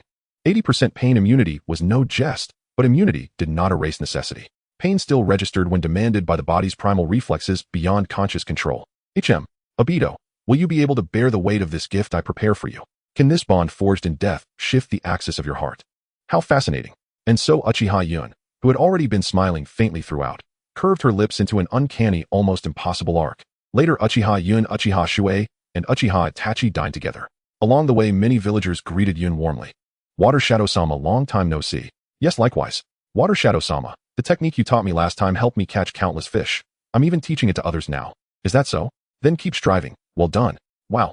Throughout, Yun's serene and elegant demeanor drew quiet exchanges between Itachi and Shuei. Did you become like this after assuming the title of Water Shadow? What do you mean? Was I not always like this? Faced with Yun's chilling smile, Shuei awkwardly turned his head aside.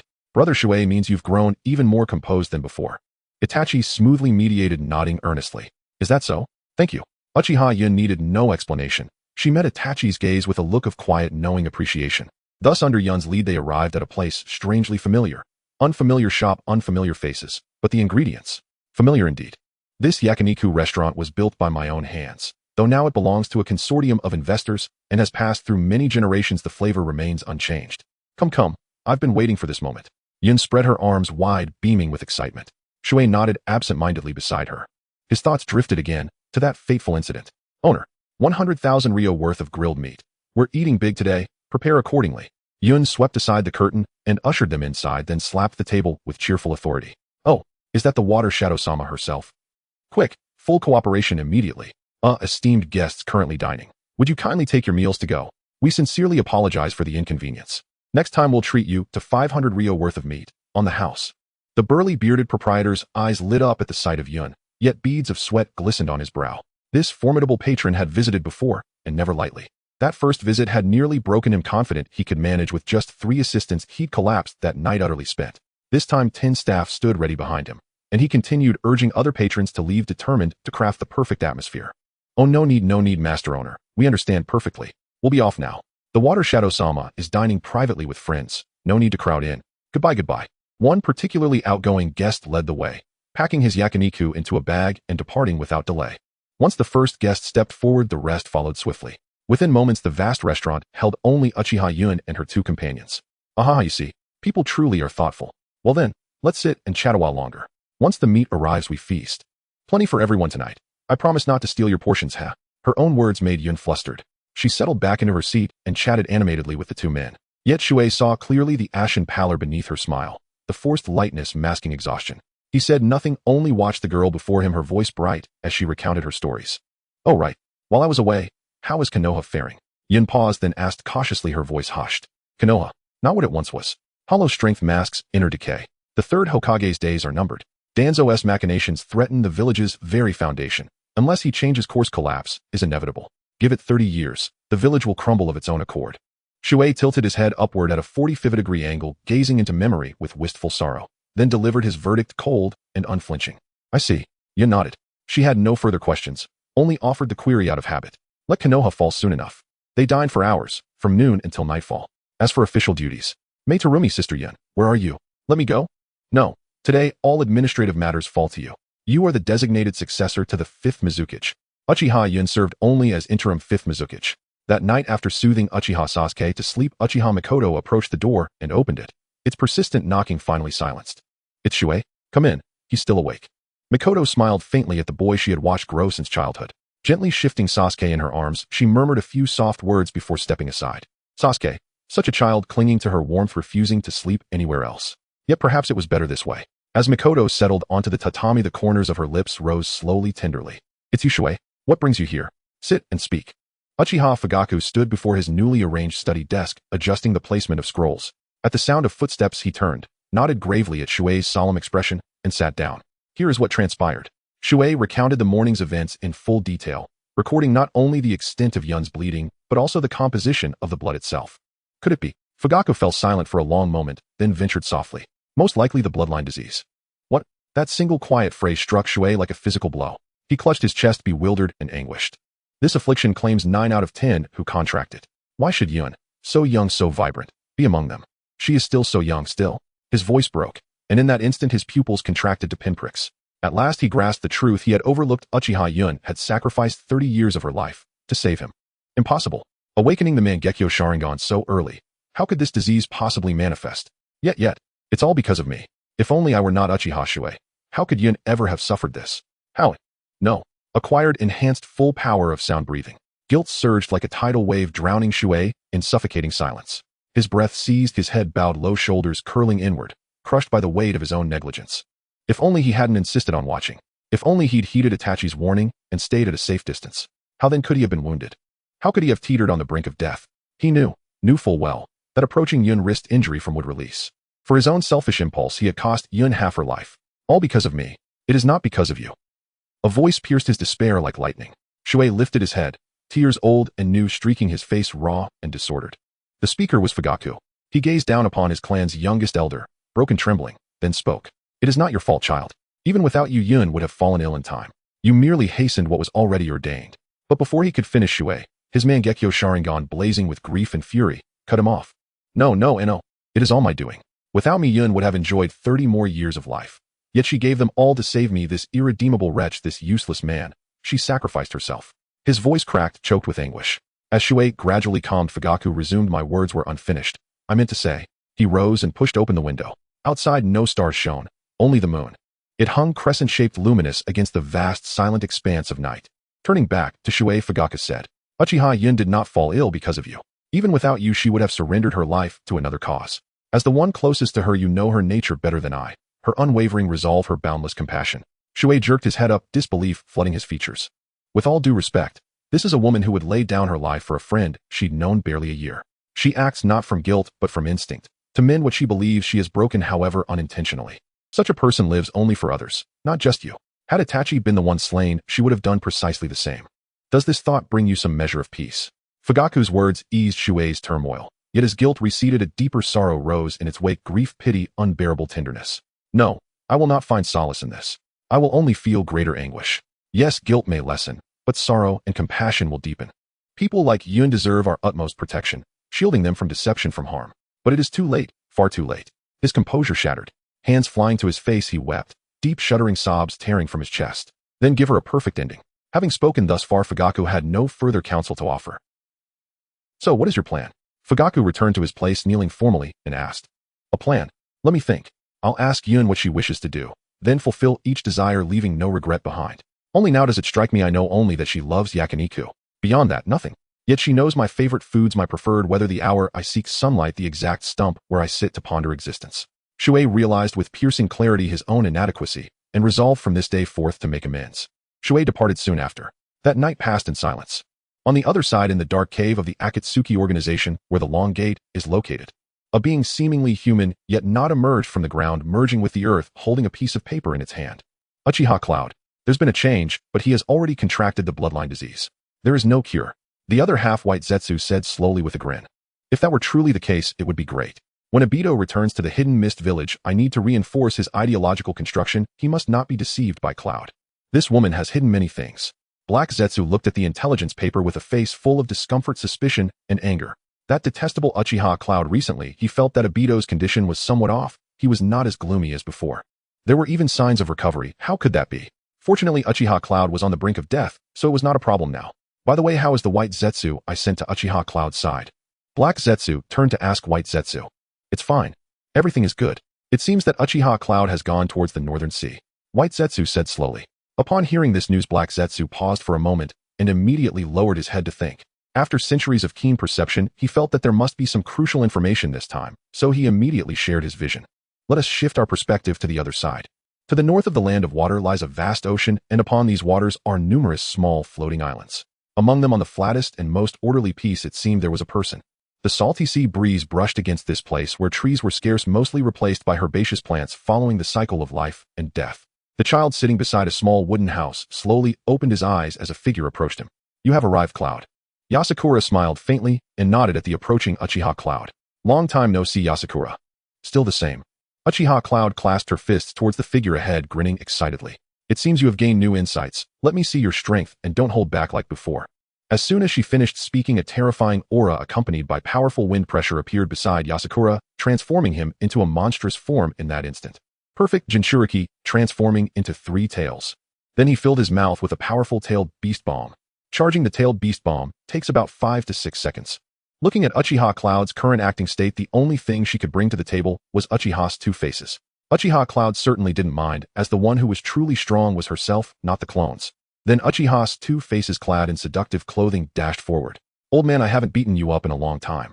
2 faces shouted excitedly, maintaining her running posture, yet air began to ripple around her, although it seemed there was no change. Yasakura certainly felt something. He quickly launched the incomplete tailed beast bomb forward, and sure enough, this tailed beast bomb seemed to be blocked by something in the air, splitting into several pieces before exploding midair. Boom. With a loud sound of smoke, 2 faces focused her eyes, and Yasakura, who had been standing still, had long vanished.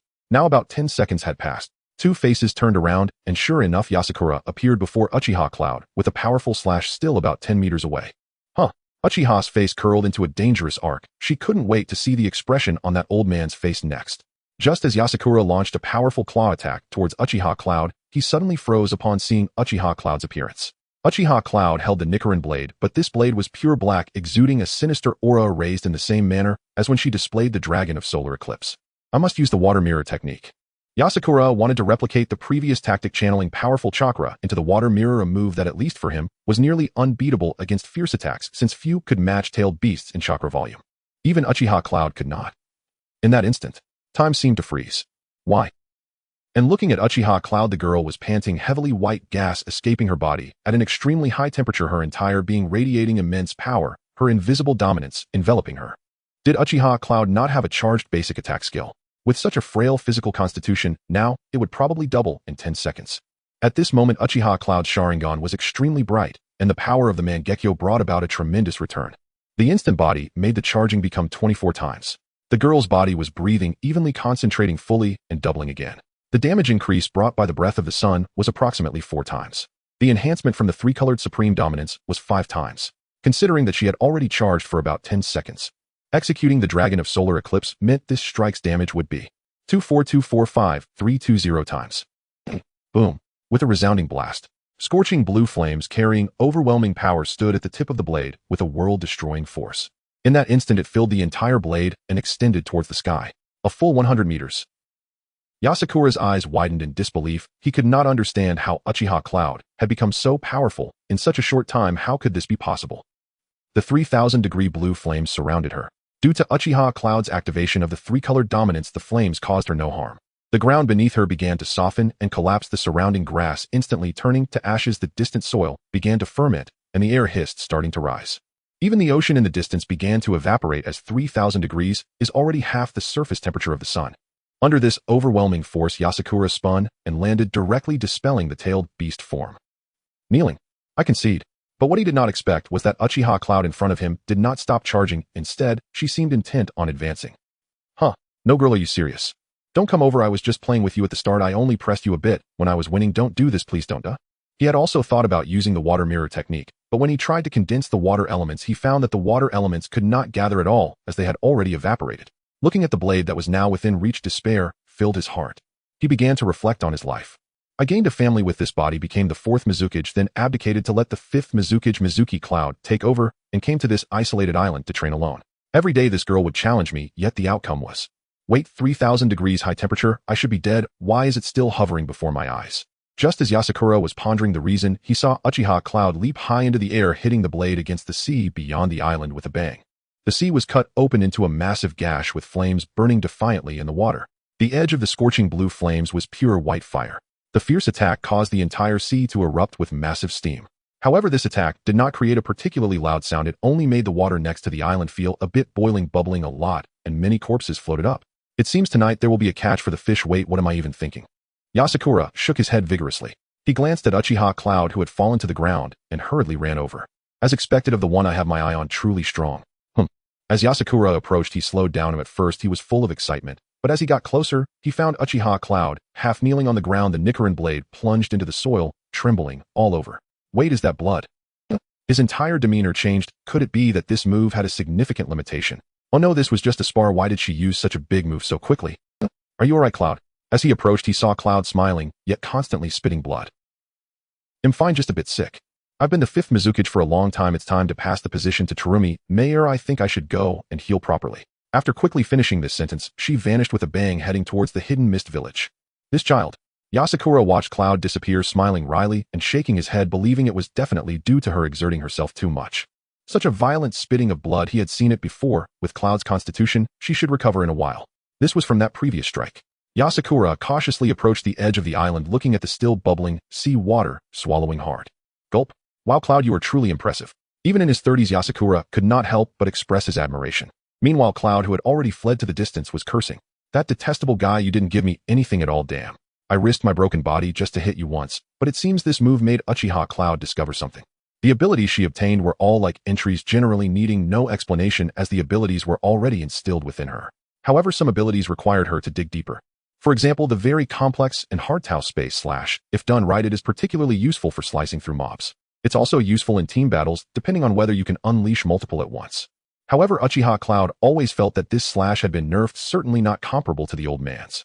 Fortunately, at least, she didn't have to bind herself. That thing could be manually adjusted. Charging the basic attack actually had a tracking mechanism. When Uchiha Cloud just released this massive energy, she felt as if her blade had locked onto Yasakura. If she hadn't had to use almost double the dominance to control it, this strike would have surely hit him.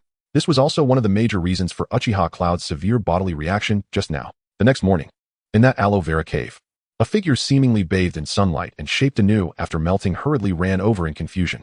Big trouble. Slow down. What did you see?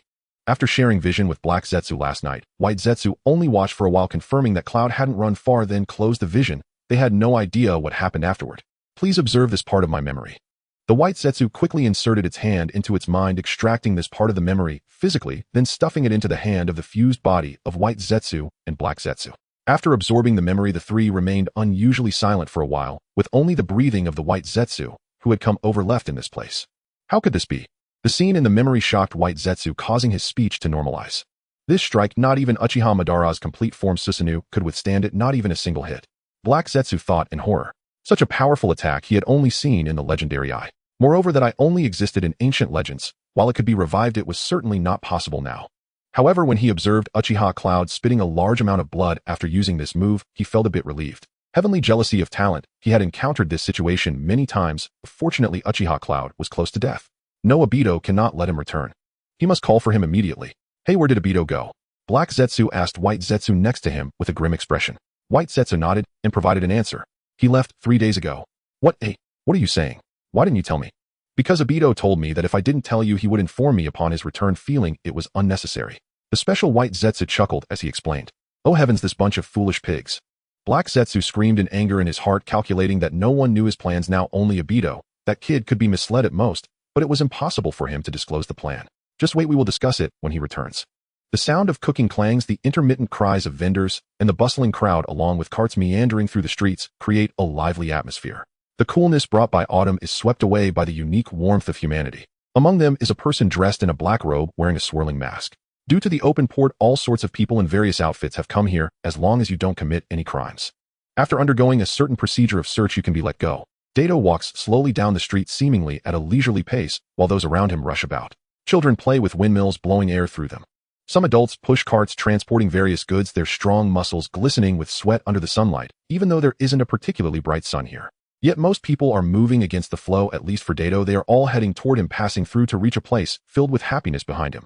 Dato continues to walk step by step until he arrives in front of a small wooden house, a warm feeling lingering as if it were still last night. Oh, it's been a while since I've come here. It feels like only 2 or 3 days have passed, but that's not important. Dato shook his head. He wouldn't tell others he came to see Yun. Knock, knock, knock. Yes, it was a knock, knock, knock sound. The door isn't closed. Dato felt a bit puzzled. Although Uchiha Yun usually warmly invites guests to his home, this enthusiasm seemed excessive. He pushed the door open and bumped into the surrounding decorations, which instantly burst forth. In front was a white carpet seemingly arranged by someone, looking a bit uneven and awkward alongside vibrant flower wreaths. What is Yun up to? Dato was somewhat stunned, unable to comprehend what Yun was doing. Wait a moment. Could it be? As if to confirm his thoughts, Uchiha Yun appeared in a striking suit, his hair slicked back into a high ponytail, looking exceptionally handsome and beautiful, holding a rose in his mouth, striding toward Dato with a flamboyant gait. Please go out with me, Dato. Silence. A deathly silence. Dato lowered his head in disbelief, gazing at Yun, who knelt on the ground, extending the rose in his hand, now caught in a moment of silence. Yun shyly yet boldly smiled, revealing genuine emotions. Wait, how can shyness and boldness coexist on a person's face? How does she express such a condition? No, calm down, Dato. Dato forced himself to return from his daze. He extended his hand, but then retracted it under Yun's hopeful gaze. Sorry. Dato lifted his head, seemingly proud in his rejection, gracefully bypassing the petrified Yun on the ground and sitting down on a nearby sofa. You know my feelings, I only. But as soon as he spoke, Dato realized his tongue wouldn't move. When did this happen? What exactly is going on? Who is it? Is it Yun? However, Dato felt as if his entire body was under someone else's control. He turned his eyes incredulously and finally noticed a thin white thread on his neck. This is a parasitic thread. You can't break free from it. Once you have it, your entire being will be under my control. You now belong entirely to me, Dato. Dato looked ahead in horror, slowly standing up as Yun spoke words that defied comprehension. I knew you would reject me, but it's all right. I will slowly make you fall in love with me. Normally you don't have time to be by my side, and I don't have time to accompany you, but now it's different. Yun turned away. The sickly flush and crooked smile on his face filled Dato with a sense of dread, not from a combat perspective, but it was just strange. Dato was very afraid that Yun would do something inappropriate to him. After all, as the other party said, he now belonged to her entirely. Uchiha Yun approached Dato with a peculiar gait, bouncing toward him, quickly reached out to remove Dato's mask, and violently tossed it aside, though it did not break. She immediately placed her hands on Dato's face, closing her eyes, making incomprehensible sounds, as if savoring the moment, her smile growing wider, her face becoming increasingly flushed. Suddenly, a trickle of blood escaped from the corner of her mouth, her entire body tensing up for a moment as the ailment returned. However, under the overwhelming surge of love Uchiha Yun endured, and Dato noticed the bloodstain. What happened to her?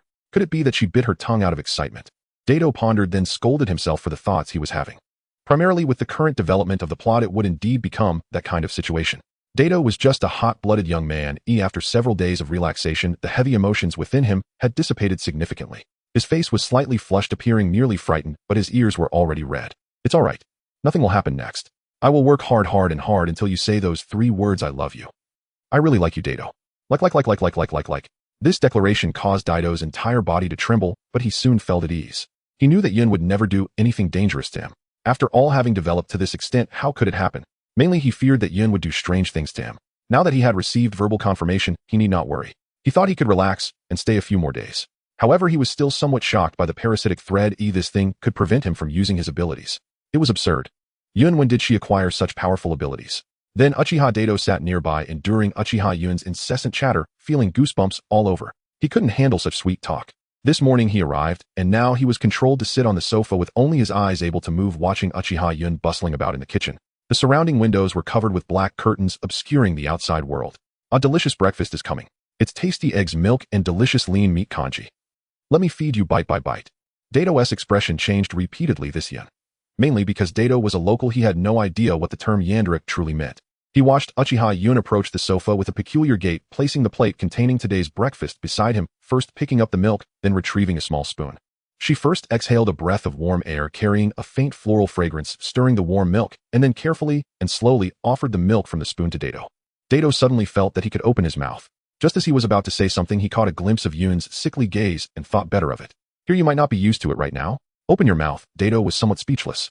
He didn't harbor any feelings for Yun, only seeing her as a tool and a friend who, of course, he knew she was very fond of him, but he never expected it to escalate to this extent. He could only open his mouth, and just like that, Yun fed him the milk, bite by bite. Then she picked up the congee and followed suit, using the spoon to scoop the congee and feeding Dado one bite at a time. Dado felt very tired, yet not quite exhausted, for he no longer held control over his body. He only needed to move his mouth, watching Uchiha Yun perform actions filled with happiness. Every time she saw him finish a dish, she would become incredibly happy, ecstatically, cradling her chin in both hands and swaying. Occasionally she would pause, then return to normal, as if nothing had happened. Dado found this somewhat strange. Finally, it was time for the eggs, which were golden brown and crispy. How should this be fed? Dado felt puzzled, especially since she didn't seem to use knives and forks, clearly reflecting Uchiha Yun's thoughts. Then, oh dear, it seems I can't feed you with a spoon anymore. Actually, besides spoons and chopsticks, I have another method of feeding you. Uchiha Yun seemed to have thought of something, falling back into that state of happiness, closing her eyes, swaying her little head, and cheerfully placing the plate beside Dado, before taking away the chopsticks and spoon. What? Dado's mouth was still unrestrained, so he naturally voiced his confusion. That is, I will chew it with my mouth, and then feed it to you bite by bite. Yun said this with a dreamy and charming gaze, articulating each word. What? As Dado was still in shock, suddenly a soft warmth touched his body, followed by the aroma of the egg. What are you talking about? Abito stuttered, looking at Yun in disbelief. His patience was limited, yet this guy kept pushing his boundaries. Trouble. A flicker of impatience and darkness flashed in Abito's eyes. He was no longer interested in playing this so-called family game with the woman before him. But this parasitic line was indeed powerful. He couldn't even sense it, let alone break free. He couldn't use chakra at all. It felt as if he had forgotten how to extract it. Then Abito fell unconscious once more. However, this time he woke up quite quickly. When he opened his eyes, he found himself sitting in front of a vanity. This place was meant for brushing teeth, washing faces, and changing makeup. Uchiha Yun was right behind him, cheerfully picking up a toothbrush, gently wetting it, and then squeezing some toothpaste onto it. She gently rested her chin on Abito's shoulder and whispered softly in his ear. Abito, open your mouth. Abito was already feeling hopeless. The impatience on his face grew heavier, but when he glanced at Uchiha Yun and saw the sincerity in her eyes, he finally opened his mouth, allowing Uchiha Yun's toothbrush to move chaotically inside his mouth. After the first brushing, Abito cooperatively drank some water and spat it out, rinsing away the foam on his face. Uchiha Yun then continued to clean her own teeth with the already washed toothbrush. Hey, ouch, that hurts. Abito suddenly felt some pain in his jaw. It turned out Uchiha Yun had accidentally poked him too hard. Uchiha Yun seemed worried as she glanced at Abito, then angrily broke the toothbrush in half and tossed it aside, washing her hands and applying toothpaste to her own teeth. She actually discarded the toothbrush. Wait, what does it mean to put toothpaste on her own mouth? No, please don't come over. Then, just like before, aside from having a third feeding method during meals, there was also a third way to brush teeth. This method required more time and constant stirring to fully dissolve the toothpaste. Abito wanted to say that he had already had his mouth cleaned by Uchiha Yun with the toothbrush, and he had spat out the saliva and rinsed with water. It was just that he got a bit of toothpaste on his lips during the subsequent wiping. However, he thought that explaining it now would be meaningless, especially since Uchiha Yun was just making dumplings out of jealousy. So annoying. After finishing brushing his teeth, Abito fell unconscious again. Time seemed to pass quickly, yet slowly. But in Abito's eyes, time around him flowed rapidly. He could no longer distinguish what time it was. His perception had been stripped away, leaving only the ordinary senses of a regular person, now relying entirely on Uchiha Yun for information. He thought that he must have been unconscious or asleep while Uchiha Yun went out. Otherwise, how could no one have noticed his absence for 3 whole weeks? Every time Uchiha Yun wobbled over, he felt something was off. Yun, could you stop swaying? The swaying was getting bigger, pausing occasionally. Abito had already lost track of time. It was only the second day. Uchiha Yun spent a whole month of sweet time with Abito. During this period, Obito's impatience and resentment were slowly fermenting. These emotions seemed to become a tangible presence surrounding the house. Finally, on the third day of the fourth week during lunch, he could no longer contain himself, and with a fierce expression pretended to be crazy. "You bastard, I've told you, I don't like you anymore. Let me go." "I." As he said this, Uchiha Yun, who was facing away from him, visibly froze, and Obito shouted even louder, "I will absolutely never be with you." Bang bang. Uchiha Yun, who was holding lunch, dropped the plate with a cry as it fell to the ground. She didn't even turn her head, standing with her back to Obito, her entire body trembling. "Really? Why?" Clearly, Obito watched as Uchiha Yun spoke to herself, and she suddenly turned around, her face showing a grim and excited expression. "Why? You clearly have forgotten time and space. Why can't you regard me as the only important person? Why don't you rely on me? Answer me. I really, really, really like you so much. Why won't you agree? I'm willing to do anything. Then untie me now and let me go. I don't want to see you anymore, at least not now." Obito seemed to be effective. He also screamed frantically, and his expression did not seem fake. "I." Uchiha Yun was stunned, as she seemed to feel sadness from Obito's words. Her whole being merely lowered her head in despondency. After glancing at her hands, she raised her eyes again. "So it is." Suddenly she transformed from a vibrant person into a dying machine, her whole being filled with stiffness and disbelief. Obito stared at her intently, and Yun managed a strained smile, taking a small step forward. Obito stepped back violently.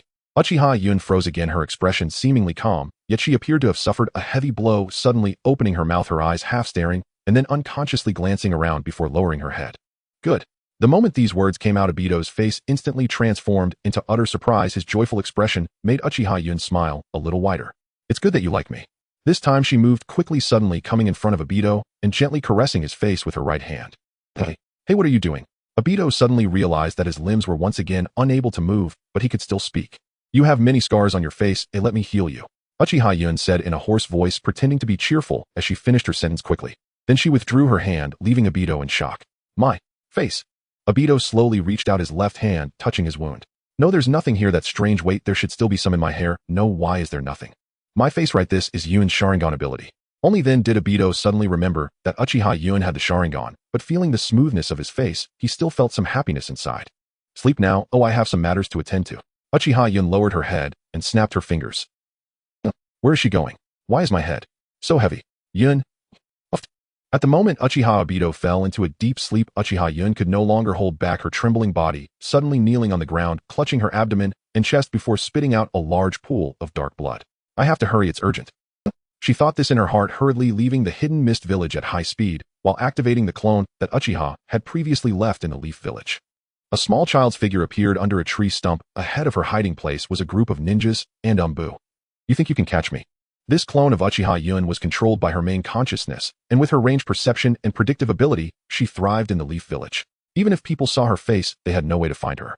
That night, Uchiha Yun's clone arrived at a strange place surrounded by smooth tombstones and Obito's Kimui space, very much resembling it. However, Yun had visited this place many times. It was the Leaf Village's memorial stone. She quietly began digging, taking a single hair from each person who had died because of the Nine Tails incident. Then she quietly left. Uchiha Yun's main body headed to the land of rice. She arrived at an inconspicuous village and an inconspicuous small tunnel. After entering, she smashed the door open with a punch imbued with armament haki. When the smoke cleared, she saw a bewildered Orochimaru and a vigilant Kabuto beside him.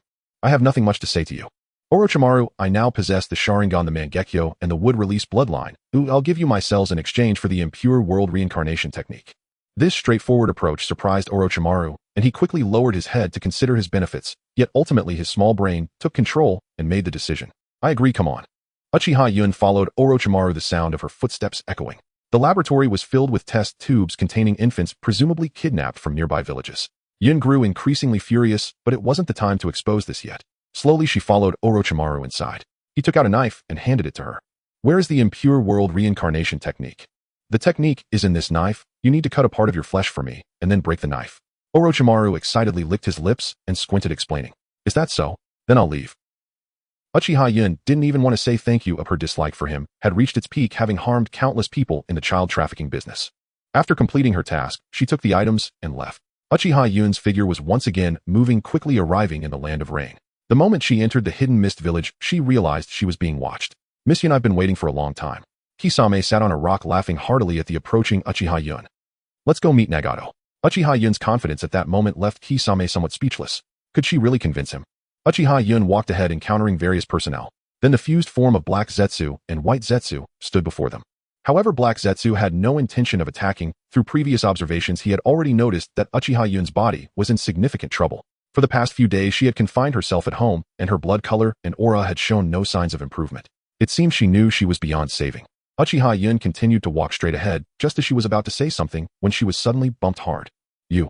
Black Zetsu and White Zetsu glared at Uchiha Yun before leaving. Unbeknownst to them, a white silken thread hung from her shoulder, and due to special angle processing, they couldn't perceive it while observing their shoulders. Moreover, this thread was extremely fine and light. This was merely a small interlude. The main event was yet to come. Deeper inside, Konan flew down from the sky. Indeed, this place was open air. Konan descended, clarifying her purpose. Do you want to see pain? No, I want to see Nagato, Uchiha Yun said calmly. In an instant, the paper surrounding Konan transformed into deadly weapons, forming sharp spikes that were about to pierce her side. Let her come over. Suddenly, Pain appeared behind Konan and used gravity to stop the attack. Nagato. Konan was somewhat shocked yet puzzled. Trust me, Pain said indifferently as he turned to leave with Uchiha Yun naturally following. They arrived at the top of the tower. Pushing open the door revealed Nagato gaunt with his hands inserted into a strange machine. May I ask what brings you here? The moment Nagato asked this, his eyes instantly transformed into the Mangekyo. The unique sound of the Mangekyo echoed as Uchiha Yun unleashed her powerful illusion. Konan, who had just walked past, suddenly changed, rushing to Nagato's side and executing a combo against Uchiha Yun. Although she was blocked, Konan stopped using her skills because she sensed something was off with Nagato. His body seemed to tremble as if he had found a new solution. Tears filled his eyes, and under Konan's incredulous gaze, he looked at her and said, "Let's exchange eyes. Once you complete what you need to do, you can return them." Konan was utterly stunned as Nagato recounted everything he had experienced in his dreams slowly and thoroughly. So that's how it is. Uchiha Yun revealed that the information about the moon eye was false, and her thoughts and ideas about Uchiha Yun profoundly shocked Nagato's soul. However, Nagato was not very accepting of their mutual care. He felt that no one could achieve that. Then Nagato pointed his finger at his eye. Oh no, at Uchiha Madara's eye. It was pitch black. In this silence, Dai-Tu remained in a stupor, as if floating on a colorless sea. A mysterious wind blew, and he drifted around with an unknown liquid. Was it comfortable? It's hard to say. Or was it painful? Not really so. Dai-Tu suddenly opened his eyes, his mind clearer than ever. The time spent in confusion had nearly shattered his spirit, but just then. No. That mere 2 hours of sleep, no, it must have been much longer. Dai-Tu's chaotic sense of time swiftly clarified under his sharp mind. He lifted his head and sat up. Everything around him seemed the same as always, with no changes, but the black cloth at the window was torn apart. A beam of clear sunlight shone down, and the clock on the wall returned to its normal state, reminding him it was 6 in the morning. A calendar appeared. Dai-Tu felt a surge of power throughout his body. He shook his head, confused as to why, but now he wanted to know everything. He walked over and found a letter and a calendar on the table. He first picked up the calendar and glanced at it, then narrowed his eyes. Because it clearly stated. It was only 7 days since he came to the Uchiha Yunji family. Now it was the 7th day at 6 in the morning. Impossible. It had clearly been 4 full days. This. At that moment, Dai-Tu suddenly realized why Uchiha Yun had sealed the windows, why the doors were tightly shut, and why the calendar and clock usually used to keep track of time had been taken away. I clearly made you detach from time and space. Why can't you rely on me? Yun's words echoed in his mind. At that time, he did not understand why the girl in front of him had said these things with such anger. He was on the verge of collapse, just wanting to leave that place quickly, ignoring her words. But now, so that's how it was. A hint of disdain arose in Dai-Tu's heart. He found himself looking down upon her. Pursue her using normal means. With such extreme methods, how could anyone come to like you? Dai-Tu was filled with speechlessness and resentment, hoping that after this refusal, this tool would calm down a bit. Really? Dai-Tu thought this way, completely unaware that he was also one of the extreme ones. In the previous days, how many times had Uchiha Yun expressed her feelings? Yet Dai-Tu always ignored them as if they were nothing. The outcome of all this began and ended with him. He picked up the envelope and set down the calendar. Dai-Tu-kun, if you want to know everything, come to XXX. There is a very large hole below. I'll be waiting here. You must come. I no longer like you. I have other things to tell you. Dai-Tu observed this note, feeling very calm. He nodded in agreement, expressing a sense of relief. It seems that she finally understood, and my feelings were not in vain. However, I certainly can't treat her as a tool anymore. Let's just consider her a temporary friend for the moon's eye plan. However, Dai-Tu furrowed his brows delicately, stroking the paper with his fingers. There were some thin spots on the paper, as if they had been exposed to moisture. No, it wasn't water. It seemed to have been touched by some liquid, causing it to become thinner, and after being left out, it dried in the sun. It should have been wiped away by some special means. Logically, there should be some lingering scent. Forget it. It's not my concern. Dai-Tu's mood brightened, and he thought about how to reprimand Kuro and Shiro. As he stood up and walked through the hall, preparing to leave, his peripheral vision suddenly caught sight of the kitchen. In the kitchen, on the countertop, were vegetables. When did this happen? It looked a bit moldy. Oh right. Dai-Tu suddenly remembered. These were the dishes Yun made for him back then. Strange, did I really sleep for so long? When did I fall asleep? Was it the day before yesterday, or the day before that, or was it yesterday? Dai-Tu suddenly stopped, turned towards the kitchen, and lifted the vegetable platter to closely examine the dishes. Based on the moldy items here, at least 4 whole days had passed. I actually slept for 4 straight days. Wait a minute. Dai-Tu suddenly recalled what he had overlooked: the parasitic threads. What happened to the thing on my body? The feeling of being completely controlled was gone, and his strength had returned. But could it be? It must be her. Yin realized she could not develop feelings for me, so after making me faint again, she let go of those threads, or was there some sort of limitation? He couldn't figure it out, but a layer of gloom settled in his eyes. Dai-Tu disliked things that he couldn't control. He needed to find a time to study the flaws of these threads using the feelings of the other party. Then he casually glanced at other places and found many medicinal jars under a cabinet. Uchiha Yun was still taking medicine. Right back when she was in Konoha, it seemed she had consumed a lot of her lifespan to save Uchiha Shisui, probably to recuperate. Thinking this, Dai-Tu didn't want to linger. He immediately pushed the door open and prepared to leave. Nothing unusual occurred on the way, though. One strange thing was that the mist-hidden village, usually shrouded in gloom, was unexpectedly clear today. It was sunny. Although clouds still hung overhead, the shape of the sun could be seen. No longer was it that pale light filtering in. This was a good thing. The sunlight warmed his body, combined with the autumn breeze, making Dai-Tu feel a tinge of comfort. He walked along the rugged path beside him, preparing to leave, and glanced at a newspaper lying on the ground. The content roughly mentioned a concert by Mizuki scheduled for this afternoon at the village entrance. Today, Dai-Tu didn't pay much attention. He merely caught a glimpse of these characters, analyzed them for a moment, found nothing, and quickly left. Meanwhile, Uchiha Yun arrived at the cave, coughing and suffering as she walked. After utilizing her superb medical skills, she finally transferred the Rinnegan to herself, but the resulting rejection made her condition even worse. Now it didn't take long for her to cough, and when she did, she spat out a significant amount of blood. That pair of eyes was transferred to Nagato through the same procedure, primarily to prevent Nagato's eyes from healing, which would affect subsequent surgeries.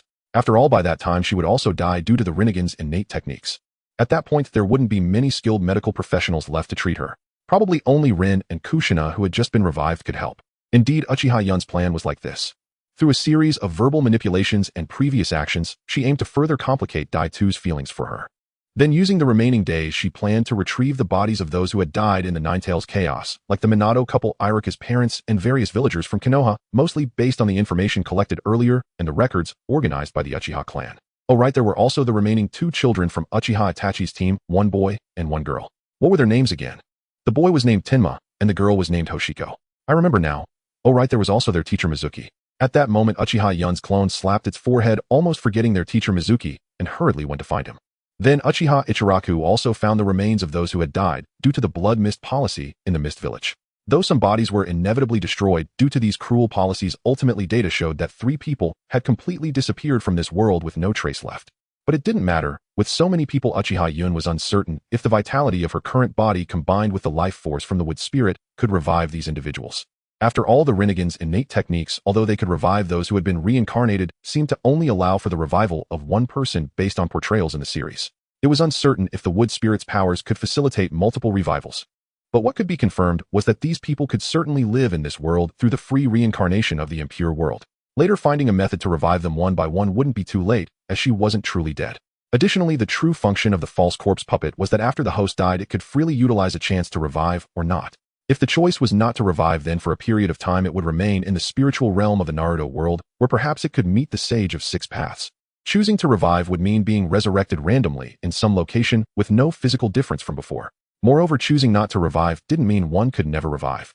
One could choose to revive at any time, even after being reincarnated. However, during this period, the spirit could not be destroyed. If it was another puppet, would need to be consumed. Well, that's fine. Uchiha Yun had 2 puppets, so she wasn't worried. Returning to the present, Uchiha Yun opened her eyes, her youthful gaze shadowed by dark circles, her entire being exuding fatigue. She walked to the center of the cave, where there was a spacious area. Dripping water fell drop by drop from above. This place was one of the secret tunnels of the Mist Village, which had later been abandoned. After learning of this through the records, Uchiha Yun had already prepared this plan probably about half a year ago. Since Dai-Tu was deeply mired in sin, Uchiha Yun did not want to give up on the power of Kamui. Furthermore, if she could gain emotional value from Dai-Tu's pain of death, perhaps she could acquire space-related abilities. Then let me repay this sin and let my existence fade away. A hint of ruthlessness flashed in Uchiha Yun's eyes. Although her plan was thoroughly arranged, Dai-Tu's reaction was indeed a bit extreme. It seemed this kid's love for Rin was quite profound. However, Uchiha Yun had a strong aversion to the trope of Kamui being unable to hide tears filled with Rin's image. She didn't understand why, or it was simply a physiological dislike. Yet she didn't deny the significance of Dai-Tu's existence. So why did she hate it? Forget it. I'm not in the real world now, so let's think about the present. Uchiha Yun suddenly took out a scroll. As the scroll unfurled, smoke dissipated, revealing a large number of white zetsus. Their consciousness was simply sealed by the parasitic threads, now in a state of unconsciousness. These white zetsus were of course acquired through Nagato and secretly brought here. After all, with an army of 100,000 white zetsus, no one would notice if I secretly took a few right. Then came the next step. Summoning. Impure world reincarnation. Uchiha Yun meticulously followed the procedure, transforming all these white zetsus into coffins. Before long, one by one, these coffins began to descend. In the front were 2 coffins bearing the names of the Namikaze and Uzumaki clans, followed by others in sequence. As they fell, a cloud of dust was kicked up, and those inside emerged with puzzled expressions.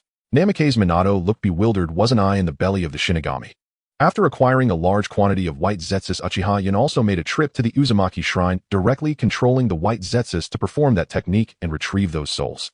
He shook his head, feeling his strength had diminished compared to before, but his chakra felt almost endless. And this is paper right. However, when he turned his head, a figure rushed towards his face. Feeling that touch, his eyes widened. Minato. Uzumaki Kushina. He lowered his head in disbelief, and the woman who was crying profusely also looked up. The two exchanged glances. Your face. Both opened their mouths simultaneously, then smiled at each other, disregarding their surroundings, and embraced, feeling each other. This situation was common. Irika's parents embraced each other with tears in their eyes, though they were unable to cry. Several familiar faces crushed under the weight of the 9 tails were now pointing at each other, 3 people forming a triangle. Hey, how are you here? I want to ask you the same thing.